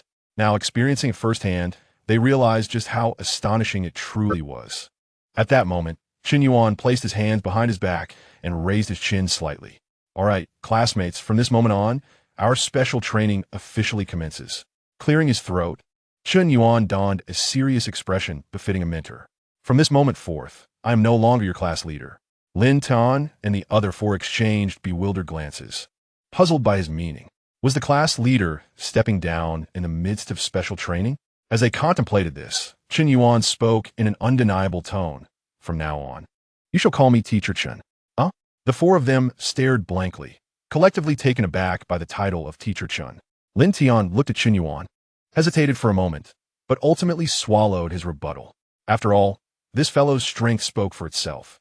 In the event of inciting displeasure, binding oneself to the contract beast and taking another flight is no trifling matter. Given the current circumstances, it is not merely a matter of addressing Chen Laoshi. Even calling him Chimbaba would be accepted. Chun Yuan, observing the absence of dissent, felt a sense of satisfaction and commenced his instruction. Allow me to elucidate the environment we currently inhabit. Chun Yuan gestured toward the lifeless expanse of the pond, where bizarre green vegetation floated. This is the Wailing Pond, named for the vengeful spirits that linger here, emitting sounds akin to weeping. The underwater terrain is treacherous, concealing numerous dangers. Chun Yuan spoke with authority, as though he were a local. Wow, Chun Laoshi, you are incredibly knowledgeable. A student exclaimed in awe. Indeed, far more detailed than our homeroom teacher, another chimed in, genuinely impressed. They had initially thought Chun Yuan was merely formidable in combat, only to discover his theoretical knowledge was equally profound. The title of Chun Laoshi was one they embraced wholeheartedly. Upon hearing this, Chun Yuan nodded in satisfaction. He recognized a teachable spirit. He discreetly reached into his pocket, adjusting the Tsangbai Senlin Beginner's Strategy Manual that he had casually retrieved from the dungeon entrance. After all, how could one assume the role of a teacher without adequate preparation? Only Lin Tian sensed something amiss, though he could not articulate it. Lin Tian scrutinized the lifeless pond, his brow furrowed. The forthcoming assessment would be based on the level and quantity of defeated beasts. Yet, there was nothing here. How could they attain scores? Chun Yuan was about to respond when, suddenly, a notification echoed in his mind. Ding! The current environment of the host has been detected. A side quest has been triggered. Please select one of the following 3 options to complete. Chun Yuan's eyes sparkled. This was an exciting development. He immediately focused on the system panel, where 3 options, each flickering with distinct luminescence, appear before him. Option 1. As the leader of your team, you must create the most advantageous competitive environment for your comrades. Summon monsters, utilize brute force to obliterate all paths leading deeper into the dungeon, and obstruct all other senior classes of the entrance, thereby delaying your opponents. Task reward, 100 system points. Chun Yuan's lips twitched upon reading the first option. To destroy the necessary paths and trap his classmates outside? While it sounded rather underhanded, the reward was paltry. Only 100 points, hardly sufficient. Moreover, the task was unlikely to be straightforward. He would surely be discovered midway, and the difficulty did not align with the reward. Besides, as Chun Laoshi, how could he engage in such unethical conduct? He decisively bypassed it and turned his gaze to the second option. Option 2. Sometimes, wisdom is more effective than brute force. Led your 4 teammates to dig a massive spike trap on the essential path to the dungeon's depths and disguise it, causing subsequent teams to fall into the trap, thereby effectively reducing the number of competitors. Task reward, a bottle of unlimited sugar-free cola. Unlimited sugar-free cola? What use was that? After selling the epic item, the golden scale, for several million, he could drink a lifetime's worth. Chun Yuan placed his last hope in the third option. Option 3. A true powerhouse scorns the use of cunning tactics. Raw strength is the only shortcut to victory. Please lure out and defeat the elite beast, the dark giant frog, from the depths of the Wailing Pond to achieve the first excellent score of this special training session. Task reward, Monster Warehouse 2. Random monster card 1. At the moment Chun Yuan beheld this option, his eyes gleamed with excitement. A random monster card was a true reward. The uncertainty of points was too high. He might end up with a plethora of experience cards. However, a monster card was a guaranteed treasure, rare and sought after. Moreover, the task was perfectly aligned with Chun Yuan's intentions. He needed to slay beasts to elevate his AC Slayer rank, making it a double win. This was the choice he would make. Chun Yuan turned to his 4 bewildered classmates and declared, "Who says there are no beasts here?" He raised his hand, activating his battle device. Arise, AC Slayer. Battle device activated. Dimensional superhuman AC Slayer. A flash of light heralded the emergence of a new figure before them. Oh, is this a new contract beast? Lin Tian was momentarily taken aback. It resembled the red giant from yesterday, yet its form was entirely different. Why does Chun Laoshi's contract beast never repeat? The 4 students eagerly critiqued AC Slayer's appearance, their eyes sparkling with excitement. To them, it was only natural for Chun Yuan to summon any powerful monster. They were beyond astonished now. They merely wished to see how Chun Yuan would unveil the so-called beast. Would it be a cataclysmic skill that evaporated the pond, or a world-shattering punch that cleaved the earth? However, Chun Yuan's subsequent command left the four utterly perplexed. Chapter 68. Elite Monster. Let me sharpen my blade. Chun Yuan contemplated how to coax the frog out. As the thought formed, he promptly accessed the skill list of the Ultra Bracelet. Ultra Spark, Bracelet Bomb, Planetary Destruction Ability. A lengthy list of skill names appeared before him. Chun Yuan's gaze swiftly scanned until it settled on Water Evaporation Ability, next to Planetary Destruction Ability. This is it. AC Slayer, evaporate this pond. The four students were once again rendered speechless. How they dried up. Yet, in the next moment, AC Slayer took action. Lifting its left arm, a beam of light shot skyward from the Ultra Bracelet. The beam, suspended in the air, refracted its radiance downward, enveloping the entire Wailing Pond. Lin Tian and his companions watched in astonishment as the water surface began to evaporate. As the water level continued to drop, the pond's bottom was completely exposed. With a roar, mud was upheaved, revealing a massive shadow rising from the mire, fully unveiling itself. It was a gigantic frog, its eyes glowing with a blood-red light. Beast, dark giant frog. In the distance, 3 guards from the Griffin Corps observed this scene with clarity. T-Team leader, that thing is an elite monster, right? Of course. Look at its size. It's the LV-40 elite beast, dark giant frog. The man, referred to as the leader, frowned. Yet the internal turmoil he felt was no less than that of his subordinates. A special training session for a senior student had inadvertently drawn the attention of an elite-level beast. This had completely exceeded the training scope and constituted a dire emergency. According to protocol, they had to intervene immediately. However, the leader glanced at the towering 40-meter AC Slayer and then at his own 15-meter Griffin beneath him. He felt that charging in might result in his own defeat in a single blow.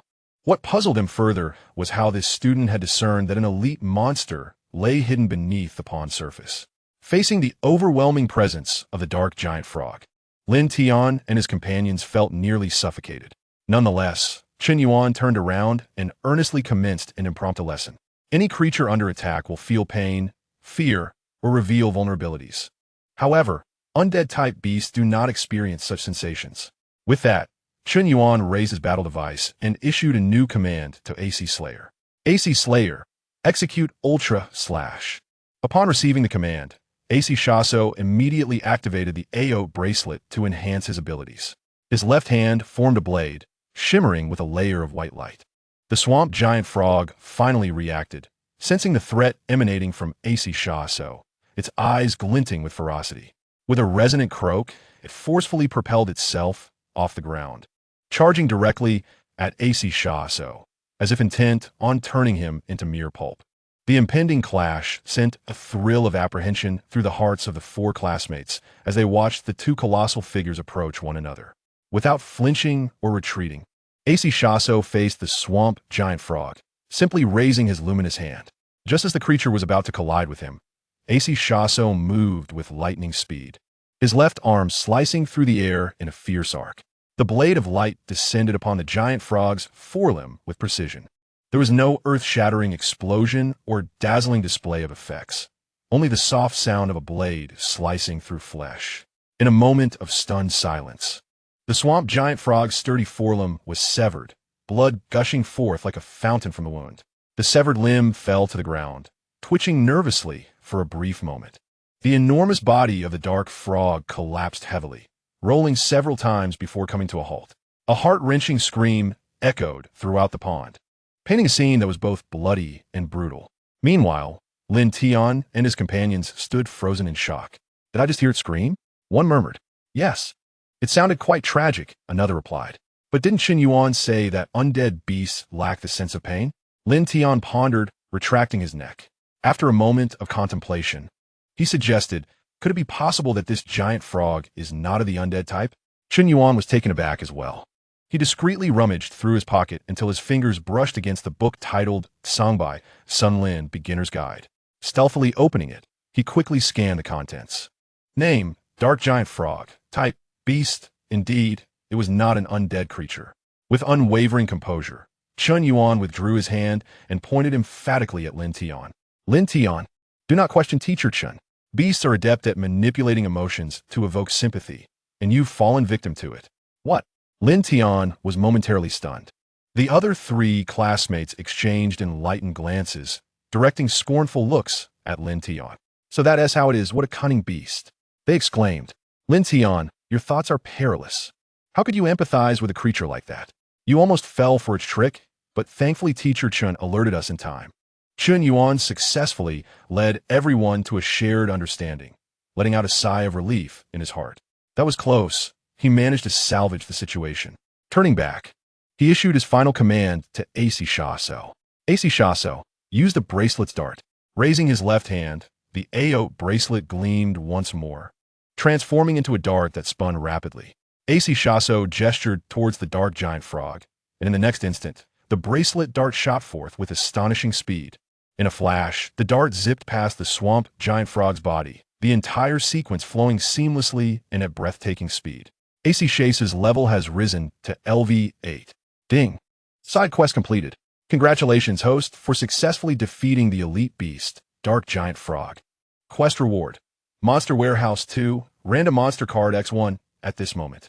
Chun Yuan felt a surge of excitement. The rewards from this task were undeniably valuable, rivaling the worth of 1,000 points in a 10-draw lottery. The increase in the Monster Warehouse to 8 allowed him to possess more creatures simultaneously. Although he had not yet received the 1,000 points from the main quest, he already secured the monster card from the side quest. Elated, Chun Yuan immediately thought, system, utilize the random monster card now. He was eager to discover which new monster he would summon this time. Chapter 69. Sated and ready, undead boss, you go first, ding. Using the random monster card. A phantom card materialized in the center of the panel, growing clearer until it flipped with a snap. An unusual figure dominated the screen. Resembling a deformed giant bird with 2 heads, a thick neck, no wings, and a spiky upper body. Congratulations, host. You have obtained. Monster card, 2-headed monster Pang Dun, description, capable of dual flame breath.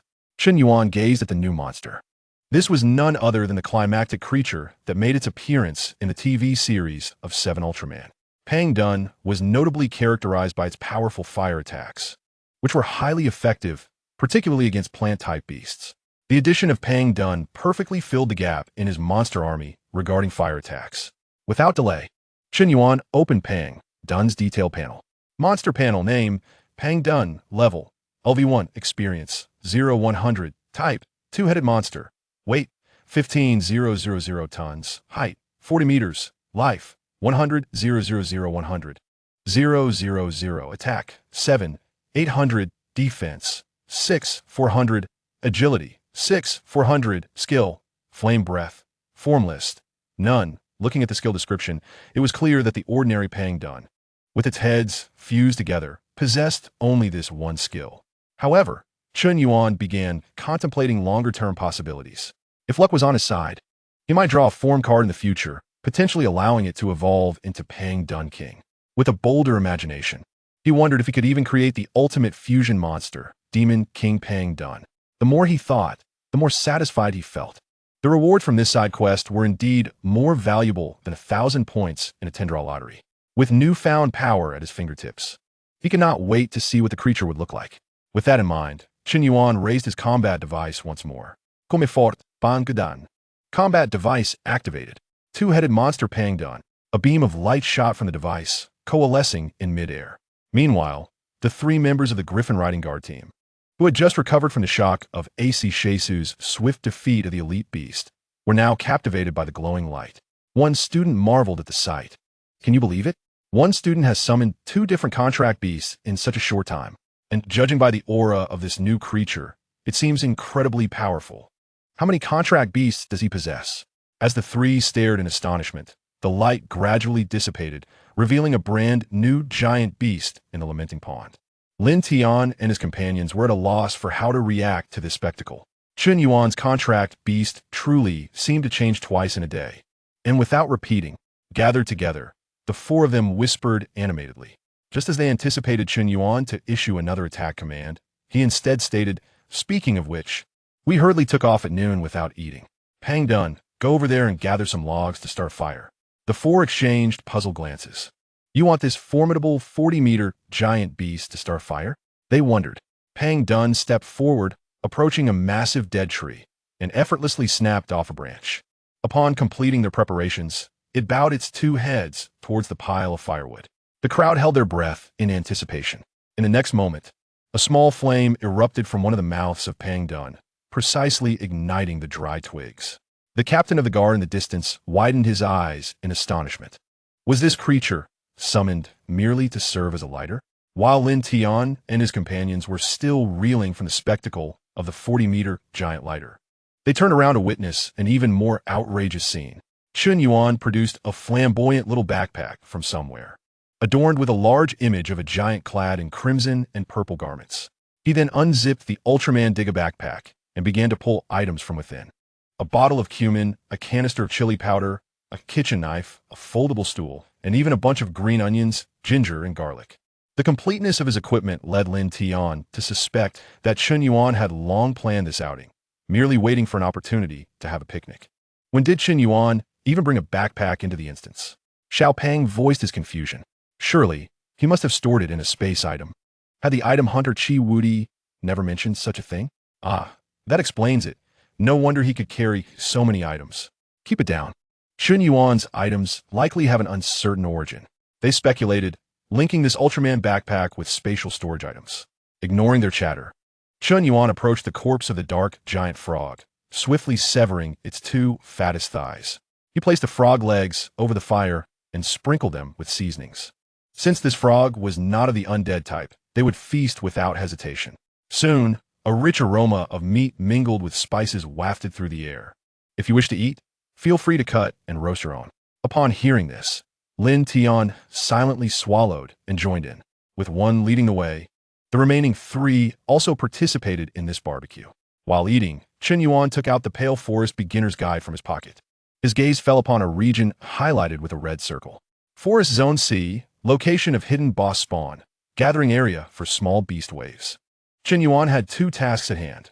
One was the senior test at Nanjing No. 3 High School, and the other, more crucial, was the main storyline mission issued by the system.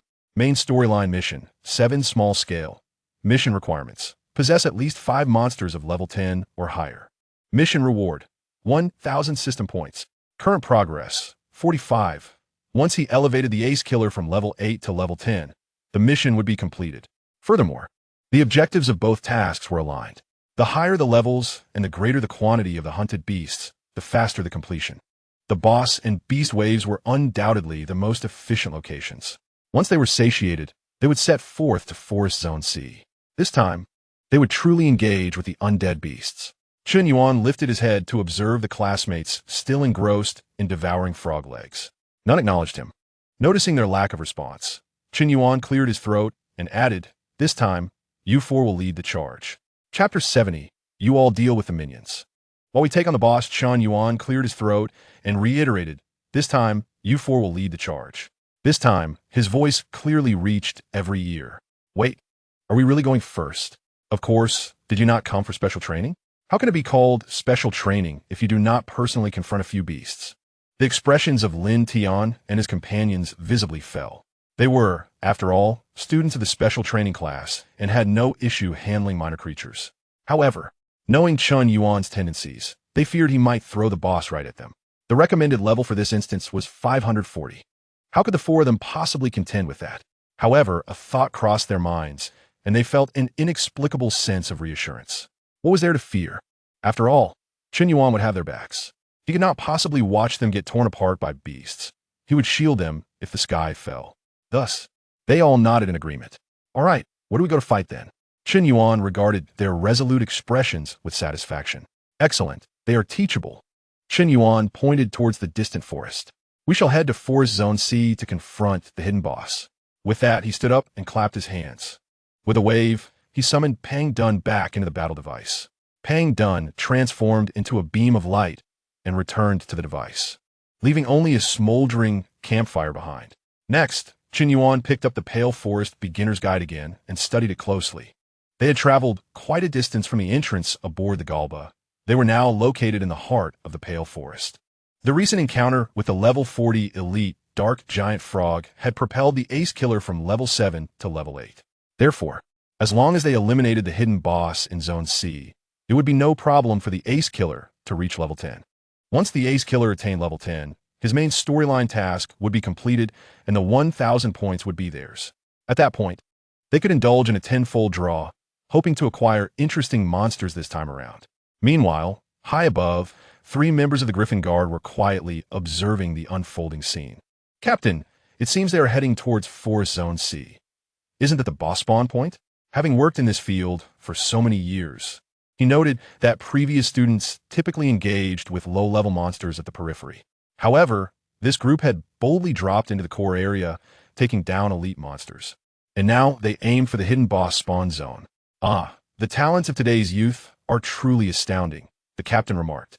Meanwhile, Chun Yuan, accompanied by his 4 classmates, had already traversed a considerable distance towards Forest Zone C. Passing through a thicket, they emerged into a vast clearing surrounded by trees, forming a natural circular arena. In the center of this arena, over 100 individuals had gathered. It must be here.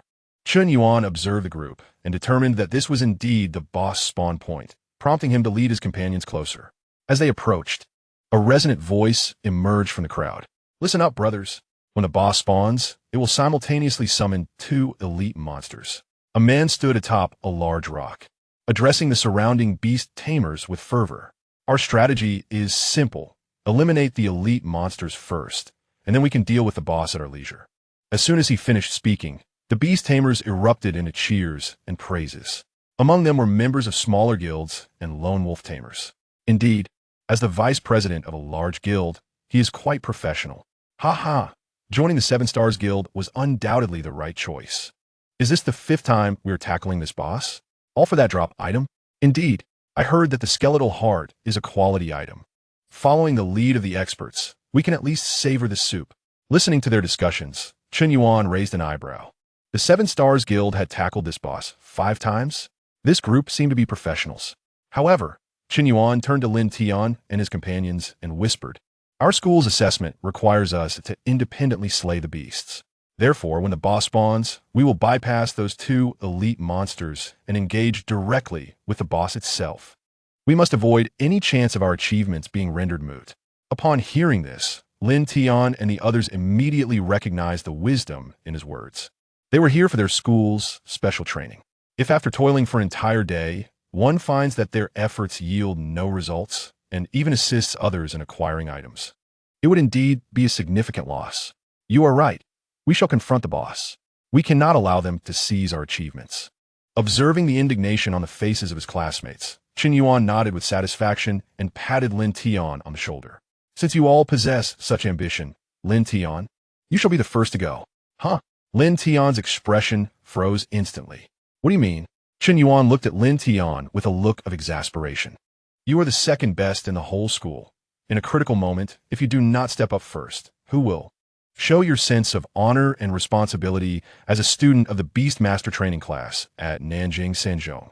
After saying this, Chun Yuan once again produced the Pale Forest Beginner's Guide and flipped directly to the page about the hidden boss. Name: Bone King. Type: Undead. Level: LV40. Description: the hidden ruler of Zone C in the Pale Forest, formed from countless grievances. If the skeletal heart is not destroyed, it will resurrect infinitely. Warning: newbie beastmasters are forbidden from entering this area. Chun Yuan looked at the information with satisfaction.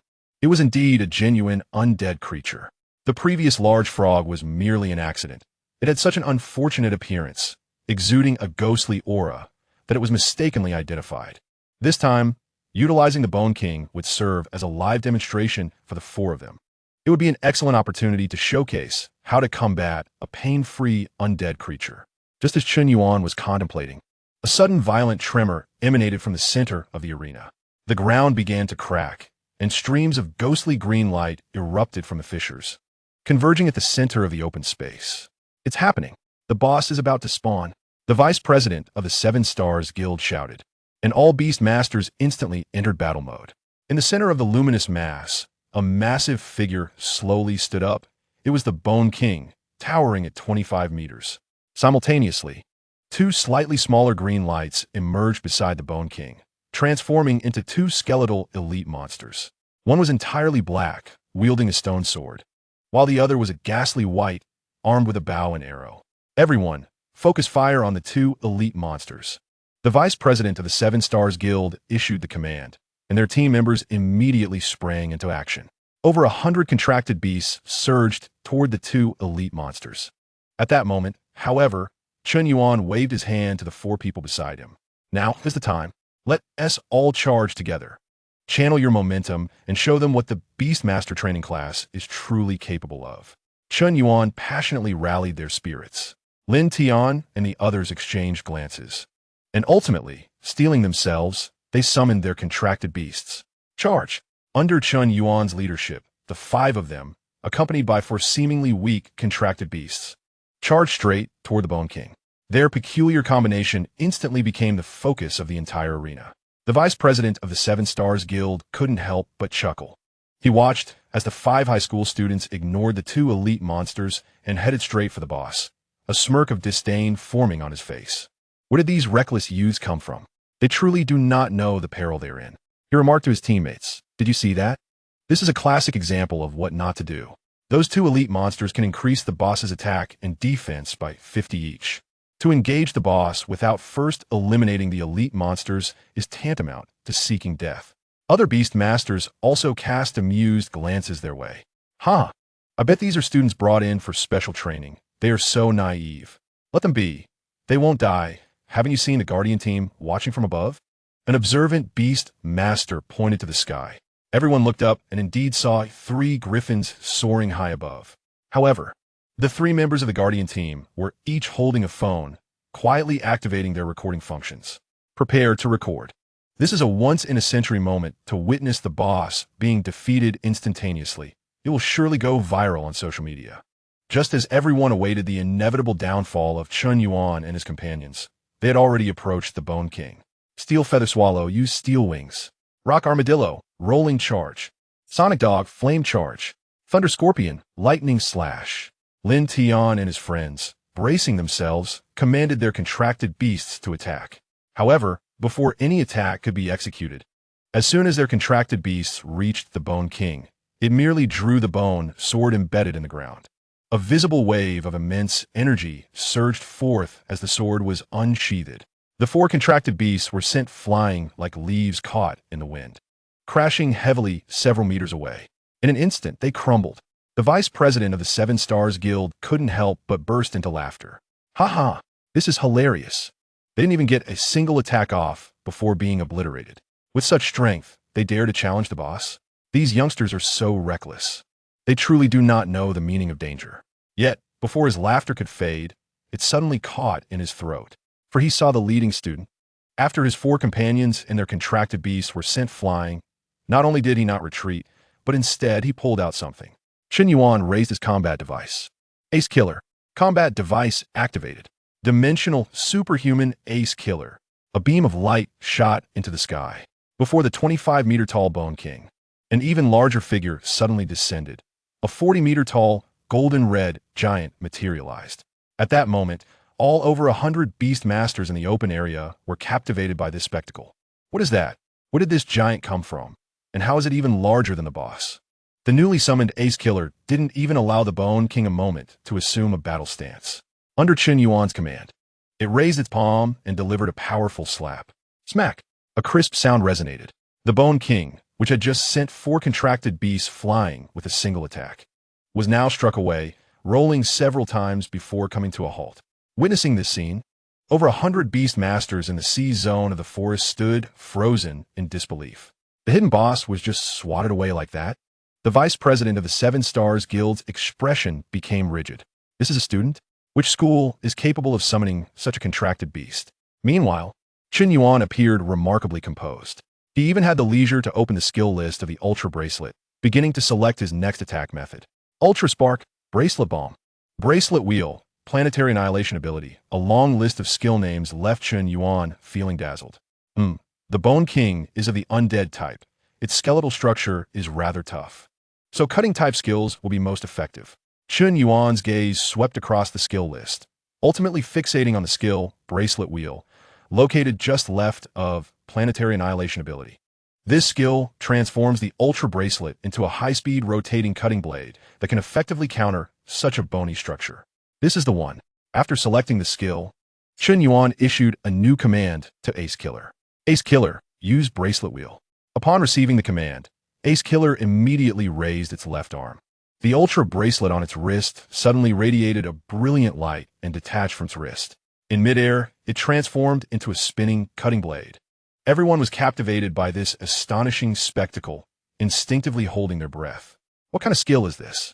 Merely witnessing it sent shivers down their spines. Meanwhile, the Bone King, who had been mercilessly slapped into the ground, was struggling to rise. Several of its ribs were broken, clearly indicating severe injuries. As it steadied itself, it caught sight of the Ace Killer wielding a spinning halo, aiming to strike. An unprecedented sense of crisis surged within. The Bone King raised its bone sword, attempting a final defense. However, it was too late. Under the control of Chun Yuan's will, the Ace Killer swung its arm forcefully. Whoosh! The Ace Killer, clutching the bracelet halo, sliced directly towards the Bone King's neck. The halo buzzed ominously. Yet, the Bone King had no time to make any defensive moves. It could only watch helplessly as the light will descended upon it. Crack! There was no earth-shattering explosion, only the agonizing sound of bones shattering. As everyone watched, the bracelet halo cleaved into the Bone King's neck. Countless fragments of bone and dust scattered, instantly staining the arena a ghastly white. The Ace Killer did not cease its assault. It manipulated the halo to press down on the Bone King's neck, pulling back and forth with force. The scene resembled a butcher wielding a chainsaw, mercilessly dismembering meat on a cutting board. Snap, snap, snap. The sound of cracking bones echoed incessantly, sending shivers down the spines of all beast tamers present, who instinctively recoiled. What kind of fighting style is this? Thankfully, the boss was a skeletal creature. Otherwise, one swing would surely result in a bloodbath. Ultimately, under the numb gaze of the crowd, the Ace Killer effortlessly sawed off the Bone King's skull. Then, it lifted its foot and kicked the severed skull, sending it flying. Boom! The skull traced a parabolic arc in the air before disappearing deep within the distant woods. Lost from sight. Having completed this, the Ace Killer retracted the bracelet halo, transforming it back into the ultra bracelet on its wrist, and stood quietly as if nothing had happened. The arena fell into silence once more. Everyone was thoroughly stunned by this raw and brutal combat style. Is this truly a boss fight? It was nothing short of a one-sided slaughter. Just then, an ill-timed voice shattered the eerie silence. Did you see that? This is the power of the elite from the South Jiang Sanzhong Beast Taming Special Training Class. Lin Tian straightened up at some point. A mere hidden boss, under the coordinated efforts of our 5-member team, was utterly incapable of withstanding our might. His excessively boastful proclamation caused the surrounding 100 or so beast tamers to twitch uncontrollably at the corners of their mouths. Coordinated efforts? Your coordination amounted to being defeated by the boss's entrance move in one hit, and then letting the leg handle the problem with a chainsaw? Such audacity rivals even that of the Bone King's very bones. Chapter 72. Spy Xiao Mu Rei, a grand explosion at a gesture. However, as the instigator, Qin Yuan merely observed the decapitated skeletal remains. Why hasn't the Ace Killer leveled up yet? Ace Killer, level, LV8, experience points, 10404000. The experience points had not increased at all. Qin Yuan glanced back, noting that the 100 or so individuals were still entangled with 2 elite skeletal monsters. His gaze shifted back and forth between the headless Bone King and the distant skull that had been kicked away, and he suddenly realized. It was the skeletal heart that had not been destroyed. This cunning creature intended to feign death and launch a surprise attack. It appeared that the Spy Xiao Mu Rei would have to be employed to obliterate it completely. Just as Qin Yuan was analyzing the situation, a new anomaly unfolded on the battlefield. The remains of the dismembered Bone King suddenly began to emit a rich green glow. Simultaneously, the 2 elite monsters, the skeletal swordsman and the skeletal archer, who had been restrained in the distance, froze for a moment before transforming into 2 beams of green light, racing towards the remains of the Bone King. The 2 beams of green light seamlessly merged into the pile of skeletal remains. Buzz! After absorbing the energy from the 2 elite monsters, the remains of the Bone King exuded an aura that instantly enveloped the entire area. The vice president of the 7-Star Guild witnessed this scene. I told you, I said we should prioritize attacking the elite monsters. Now the boss has absorbed all the attributes of the 2 elite monsters, enhancing its attack and defense significantly, and its level has at least risen by 10 levels. This is a serious predicament. As soon as he finished speaking, The surrounding beast tamers reacted, their faces paling in unison. What the heck? It can do that? The difficulty has skyrocketed. Brothers, we should retreat. Let the guards handle this LV-50 boss. I agree. Let's get out of here. In an instant, nearly all the beast tamers prepared to retreat. However, there was no hint of panic on Chen Yuan's face. Having defeated LV-74 beasts before, what was a mere LV-50? He then raised his combat device and declared, Ace Killer, use Spy Xiaomu Ray. The moment the command was issued, the Ace Killer immediately reacted. It casually bent its knees, lowering its body slightly, aiming at the mass of reassembling skeletal remains. Then, with a swift motion, the Ace Killer raised its arms and brought them together. The entire process was fluid and seamless, with no delay in executing the skill. Zing! A ray of light shot forth from the palm of the Ace Killer. Spy Xiaomu Ray. Meanwhile, the Bone King, having just completed its evolution thanks to the sacrifice of the two elite monsters, was rapidly reconstituting its body. It was poised to rise again in a more powerful form. However, just as it stood, still unaware of its newfound strength, the Spy Xiaomu Ray had already reached it. It struck directly. Under the impact of the Spy Xiaomu Ray, the Bone King's freshly reformed body, along with the surrounding ground, was instantaneously vaporized. Boom! With a resounding blast, a deep pit appeared in its place. The pit was scorched black, devoid of even a single intact bone fragment. After the light dissipated, the Ace Killer slowly lowered its arms. The world fell silent once again. The vice president of the Seven-Star Guild stared blankly at the scene unfolding before him. This individual had truly annihilated the LV-50 Bone King in one strike. Though he had defeated the Bone King 5 times, it had always been through teamwork, prioritizing the attack on elite monsters. Yet this person disregarded any boss mechanics and simply dispatched it with a flick of the wrist. The vice president felt a burning shame on his face. The 100 or so beast tamers around him dared not even breathe. What level of beast tamer is this? Simultaneously, a series of system notifications echoed in Chen Yuan's mind. Ace Killer's level has risen to LV9. Ace Killer's level has risen to LV10. Ding! Main quest, 7 Summit Scale completed. Quest requirement, possess at least 5 monsters of level LV10 or above. Current progress, 55. Quest reward, system points 1,000. Has been awarded. Yes. Chen Yuan's heart leaped with joy. 1,000 points secured, and another 10 consecutive draws are now available. What revival mechanism for the boss? ISNT, it just about getting back up to be killed again? As he was blissfully calculating his points, a flicker of light caught the corner of his eye. At the edge of the large pit created by the Spy Xiaomu Ray, something appeared to be glimmering. Chen Yuan's heart stirred, and he approached the spot. There! A ghostly green luminescence seeped from the earth. Oh, more spoils? Chen Yuan cleared a layer of scorched earth, revealing a fist-sized, entirely black crystal before him. Name, Skull Heart. Type, Item, Level, Superior. Effect, summons 13 skeleton soldiers at random every 24 hours. Level 120. 5 chance to summon an elite skeleton. Is this truly the item dropped by that boss? Chen Yuan weighed the Skull Heart in his hand. It felt cold to the touch and had a substantial texture. This item seemed of little use to Chen Yuan. A level 120 skeleton soldier, even if all 3 summoned were elite, would still be too weak. As a Leo-Nix, he could summon 3 monsters simultaneously, along with the ability to shrink the Ale Wong to a mere 20 centimeters.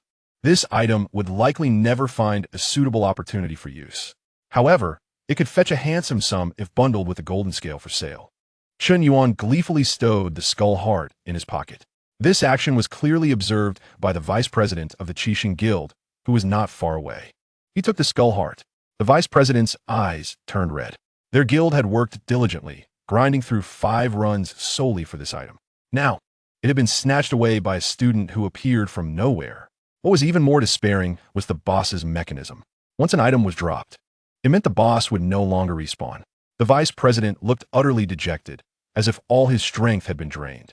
Even if he wanted to snatch it back, the mere thought of that glowing chainsaw sent chills down his spine. Chen Yuan, however, was unconcerned with his inner turmoil. He had reaped the rewards and completed his task. He now sought a place to quickly expend the 1,000 points he had just acquired. He turned to lead Lin Tian and the others away. Just then, A cacophony of sounds erupted from the surrounding forest. What is happening? What noise is this? It's a minor beast tide. Everyone retreat. An experienced beast master shouted amidst the crowd. Upon hearing this, the faces of the people turned pale. They had expended much of their contracted beast stamina fighting the elite skeletons. Faced with such a thankless minor beast tide, self-preservation became paramount. Run! All the beast masters fell into disarray, hastily summoning their flying contract beasts. Those without flying contract beasts desperately fled towards the forest's edge. However, Chun Yuan remained rooted to the spot, motionless. A beast tide? To him, it was not a beast tide, it was an experience package. Just right, the newly summoned Pang Dun was still at LV1. Perfect for leveling up with this wave of beasts. Facing the minor beast tide, Chun Yuan merely raised his battle device. He had effortlessly pierced through thousands of beast tides in the ocean. This mere instance of a dungeon's beast tide could be extinguished with a snap of his fingers.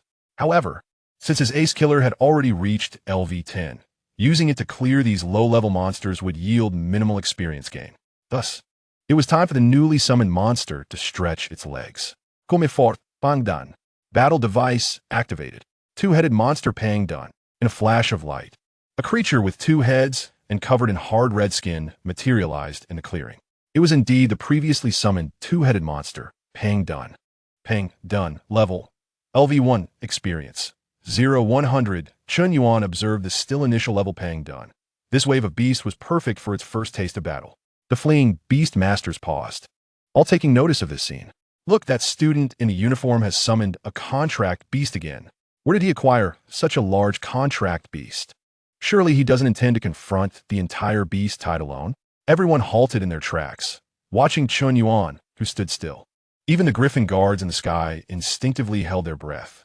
They sensed that what was about to unfold would challenge their very perceptions. Under the silent gaze of the crowd, Chun Yuan finally moved. He did not issue any complex tactical commands, merely speaking casually. Ace Killer, use Spy Shiomure. Pang Dun, unleash Flame Jet.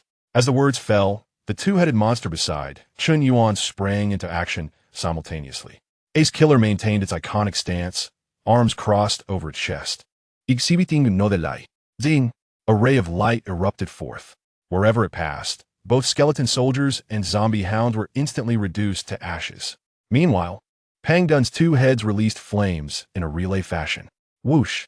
Flames erupted from its mouths, instantly transforming the adjacent forest into a sea of fire. The combination of Spy, Xiao Mu Ray, and Pang Dun's flame jet resulted in a destructive force that was far beyond mere multiplication. Boom! The entire Pale Forest in Area C seemed to have encountered a cataclysmic disaster. The undead beast tide crumbled before these two assaults, as fragile as paper. The entire clearing process lasted less than 3 minutes. The once monster-infested forest was now reduced to charred remains and raging flames. The over 100 beast masters who had been preparing to flee stood frozen, gazing at the scene. The beast tide just vanished like that? A solitary beast master turned to the vice president of the Qixing Guild and remarked, "You all were busy researching tactics, pulling elite monsters, and calculating boss skills. Yet, it seems he dispatched them all with a single strike." The vice president sighed silently upon hearing this, murmuring to himself, "Ah, times have changed. The youth of today are truly terrifying." Chun Yuan, however, remained indifferent to the surrounding reactions, quietly listening to the system notifications. Pang Dun has leveled up to LV2. Pang Dun has leveled up to LV3. Pang Dun has leveled up to LV4. Excellent. As a monster, Pang Dun could unleash its fiery ultimate attack as long as it had sufficient stamina. Ace Killer exhibited no noticeable limitations either. Using the moves of the Ultraman brothers was as easy as a regular attack. The synergy between the two in clearing the field was simply perfect. Chun Yuan opened Pang Dun's panel for a glance. Monster panel name, Pang Dun, level, LV4, experience, 0-500 type, two-headed monster, weight, 15,000 tons, height, 40 meters, life, 103,000, attack, 8,400 defense, 7,000, agility, 7,000, skill, flame jet, form list, none. Ace Killer had not leveled up from defeating these low-level monsters due to its higher level. However, Pang Dun surged from LV1 to LV4 in just a few minutes, with its attributes significantly enhanced. Chen Yuan closed the panel and looked ahead. The forest was devoid of any emerging beasts, likely trapped within. Chen Yuan had little interest in pursuing. The experience gained simply did not warrant the effort. The boss had been vanquished, and it was time to return. Thus, Chen Yuan recalled Ace Killer and Pang Dun, preparing to lead Lin Tian and the others away from this place. Ace Killer, Pang Dun return. As soon as the words were spoken, Ace Killer and Pang Dun transformed into beams of white light, returning to the battle device. However, just as Chen Yuan turned around and prepared to leave, he was startled by a commotion in the crowd. Look, it's on fire. My goodness, the forest is ablaze. Chen Yuan turned back to see that the area previously engulfed by Pang Dun's flames had now spread. The entire forest had transformed into a roaring sea of fire, and it continued to expand. If this continued, the entire sea zone of the forest would likely be reduced to ashes. Clearing his throat, Chen Yuan addressed the four behind him, saying, "Remember, setting fire to the mountain will result in dire consequences. This is not a safe place to linger. We must retreat." Battle system activated. Ultra-ancient dark beast Galba. With that, Chen Yuan galloped away on Galba, not looking back, as the onlookers watched in astonishment. The more than 100 beast masters seized the opportunity to flee before the flames encroached upon them. In the sky, the three guards observed the ignited forest. "Captain, what should we do about the fire?" The captain silently tucked away his phone and sighed. "What else can we do? Gather the team. An aberrant beast's lair burning down is not our concern. After all, the instance has a time limit, and once it expires, it will close permanently.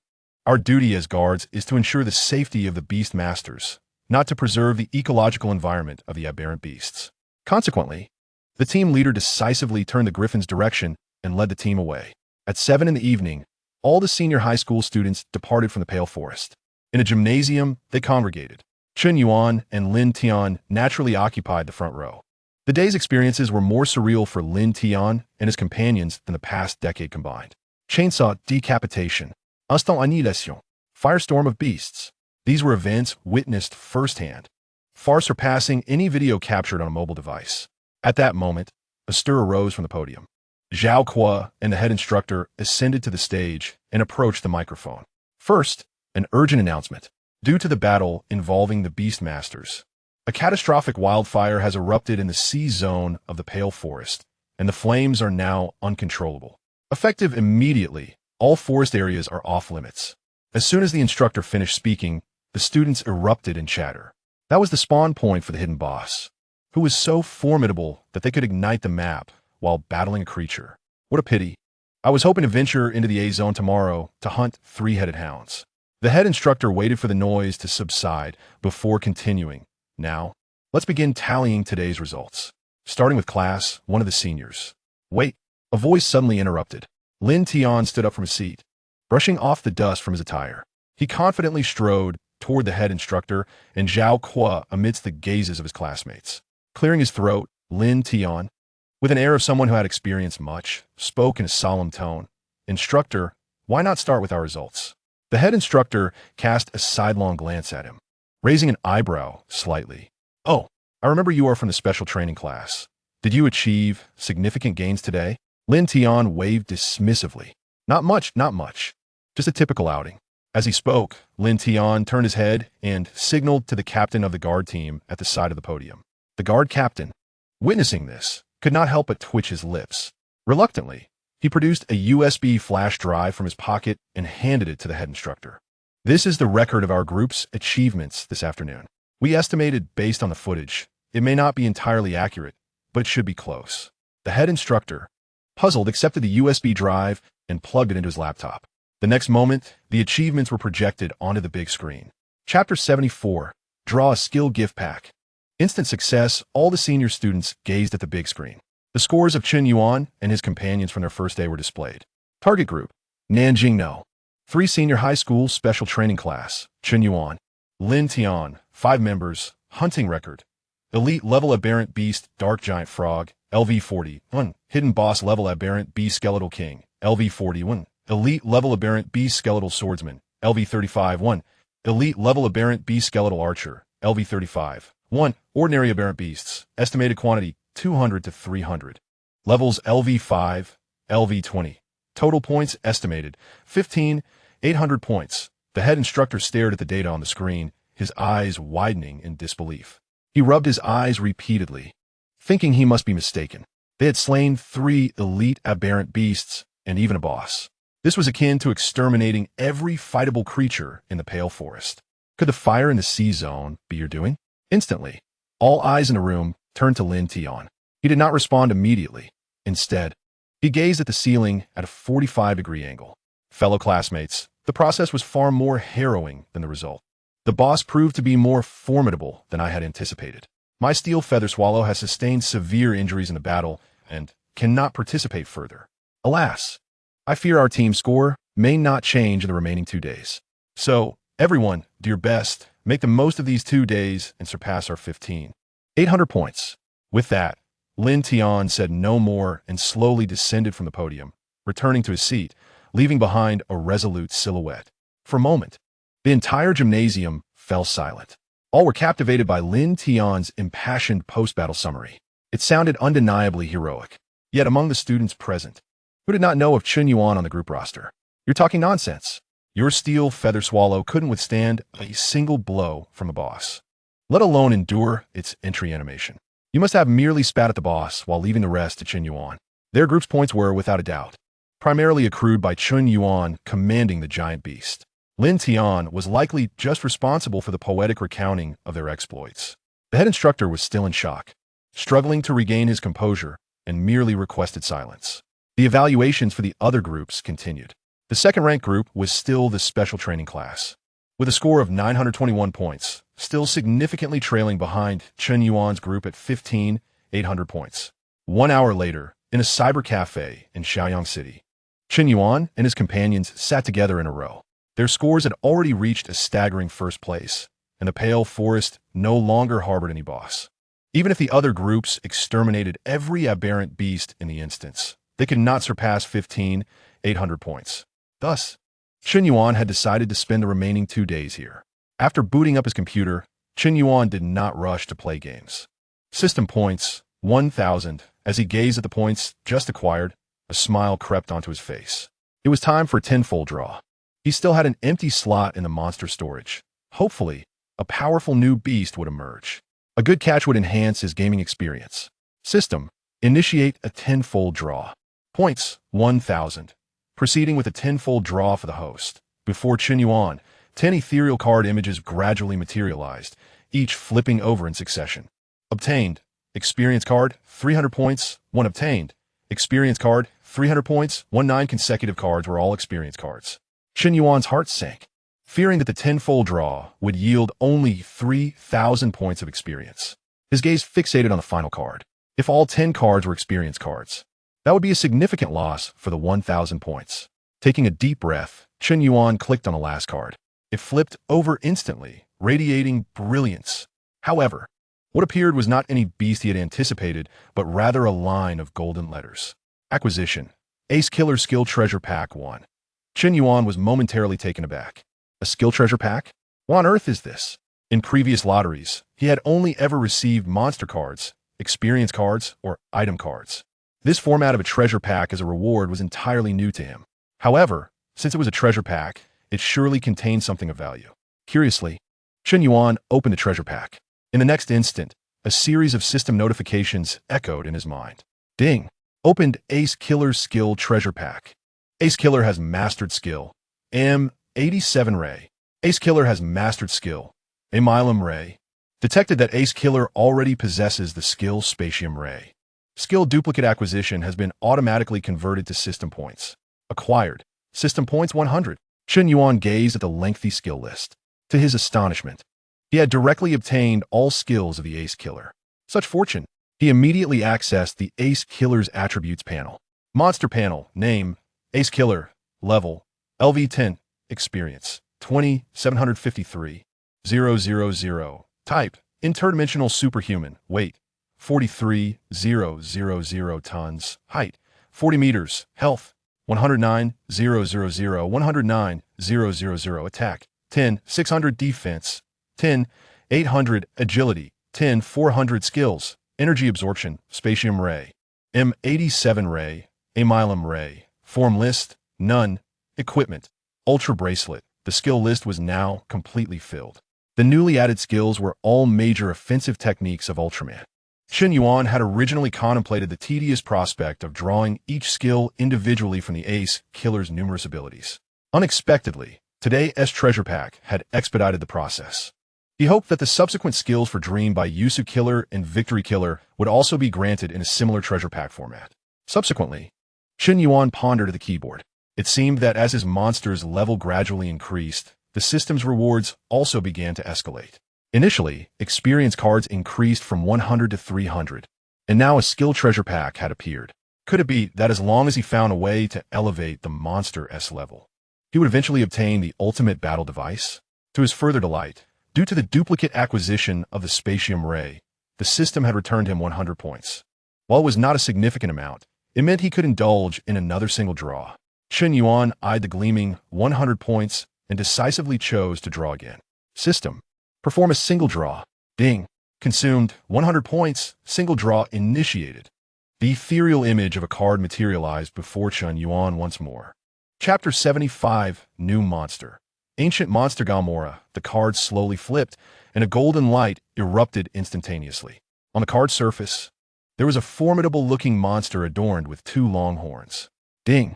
Congratulations, host, for acquiring monster card. Ancient Monster Gamora. Gamora. Chen Yuan had long awaited this monster's emergence, and it had finally manifested. As a Leo-Nix, how could the battle device be devoid of Gamora? More importantly, Gamora possessed immense growth potential. During its debut, it had defeated the original Ultraman with its overwhelming strength. Furthermore, Gamora showcased various forms, such as Virtual Gamora, Violent-type Gamora, and EX Gamora, each form significantly enhancing its power.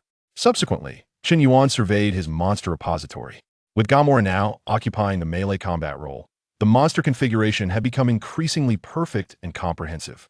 The repository also contained the 9 experience cards he had just drawn. Chen Yuan resolved to use all 9 300-point experience cards on the new monster. System. Allocate all experience cards to Gamora, he silently commanded. Experience card, 300 points, 9, in use. Gamora's level has risen to LV2. Gamora's level has risen to LV3. Gamora's level has risen to LV7.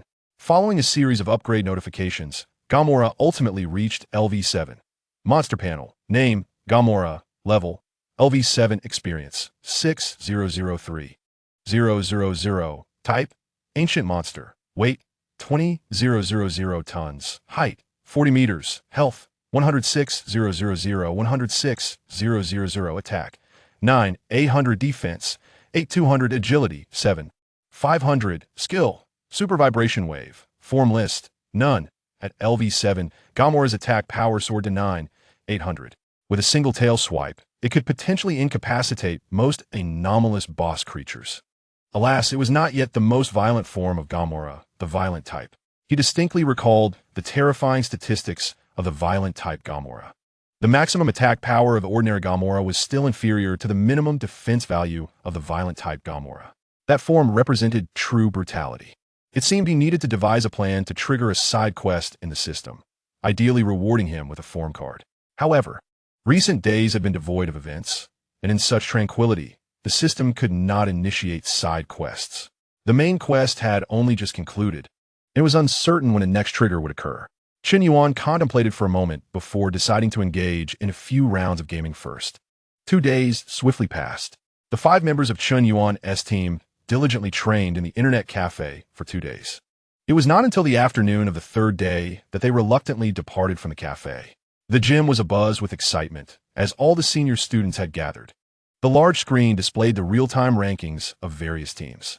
As Chen Yuan and his team entered through the door, they were visibly weary from the intense 2-day esports training. Ah, the final rankings are out, Lin Tian remarked, his eyes immediately drawn to the prominent score of 15,800 at the top of the screen. He slowly shifted his gaze downwards, landing on the second-ranked team. Lin Tian shook his head, his expression reflecting regret. Such a pity, truly a pity. A nearby classmate, overhearing this, curiously leaned in to inquire, "What's the pity? Aren't you first by a landslide?" Upon hearing this, Lin Tian let out a heavy sigh and gazed at the rankings. Look at that second place, 652 points. They are trailing us by a mere 148 points. If only they had managed just a little more, they could have secured first place. As soon as this was uttered, the surroundings fell silent. The classmate who had spoken twitched his lips, momentarily at a loss for words. The other students were equally taken aback by his astonishing remarks. Was this even a rational statement? Chen Yuan would elevate them, and they were merely responsible for landing safely, correct? The role distribution seemed rather clear. Amidst the complex gazes of the faculty and students, the director finally announced the final scores. Chen Yuan quietly found a corner to sit down, preparing to catch a short nap. There was no denying that the esports training was exceedingly exhausting. I'll just rest for a bit. However, just as Chen Yuan was about to close his eyes, an unexpected turn of events occurred. A familiar electronic voice quietly resonated in Chen Yuan's mind. Ding! Detected that the host has completed the phased growth objective. Main quest 8 has been triggered. It has arrived.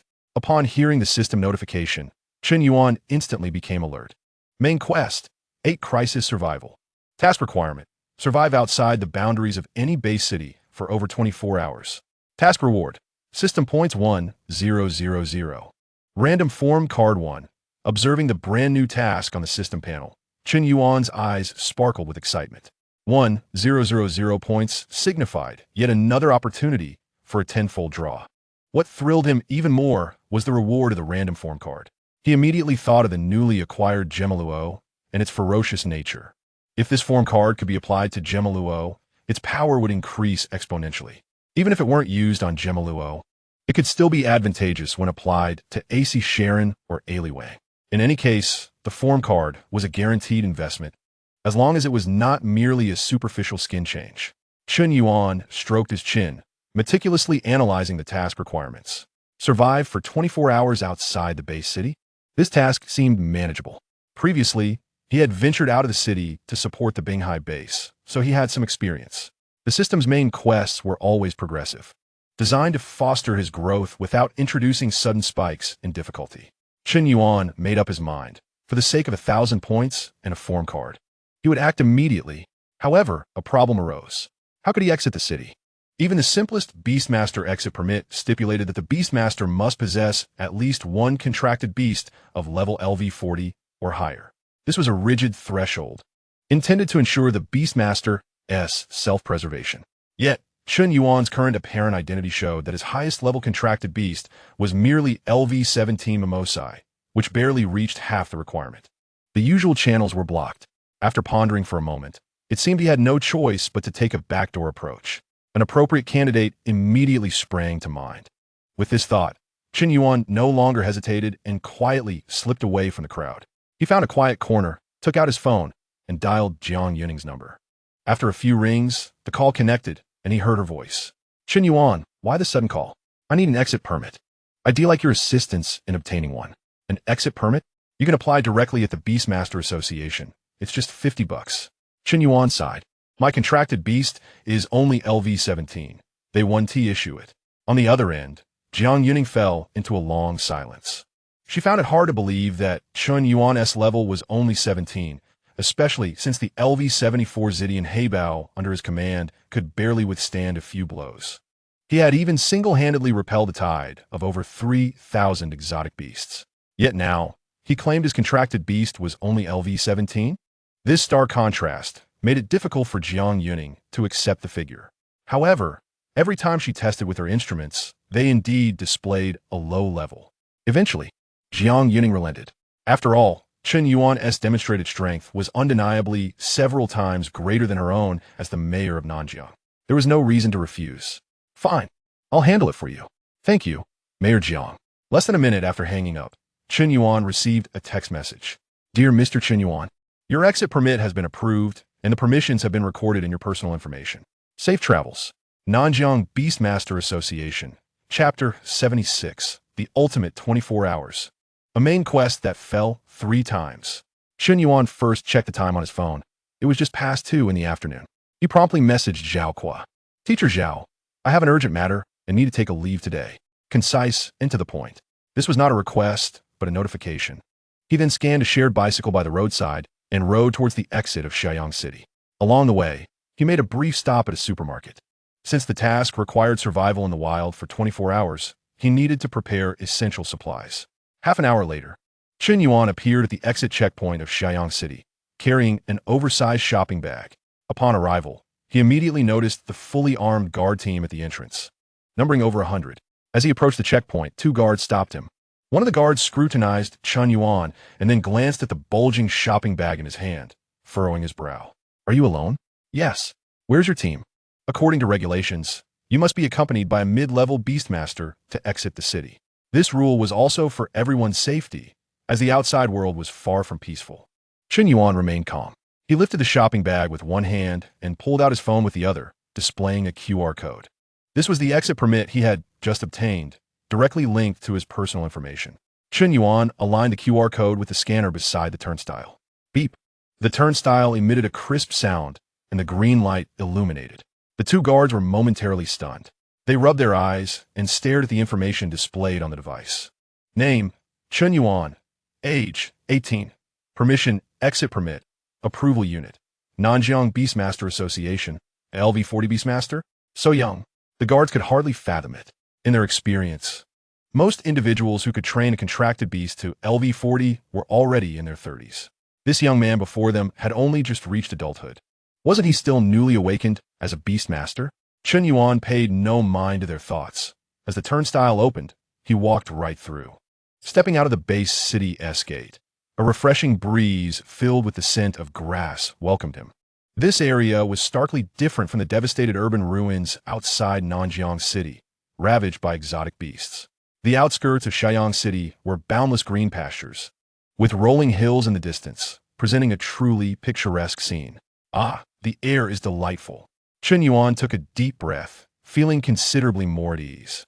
Then, under the astonished gaze of the 2 guards, he glanced around and stopped at a patch of grass about 50 meters from the city gate. He bent down and retrieved a picnic mat from his shopping bag. Spreading the mat on the grass, he pulled out an eye mask and a U-shaped pillow. Finally, he set a 24-hour alarm on his phone. Having completed these tasks, Chen Yuan lay back contentedly on the picnic mat, donning the eye mask. Thus begins the 24-hour wilderness survival. The system only stated to survive outside the base city for 24 hours, without specifying the distance. Being just a few dozen meters from the city gate felt perfectly safe, an ideal task location. When the alarm rang tomorrow, the task would be complete, and he would earn the points and form card, feeling quite pleased. Chen Yuan glanced at the system panel where the task countdown had begun. Main quest, 8 crisis survival. Task requirement, survive for over 24 hours outside any base city. Task reward, 1,000 system points, 1 random form card. Task countdown, 235806. Excellent, the countdown had commenced. By this time tomorrow, he would be able to effortlessly acquire a form card and 1,000 points. He truly hoped the system would present more tasks like this. Subsequently, Chen Yuan closed his eyes, preparing for a refreshing nap. There was no denying that the consecutive days of esports training had been quite exhausting. Meanwhile, at the city gate, the 2 guards were utterly dumbfounded. They exchanged bewildered glances, their expressions filled with incredulity. What was he doing? It seemed like he was sleeping. Wasn't he a mid-level beastmaster who went through all this trouble to obtain an exit permit just to sleep 50 meters outside the city? This move was entirely beyond their comprehension. They were truly perplexed. Chen Yuan's astonishing actions immediately drew the attention of all the guards of the city gate. Though they found it utterly incomprehensible, out of respect for strength, no one dared to interrupt him. One guard pondered for a moment, but ultimately could not resist. He quietly took out his phone, zoomed in, and captured a photograph of Chen Yuan peacefully sleeping on the picnic mat, which he then shared in their internal work group. The following day, at 2 o'clock in the afternoon, the bodyguard remained steadfast at his post. Throughout the previous day, he had been intently watching the figure lying on the picnic mat outside the city. That fellow could truly sleep. Since lying down yesterday afternoon, he had only gotten up once for a takeout meal, remaining in the same position thereafter. Even after midnight, he had taken another nap. During this time, several teams of beast tamers passing by had cast sympathetic glances at the scene. Many assumed he was in some sort of trouble and contemplated offering assistance. Some even took out their money, only to be met with the faint sound of snoring as they approached. It was then that everyone realized this individual was not in distress. He was simply asleep. In no time, Tales of the sleeping brother of the city gate began to circulate in the small circles of Shaoyang City. At that moment, several vehicles roared from within the city and came to a halt near the entrance. The doors swung open, and a middle-aged man emerged, surrounded by a group of people. Upon seeing the newcomer, the bodyguard jolted and stood to attention. It was Mayor Guan. The man was indeed Guan Shanhai, the mayor of Shaoyang City. He nodded at the bodyguard but directed his gaze toward the grassy area outside the city. Upon spotting Chen Yuan resting on the picnic mat, his lips involuntarily twitched. He had intended to ask Jiang Yunning for Chen Yuan's contact information, but the peculiar report from the bodyguard had brought the matter directly to his attention. He had heard that someone was camping and sleeping at the city gate for an entire day. Initially skeptical, he was convinced after seeing the photograph. Now, gazing at the real person, Guan Shanhai could only think, truly, the actions of extraordinary individuals cannot be fathomed by ordinary reasoning. Perhaps this was some form of unique cultivation method. Taking a deep breath, Guan Shanhai stepped toward the outskirts of the city. His team of 10 bodyguards promptly followed, their expressions grave as they cautiously scanned Chen Yuan. At that moment, Chen Yuan remained blissfully unaware, donning an eye mask as he took his afternoon nap, completely defenseless. Suddenly, an unexpected turn of events occurred. 3, 2, 1, beep, beep, beep. The alarm on his phone rang. Almost simultaneously, a notification tone echoed in Chen Yuan's mind. Ding. Main quest. 8 survival crisis. Completed. Quest reward. 1,000 system points. 1 random form card distributed. It had arrived. Chen Yuan jolted awake from his slumber. He swiftly removed his eye mask, eager to check his rewards, only to find his vision obscured as several figures loomed before him. Upon lifting his head, he recognized a middle-aged man accompanied by a group of people. Chen Yuan immediately recalled having seen him during the Beast Tide incident in Nanjing, where he had been cautious not to let the man seize the experience of the Beast Tide, prompting him to let the fake Gaia swiftly eliminate the beasts. How had he awakened to find the mayor of a base city standing before him? Was there a rule against sleeping on the grass? Chen Yuan inquired as he sat up. Guan Shanhai regarded the individual known as Sleeping Brother with difficulty, struggling to reconcile this figure with the beast tamer who had effortlessly dispatched a level 74 deep-sea spiral snail. Hello, I am Guan Shanhai. We have met before. What brings you to me? Chen Yuan began to tidy up the picnic mat. Guan Shanhai, unfazed, got straight to the point. To be candid, a level 76 Lord-class exotic beast has recently appeared outside, and I would like to request your assistance. Chen Yuan began to contemplate. Indeed, being too famous easily attracted trouble. This man was likely introduced by Jiang Yunning. However, upon reflection, he thought it might not be a bad idea to take a look. Having just acquired Gamora, he had yet to engage in a proper battle and was in need of a real test of strength. Moreover, that was a level 76 Lord-class beast. Such experience points would be astronomical. If he could solo it, Gamora's level might rise several tiers. Furthermore, there was a chance of triggering a new side quest. If he could acquire a new monster or form card, it would be a tremendous gain. With these thoughts in mind, Chen Yuan made his decision. Very well, I shall assist with this task. Guan Shanhai was overjoyed. Wonderful. When can you depart? He had anticipated needing to persuade Chen Yuan further, but was taken aback by his swift agreement. Right now will suffice. Let's go. Moments latte. The entrance sparkled with light as 10 golden griffins, the mayor's bodyguards, appeared before everyone. Guan Shanhai also summoned his contracted beast, a larger golden griffin, evidently of a higher level. Chen Yuan activated his combat device, summoning his exclusive mount. Combat device activated. Ancient dark beast, Galba. Roar. With a thunderous roar, a colossal figure materialized before everyone. Galba stood magnificently, and Chen Yuan effortlessly leaped onto its palm, finding a comfortable spot to sit. Galba, take flight. Galba emitted a low growl, flapping its wings vigorously as it began to ascend. Chen Yuan had no choice. After all, during the selection of flying monsters, he had chosen Meiba to collect the 5 emperors, missing out on the opportunity to select a proper mount like Litora. Now he could only make do with this unconventional riding method. In the sky, the wind howled as Guan Shanhai rode at the forefront on his golden griffin. The 10 bodyguards behind him exchanged whispers, astonished. This is the first time I've seen someone riding on a contracted beast in flight. Indeed, it's impossible to ride, yet he manages to do so. What level is this colossal beast? Its size surpasses any Lord-class exotic beast I've encountered. Meanwhile, Chun Yuan was busy assessing his new acquisitions, his consciousness delving into the system interface. His gaze first fell upon the random form card. Currently, only Golzin had two forms, Flame Golzin and Gagu Flame Golzin. Both forms significantly enhanced his strength, and Chun Yuan was eager to discover what the card would yield. System. Use the random form card. Ding. Using random form card, detecting that the host owns monsters. Il Wang, Golzin, Meiba Jingu Qiao. Mimos, Ace Killer, Pang Dun. Gamora, random selection in progress. Congratulations, host, you have obtained the form. Gamora, violent type. It had arrived. Chun Yuan's pupils dilated. This was Gamora's most ferocious enhanced form. The violent type Gamora received explosive boosts in attack, defense, and speed.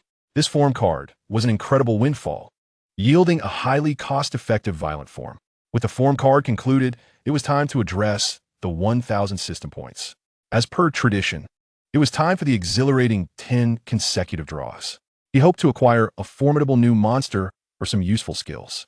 System. Initiate 10 consecutive draws. Points. 1,000. Conducting 10 consecutive draws for the host. Before Chun Yuan, the ethereal images of 10 cards slowly manifested, flipping over one by one. Acquired. Experience card, 300 points, X1. Acquired. Experience card, 300 points, X1. Another familiar opening. Chun Yuan remained unfazed, calmly watching as each experience card was revealed.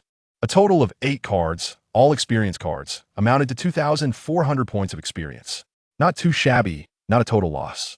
After all, he had just acquired Gemila and was only at level 7, so he was in dire need of experience. Subsequently, Chun Yuan's gaze fell upon the last 2 cards.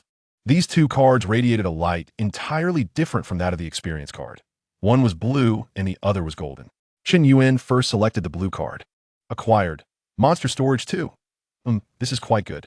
As Chun Yuan amassed more monsters, the space in the monster storage became increasingly strained. He currently possessed 8 monsters, which filled the storage to capacity. With the addition of 2 more, he finally had some breathing room. This way, he would not have to worry about not having space for new monsters in future draws. Chun Yuan nodded in satisfaction and turned his attention to the last shimmering golden card. Gold signifies something valuable. With a hint of anticipation, he clicked on it. The card flipped, and a brilliant light burst forth. However, instead of a monster's image, a line of text appeared. Ding! Congratulations, host, you have obtained the skill card. Teleportation. Skill. Teleportation. Description. A unique skill of the cosmic dinosaur Jeduin. It allows instantaneous movement to any location on the battlefield. Chun Yuan was momentarily taken aback. This was indeed Jeduin's skill card. He had drawn its skill before even acquiring Jeduin. Moreover, it was one of Jeduin's core abilities. Without teleportation, Jeduin's combat power would be significantly diminished. As the first monster to defeat an Ultraman, Jeduin's strength was beyond question. After pondering for a moment, Chun Yuan realized that the system's lottery draws would upgrade as his overall monster level increased, similar to how the experience card had tripled in effectiveness compared to before. Now that the system could even draw Jeduin's skill, it implied that Jeduin and monsters of comparable strength had entered the lottery pool. This was tremendous news. However, Chun Yuan still needed to continue leveling up his monsters to strive for the swift acquisition of Hypa, Jeduin, and Jeliza. He collected his thoughts and retrieved the blue battle device from his pocket, which resembled a bull's horn. When would this battle device awaken? Hadn't he engaged in enough battles over the past few days to elicit a response? With a sigh, Chun Yuan realized he needed to find a way to facilitate the awakening. Just as he prepared to close his eyes and rest until they reached their destination, an unexpected turn of events occurred. A cold electronic voice suddenly resonated in his mind without warning. Ding! Detected that the host is about to be attacked by contract beasts from the ground. A side quest has been triggered. Please choose one of the following 3 options. Option 1. Cowardly retreat. Immediately command Jerba to change direction and flee towards Xiaoyangshu, while calling the authorities to let the audacious assailants experience the power of unity. Reward. A bar of soap that never runs out. Option 2. Betray for glory. Immediately part ways with Guan Shanhai and the others, telling them, "Boss, you handle this. I suddenly remembered I left the gas on at home, so I'll be leaving first." Allow Guan Shanhai and the others to continue forward and attract fire while you make your safe escape. Reward: Experience card, 300 points, X1. Option 3. Face the challenge head-on. Using your formidable strength, defeat the 2 beast tamers below who are above level 70 and their contract beasts. Reward: 1,000 system points. Chapter 78. 2 beast tamers above level 70 attempting an ambush again. Chen Yuan stared at the 3 options displayed on the system panel, his eyes twitching involuntarily. Why did the system always present such pointless rewards? Option 1 merely required him to flee for a bar of soap. What use was that?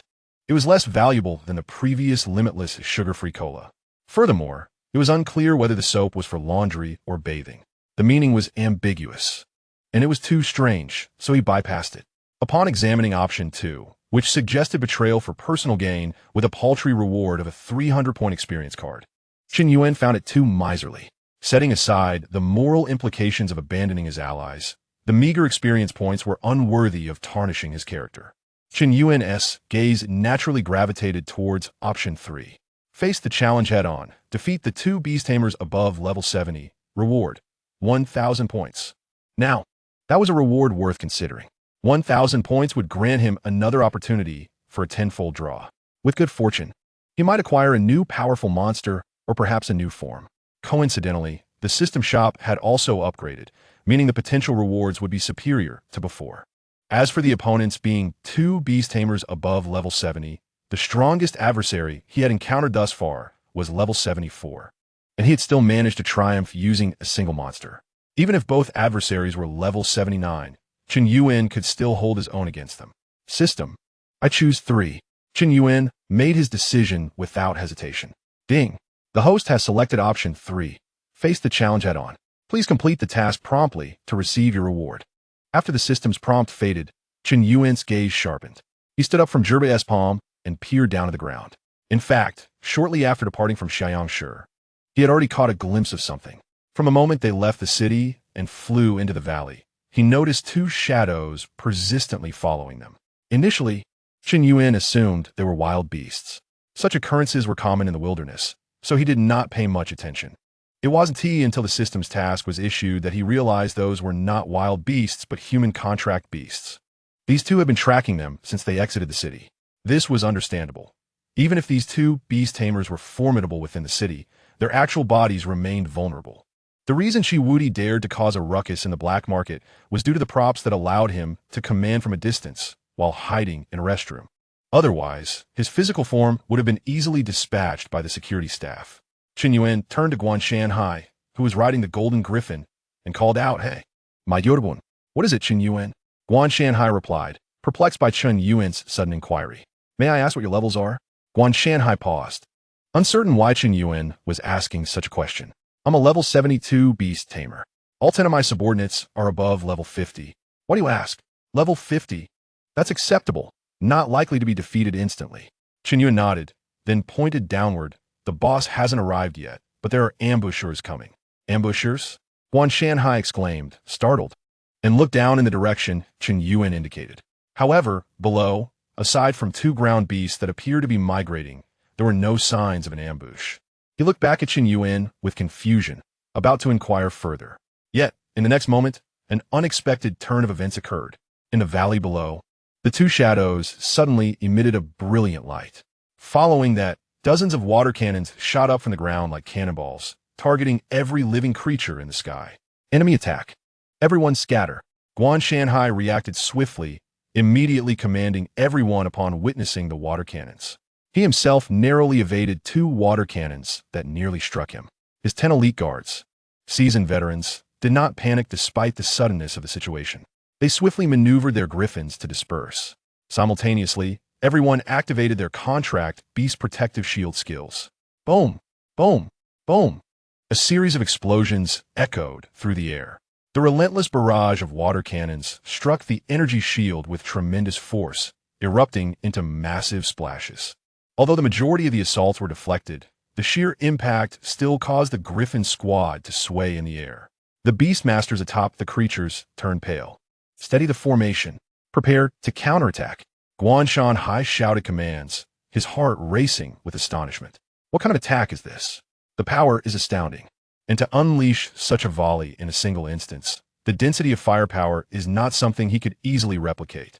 Amidst the chaos of fending off the initial wave of attacks, Chen Yuan remained unusually composed. Standing atop Galba's palm, he focused on the two figures below. One was a massive tortoise, resembling a small mountain, while the other was an elongated, jet-black python. The water cannons had evidently originated from the tortoise. How could such a tortoise move so swiftly, pursuing their aerial formation? It seemed to be no ordinary contracted beast. Without further contemplation, Chen Yuan issued a command to Galba. Galba, unleash a supersonic beam to interrupt it. With a thunderous roar, Galba dove towards the ground, its face radiating a golden glow. In the next moment, a blinding golden supersonic beam shot forth. The beam descended from the heavens, accurately targeting the giant tortoise below. Sensing the impending danger, the tortoise could only deflect the attack by countering with its own water cannon. A resounding explosion érupted. On the ground, the two individuals atop the contracted beast gazed at the scene with expressions of astonishment. Such rapid reflexes. This colossal creature is indeed formidable, just as seen on television. Enough talk. Let us end this swiftly.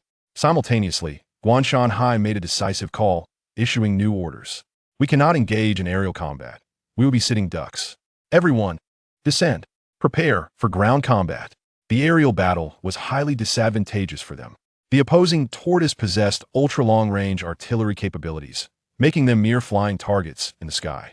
The Griffin squad specialized in close to mid-range skirmishes and did not excel in long-range combat. They needed to land, utilizing the terrain and their speed to engage in close-quarters fighting. There were 11 of them. If they could reach the opposing Beastmasters, victory would be theirs. Quickly, follow Chen Yuan. Guanshan Hai led the charge, maneuvering his golden griffin in a dive towards the ground, with the other guardians promptly following suit. Chen Yuan, standing atop Galba, also descended slowly into the valley. Soon, he landed in an open area 100 meters away from the adversaries.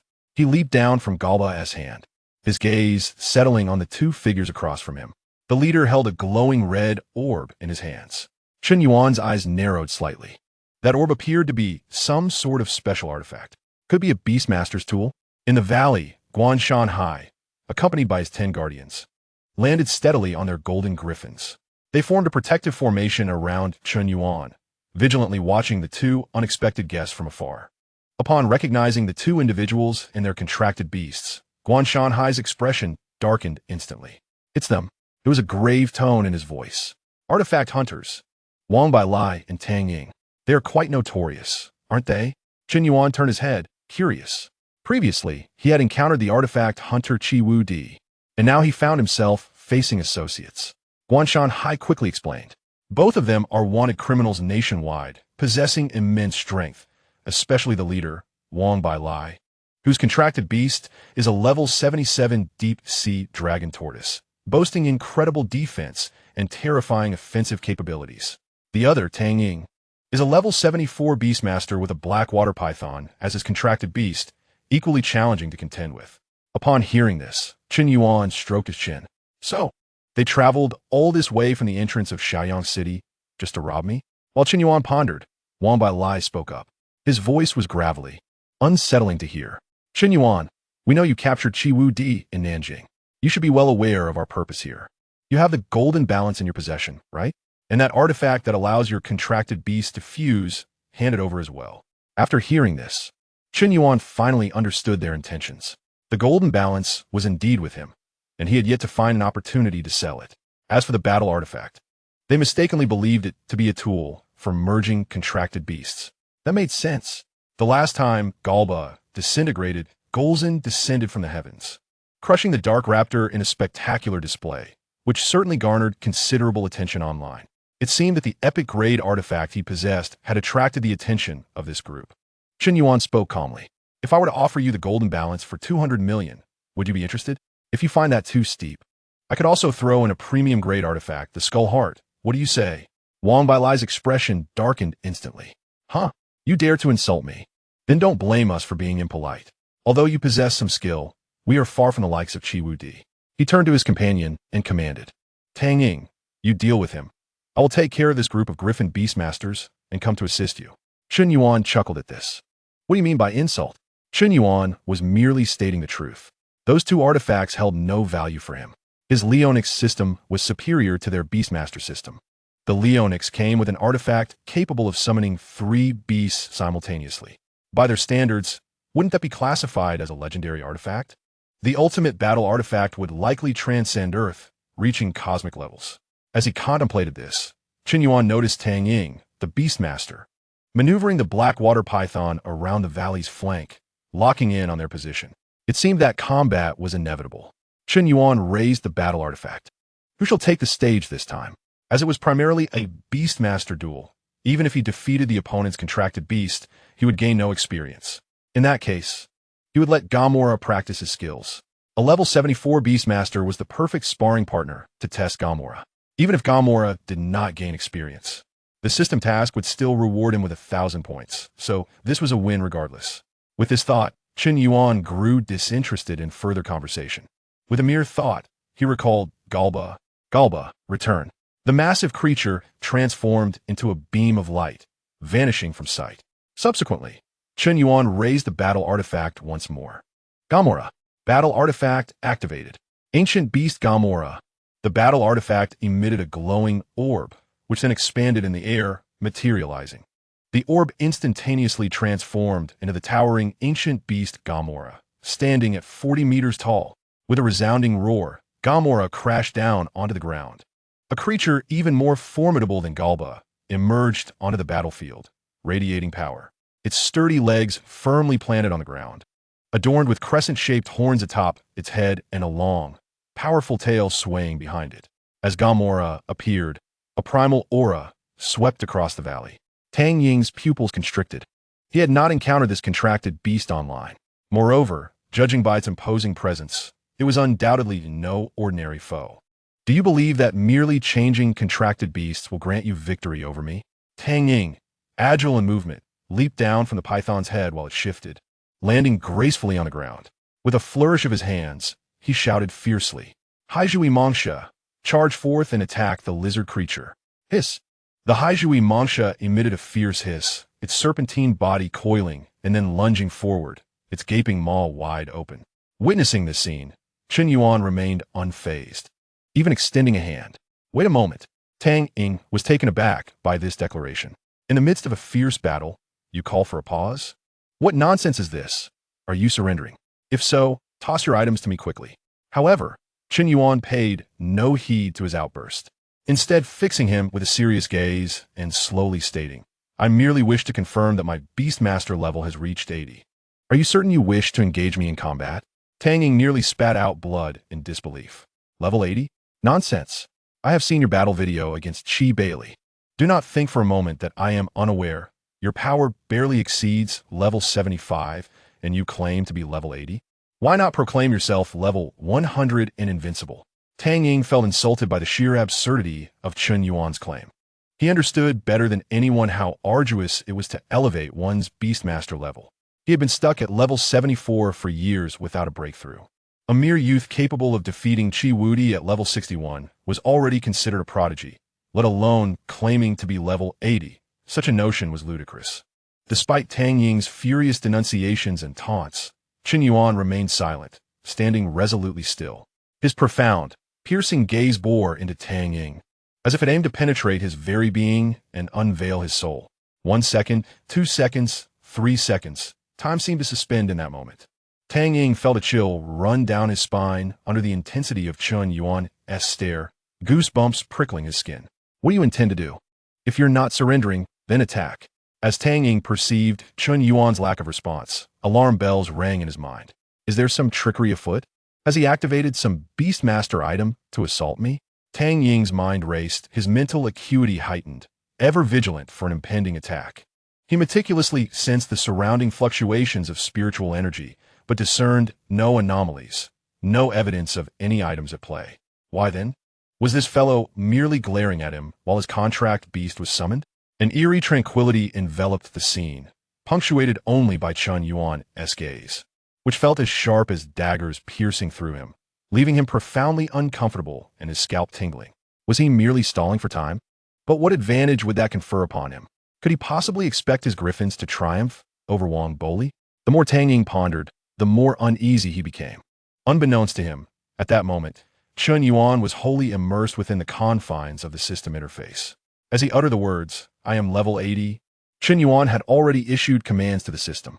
System, apply all 8 experience cards worth 300 points to Gamora. The battle is about to commence. Let us elevate Gamora's level first. Ding. Utilizing experience cards, 300 points, x8. In an instant, 2,400 experience points surged into Gamora. A cascade of notification sounds echoed within Chun Yuan's mind as Gamora's attribute panel refreshed before his eyes. Gamora's level has increased to LV8. Monster panel. Name, Gamora.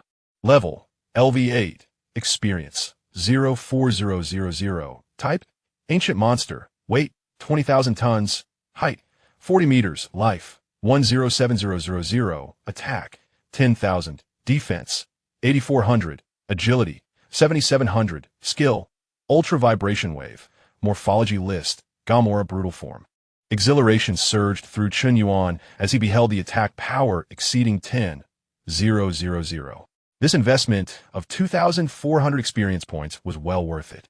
Although it was merely an ascent from LV7 to LV8, the resultant enhancement was tangible and substantial.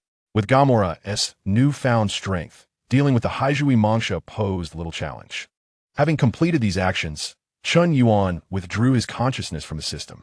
Meanwhile, Tang Ying, after enduring a prolonged period of Chun Yuan's unyielding gaze, could no longer contain himself. Being so fixated upon by a mere boy, with nothing happening, was more bothersome than enduring a physical beating. Enough of this charade. I will make you pay. Tang Ying finally erupted, bellowing at Chun Yuan. I'm ready, Chun Yuan replied. As soon as the words left his mouth, his expression turned icy, and he gripped his battle device tightly. Gamora attack. Hurl it. Roar. The ever-prepared Gamora let out a furious roar, and upon receiving the command, sprang into action. The Haijui Mangsha, still disoriented from the earlier eerie standoff, failed to react in time to Gamora's sudden movement. In the next moment, Gamora swung its tail, delivering a devastating blow to the creature's head. Boom! The sound reverberated as the Haijui Mangsha's head was struck directly. The sheer force propelled its entire body away, crashing heavily against the mountainside with a thunderous impact, shaking the entire valley. Tang Ying stood frozen in disbelief. His Haijui Mangsha was a genuine LV-74 contract beast, yet it had been sent flying by a mere tail strike. The power demonstrated was beyond anything his Haijui Mangsha could contend with. You dare to launch a sneak attack? After several moments of stunned silence, Tang Ying finally regained his composure and pointed an accusatory finger at Chun Yuan. However, Chun Yuan merely glanced at him, unfazed. Sneak attack? Did I not already caution you? You simply failed to respond in time. You. Tang Ying was left speechless. At that moment, Tang Ying sensed something amiss. He perceived a formidable aura emanating from Gamora, seemingly far stronger than when it had first been summoned. As a high-ranking beastmaster, his ability to detect nuances was exceptionally keen. He could not be mistaken. The contract beast had indeed grown stronger during those brief seconds of confrontation. An absurd yet singular possibility dawned upon Tang Ying. His eyes widening, he fixed his gaze upon Chun Yuan. You were secretly enhancing your contract beast while you were staring at me, weren't you? Tang Ying finally grasped the truth. This boy had been acting from the very beginning. The claims of being level 80 and calling for a pause were all mere tactics to divert his attention while he stealthily empowered his beast. No wonder he kept staring at him. Such theatrics were designed to instill fear, preventing him from taking action. How shameless! Tang Ying trembled with rage. To bolster his attributes before a battle was beyond contempt. He had encountered cunning tactics before, but never anything so devious. Calling for a pause before enhancing his monster's attributes in front of an opponent was unheard of. Observing Tang Ying's distressed demeanor, Chun Yuan simply shook his head. He had no desire to explain himself to this individual and turned his focus back to the battlefield. The Haijui Mangsha was shaking its dazed head, struggling to rise from the rubble. Gamora, do not give it a chance. Chun Yuan decisively commanded a pursuit. Roar. Gamora let out a mighty roar, using its tail for leverage while its hind legs powered forward. The colossal creature leaped high into the air, descending upon the Haijui Mongsha as it struggled to regain its footing. Crash! Gamora's immense weight crashed down upon the Haijui Mongsha's head. The Haijui Mongsha suddenly expelled a large volume of clear liquid from its mouth. The body convulsed violently before gradually slumping down. Yet this was far from over. Gu'emola shifted slightly backward to adjust its sitting posture, still pressing down on the Haijui Mongsha. In the next moment, Gu'emola raised its palm and unleashed a flurry of punches upon the Haijui Mongsha. Bang! Bang! Bang! The sound of fists striking echoed continuously, each blow causing the ground to tremble. The unfortunate Haijui Mongsha had no chance to resist, its head becoming a bloody mess, on the verge of collapse. Chen Yuan observed this brutal scene, nodding in satisfaction. Having battled foes above level 70, he was well aware of the general strength dynamics. Now, facing a monster of this caliber against a level 70 enemy did not necessarily guarantee an overwhelming victory. For instance, on Monster Island, the level 74 Zidian Heibao was significantly faster than most monsters Chen Yuan had encountered. This was due to the Zidian Heibao being an epitome of speed, lacking in other attributes. Thus, Gu'emola initially struck with a tail attack, and now had the snake pinned down. The serpent had little opportunity to turn the tide. Chen Yuan then turned to Taming and remarked, "I must say your contract beast is rather underwhelming, a tad too fragile, it seems. It barely holds up compared to Chi Wudi's Sky Pterosaur, which at least managed to withstand a few blows. Are you out of your mind? Dangjing Zito, Instanti and Dai. I am a level 74 Beastmaster.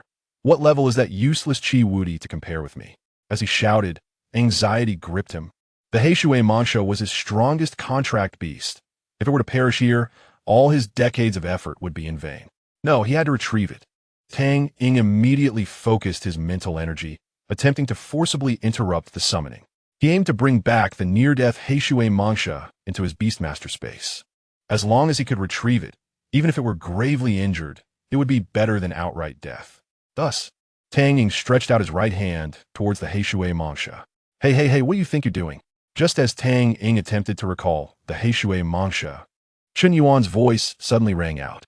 Taming was taken aback, turning to find Chen Yuan approaching him.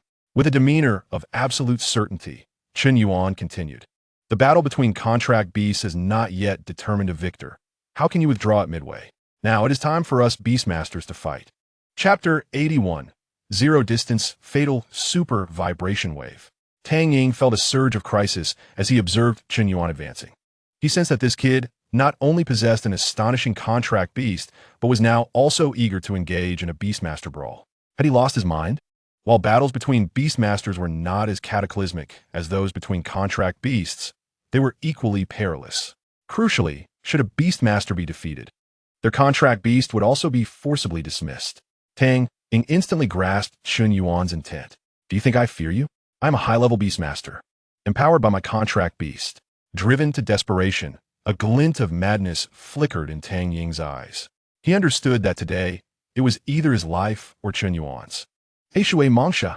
Taming abandoned the plan to recall the serpent, and instead poured all his mental energy into the Haijui Mongsha. This was a technique of high-level Beastmasters, mental energy amplification. By consuming his own mental energy, he could enhance his contract beast's attributes. Buzz, the Haijui Mongsha, pinned beneath Gu'emola, erupted with a surge of energy. Its previously mangled head suddenly glowed with a horrifying red light. Its once limp body regained its strength. Hiss! The Haijui Mongsha let out a chilling roar, its massive form twisting violently. A terrifying force erupted instantly. Gu'emola was momentarily staggered by this sudden surge of power, involuntarily taking 2 steps back. The Haijui Mongsha had broken free. "Well done," Taming exclaimed in delight, a smile spreading across his face. "Haijui Mongsha, unleash your strongest move." "Serpent Strangulation," Taming commanded, issuing the order for the final strike. Hiss! Empowered, the Haijui Mongsha fell into a state of frenzy, charging towards Gu'emola, intent on using its iron-like body to strangle the creature to death. Constriction was the most lethal attack of serpents. Once ensnared, even the largest of beings would find their bones crushed and suffocate. As the rampaging Haijui Mongsha approached, Chen Yuan's expression remained calm. Seeking to engage in a life-or-death struggle, Chen Yuan raised his combat device, issuing a new command. J'ai eu mola, super vibration wave. Roar. Himola grolid loli. Showing no intention of evasion as it faced the oncoming Heishui Mongsha. Its powerful hind legs bent slightly before launching forward with tremendous force. Gu Mo La's colossal body charged ahead, lowering its head and aiming the horn on its nose directly at the Heishui Mongsha, defiantly meeting the charge head-on. No flashy techniques. No complex strategies, just pure, primal collision. Then, in the valley, the two massive creatures collided with immense force, akin to two mountains colliding. Boom! The shockwave radiated outward from the two giant beasts, kicking up a storm of sand and stone. Whoosh! The whirlwind swept through the entire valley, carrying debris. Tang Ying's eyes widened, fixated on the center of the battlefield. Yet, in the next moment, his pupils constricted sharply. The scene he envisioned, where his Heishui Mongsha would tightly ensnare Mo La and slowly tighten its grip to strangle it, did not materialize. On the contrary, at the moment of contact, the Heishui Mongsha's charge came to an abrupt halt, as if it had crashed into a wall. Mo La held its ground, keeping its horn firmly pressed against the Heishui Mongsha, pushing it backward with relentless force. Tang Ying's menacing grin froze. He witnessed his Heishui Mongsha, after receiving his level 74 mental energy enhancement, being outmatched in a pure strength contest. Just how terrifying was this monster's power? Heishui Mongsha, quickly wrap around it. Tang Ying frantically channeled his mental energy, attempting to stabilize the Heishui Mongsha's form.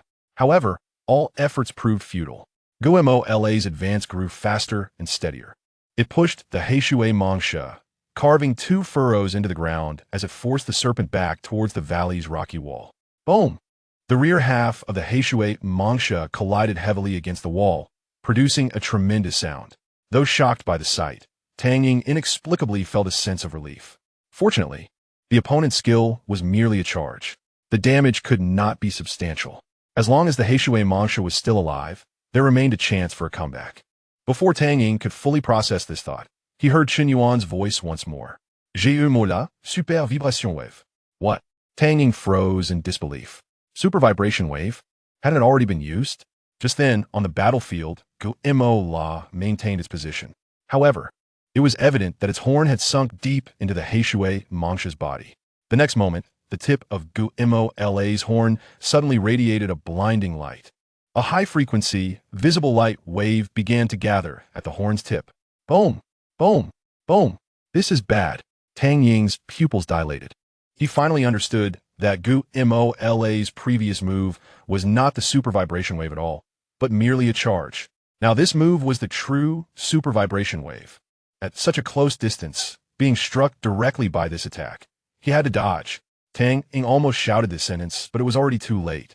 With a roar, Gemo La unleashed a tremendous sound. The energy accumulating on its horn erupted violently at that moment.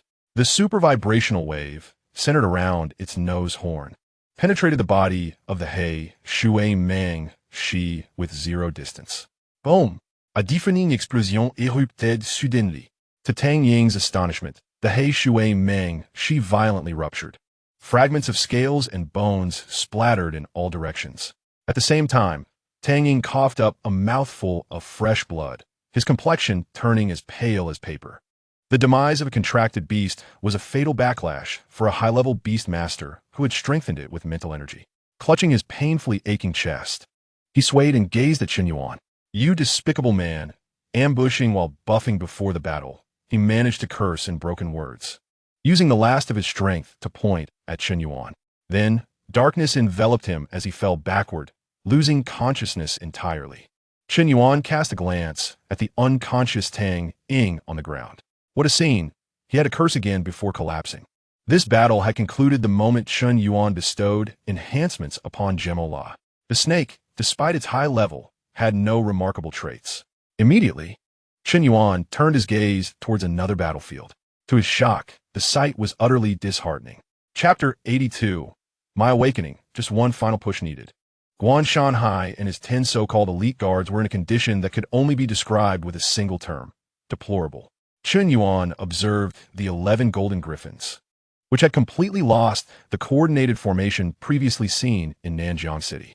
They now resembled a swarm of flies, flitting chaotically through the air, even accidentally injuring their own.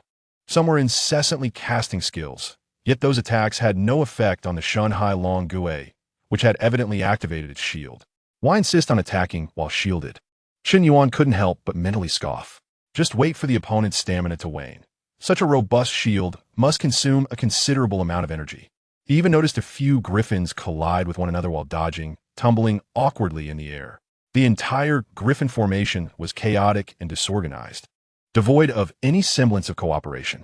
This was far from the renowned elite griffin team of Shaoyang City, known for their synergy and ability to challenge beasts of higher ranks. They were nothing more than a rabble. Qin Yuan could faintly hear the frantic roars of Guan Shanhai and his companions from that direction. Charge! Everyone charge! Tear that turtle apart! Why are you hiding? Rush in and grab it. Use the hurricane bombs. Blow it up. Listening to this incompetent, rage-driven command, Qin Yuan furrowed his brow. Something was amiss. Guan Shanhai was a level 72 advanced beastmaster, seasoned in combat. How could he lack even basic combat discipline? The most critical aspect for a beastmaster during battle is to remain calm and issue the most precise commands based on the situation. Commands driven solely by rage, like those given now, serve no purpose other than to waste the stamina of their contracted beasts. The anger of a beastmaster does not confer any damage buffs to their beasts. Qin Yuan turned his head, his eyes fixating on Wang Bo Lai, who stood atop the Shunhai Long Gue, clutching a sphere emanating an increasingly ominous red glow. So that was it. Qin Yuan immediately grasped the situation. The issue lay with that peculiar red sphere.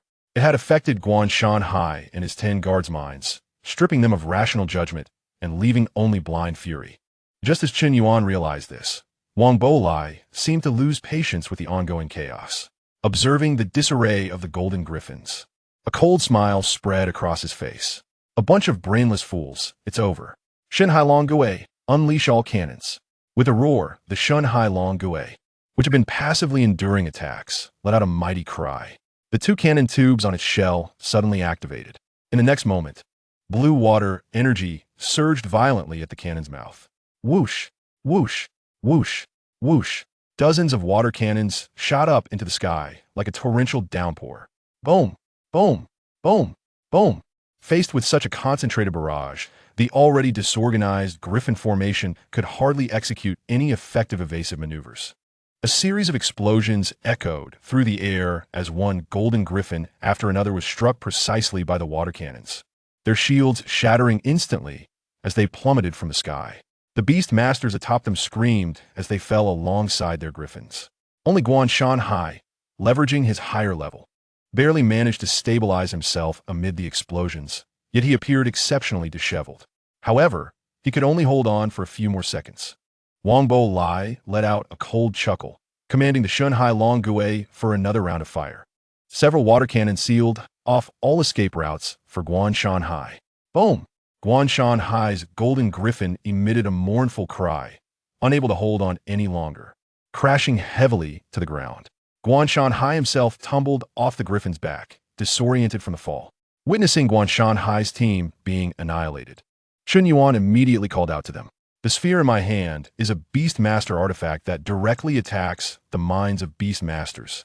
This shout startled the remaining guards, jolting them back to awareness. As they recalled their previous chaotic command state, a cold sweat broke out over them. What had just happened? Their minds had been consumed by a singular thought of slaughter. Wang Bo Lai looked at their disheveled retreat, filled with disdain. He remained on the turtle's back, turning his gaze toward the only other person still standing in the arena, Qin Yuan. So you know, this Rage Pearl can bypass contracted beasts and directly affect you Beastmasters. At this time, Guan Shanhai approached, clutching his chest and limping. His face was pale, and a trace of blood stained his lips, clearly indicating he had sustained serious injuries from a fall. Qin Yuan, he is not wrong, Guan Shanhai said, his voice tinged with fear. Just now, I had no combat strategy in mind. I was purely directing the golden griffins through rage. Upon hearing this, Qin Yuan recognized the formidable nature of the Rage Pearl. The influence of a Beastmaster on their contracted beast strength was immense. A calm and experienced commander could enable a contracted beast to perform beyond its inherent capabilities. Conversely, a Beastmaster consumed by blind fury could do more harm than good. The anger of a beast master not only failed to provide any buffs, but also led to confusion in commands, preventing the contracted beasts from exhibiting their true potential. Ultimately, this resulted in the enemy exploiting weaknesses and securing victory. This artifact was truly the nemesis of beast masters. Yet, Chen Yuan was not without means to counter it. Clearly, it had a range limitation. At worst, he could summon Jing Gu Qiao and engage from beyond its range. Jing Gu Qiao, with its maximized offensive and defensive attributes, would have a significant advantage against such a stationary artillery platform.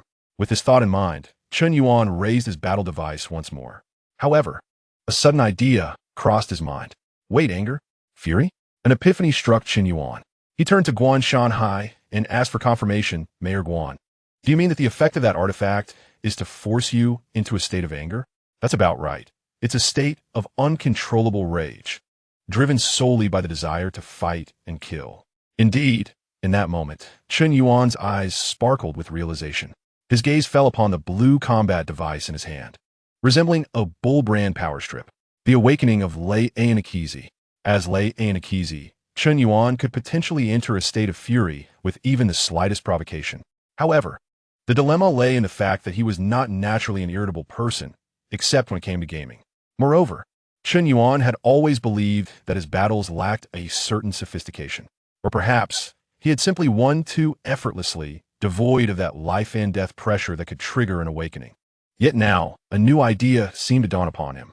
If one could not actively stimulate the pure fighting desire inherent in Leo-Nix, what if he were to harness external forces? For instance, the frenzy pearl in Wang Boli's possession, which could forcibly incite rage. This approach could potentially satisfy the conditions for entering a berserk state. If he could awaken through this frenzy, he might touch the threshold of awakening. Once he fully mastered this awakened form, the combat prowess of all the monsters within his device would experience a significant leap. The moment this thought emerged, it proliferated wildly in Chen Yuan's mind. It was worth a try. Undoubtedly, there were risks involved. He might temporarily lose rationality, just like Guan Shanhai and others had. However, upon reflection, Chen Yuan considered the worst-case scenario of losing control. It would merely involve unleashing the primordial power within him, summoning Gamora, Jingukyo, an AC killer simultaneously to unleash a devastating assault upon his enemies. In such a scenario, his opponents would only meet a more tragic fate, wouldn't they? With this thought, Chen Yuan's heart began to race. He gazed at the arrogant Wang Boli in the distance. The object in that fellow's hand was not merely an unusual artifact. It was clearly a forced awakening device for Leo-Nix. Mayor Guan, please step back. Chen Yuan's voice turned unusually calm, even tinged with excitement. Leave this fellow to me. Without waiting for Guan Shanhai's response, Chen Yuan stepped forward, heading directly toward Wang Boli and his deep sea turtle. Chapter 83. This is what it means to be Leo-Nix. Chen Yuan, be cautious. Do not enter the range of that device. Guan Shanhai, clutching his still-paining chest, urgently shouted a warning. Watching Chen Yuan approach Wang Boli step by step made his heart leap into his throat. Chen Yuan, if you fall into his trap, victory will be exceedingly difficult. The Griffin guards, their faces pale, echoed his concerns. Indeed, that thing is too sinister. We should attack from a distance, never approach. They had just been vivid examples of this. Enveloped by that eerie red light, they had lost all sense of strategy and coordination, ultimately being picked off like targets. It was a profound humiliation. Guan Shanhai could hardly believe Chen Yuan was choosing to advance. Could this lad be intoxicated by a recent victory? Yet, Chen Yuan pressed on, seemingly deaf to their warnings. He hoped desperately that Wang Boli would activate the Frenzy Pearl. The awakening of the Leo-Nix bloodline within him hinged on this opportunity. Then, Chen Yuan raised his combat device. Gamora, go! Roar! On the other end of the valley, Gamora, who had just reduced the black water python to fragments, responded to the command. Its heavy footsteps shattered the ground, each step sending tremors through the earth. Finally, Gamora halted several dozen meters in front of Chen Yuan, standing like a mountain between him and Wang Boli. Wang Boli, perched atop the turtle's shell, cast a disdainful smile at the approaching Chen Yuan. He raised the frenzy pearl in his hand, the red light intensifying further. It appears you possess great confidence in your abilities. Wang Boli dismissed Chen Yuan entirely. In his eyes, even if Chen Yuan could defeat Taming, it did not qualify him to challenge Wang Boli. He was a high-level beastmaster, level 77. Furthermore, with the Frenzy Pearl as his trump card, anyone enveloped by its light, no matter how brilliant, would be reduced to a mere savage. In that moment, Chen Yuan would become like Guan Shanhai, commanding his monsters to their doom. Meanwhile, Chen Yuan halted his steps and raised his combat device again. Gamora, Super Vibration Wave. The instant the command was given, Gamora lowered its head, aiming its horn at the distant deep-sea turtle. In the next moment, the tip of its horn flared with light. A surge of high-frequency, vibrating energy rapidly gathered. Boom! A visible beam of light erupted from Gamora's horn, hurtling toward the deep-sea turtle. What? Wang Boli's pupils constricted. This monster, was it this move meant for close combat? How could it launch a ranged attack? He had been closely observing Chen Yuan's battle against Taming, knowing Chen Yuan was a formidable opponent. Wang Boli had no time to think. As the light beam approached, he shouted urgently, "Deep-sea turtle, water cannon, roar." The two cannons on the turtle's back immediately aimed at the incoming super vibration wave. Whoosh! Whoosh! Two water cannons shot forth, intercepting Gamora's attack. Boom! A deafening explosion echoed through the valley. The collision of light and water generated a violent shockwave that sent sand and debris flying. The two forces clashed fiercely in midair before ultimately canceling each other out. Guan Shanhai and the guards, having regained their composure, were astonished by the sight. Could Chen Yuan truly contend with the level 77 deep-sea turtle? He could win. As long as he avoided that enigmatic device, victory was assured.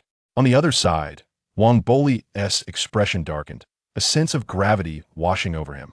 This kid was far more troublesome than Guan Shanhai.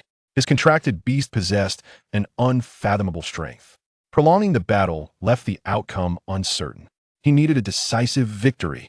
A ruthless glint flashed in Wang Boli's eyes as he glanced at the Frenzy Pearl in his hand. If you wish to play, then let us escalate the stakes. Wang Boli resolved not to engage in meaningless probing any longer, but to concentrate all the power of the Frenzy Pearl. He would first drive Chen Yuan completely out of control, then seize the perfect moment to deliver a fatal blow. However, just as Wang Boli prepared to act, he saw that Chen Yuan was not retreating, but rather advancing a few more steps. Simultaneously, Chen Yuan's voice rang out again. Gamora, charge forward. Chen Yuan aimed to force his opponent into a corner. Only then would Wang Boli abandon all distractions and concentrate the full power of the pearl upon him. The success of Leo-Nix's berserk transformation hinged on this moment. Roar! Gamora, receiving the command, immediately surged forward toward the deep-sea turtle. Witnessing this, Wang Boli was momentarily stunned, then elated. This kid was intentionally allowing his contracted beast to close in? Did he not realize that the deep-sea turtle excelled in close defense and power? Moreover, more critically, Chen Yuan had to step forward, inadvertently entering the optimal attack range of the Frenzy Pearl. This was nothing short of self-sabotage. Huh! Wang Boli let out a sinister laugh, funneling all his mental energy into the red orb. Buzz! The Frenzy Pearl blazed brilliantly. A more sinister red light instantly locked onto the advancing Chen Yuan. Chen Yuan, retreat! Guan Shanhai's heart raced at the sight of that blinding red light. He could sense that Wang Boli was truly serious this time. The energy contained within that crimson light was far more terrifying than the combined strength of the 11 of them just moments ago. The consequences of being struck directly by this force were unimaginable. Yet, it was already too late. The speed of that red light surpassed all expectations. Almost instantaneously, as Guan Shanhai shouted, the light had enveloped Chen Yuan completely. In that fleeting moment, Chen Yuan's figure became rigid and motionless. At this juncture, the hearts of everyone in the valley sank to the depths of despair. Guan Shanhai gazed at Chen Yuan, shrouded in that dense red light, his face drained of color. "This is bad," he murmured, his eyes filled with hopelessness. He understood all too well the horror of that red light. Once struck, a person's rationality would vanish in an instant. Even a seasoned beastmaster like him could not withstand it. How could a young man like Chen Yuan, who had just awakened, possibly endure it? The expressions of the few guards mirrored that of deathly pallor. How could Chen Yuan have walked into this? This was a catastrophe. If he lost his sanity as well, However, in stark contrast to the despair of Guan Shanhai and the others, Wang Boli was reveling in his triumph. He watched Chun Yuan, frozen in place, and let out an unrestrained laugh. Ha ha ha, it's done. Kid, I admit you possess some skill, but you're still too inexperienced. No matter how strong your contracted beast is, your own being will inevitably lose its sanity. Wang Boli chuckled with arrogance, as if victory was already within his grasp. Yet, at the very moment his laughter reached its most unrestrained pitch, Chun Yuan, enveloped in the red light, slowly raised his head. His gaze transformed. Chun Yuan's eyes became ferociously intense, brimming with unabashed, murderous intent. Guimola attack. This roar was entirely unlike Chun Yuan's usual calm demeanor. With a powerful leap, Guimola charged fiercely toward the deep-sea dragon turtle. The ground trembled violently under its stomping, clouds of dust swirling. Well done. Wang Boli observed the scene, his smile growing increasingly cruel. Indeed, it has turned into a mindless brute. Deep-sea dragon turtle, activate the water shield. In an instant, a blue shield formed, enveloping the deep-sea dragon turtle securely. Almost simultaneously, Guimola's massive claw came crashing down. Boom! A deafening sound erupted. However, to the shock of Guan Shanhai and the others, Guimola's strike left not a single mark on the shield. The shield merely rippled like the surface of water, dissipating all the force effortlessly. Under Chun Yuan's frenzied commands, Guimola relentlessly struck with its tail and body, attacking the shield time and time again. Each assault merely produced a loud sound without any effect. Haha, did you see that? Wang Boli pointed at the futilely attacking Guimola and laughed heartily at Guan Shanhai from a distance. This is the outcome of being influenced by my rage orb. It only exhausts the strength of your contracted beast in vain. Wang Boli's laughter echoed throughout the valley, brimming with arrogance. Meanwhile, Guan Shanhai's complexion turned ashen, and he anxiously shouted, Chun Yuan, calm down, stop attacking. That shield is impervious to brute force. Create some distance. But Chun Yuan, with eyes ablaze, did not heed his words. A chill swept through Guan Shanhai's heart. Had this young man, whom he had high hopes for, ultimately succumbed? Just when everyone believed that the situation was sealed, one of the closest Griffin guards suddenly appeared as if he had seen something immensely terrifying. He widened his eyes and pointed a trembling finger toward Chun Yuan. Mayor, look at Chun Yuan, his body. The guard's voice trembled uncontrollably, filled with a profound fear. His legs instinctively began to retreat. Guan Shanhai's heart tightened, and he immediately followed the direction of the guard's finger. Upon a single glance, his pupils constricted. At that moment, wisps of dark red mist were seeping from Chun Yuan's body. What is happening? Guan Shanhai's mind went blank. Had he been struck? But when they were previously hit by the red light, they merely lost their rationality. There had never been any instance of emitting black mist. Could it be that Wang Boli's artifact possessed such formidable power to influence a person this way? Had he been holding back when dealing with the 11 of them? As these thoughts raced through Guan Shanhai's mind, a cold sweat broke out on his back. Meanwhile, the once triumphant Wang Boli also noticed Chun Yuan's anomaly. His smile froze instantly, replaced by sheer astonishment. Huh? What is this? Wang Boli stared at Chun Yuan, who was now emitting a dark mist, utterly bewildered. What is going on? The effect of his rage orb was supposed to induce a berserk state in Beastmasters, causing them to lose their rationality. However, he had never heard of any surface effects or color changes. He had used this treasure for over a decade, ensnaring hundreds of Beastmasters. Yet he had never witnessed anyone react in this manner. What on earth was this kid? An inexplicable unease began to creep into Wang Boli's heart. Just then, under the gaze of all, Chun Yuan finally lifted his head slowly. Ah! With this roar, the black mist around him suddenly contracted inward, then exploded outward. Boom! As Guan Shanhai and the others watched in horror, Chun Yuan's body underwent a tremendous transformation. His skin morphed into a bizarre black and red pattern, losing all semblance of humanity. His eyes turned entirely blood red, devoid of any emotion, only embodying primal bloodlust. Even more terrifying, a pair of horns sprouted from the sides of his forehead. A living human had transformed into a beast right before their eyes. A beast radiating murderous intent. Leo-Nix birsirk formi. What the hell is that? Wang Boli stared at the completely transformed Chun Yuan, drenched in sweat. He rubbed his eyes vigorously, fearing he was hallucinating. Yet the creature before him, with its black-red skin and dual horns, stood there undeniably real. The terrifying aura emanating from it struck fear deep into the heart of even a high-level beastmaster like Wong Boli. "No, it can't be," Wong Boli murmured, cold sweat soaking his back. He could swear that his rage orb had never possessed the capability to transform a person into a monster. Over the years, those affected by the artifact had merely gone berserk until they collapsed.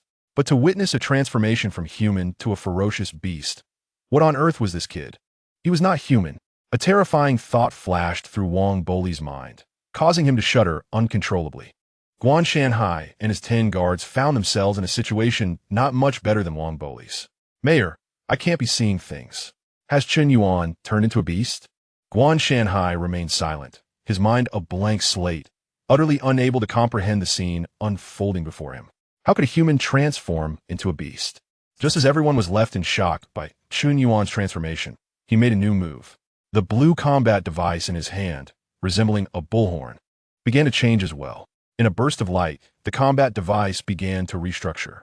The original blue and white colors were swiftly replaced by a brilliant golden hue. A radiant glow flashed, transforming the battle apparatus into a more sinister form. Its appearance bore a striking resemblance to Chen Yuan in his current beastly state. Wong Boli gazed at the battle apparatus in Chen Yuan's hand, which had also undergone a transformation, swallowing hard. He could now assert with absolute certainty that everything unfolding before him had nothing to do with his rage pearl. This young man harbored profound issues. A wave of fear surged within Wong Boli as he observed the bloodthirsty Chen Yuan, feeling reluctant to speak as boldly as before. "Hey kid, what has happened to you? Are you still human?" His voice trembled slightly. However, Chen Yuan, now fully consumed by rage, paid no heed to his inquiries. His blood-red eyes merely cast a cold glance in Wong Boli's direction, devoid of any human emotion, only pure murderous intent. Under the weight of that gaze, Wong Boli felt a chilling dread shoot through him, every hair on his body standing on end. The few Golden Griffin guards near Chen Yuan were equally terrified, retreating hastily. One of them, quick to react, rushed to Guan Shanhai's side and grasped his arm. "Mayor, get back." Only then did Guan Shanhai awaken from his daze, being pulled back several meters by his guard. At that moment, the rampaging Chen Yuan let out another roar. Gamora eliminated. Wong Boli, though gripped by terror upon hearing this command, refused to concede verbally. "So what if you've turned into a beast? Don't think that just because you've changed your appearance, you can enhance your contracted beast attack power." In Wong Boli's eyes, no matter how bizarre Chen Yuan became, he was still merely a beastmaster. A beastmaster could not directly influence their contracted beasts. Yet, scarcely had he finished speaking when another transformation occurred. Roar! In the arena, Gamora suddenly let out a furious roar. With this bellow, its massive form began to undergo dramatic changes. Its originally deep gray skin was instantaneously enveloped by a layer of crimson flames. Boom! With a resounding explosion, Gamora's body transformed into a blood-red hue. Bloodthirsty Gamora, Wong Boli stared intently at the now crimson Gamora, acutely aware that the creature's aura had surged exponentially within a single second. Before he could process the shock, the bloodthirsty Gamora casually flicked its tail, striking the water barrier ahead. Bang! A sharp sound echoed throughout the valley as the previously indestructible water barrier shattered into countless blue light particles. In that instant of destruction, an invisible shockwave struck Wong Boli's chest, sending him flying off the back of the deep-sea dragon tortoise, crashing hard to the ground. Lying there, he coughed up blood. How is this possible? Wong Boli's mind was a blank slate, utterly bewildered by the events unfolding before him. Why? Wasn't it incapable of breaching the water barrier before? Why could it shatter it with a single blow after turning red? How much has this red behemoth's power increased? However, before Chen Yuan could issue another command, the bloodthirsty Gamora initiated its onslaught. It lifted its right leg and delivered a powerful kick to the deep-sea dragon tortoise's head, which had yet to retract. Thud! A deep, resonating sound echoed. The deep-sea dragon tortoise was struck head-on, its entire shell sliding backward by several meters. It could only emit a mournful cry, retracting its limbs and head into its shell, surrendering all resistance, and opting for the most helpless form of defense. Witnessing this, Wong Boli felt not a sense of relief, but rather an intensifying despair. He knew that the moment the deep-sea dragon tortoise chose to retreat into its shell, it had already lost. The remainder was merely a matter of time. The bloodthirsty Gamora extended its forepaws, seizing the two cannons mounted on the tortoise's shell, designed to launch water projectiles. Bang! Bang! Two thunderous sounds erupted. The cannons were forcibly uprooted from the shell. Yet, this was merely the beginning. Gamora discarded the two cannons casually and lowered its head, aligning its horn with the gaping wound on the shell. Wait! Wong Boli suddenly realized its intent and screamed, but it was far too late. He couldn't even sever his mental connection with the deep-sea dragon tortoise in time. The tip of the bloodthirsty Gamora's horn glowed with a faint crimson light once more. Zero-distance release of ultra vibration wave. Boom! A muffled explosion resonated from within the tortoise's shell. The entire shell erupted from the inside. Puffed. Not far away, Wong Boli spat out a mouthful of blood, his body flung backward by the shockwave, crashing into the mountainside. The rage pearl in his hand slipped from his grasp, falling a short distance away. The bizarre red glow quickly dimmed.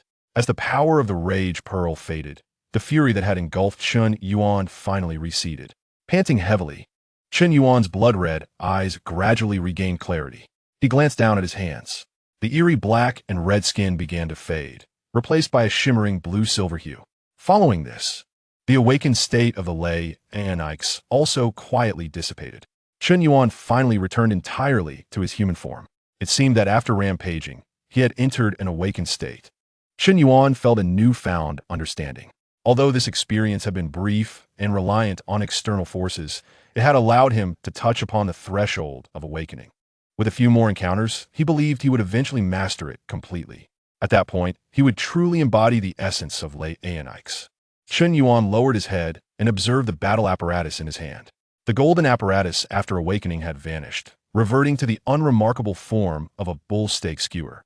Yet, he felt no disappointment. After all, this was his first successful transformation, and it was already a tremendous gain. The second and third transformations could not be far off. Speaking of which, he had to thank Wong Boli's Rage Pearl. Without that peculiar object forcefully bestowing him with a rage buff, Chun Yuan might have waited an eternity to discover the opportunity for awakening. What good person! Just as Chun Yuan was mentally issuing a good deed card to Wong Boli, Guan Shanhai's concerned voice drifted from nearby. Chun Yuan, are you all right? He cautiously approached with his guards, their gazes towards Chun Yuan filled with complex emotions. "Em fine," Chun Yuan replied, his attention drawn to the rage pearl lying on the ground nearby. He walked over, bent down, and picked it up. A fine item indeed. In the future, whenever I wish to rampage, I can do so at any time and place. It's simply too convenient. Chun Yuan felt elated. This was no mere peculiar item. It was clearly a forced awakening device for Leo-Nix. Thus, he casually slipped the rage pearl into his pocket, his movements smooth and natural.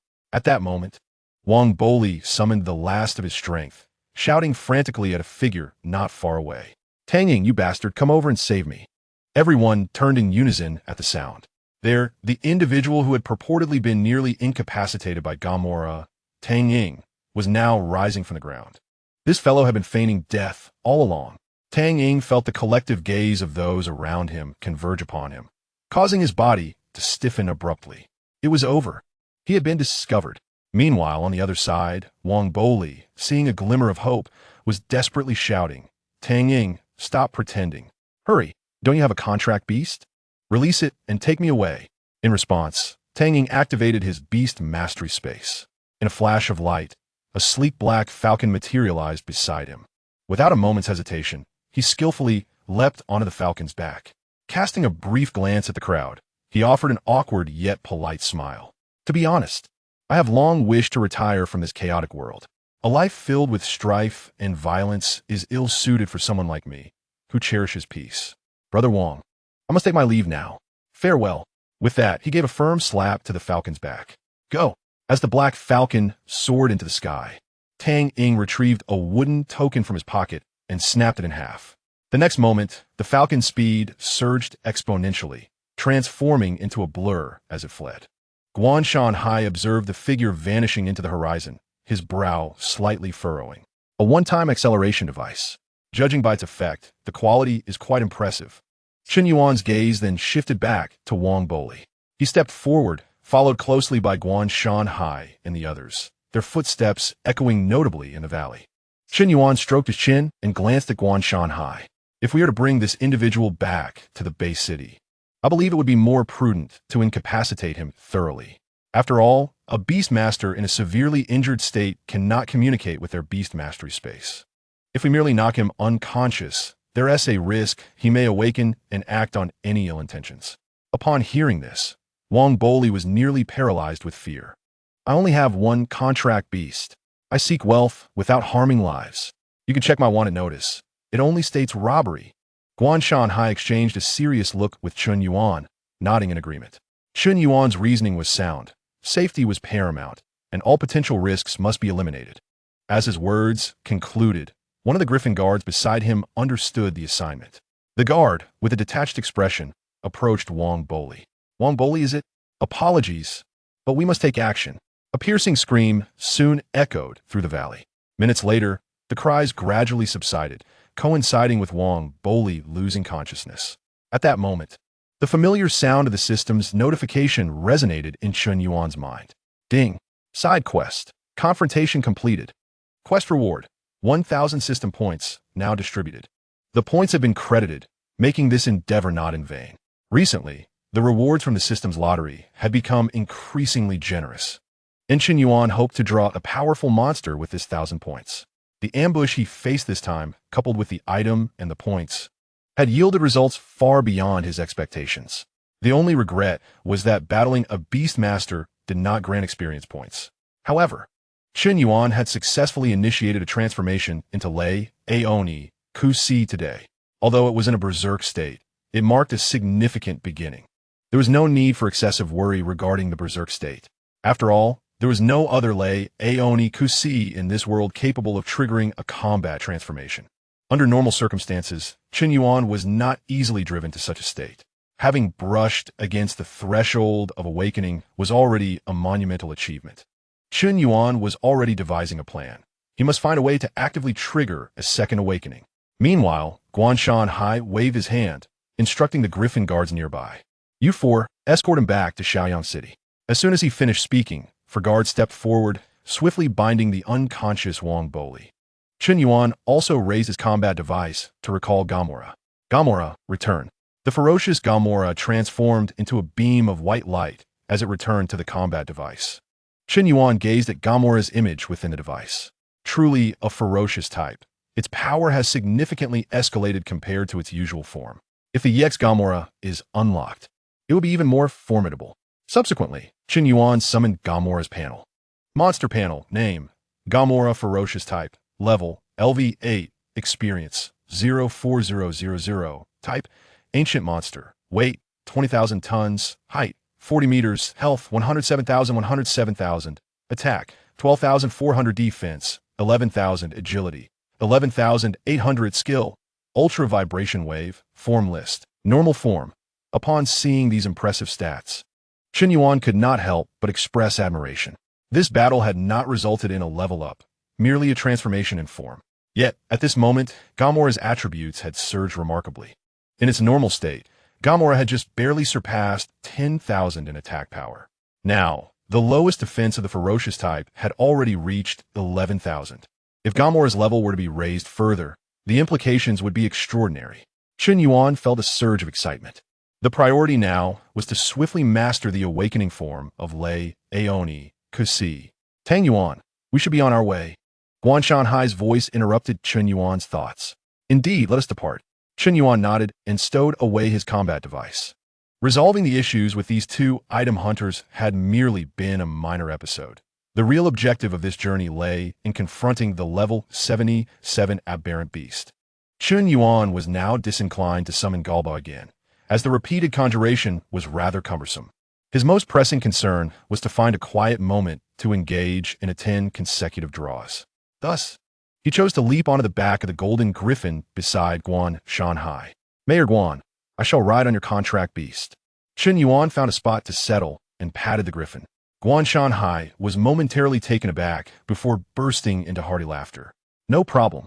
2 high-level beast masters were dealt with by you, so it's only right that you take a good rest. Aside from the 4 guards who had taken Wang Boli back to Shaoyang City, the remaining 6 guards also mounted their griffins. With a command from Guanshan Hai, the 7 golden griffins took to the skies, carrying everyone onward. In the high altitude, the formation of griffins flew steadily through the air. Guanshan Hai piloted his griffin, glancing at Qin Yuan beside him. After several moments of hesitation, curiosity got the better of him. Qin Yuan, about that transformation you just exhibited, what exactly was it? You looked neither human nor beast, more like an alien. Guanshan Hai could never forget that scene. Witnessing a living person metamorphose into a black and red humanoid monster with horns. Such an occurrence had surpassed his comprehension entirely. Had he not seen it with his own eyes, he would never have believed it. Upon hearing this question, Qin Yuan displayed no surprise on his face. He had anticipated this inquiry and had prepared an impressive explanation. Otherwise, he would not have dared to attempt the transformation. Clearing his throat, he spoke in a deep tone. Mayor Guan, since you asked, I shall not conceal the truth from you. Upon hearing this, Guanshan Hai's interest peaked, his ears perked up. The nearby guards also maneuvered their griffins closer, eager to hear the answer. Under the expectant gazes of everyone, Qin Yuan slowly began to speak. In truth, Guanshan Hai and the surrounding guards collectively held their breath, sensing that a grand secret was about to be revealed. Qin Yuan deliberately elongated his words, tantalizing everyone's curiosity. In truth, my genuine identity is Guanshan Hai. He swallowed nervously and pressed. What is it? Chapter 87. The Graduation Lottery, the Universe Dinosaur. Qin Yuan fell silent for a moment, as if grappling with a difficult decision. Then, he lowered his voice and, with an exceedingly solemn tone, slowly spoke to Guanshan Hai. I hope that every word I say next will remain a secret. Guanshan Hai and the surrounding guards felt their hearts leap into their throats. Here it comes. Is a mystery about to be unveiled? Qin Yuan took a deep breath, his gaze turning profoundly sincere. Yes, I am revealing my true self. In fact, I am an Alaxiangren. The air immediately fell into a profound silence. The expression on Guanshan Hai's face completely froze. The eavesdropping guards gaped in astonishment, momentarily stunned before they finally reacted. Had they been played by this young man? You little rascal, are you fooling me? Guanshan Hai retorted with irritation, yet he refrained from pressing further. He understood that Qin Yuan's background was anything but ordinary. Given his father's identity, acquiring an epic or even legendary item for self-defense would not be far-fetched. This could only explain the astonishing scene they had just witnessed. After pondering this, Guanshan Hai's gaze toward Qin Yuan shifted back to one of admiration. The small commotion quietly dissipated amid laughter, and the atmosphere within the group lightened once more. Meanwhile, Qin Yuan breathed a sigh of relief internally. He had managed to bluff his way through. Should anyone inquire again, he would claim to be a Sire robot or a Lokwangwa person. With his mind and body completely relaxed, he opened the system interface.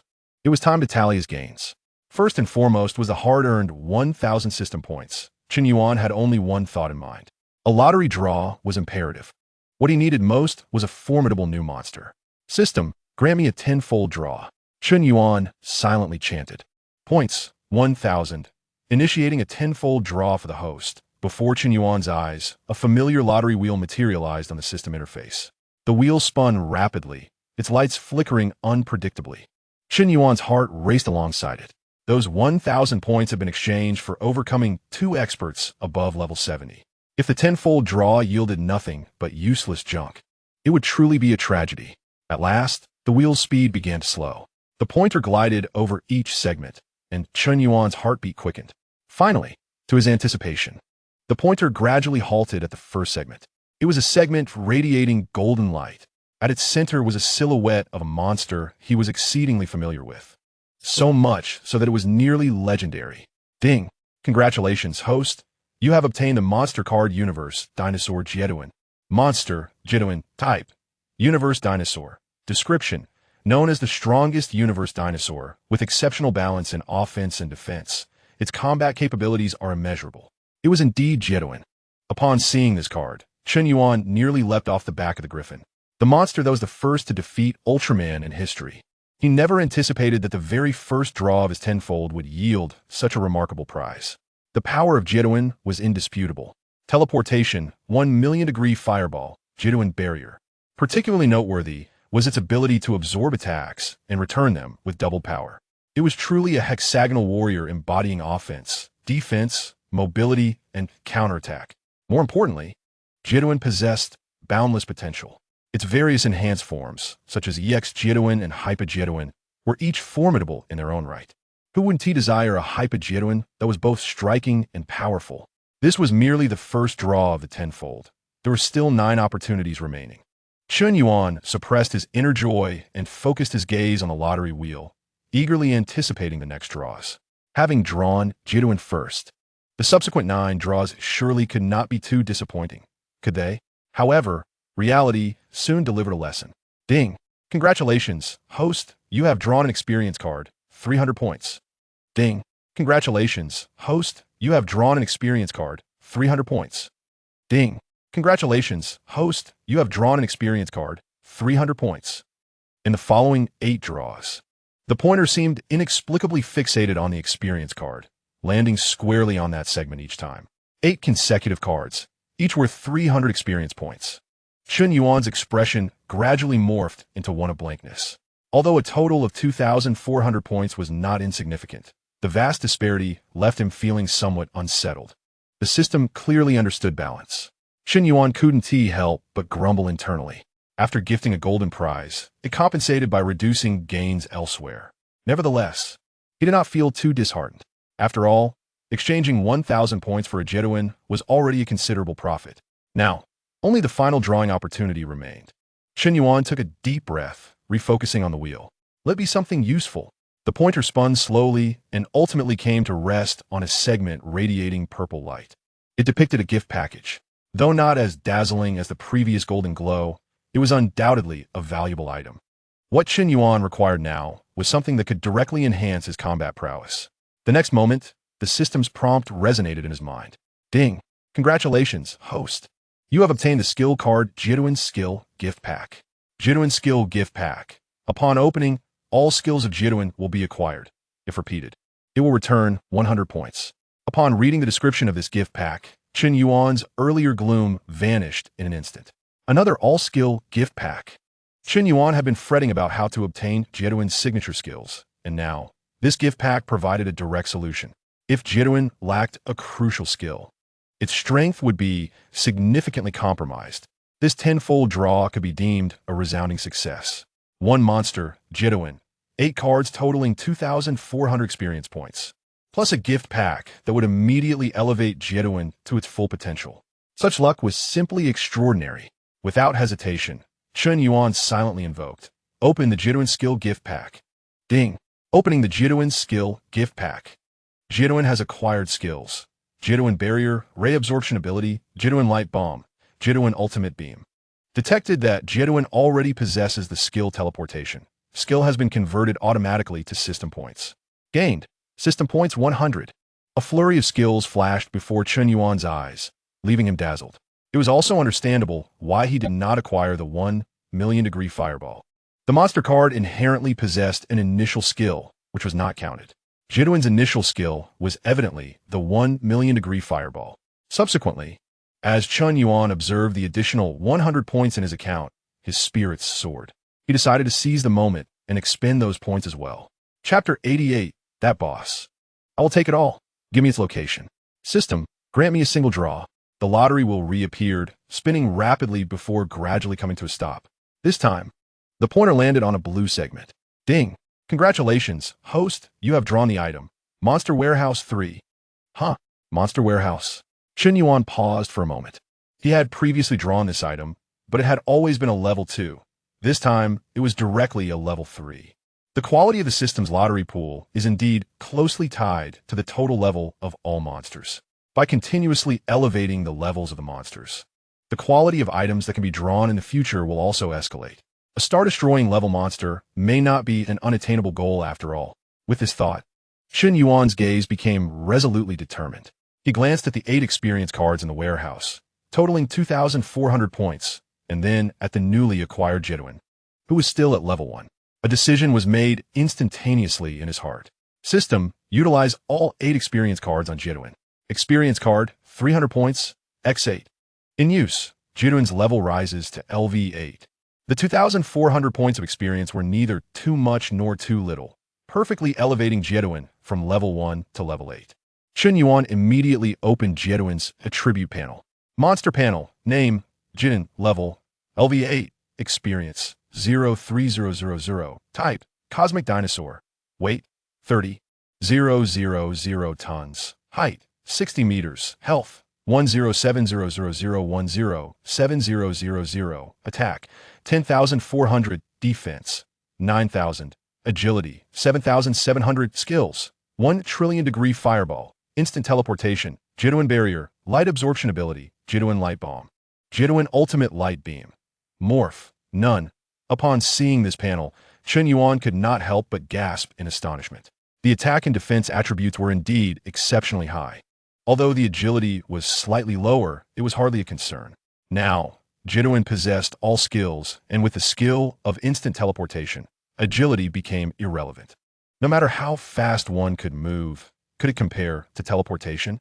Jeduin undoubtedly became a new trump card in Chen Yuan's hand, an all-round monster applicable to any scenario. Just as Chen Yuan was reveling in Jeduin's strength, a new task prompt suddenly appeared before him. Ding! Main quest 9 has been triggered. Quest name: Eliminate Wilderness Boss. Quest description: Defeat any Lord-level alien beast outside the instance. Assisting in the attack will also count as completing the task. Quest reward: All skills monster card X1. The main quest had arrived again. Chen Yuan scrutinized the quest description and rewards. Not only did the task reward provide a monster card, but it was also an all-skills card like Jeduin. The reward was indeed exceedingly generous. Furthermore, the objective of this task coincided perfectly with the purpose of Guan Shanhai's expedition outside the city. The group's aim was to deal with the LV-76 alien beast boss. Now, it was not only for the task reward, but also to find a suitable opponent for the newly acquired Jeduin to test its abilities. At that moment, Guan Shanhai pointed towards the undulating mountains ahead and spoke. The highest peak over there is Xiongwei Mountain. Our target, the LV-76 Kaishan Bear King, resides in that area. Chen Yuan followed his gesture and saw the distant skyline dominated by a majestic mountain range. The Golden Griffin moved swiftly, and within a few minutes, Xiongwei Mountain was almost within reach. Mayor, look ahead. Just then, a griffin guard at the forefront of the team shouted. The group immediately turned to look in the direction he indicated. They saw a clearing on the mountainside where a crowd had gathered. Guan Shanhai recognized them at a glance. They were from the Summer City Beastmaster Association. He urged the Golden Griffin to accelerate towards that area. As they drew closer, Chen Yuan could discern the situation of the crowd below. There were approximately 30 individuals, each appearing tense, with many bearing injuries and wrapped in bandages, looking quite wretched. During their journey, Guan Shanhai had briefly introduced the situation to Chen Yuan. It was precisely because the Summer City base was helpless against the alien beast boss that they had sought assistance from their city. Chen Yuan also noticed at the forefront of the crowd stood a middle-aged man. Guan Shanhai introduced him to Chen Yuan. That is Zhou Hao, the president of the Summer City Beastmaster Association. He is also a LV-72 Beastmaster. As they spoke, the Golden Griffin formation had already arrived above the clearing. The crowd below had long since noticed them. The president, Zhou Hao, looked up and upon seeing Guan Shanhai, rushed over as if he had seen a savior. Mayor Guan, you have finally arrived. Guan Shanhai and the others dismounted from the griffins, and he quickly approached Zhou Hao. Where is the Kaishan Bear King you mentioned? Where is it now? Upon mentioning the crucial matter, Zhou Hao's expression grew exceedingly grave as he pointed towards the eastern direction. In that direction, my people have been monitoring it. Behind that mountain lies our Summer City base. We must intercept it here. Guan Shanhai sole mi note that. Understand. You can rest assured. Now that we are here, we will not allow such a situation to occur. Zhou Hao felt a sense of relief upon hearing this. He glanced at Guan Shanhai, preparing to discuss a battle strategy. However, just then, an untimely voice suddenly rang out. Chen Yuan stepped forward. All eyes instantly focused on him. Zhou Hao furrowed his brow, looking curiously at this young man accompanying Guan Shanhai. Who is this person? He looks young and doesn't seem to be one of Guan Shanhai's griffin guards. Chen Yuan continued speaking, undeterred. Leave that bear to me alone. Just tell me its current location. Upon hearing this, the members of the Summer City Beastmaster Association behind Zhou Hao erupted in an uproar. You want to handle it alone?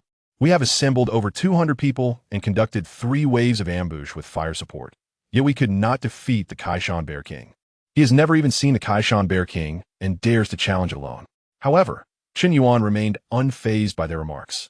He had so many monsters at his disposal and had always relied on soloing bosses to level up. Swiftly defeating the Kaishan Bear King and obtaining that monster card was his priority. Zhou Hao frowned at Chen Yuan's words. As the president of the Summer City Beastmaster Association, he had a responsibility to ensure everything went smoothly. He took a deep breath and turned to Guan Shanhai, expressing his confusion. My Yoda 1. The Kaishan Bear King is a LV-76 Lord-level alien beast. Its raw strength is formidable, not to mention its terrifying defense. Even with our association's utmost efforts and your Golden Griffin squad, I cannot say we have 100% certainty of stopping it. He paused, his gaze returning to Chen Yuan. Is it not too dangerous for your friend to go alone? The members of the association behind Zhou Hao nodded in agreement. No matter how talented one might be, he appeared to be merely a newcomer who had recently awakened. Tasking a novice beastmaster to face a LV-76 Lord-level alien beast was preposterous. Yet, to everyone's surprise, Guan Shanhai showed no sign of wavering in response to Zhou Hao's nearly accusatory tone. Let him give it a try. We will just observe from the sidelines. Guan Shanhai had witnessed it firsthand. Just moments ago, Chen Yuan had single-handedly defeated an LV-77 Beastmaster, Wang Boli, who wielded an epic-grade item. While a Lord-level alien beast may be stronger in physique and vitality, in terms of overall strength, it was likely comparable to Wang Boli in that state. In the eyes of Guan Shanhai, Chen Yuan need not even transform into that monstrous form. Zhou Hao was utterly taken aback. Just as his mind was in a chaotic state, a sudden bird call echoed from the distant sky. A beastmaster, riding a flying contract beast, was diving towards them. Everyone, pay attention. The Kaishan Xiongwang will arrive in this area in 3 minutes. Before his words could fade, all present felt the ground beneath them begin to tremble. The sound was heavy and oppressive, each tremor seemingly causing their hearts to skip a beat. Chen Yuan raised his head, his gaze directed towards the ridge in the east, where the vibrations originated. The timing was perfect, sparing him the time to search the mountains. Chen Yuan lifted his battle device, his eyes fixed on the image of Jieduan, the monster on the screen. This level 76 Kaishan Xiongwang was the perfect first opponent for Jieduan, allowing them to test Jieduan's skills while simultaneously reaping a significant amount of experience. Jieduan was undoubtedly a beast that could serve as a lifelong mainstay, and beginning to level up now was certainly a wise move. Defeating this boss would elevate Jieduan's level by at least 10. Moreover, it would also facilitate the completion of Main Quest 9 with a reward of a monster card possessing all skills, which must be obtained. Suddenly, the tremors intensified, and rocks began to cascade from the steep slopes. The first to stir were thousands of birds, startled from the forest, scattering in all directions. On the ground, the small, lurking beasts in the grass frantically surged outward. Many members of the Summer City Beastmaster Association displayed worried expressions. It's coming. This commotion is even greater than last time. Everyone, prepare for battle. In contrast, Guan Shanhai's Golden Griffin Guard remained remarkably composed. Abruptly, the rhythmic tremors ceased. The cries of birds and beasts vanished. The rumbling of falling rocks stopped, and even the wind seemed to still in that moment. An eerie silence enveloped the entire mountain range, suffocating in its weight. In the next moment, a tremendous explosion erupted. The mountain peak of the far end of their sight suddenly exploded outward. Countless rocks and dirt were propelled into the sky, cascading down towards their position. Defend, Zhou Hao urgently reminded everyone. However, for most members of the Summer City Association, everything transpired too quickly for them to react. As debris fell, chaos ensued among the crowd. Many association members were injured or knocked to the ground before they could summon their contract beasts. In the heart of the turmoil, Zhou Hao frantically directed the defense. As he turned, his peripheral vision caught an unforgettable sight. He saw Chen Yuan remaining utterly unresponsive, standing still, neither dodging nor flinching. Meanwhile, a chunk of earth and stone was descending directly towards him. Zhou Hao's pupils constricted, his heart racing to his throat. This was the end. Bang! A dull thud resounded. Zhou Hao had no idea what had transpired. He merely blinked. But when he opened his eyes, the earth and stone had shattered, scattering at Chen Yuan's feet. Was this still a human? To be struck by such a massive rock, and only have his clothing slightly soiled? Zhou Hao felt his worldview crumbling. At that moment, a Kaishan Xion Wang, nearly 40 meters tall, slowly emerged from behind the peak. Upon seeing the bear, Chun Yuan immediately raised his battle device. Although he had withstood that last blow thanks to the physique of Leo-Nix, he could not remain stationary to endure further attacks. For the sake of the quest reward, that full-skill monster card was a must. This bear was destined to be slain. Jieduan, battle device activated. Cosmic Dinosaur Jieduan, accompanied by a sound effect. A beam of white light shot from the top of the battle device. The light rapidly condensed in midair, forming an even larger silhouette. It was a uniquely shaped humanoid monster. It appeared to have no eyes, only a face that flickered with light. Standing at an impressive 60 meters tall, the 40-meter Kaishan Xiong Wang appeared minuscule in comparison. The moment Jieduan appeared, it emitted a distinctive cry akin to an electronic synthesized sound. In the next instant, it took a step forward. Jieduan's massive form transformed into a black blur, charging fiercely towards the Kaishan Xiong Wang. Boom! A colossal crash resonated as the two titans collided. To everyone's astonishment, the Kaishan Xiong Wang was forced back over 200 meters. The entire valley was filled with disbelief from Zhou Hao and the 30-plus beast masters behind him. 60 meters tall? What level of contract beast could possibly reach such a size? Although Guanshan Hai had mentally prepared himself, witnessing Jieduan in person still left him gasping in awe. He found it challenging to articulate his thoughts about Jieduan. The mere appearance and unique sounds of this colossal beast imparted an overwhelming sense of pressure, an uncanny and irresistible force. Chapter 90, Absorb Rebound. Your most formidable move, I shall accept. On the Xiongwei mountain range, the Kaishan Xiong Wang, toppled to the ground, roared with fury, its massive limbs thrusting against the earth, propelling its enormous body back into the fray. As the ruler of this mountain range, it had never endured such humiliation. Roaring, the Kaishan Xiong Wang opened its mouth, and a formless energy rapidly coalesced, forming a colossal energy projectile exceeding 5 meters in diameter. It's the wave cannon. Quickly, take cover. Zhou Hao's expression changed as he instinctively shouted a warning. He had witnessed the power of this attack firsthand. A defensive structure previously erected by their association had been obliterated by a single shot. However, Chen Yuan had no intention of having Jieduan evade. Jieduan, use a million-degree fireball. Chen Yuan's voice rang out. Upon receiving the command, Jieduan crossed its arms before its chest and then thrust them open. A fireball, akin to a miniature sun, was launched from its visage. Simultaneously, the Kaishan Xiong Wang unleashed its wave cannon. Boom! Boom! Boom! The sound of explosions reverberated throughout the valley. Jieduan's million-degree fireball clashed violently with the Kaishan Xiong Wang's projectile in midair. In an instant, shock waves from the explosions radiated outward, lifting the ground beneath them. The two sides exchanged attacks in a fierce back and forth. Jieduan's fireballs intercepted all of the Kaishan Xiong Wang's assaults, with several fireballs breaking through to strike the bear's thick hide, igniting flames and scorching its fur. Seeing this, the members of the Summer City Beastmaster Association began to worry once more. Are they engaging in a direct confrontation? Although all attacks were intercepted, it seems unable to penetrate the Kaishan Xiong Wang's defenses. The bear's defensive capabilities were notoriously formidable, and its recovery ability was equally impressive. If this continued, it would be detrimental for Chen Yuan's contract beast. Indeed, such a pure exchange of energy relied solely on who possessed greater stamina. The one to exhaust their strength first would lose. However, summoning a contract beast required the Beastmaster's mental fortitude as support, and it was evident that Chen Yuan, as a human, would succumb first. Zhou Hao's brow furrowed tightly once more. As an experienced Beastmaster, he quickly discerned the crux of the problem. The Kaishan Xiong Wang's abilities were predominantly allocated to attack and defense.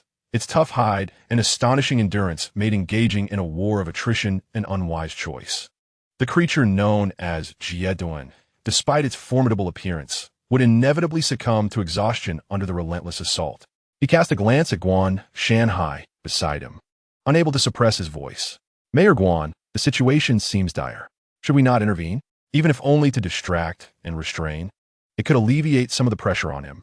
The members of the association behind him echoed in agreement. Indeed, the president is right. We cannot merely stand by and watch. We can organize a ranged attack squad to target the joints and eyes of the Kaishan Bear King, its vulnerable points. If we can disrupt its rhythm of attack, Chen Yuan may find an opportunity.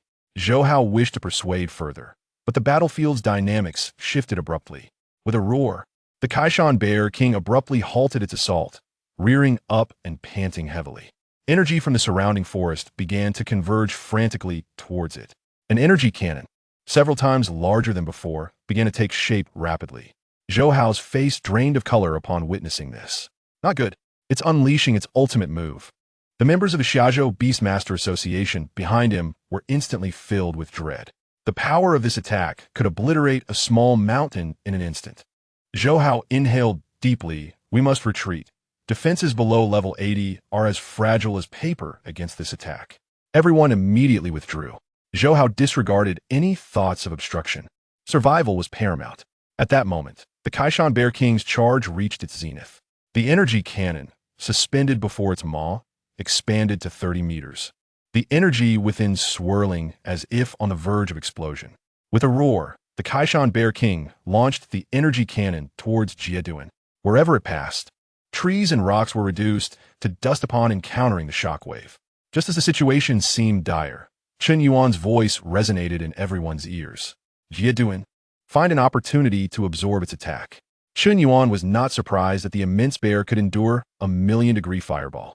After numerous battles, he had observed that enemies above level 70 could match the caliber of his current monster in certain exceptional attributes. After all, Jieduan was only at level 8, a staggering 68 levels below its opponent. Now, with the Bear King releasing such a massive energy attack, it was akin to seeking its own demise. If they continued to exchange blows, it would take considerable time. The Kaishan Bear King did indeed possess high defense. However, it was now directly unleashing its ultimate move. Chen Yuan awaited this opportunity, a chance to absorb its attack and return it doubled.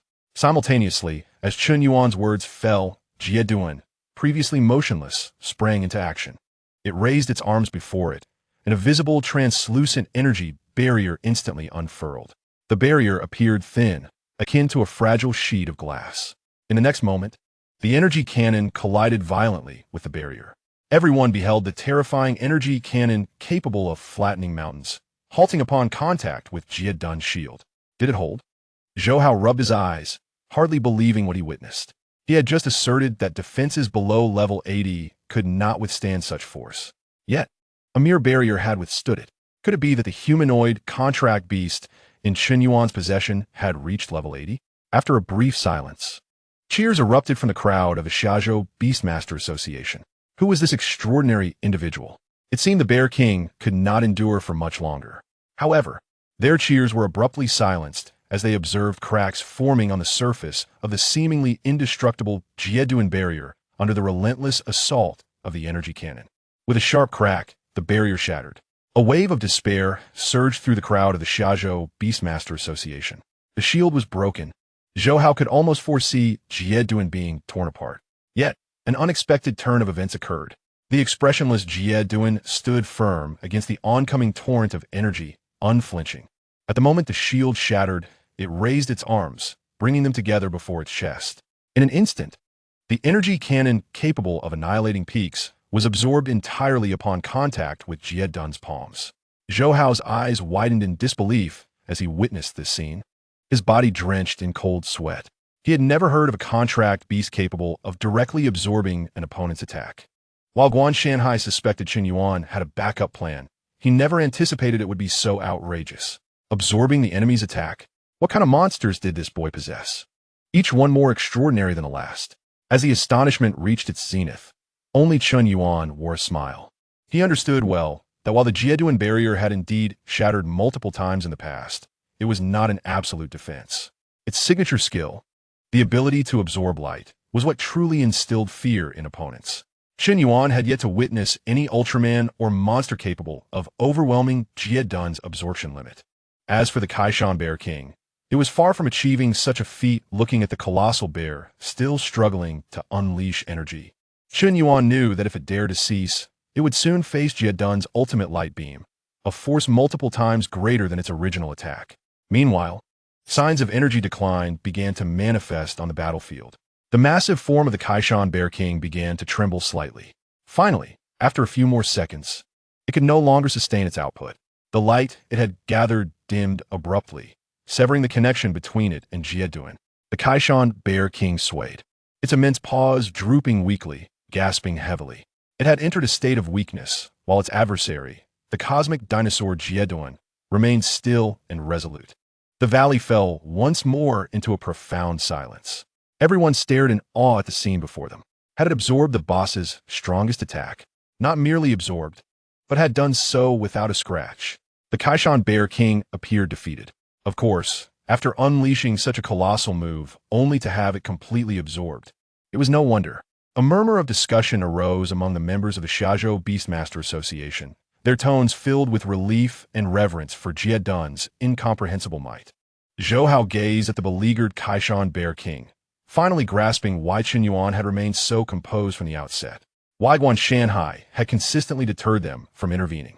In the face of absolute power, their so-called tactics, experience, and numbers were but a farce. From beginning to end, the outcome of this battle held no suspense. At that moment, Qin Yuan issued his next command. He raised the battle device in his hand and addressed Jieduan. It is time, Jieduan. Unleash the Jieduan ultimate light beam. As Qin Yuan's voice echoed, all eyes instinctively focused on Jieduan. Jieduan slowly raised his arms, pointing directly at the Kaishan Xiongwang. In the next moment, a transparent beam of light, rippling outward, erupted from between Jieduan's palms. This beam was not of immense size, seeming merely the width of a hand. The weakened Kaishan Xiongwang, faced with this strike, had no time to evade. It could only watch helplessly as the beam magnified in its sight. There was no doubt, Jieduan's ultimate beam accurately struck the Kaishan Xiongwang. Time seemed to freeze at that instant. The massive body of the Kaishan Xiongwang suddenly jolted, its chest pierced directly through. In the following moment, a thunderous explosion echoed. That LV-76 Kaishan Xiongwang was obliterated, leaving not a single hair behind. In the valley, a fierce wind howled. After vanquishing the Kaishan Xiongwang, Jieduan's ultimate beam continued unabated, crashing into the distant cliffside. With a resounding boom, a nearby peak was directly penetrated, leaving behind a gaping hole. As the dust settled, the valley returned to tranquility, save for the punctured mountain and the scattered remains of the Great Bear. Everyone present gazed in awe, their minds blank. A LV-76 Lord-level beast was so effortlessly dispatched in a single blow. Zhou Hao's mouth fell agape, a chill coursing through him. The beast tamers from Xiaozhou behind him were utterly terrified. This creature, named Jieduan, not only absorbed attacks, but could also annihilate a boss in one strike. The Kaishan Xiongwang was renowned for its defensive capabilities, yet had perished so easily. At that moment, a series of system notifications rang in Qin Yuan's mind. Jieduan has slain the LV-76 Kaishan Xiongwang, earning a substantial amount of experience. Jieduan leveled up to LV-9. Jieduan leveled up to LV-10. Jieduan leveled up to LV-11. Jieduan leveled up to LV-12. Jieduan leveled up to LV-13. A LV-76 Lord-level boss indeed provided a remarkable boost, propelling Jieduan from LV-8 to LV-13 in a single leap. Main Quest 9. Eliminate the Wild Leader has been completed. Quest Reward 1. All-Skill Monster Card has been dispatched to the System Warehouse. The main quest was successfully fulfilled. Qin Yuan could be said to have reaped a bountiful harvest from his encounter. After completing all this, he raised the battle device. Jieduan, return. The Jieduan on the battlefield transformed into a sphere of light and returned to the device. Qin Yuan speculated that these onlookers likely believed Jieduan's recent strike was simply a display of tremendous power. If only they knew that it was the result of absorbing the full force of the Kaishan Xiongwang's attack before doubling it back. He wondered how they would react. Having accomplished everything, Qin Yuan turned to Guan Shanhai behind him. He glanced at the sky. The sun was nearly setting. Therefore, he inquired, Mayor Guan, now that the battle is over, where shall we rest tonight? Qin Yuan, having just acquired an all-skill monster card, sought a quiet place to utilize it. Guan Shanhai took a moment to collect himself before responding. Taking a deep breath, he forced down the tumult within. Let us head to Xiaozhou City. Chairman Zhou and the others should have made arrangements. Oh, very well. Qin Yuan nodded. Chairman Zhou. Guan Shanhai turned to Zhou Hao. Huh? Oh. Zhou Hao, as if awakening from a dream, hastily nodded. The accommodations have long been arranged at the best hotel in Xiaozhou City. Subsequently, Qin Yuan leaped back onto the back of the Golden Lion Griffin, preparing to head to the Xiaozhou base city. High in the sky, the Golden Lion Griffin soared steadily. The evening sun cast its golden rays upon the clouds, creating a magnificent sunset. Qin Yuan leaned against the feathers, opening the system interface. Chapter 92. The Demon-type alien beast Garabaluo. Qin Yuan focused his thoughts, bringing up the panel of Jeduin, who had just endured a fierce battle. Monster panel name, Jeduin level, LV-13 experience, 40-010-000 type. Cosmic dinosaur weight, 30,000 tons height, 60 meters life, 112,000 attack, 11,400 defense, 10,000 agility, 8,700 skills, 1 trillion degree fireball, instantaneous movement, Jeduin barrier, light absorption ability, Jeduin light bullet, Jeduin ultimate beamform, and having leveled up 5 times. Jeduin's attributes had notably improved. However, although the previous battle appeared earth-shattering, Jeduin had not fully utilized its skills. Skills such as instantaneous movement and Jeduin light bullet had no opportunity to manifest. The entire encounter consisted of raising a shield, absorbing energy, and then returning fire. Concluding the battle, the opponent was simply too weak. The Kaishan Xiong Wang, despite its formidable LV-76, was utterly outmatched by the monster. Recently encountered foes, be it Tang, Ying, Wang Boli, or this bear, all stood at levels exceeding 70. While they could symbolically exchange a few blows, the final outcome had been predetermined from the outset. Once upon a time, Qin Yuan's LV-7 ordinary Gurzon could contend with LV-70 ice and fire giant crab. Now, however, the monsters at his disposal had transformed into Jin Guqiao, Gamora brutal type, and Jeduin, all surpassing LV-10. It seemed imperative to seek a stronger adversary to thoroughly test Jeduin's skill set. Qin Yuan mused quietly. Just then, Guan Shanhai spoke up. Qin Yuan, your contract beast is truly excessively powerful. Guan Shanhai's tone brimmed with awe and reflection. He had yet to fully regain his composure. To dispatch a Lord-level alien beast in a single strike was a sight he had only witnessed with Qin Yuan, and indeed he had seen it twice. Organizing his thoughts, Guan Shanhai stated with firm conviction, I dare say, based solely on that recent display of prowess, your contract beast is utterly invincible below level 80. Such an assessment was undoubtedly high. Guan Shanhai felt he might even be underselling it. Faced with such an unreasonable contract beast, what beast tamer below level 80 could withstand its might? Hearing Guan Shanhai's words, Qin Yuan casually inquired, is level 80 truly formidable? After a brief silence, Guan Shanhai sighed and replied, every 10 levels for beast tamers represents a significant realm. An LV-80 beast tamer can effortlessly eliminate someone like me. Upon hearing this exaggerated comparison, Qin Yuan raised an eyebrow. He had not given it much thought previously, as he was merely a high school senior, an awakening student still unfamiliar with the pinnacle of combat power. However, now, reflecting on Guan Shanhai's words, he recalled an incident. Previously in Nanjing City, Jiang Yuning's LV-65 Ice Crystal Phoenix had been easily dispatched multiple times by enemies exceeding level 70. It had been eliminated at the first encounter, without a chance to retaliate. At that time, Qin Yuan had thought it utterly ridiculous. It appeared that the disparity between levels 60 and 70 was already so vast. The gap between levels 70 and 80 would undoubtedly be even more daunting. Clearly, it was imperative to elevate the monster's level to at least LV-20 without delay. Qin Yuan silently resolved. Meanwhile, Guan Shanhai clapped Qin Yuan on the shoulder, remarking, on another note, the contract beasts in your possession cannot be judged by common standards. I heard from Jiang Yuning that the levels detected by your contract beast instrument are surprisingly low. Guan Shanhai shook his head, his tone filled with astonishment and envy.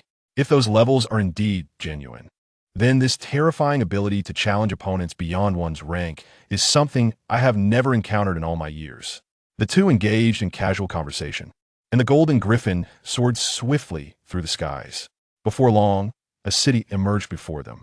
This was the Xiaozhou base city, with prior arrangements made by Zhou Hao. The Golden Griffin encountered no obstacles and descended directly in the city center. As soon as they landed, a woman who appeared to be in her 30s approached briskly, accompanied by a group of people. Guan Shanhai, you have worked hard. Please rest this evening. Tomorrow I will take you to obtain an epic-grade item. The woman wore a warm smile. She was Su Niji, the mayor of Xiaozhou Bay City. Guan Shanhai introduced her to Qin Yuan. After exchanging pleasantries, Su Ni's gaze quickly sheathed to Qin Yuan. She had evidently heard about the events at Xiongwei Shan from Zhouhao. During the subsequent banquet, Qin Yuan merely nibbled on some food before excusing himself early. Upon returning to his hotel, he immediately locked the door. He approached the floor-to-ceiling window in the living room, gazing at the dazzling nightscape of the city, and let out a long sigh of relief. Finally, peace had returned. Qin Yuan's attention turned to the system interface. All-Skill Monster Card 1 had arrived. The exhilarating blind box opening was about to commence. Qin Yuan rubbed his hands together, hoping for something powerful. Although Jetting was already remarkably strong, who would not desire an abundance of trump cards? Furthermore, different monsters possess unique characteristics and abilities, enabling them to adapt to various combat scenarios. Expanding one's monster army is always of utmost importance. System, use the All-Skill Monster card.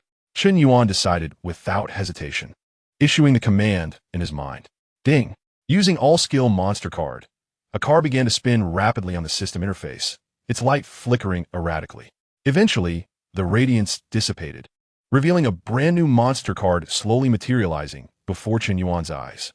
The card's background depicted a landscape of red earth. In the center of the image was a grotesquely terrifying monster. It possessed 3 heads, with the main head lacking any eyes. Instead, the eyes were located on the heads flanking it. The mouths of all 3 heads were filled with sharp teeth, resembling a demon. Ding! Congratulations, host. You have obtained the monster card. Demon-type alien beast Gurubaros. Monster, Gurubaros. Type, demon-type alien beast. Description, known for its ability to create illusions. It is renowned for its tenacity. It can resurrect no matter how many times it is defeated. Gurubaros. It is indeed that creature. Qin Yuan gazed at the 3-headed monstrous dog on the card, an overwhelming joy surging within him.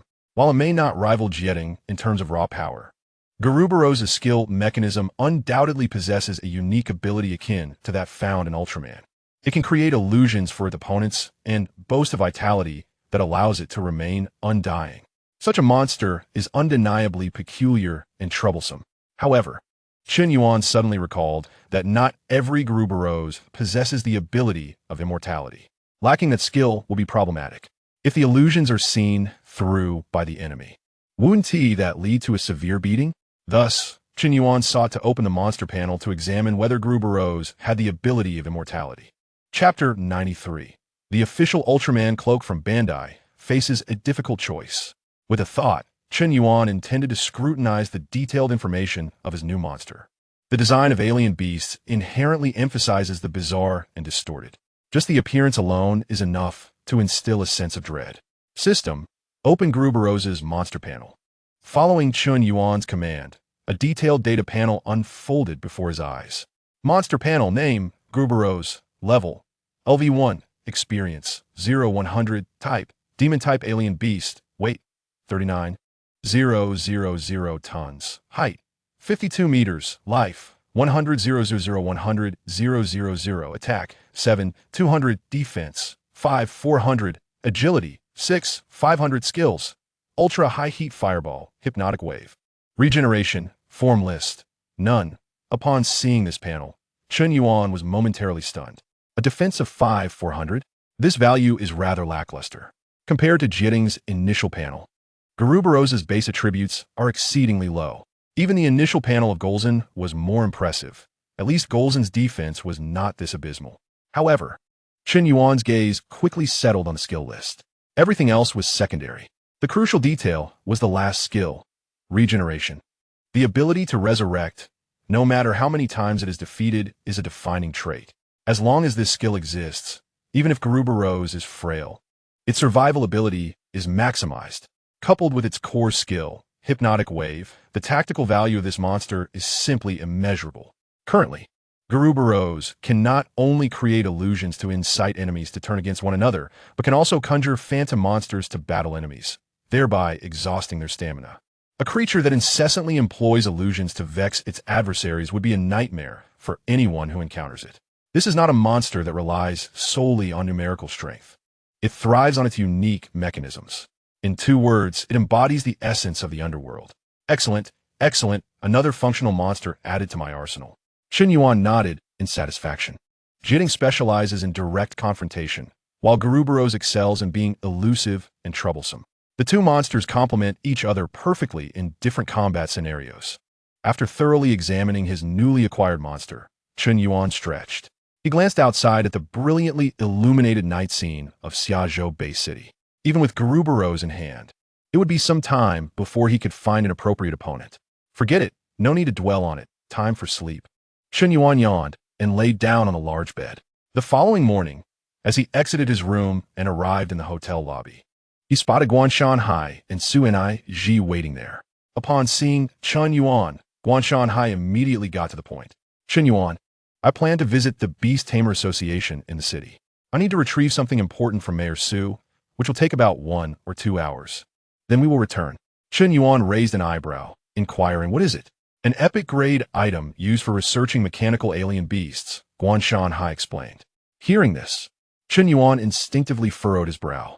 He had not forgotten that it was due to the mechanical alien beasts running amok in Nanjiang City that the entire city nearly faced devastation. Had he not resolved the situation himself, the consequences would have been unimaginable. Research that thing? At Chen Yuan's words, a hint of embarrassment crossed Guanshan Hai's face. This is an order from above. We are merely following directives. Moreover, having learned from the previous incident, we will start our research with the lower-level specimens this time to avoid a repeat of that situation. Chen Yuan scoffed internally, feeling somewhat skeptical. After all, the research site was in Nanjiang City, where all of Chen Yuan's assets were located. However, he merely voiced a casual complaint, not wishing to delve deeper into the matter. Just then, Su Enai Ji's phone suddenly rang. She answered the call, and, after listening for a few moments, her expression changed drastically. After hanging up, her face turned extremely serious. Seeing this, Guanshan Hai immediately inquired what happened. Su Enai Ji took a deep breath and spoke at lightning speed. The Beastmaster Association has been attacked by 2 high-level artifact hunters. Their objective is clear, to seize the treasures stored within the association's vault. President Zhou Hao has rushed to provide support, but he has conveyed through a phone call that the situation is dire. Guanshan Hai was taken aback upon hearing this news. To audaciously launch an assault on a base city's Beastmaster Association in broad daylight is indeed a bold move. Moreover, even Zhou Hao, the level 72 president of the association, feels that the circumstances are grim. This indicates that the strength of these 2 artifact hunters is likely formidable. Guanshan Hai immediately recognized the gravity of the situation. The epic artifact he coveted was stored in the association's vault. If this group were to steal it, his trip would have been in vain. Without hesitation, Guanshan Hai declared, Mayor Su, I will accompany you. Amidst this tense atmosphere, Chen Yuan was preparing to return to the hotel for a nap. He had lost interest in artifact hunters, having encountered 3 already, none of whom displayed any remarkable prowess. He thought it best to rest first and later investigate which city had a higher-level dungeon boss for more practical leveling. However, just as Chen Yuan was about to take a step, a system notification suddenly resonated in his mind. Ding! A sudden event detected. Side quest triggered. Quest description. A group of powerful artifact hunters is attacking the Xiazhou Beastmaster Association, attempting to steal its artifacts. As a passerby citizen, you face the following choices. Option 1. Take advantage of the chaos. While Mayor Su Enai Ji is occupied with the artifact hunters, secretly infiltrate her home and loot all valuable items. Quest reward. A piece of chewing gum that retains its sweetness no matter how long you chew it. Option 2. Wait in ambush. Remain in the hotel. And after the artifact hunters successfully steal the epic artifact and leave the city, strike mid-journey to eliminate them and secretly claim all their loot. Achieving a black-on-black feat quest reward. A licensed Ultraman cape that increases coolness by 5 when worn. Option 3. Execute justice. Engage immediately and defeat the hunters attempting to steal the artifacts. Quest reward.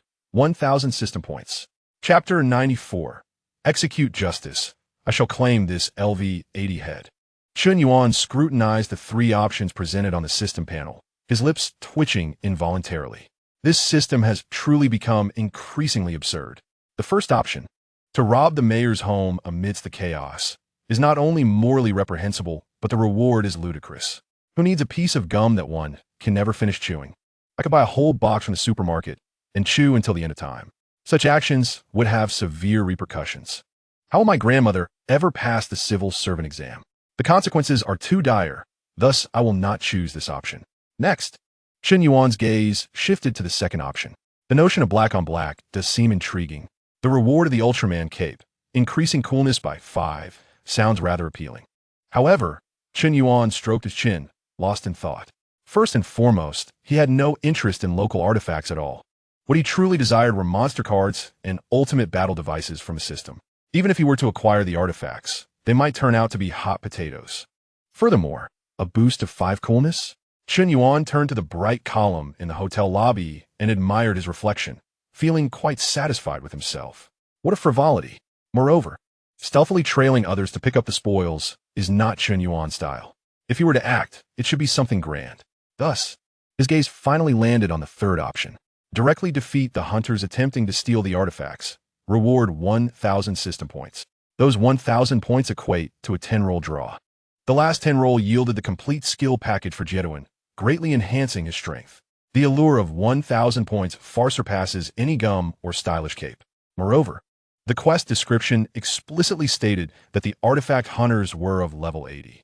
Chen Yuan's eyes brightened instantly. Just yesterday, Guan Shanhai had mentioned that each 10 levels for a Beastmaster represents a significant milestone. An 80-level powerhouse could easily eliminate one in the 70s. Having just acquired Garubaros, he was eager to find a suitable opponent to test his strength. Was this not an opportunity knocking? I shall select this option. Chen Yuan decisively resolved in his mind. While he was still analyzing the system task, Guan Shanhai and Suanai Ji were already in a state of urgency. We must not delay. Let us hurry. Guan Shanhai exclaimed as he swiftly dashed out of the hotel, preparing to summon his golden griffin. Suanai Ji followed closely behind, her face etched with anxiety. Just as they were about to summon their mounts, Chen Yuan's voice called from behind, "Wait, include me." With the task target already appearing, Chen Yuan could not simply remain as a bystander. Guan Shanhai paused momentarily, suddenly feeling that perhaps today's endeavor would become simpler. Without further ado, he swiftly summoned his golden griffin in the hotel courtyard. The massive creature let out a roar, stirring up a tempest. Suanai Ji and Guan Shanhai leaped onto its back, and Chen Yuan followed suit, executing his movements with precision. "Let us go." With a command from Guan Shanhai, the golden griffin soared into the sky, transforming into a streak of golden light as it rapidly flew toward the opposite side of the city. High above, the wind howled fiercely. As Chen Yuan sat atop the griffin, his clothing fluttered in the breeze. He observed the rapidly retreating cityscape below, and his mind began to strategize. The system indicated that the enemy's level was 80. This was no trifling matter. Thus, Chen Yuan turned to Suanai Ji beside him and inquired, "What is the highest level of Beastmaster in your Xiavo city?" Suanai Ji instinctively responded, "It is President Zhou Hao of our Beastmaster Association. His level is 72. Upon hearing this, Chen Yuan raised an eyebrow. Only level 72? What if the enemy is at level 80? Suanai Ji chuckled ruefully in response. If the enemy is too powerful, we will seek assistance from the military district. In particularly urgent situations, they can arrive in half an hour. Chen Yuan pondered this information. Half an hour indeed seemed a bit lengthy. However, for him, it was rather fortuitous. Once reinforcements arrived, he would lose his opportunity to act. Additionally, with the National Beastmaster entrance examination drawing near, based on Chen Yuan's displayed strength, it was guaranteed that Jiang Yuning would personally nominate him for admission to the capital. Engaging in a spar with an 80-level Beastmaster beforehand would serve as a valuable rehearsal for adapting to the capital's environment. After all, a place like the capital would undoubtedly be teeming with formidable individuals. The opponents he had encountered thus far, all in their 70s, had been as easy to defeat as chopping vegetables, lacking any real challenge. During the flight, feeling somewhat bored, Chen Yuan opened Douyin. As expected, within minutes, he stumbled upon a live broadcast from Xiazhou Bay City. Chen Yuan clicked in, and the live footage clearly showed a reporter filming from a distance. The scene depicted chaos in front of the Beastmaster Association building. A massive metal mantis-like contract beast was engaged in a fierce battle with another contract beast.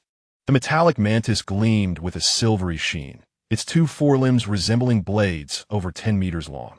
Its opponent was a lion engulfed in flames. The live chat exploded with comments. Wow, this is President Zhou Hao's flame lion. The adversary facing the president is a metal-type contract beast. Can we secure victory? Undoubtedly. President Zhou is the foremost expert in Xiazhou, a formidable level 72 warrior, so there is no cause for concern. It is time to teach those ruffians who dare to wreak havoc in our Xiazhou a lesson. Those two little thieves are doomed. The comments below are overwhelmingly praising Zhou Hao, brimming with confidence in his abilities. Meanwhile, Guanshanhai has also leaned in for a glance. The creature in question is the steel giant Scyther, an exceptionally rare metal-type beast renowned for its formidable attack power and tenacity. After speaking, he patted the neck of the golden griffin, urging it to hasten. The golden griffin let out a cry, accelerating its flight speed once more. Chen Yuan switched off his phone, no longer wishing to view the mindless adulation in the comments. Only he, through the system, grasped the vast disparity in power between the two. A level 72 against a level 80 is a mismatch that cannot be compensated for by tactics. Before long, at the full speed of the Golden Griffin, Chen Yuan could discern the iconic building of the Beast Tamer Association. However, upon lowering his gaze, he spotted Zhou Hao's flaming lion, lying on the ground, battered and bruised, while the steel giant Scyther remained unscathed. Chapter 95. The cosmic dinosaur Jiduin teleports into the fray outside the Beast Tamer Association. Chaos reigns. The citizens and staff who had been watching from a distance now found themselves in a state of shock upon witnessing the flaming lion being vanquished in a single blow. President Zhou was effortlessly defeated. It's over. If even President Zhou has fallen, who in Xiazhou can stand against him? What level is that monster? It's terrifying. Run. The scene had descended into utter turmoil, with everyone frantically fleeing the Beast Tamer Association, which was once perceived as the safest structure in the base city, now transformed into a scene of pandemonium. In the skies above, Su Niji, riding atop the Golden Griffin, witnessed this disheartening spectacle. Zhou Hao had actually lost. Could the steel giant Scyther be above level 80? A profound sense of helplessness washed over Su Niji. Chen Yuan observed everything, turning to Su Niji beside him, and inquired, "Mayor Su Niji, will you intervene?" Surprised by the question, Su Niji's face flushed with embarrassment. She opened her mouth, struggling to respond. "I'm only level 61. I should wait for reinforcements." While Su Niji's prowess is commendable among ordinary beast tamers, against the steel giant Scyther, she felt as insignificant as an ant. Chen Yuan acknowledged this with an O, redirecting his gaze to Guanshanhai, who appeared equally grave. Guanshanhai had already reached a conclusion. His strength was on par with Zhou Hao's. Given that Zhou Hao was defeated in a single exchange, his own outcome would likely be no different. Sensing Chen Yuan's gaze, Guanshanhai raised his hands in a gesture of surrender. "Don't look at me. My Golden Griffin is primarily for transportation, not combat."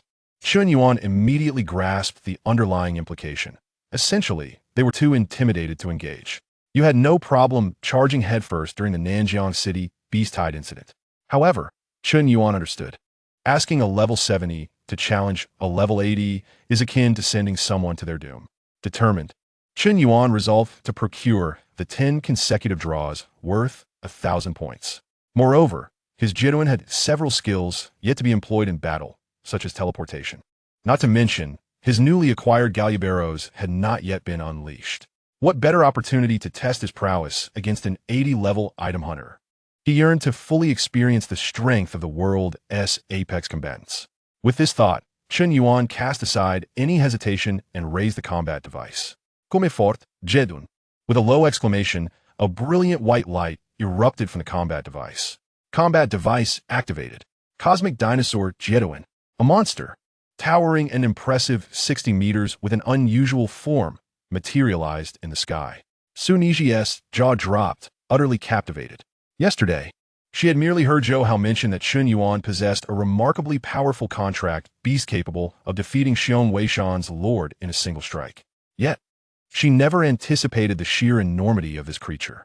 Though Guanshanhai had witnessed Jiduin once before, the proximity now left him in awe. However, the spectacle was far from over. After summoning Jiduin, Chen Yuan merely raised his hand, directing the combat device toward the battlefield ahead. Jedouin, use teleportation. As soon as the words left his lips, Jedouin, suspended in midair, suddenly became translucent. In the next instant, whoosh, that massive 60-meter figure vanished before their eyes. Vanished? Suniji rubbed her eyes, suspecting an illusion. Guanshan Hai wore an expression of bewilderment and astonishment. What kind of ability is this, teleportation? In all his years, he had never heard of a contract beast capable of spatial transportation with such a colossal form. The extent of Chun Yuan's hidden trump cards was unfathomable. Meanwhile, before the Beast Tamer Association building, a man stood beneath the steel giant scyther. He observed the panicking crowd with a dismissive smirk. He was the mastermind behind this assault. The item hunter, Shinmariri. Steel giant scyther, don't waste time with these insignificant creatures. Enter and retrieve that item from the vault. We shall depart immediately. With a hiss, the steel giant scyther turned its gaze toward the main entrance of the association, where a group of staff and reporters had yet to escape. Their eyes locked onto the beast, rendering them paralyzed with fear. Especially those reporters who had been live streaming moments ago, now regretting their choices. They had risked their lives for a scoop. Where could they seek justice? The steel giant scyther clearly had no intention of sparing them. To it, anything obstructing its path was to be eliminated. It slowly opened its mandibles, crimson arcs of electricity coiling within. A wave of destructive energy surged forth. The onlookers at the entrance of the association stared at the intensifying light, their eyes filled with despair. They knew their end was imminent. In that moment, time seemed to slow to a crawl. It's over. The words echoed in everyone's mind. Yet, just as a laser was about to engulf them, whoosh, a dark silhouette suddenly appeared beside the steel giant scyther. Jedouin swung its arm, striking the beast's jaw with precision. Boom!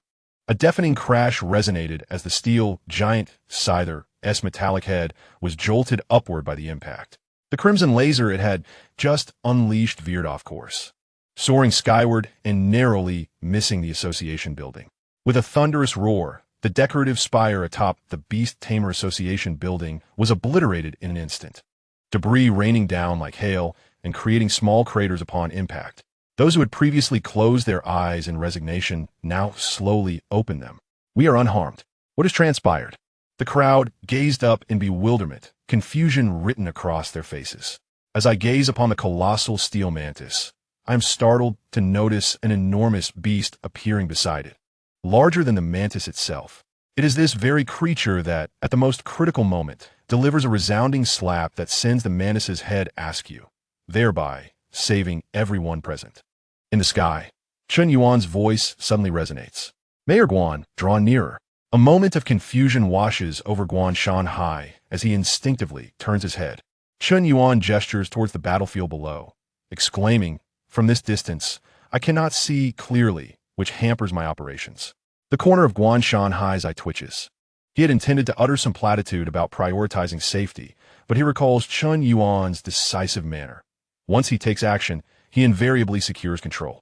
Ultimately, Guanshan Hai pats the neck of the golden griffin and instructs it to descend. Chapter 96. The instantaneous movement of a mega-degree fireball, Jedouin's unruly strategy. Under Guanshan Hai's command, the golden griffin gradually lowers its altitude. The fierce wind rushes past, and at last, Chun Yuan can discern the situation on the ground. Indeed, two men stand beside the colossal steel mantis. One is tall and stern, while the other possesses a somewhat shifty demeanor. Is that not Taming, who was previously soundly thrashed by Gemo La and abandoned his comrades, fleeing with his tail between his legs? How audacious of him to show his face again. And it appears he has found an even sturdier ally. Beside Taming, the black falcon used for his escape stands close by. Now armed with a teleporting Jedouin, Chun Yuan will not allow Taming to slip away again. Even if Taming employs the acceleration device from their last encounter, it cannot match the swiftness of Jedouin's teleportation. Guanshan Hai also recognizes the newcomers. The man beside him is none other than Shun Mo-Ri, a level 80 item hunter. Upon hearing this number, Su Niji's complexion turns ashen. As the mayor of Xiaju City, she comprehends the significance of a level 80 beastmaster. Level 80, Zhou Hao, the guild leader, was defeated with ease. Meanwhile, Shun Mo-Ri and Taming become aware of the golden griffin hovering at low altitude. As Taming looks up, he locks eyes with Chun Yuan. causing him to shudder. Brother Shun, it's him. The young man is Chun Yuan. Tang Ying points at Chun Yuan in the sky. Following Tang Ying's direction, Chun Mo lifts his gaze and focuses on Chun Yuan. His eyes sweep over Chun Yuan and then scrutinize the battle device in his hand. Kid, Tang Ying has told me all about you. You possess quite a remarkable array of treasures, capable of transformation, enhancing your contracted beasts, and summoning such a formidable creature. I will not make things difficult for you. Just hand over the golden scale and rage jewel that you took from us. Furthermore, that summoning device you possess, it too must be surrendered.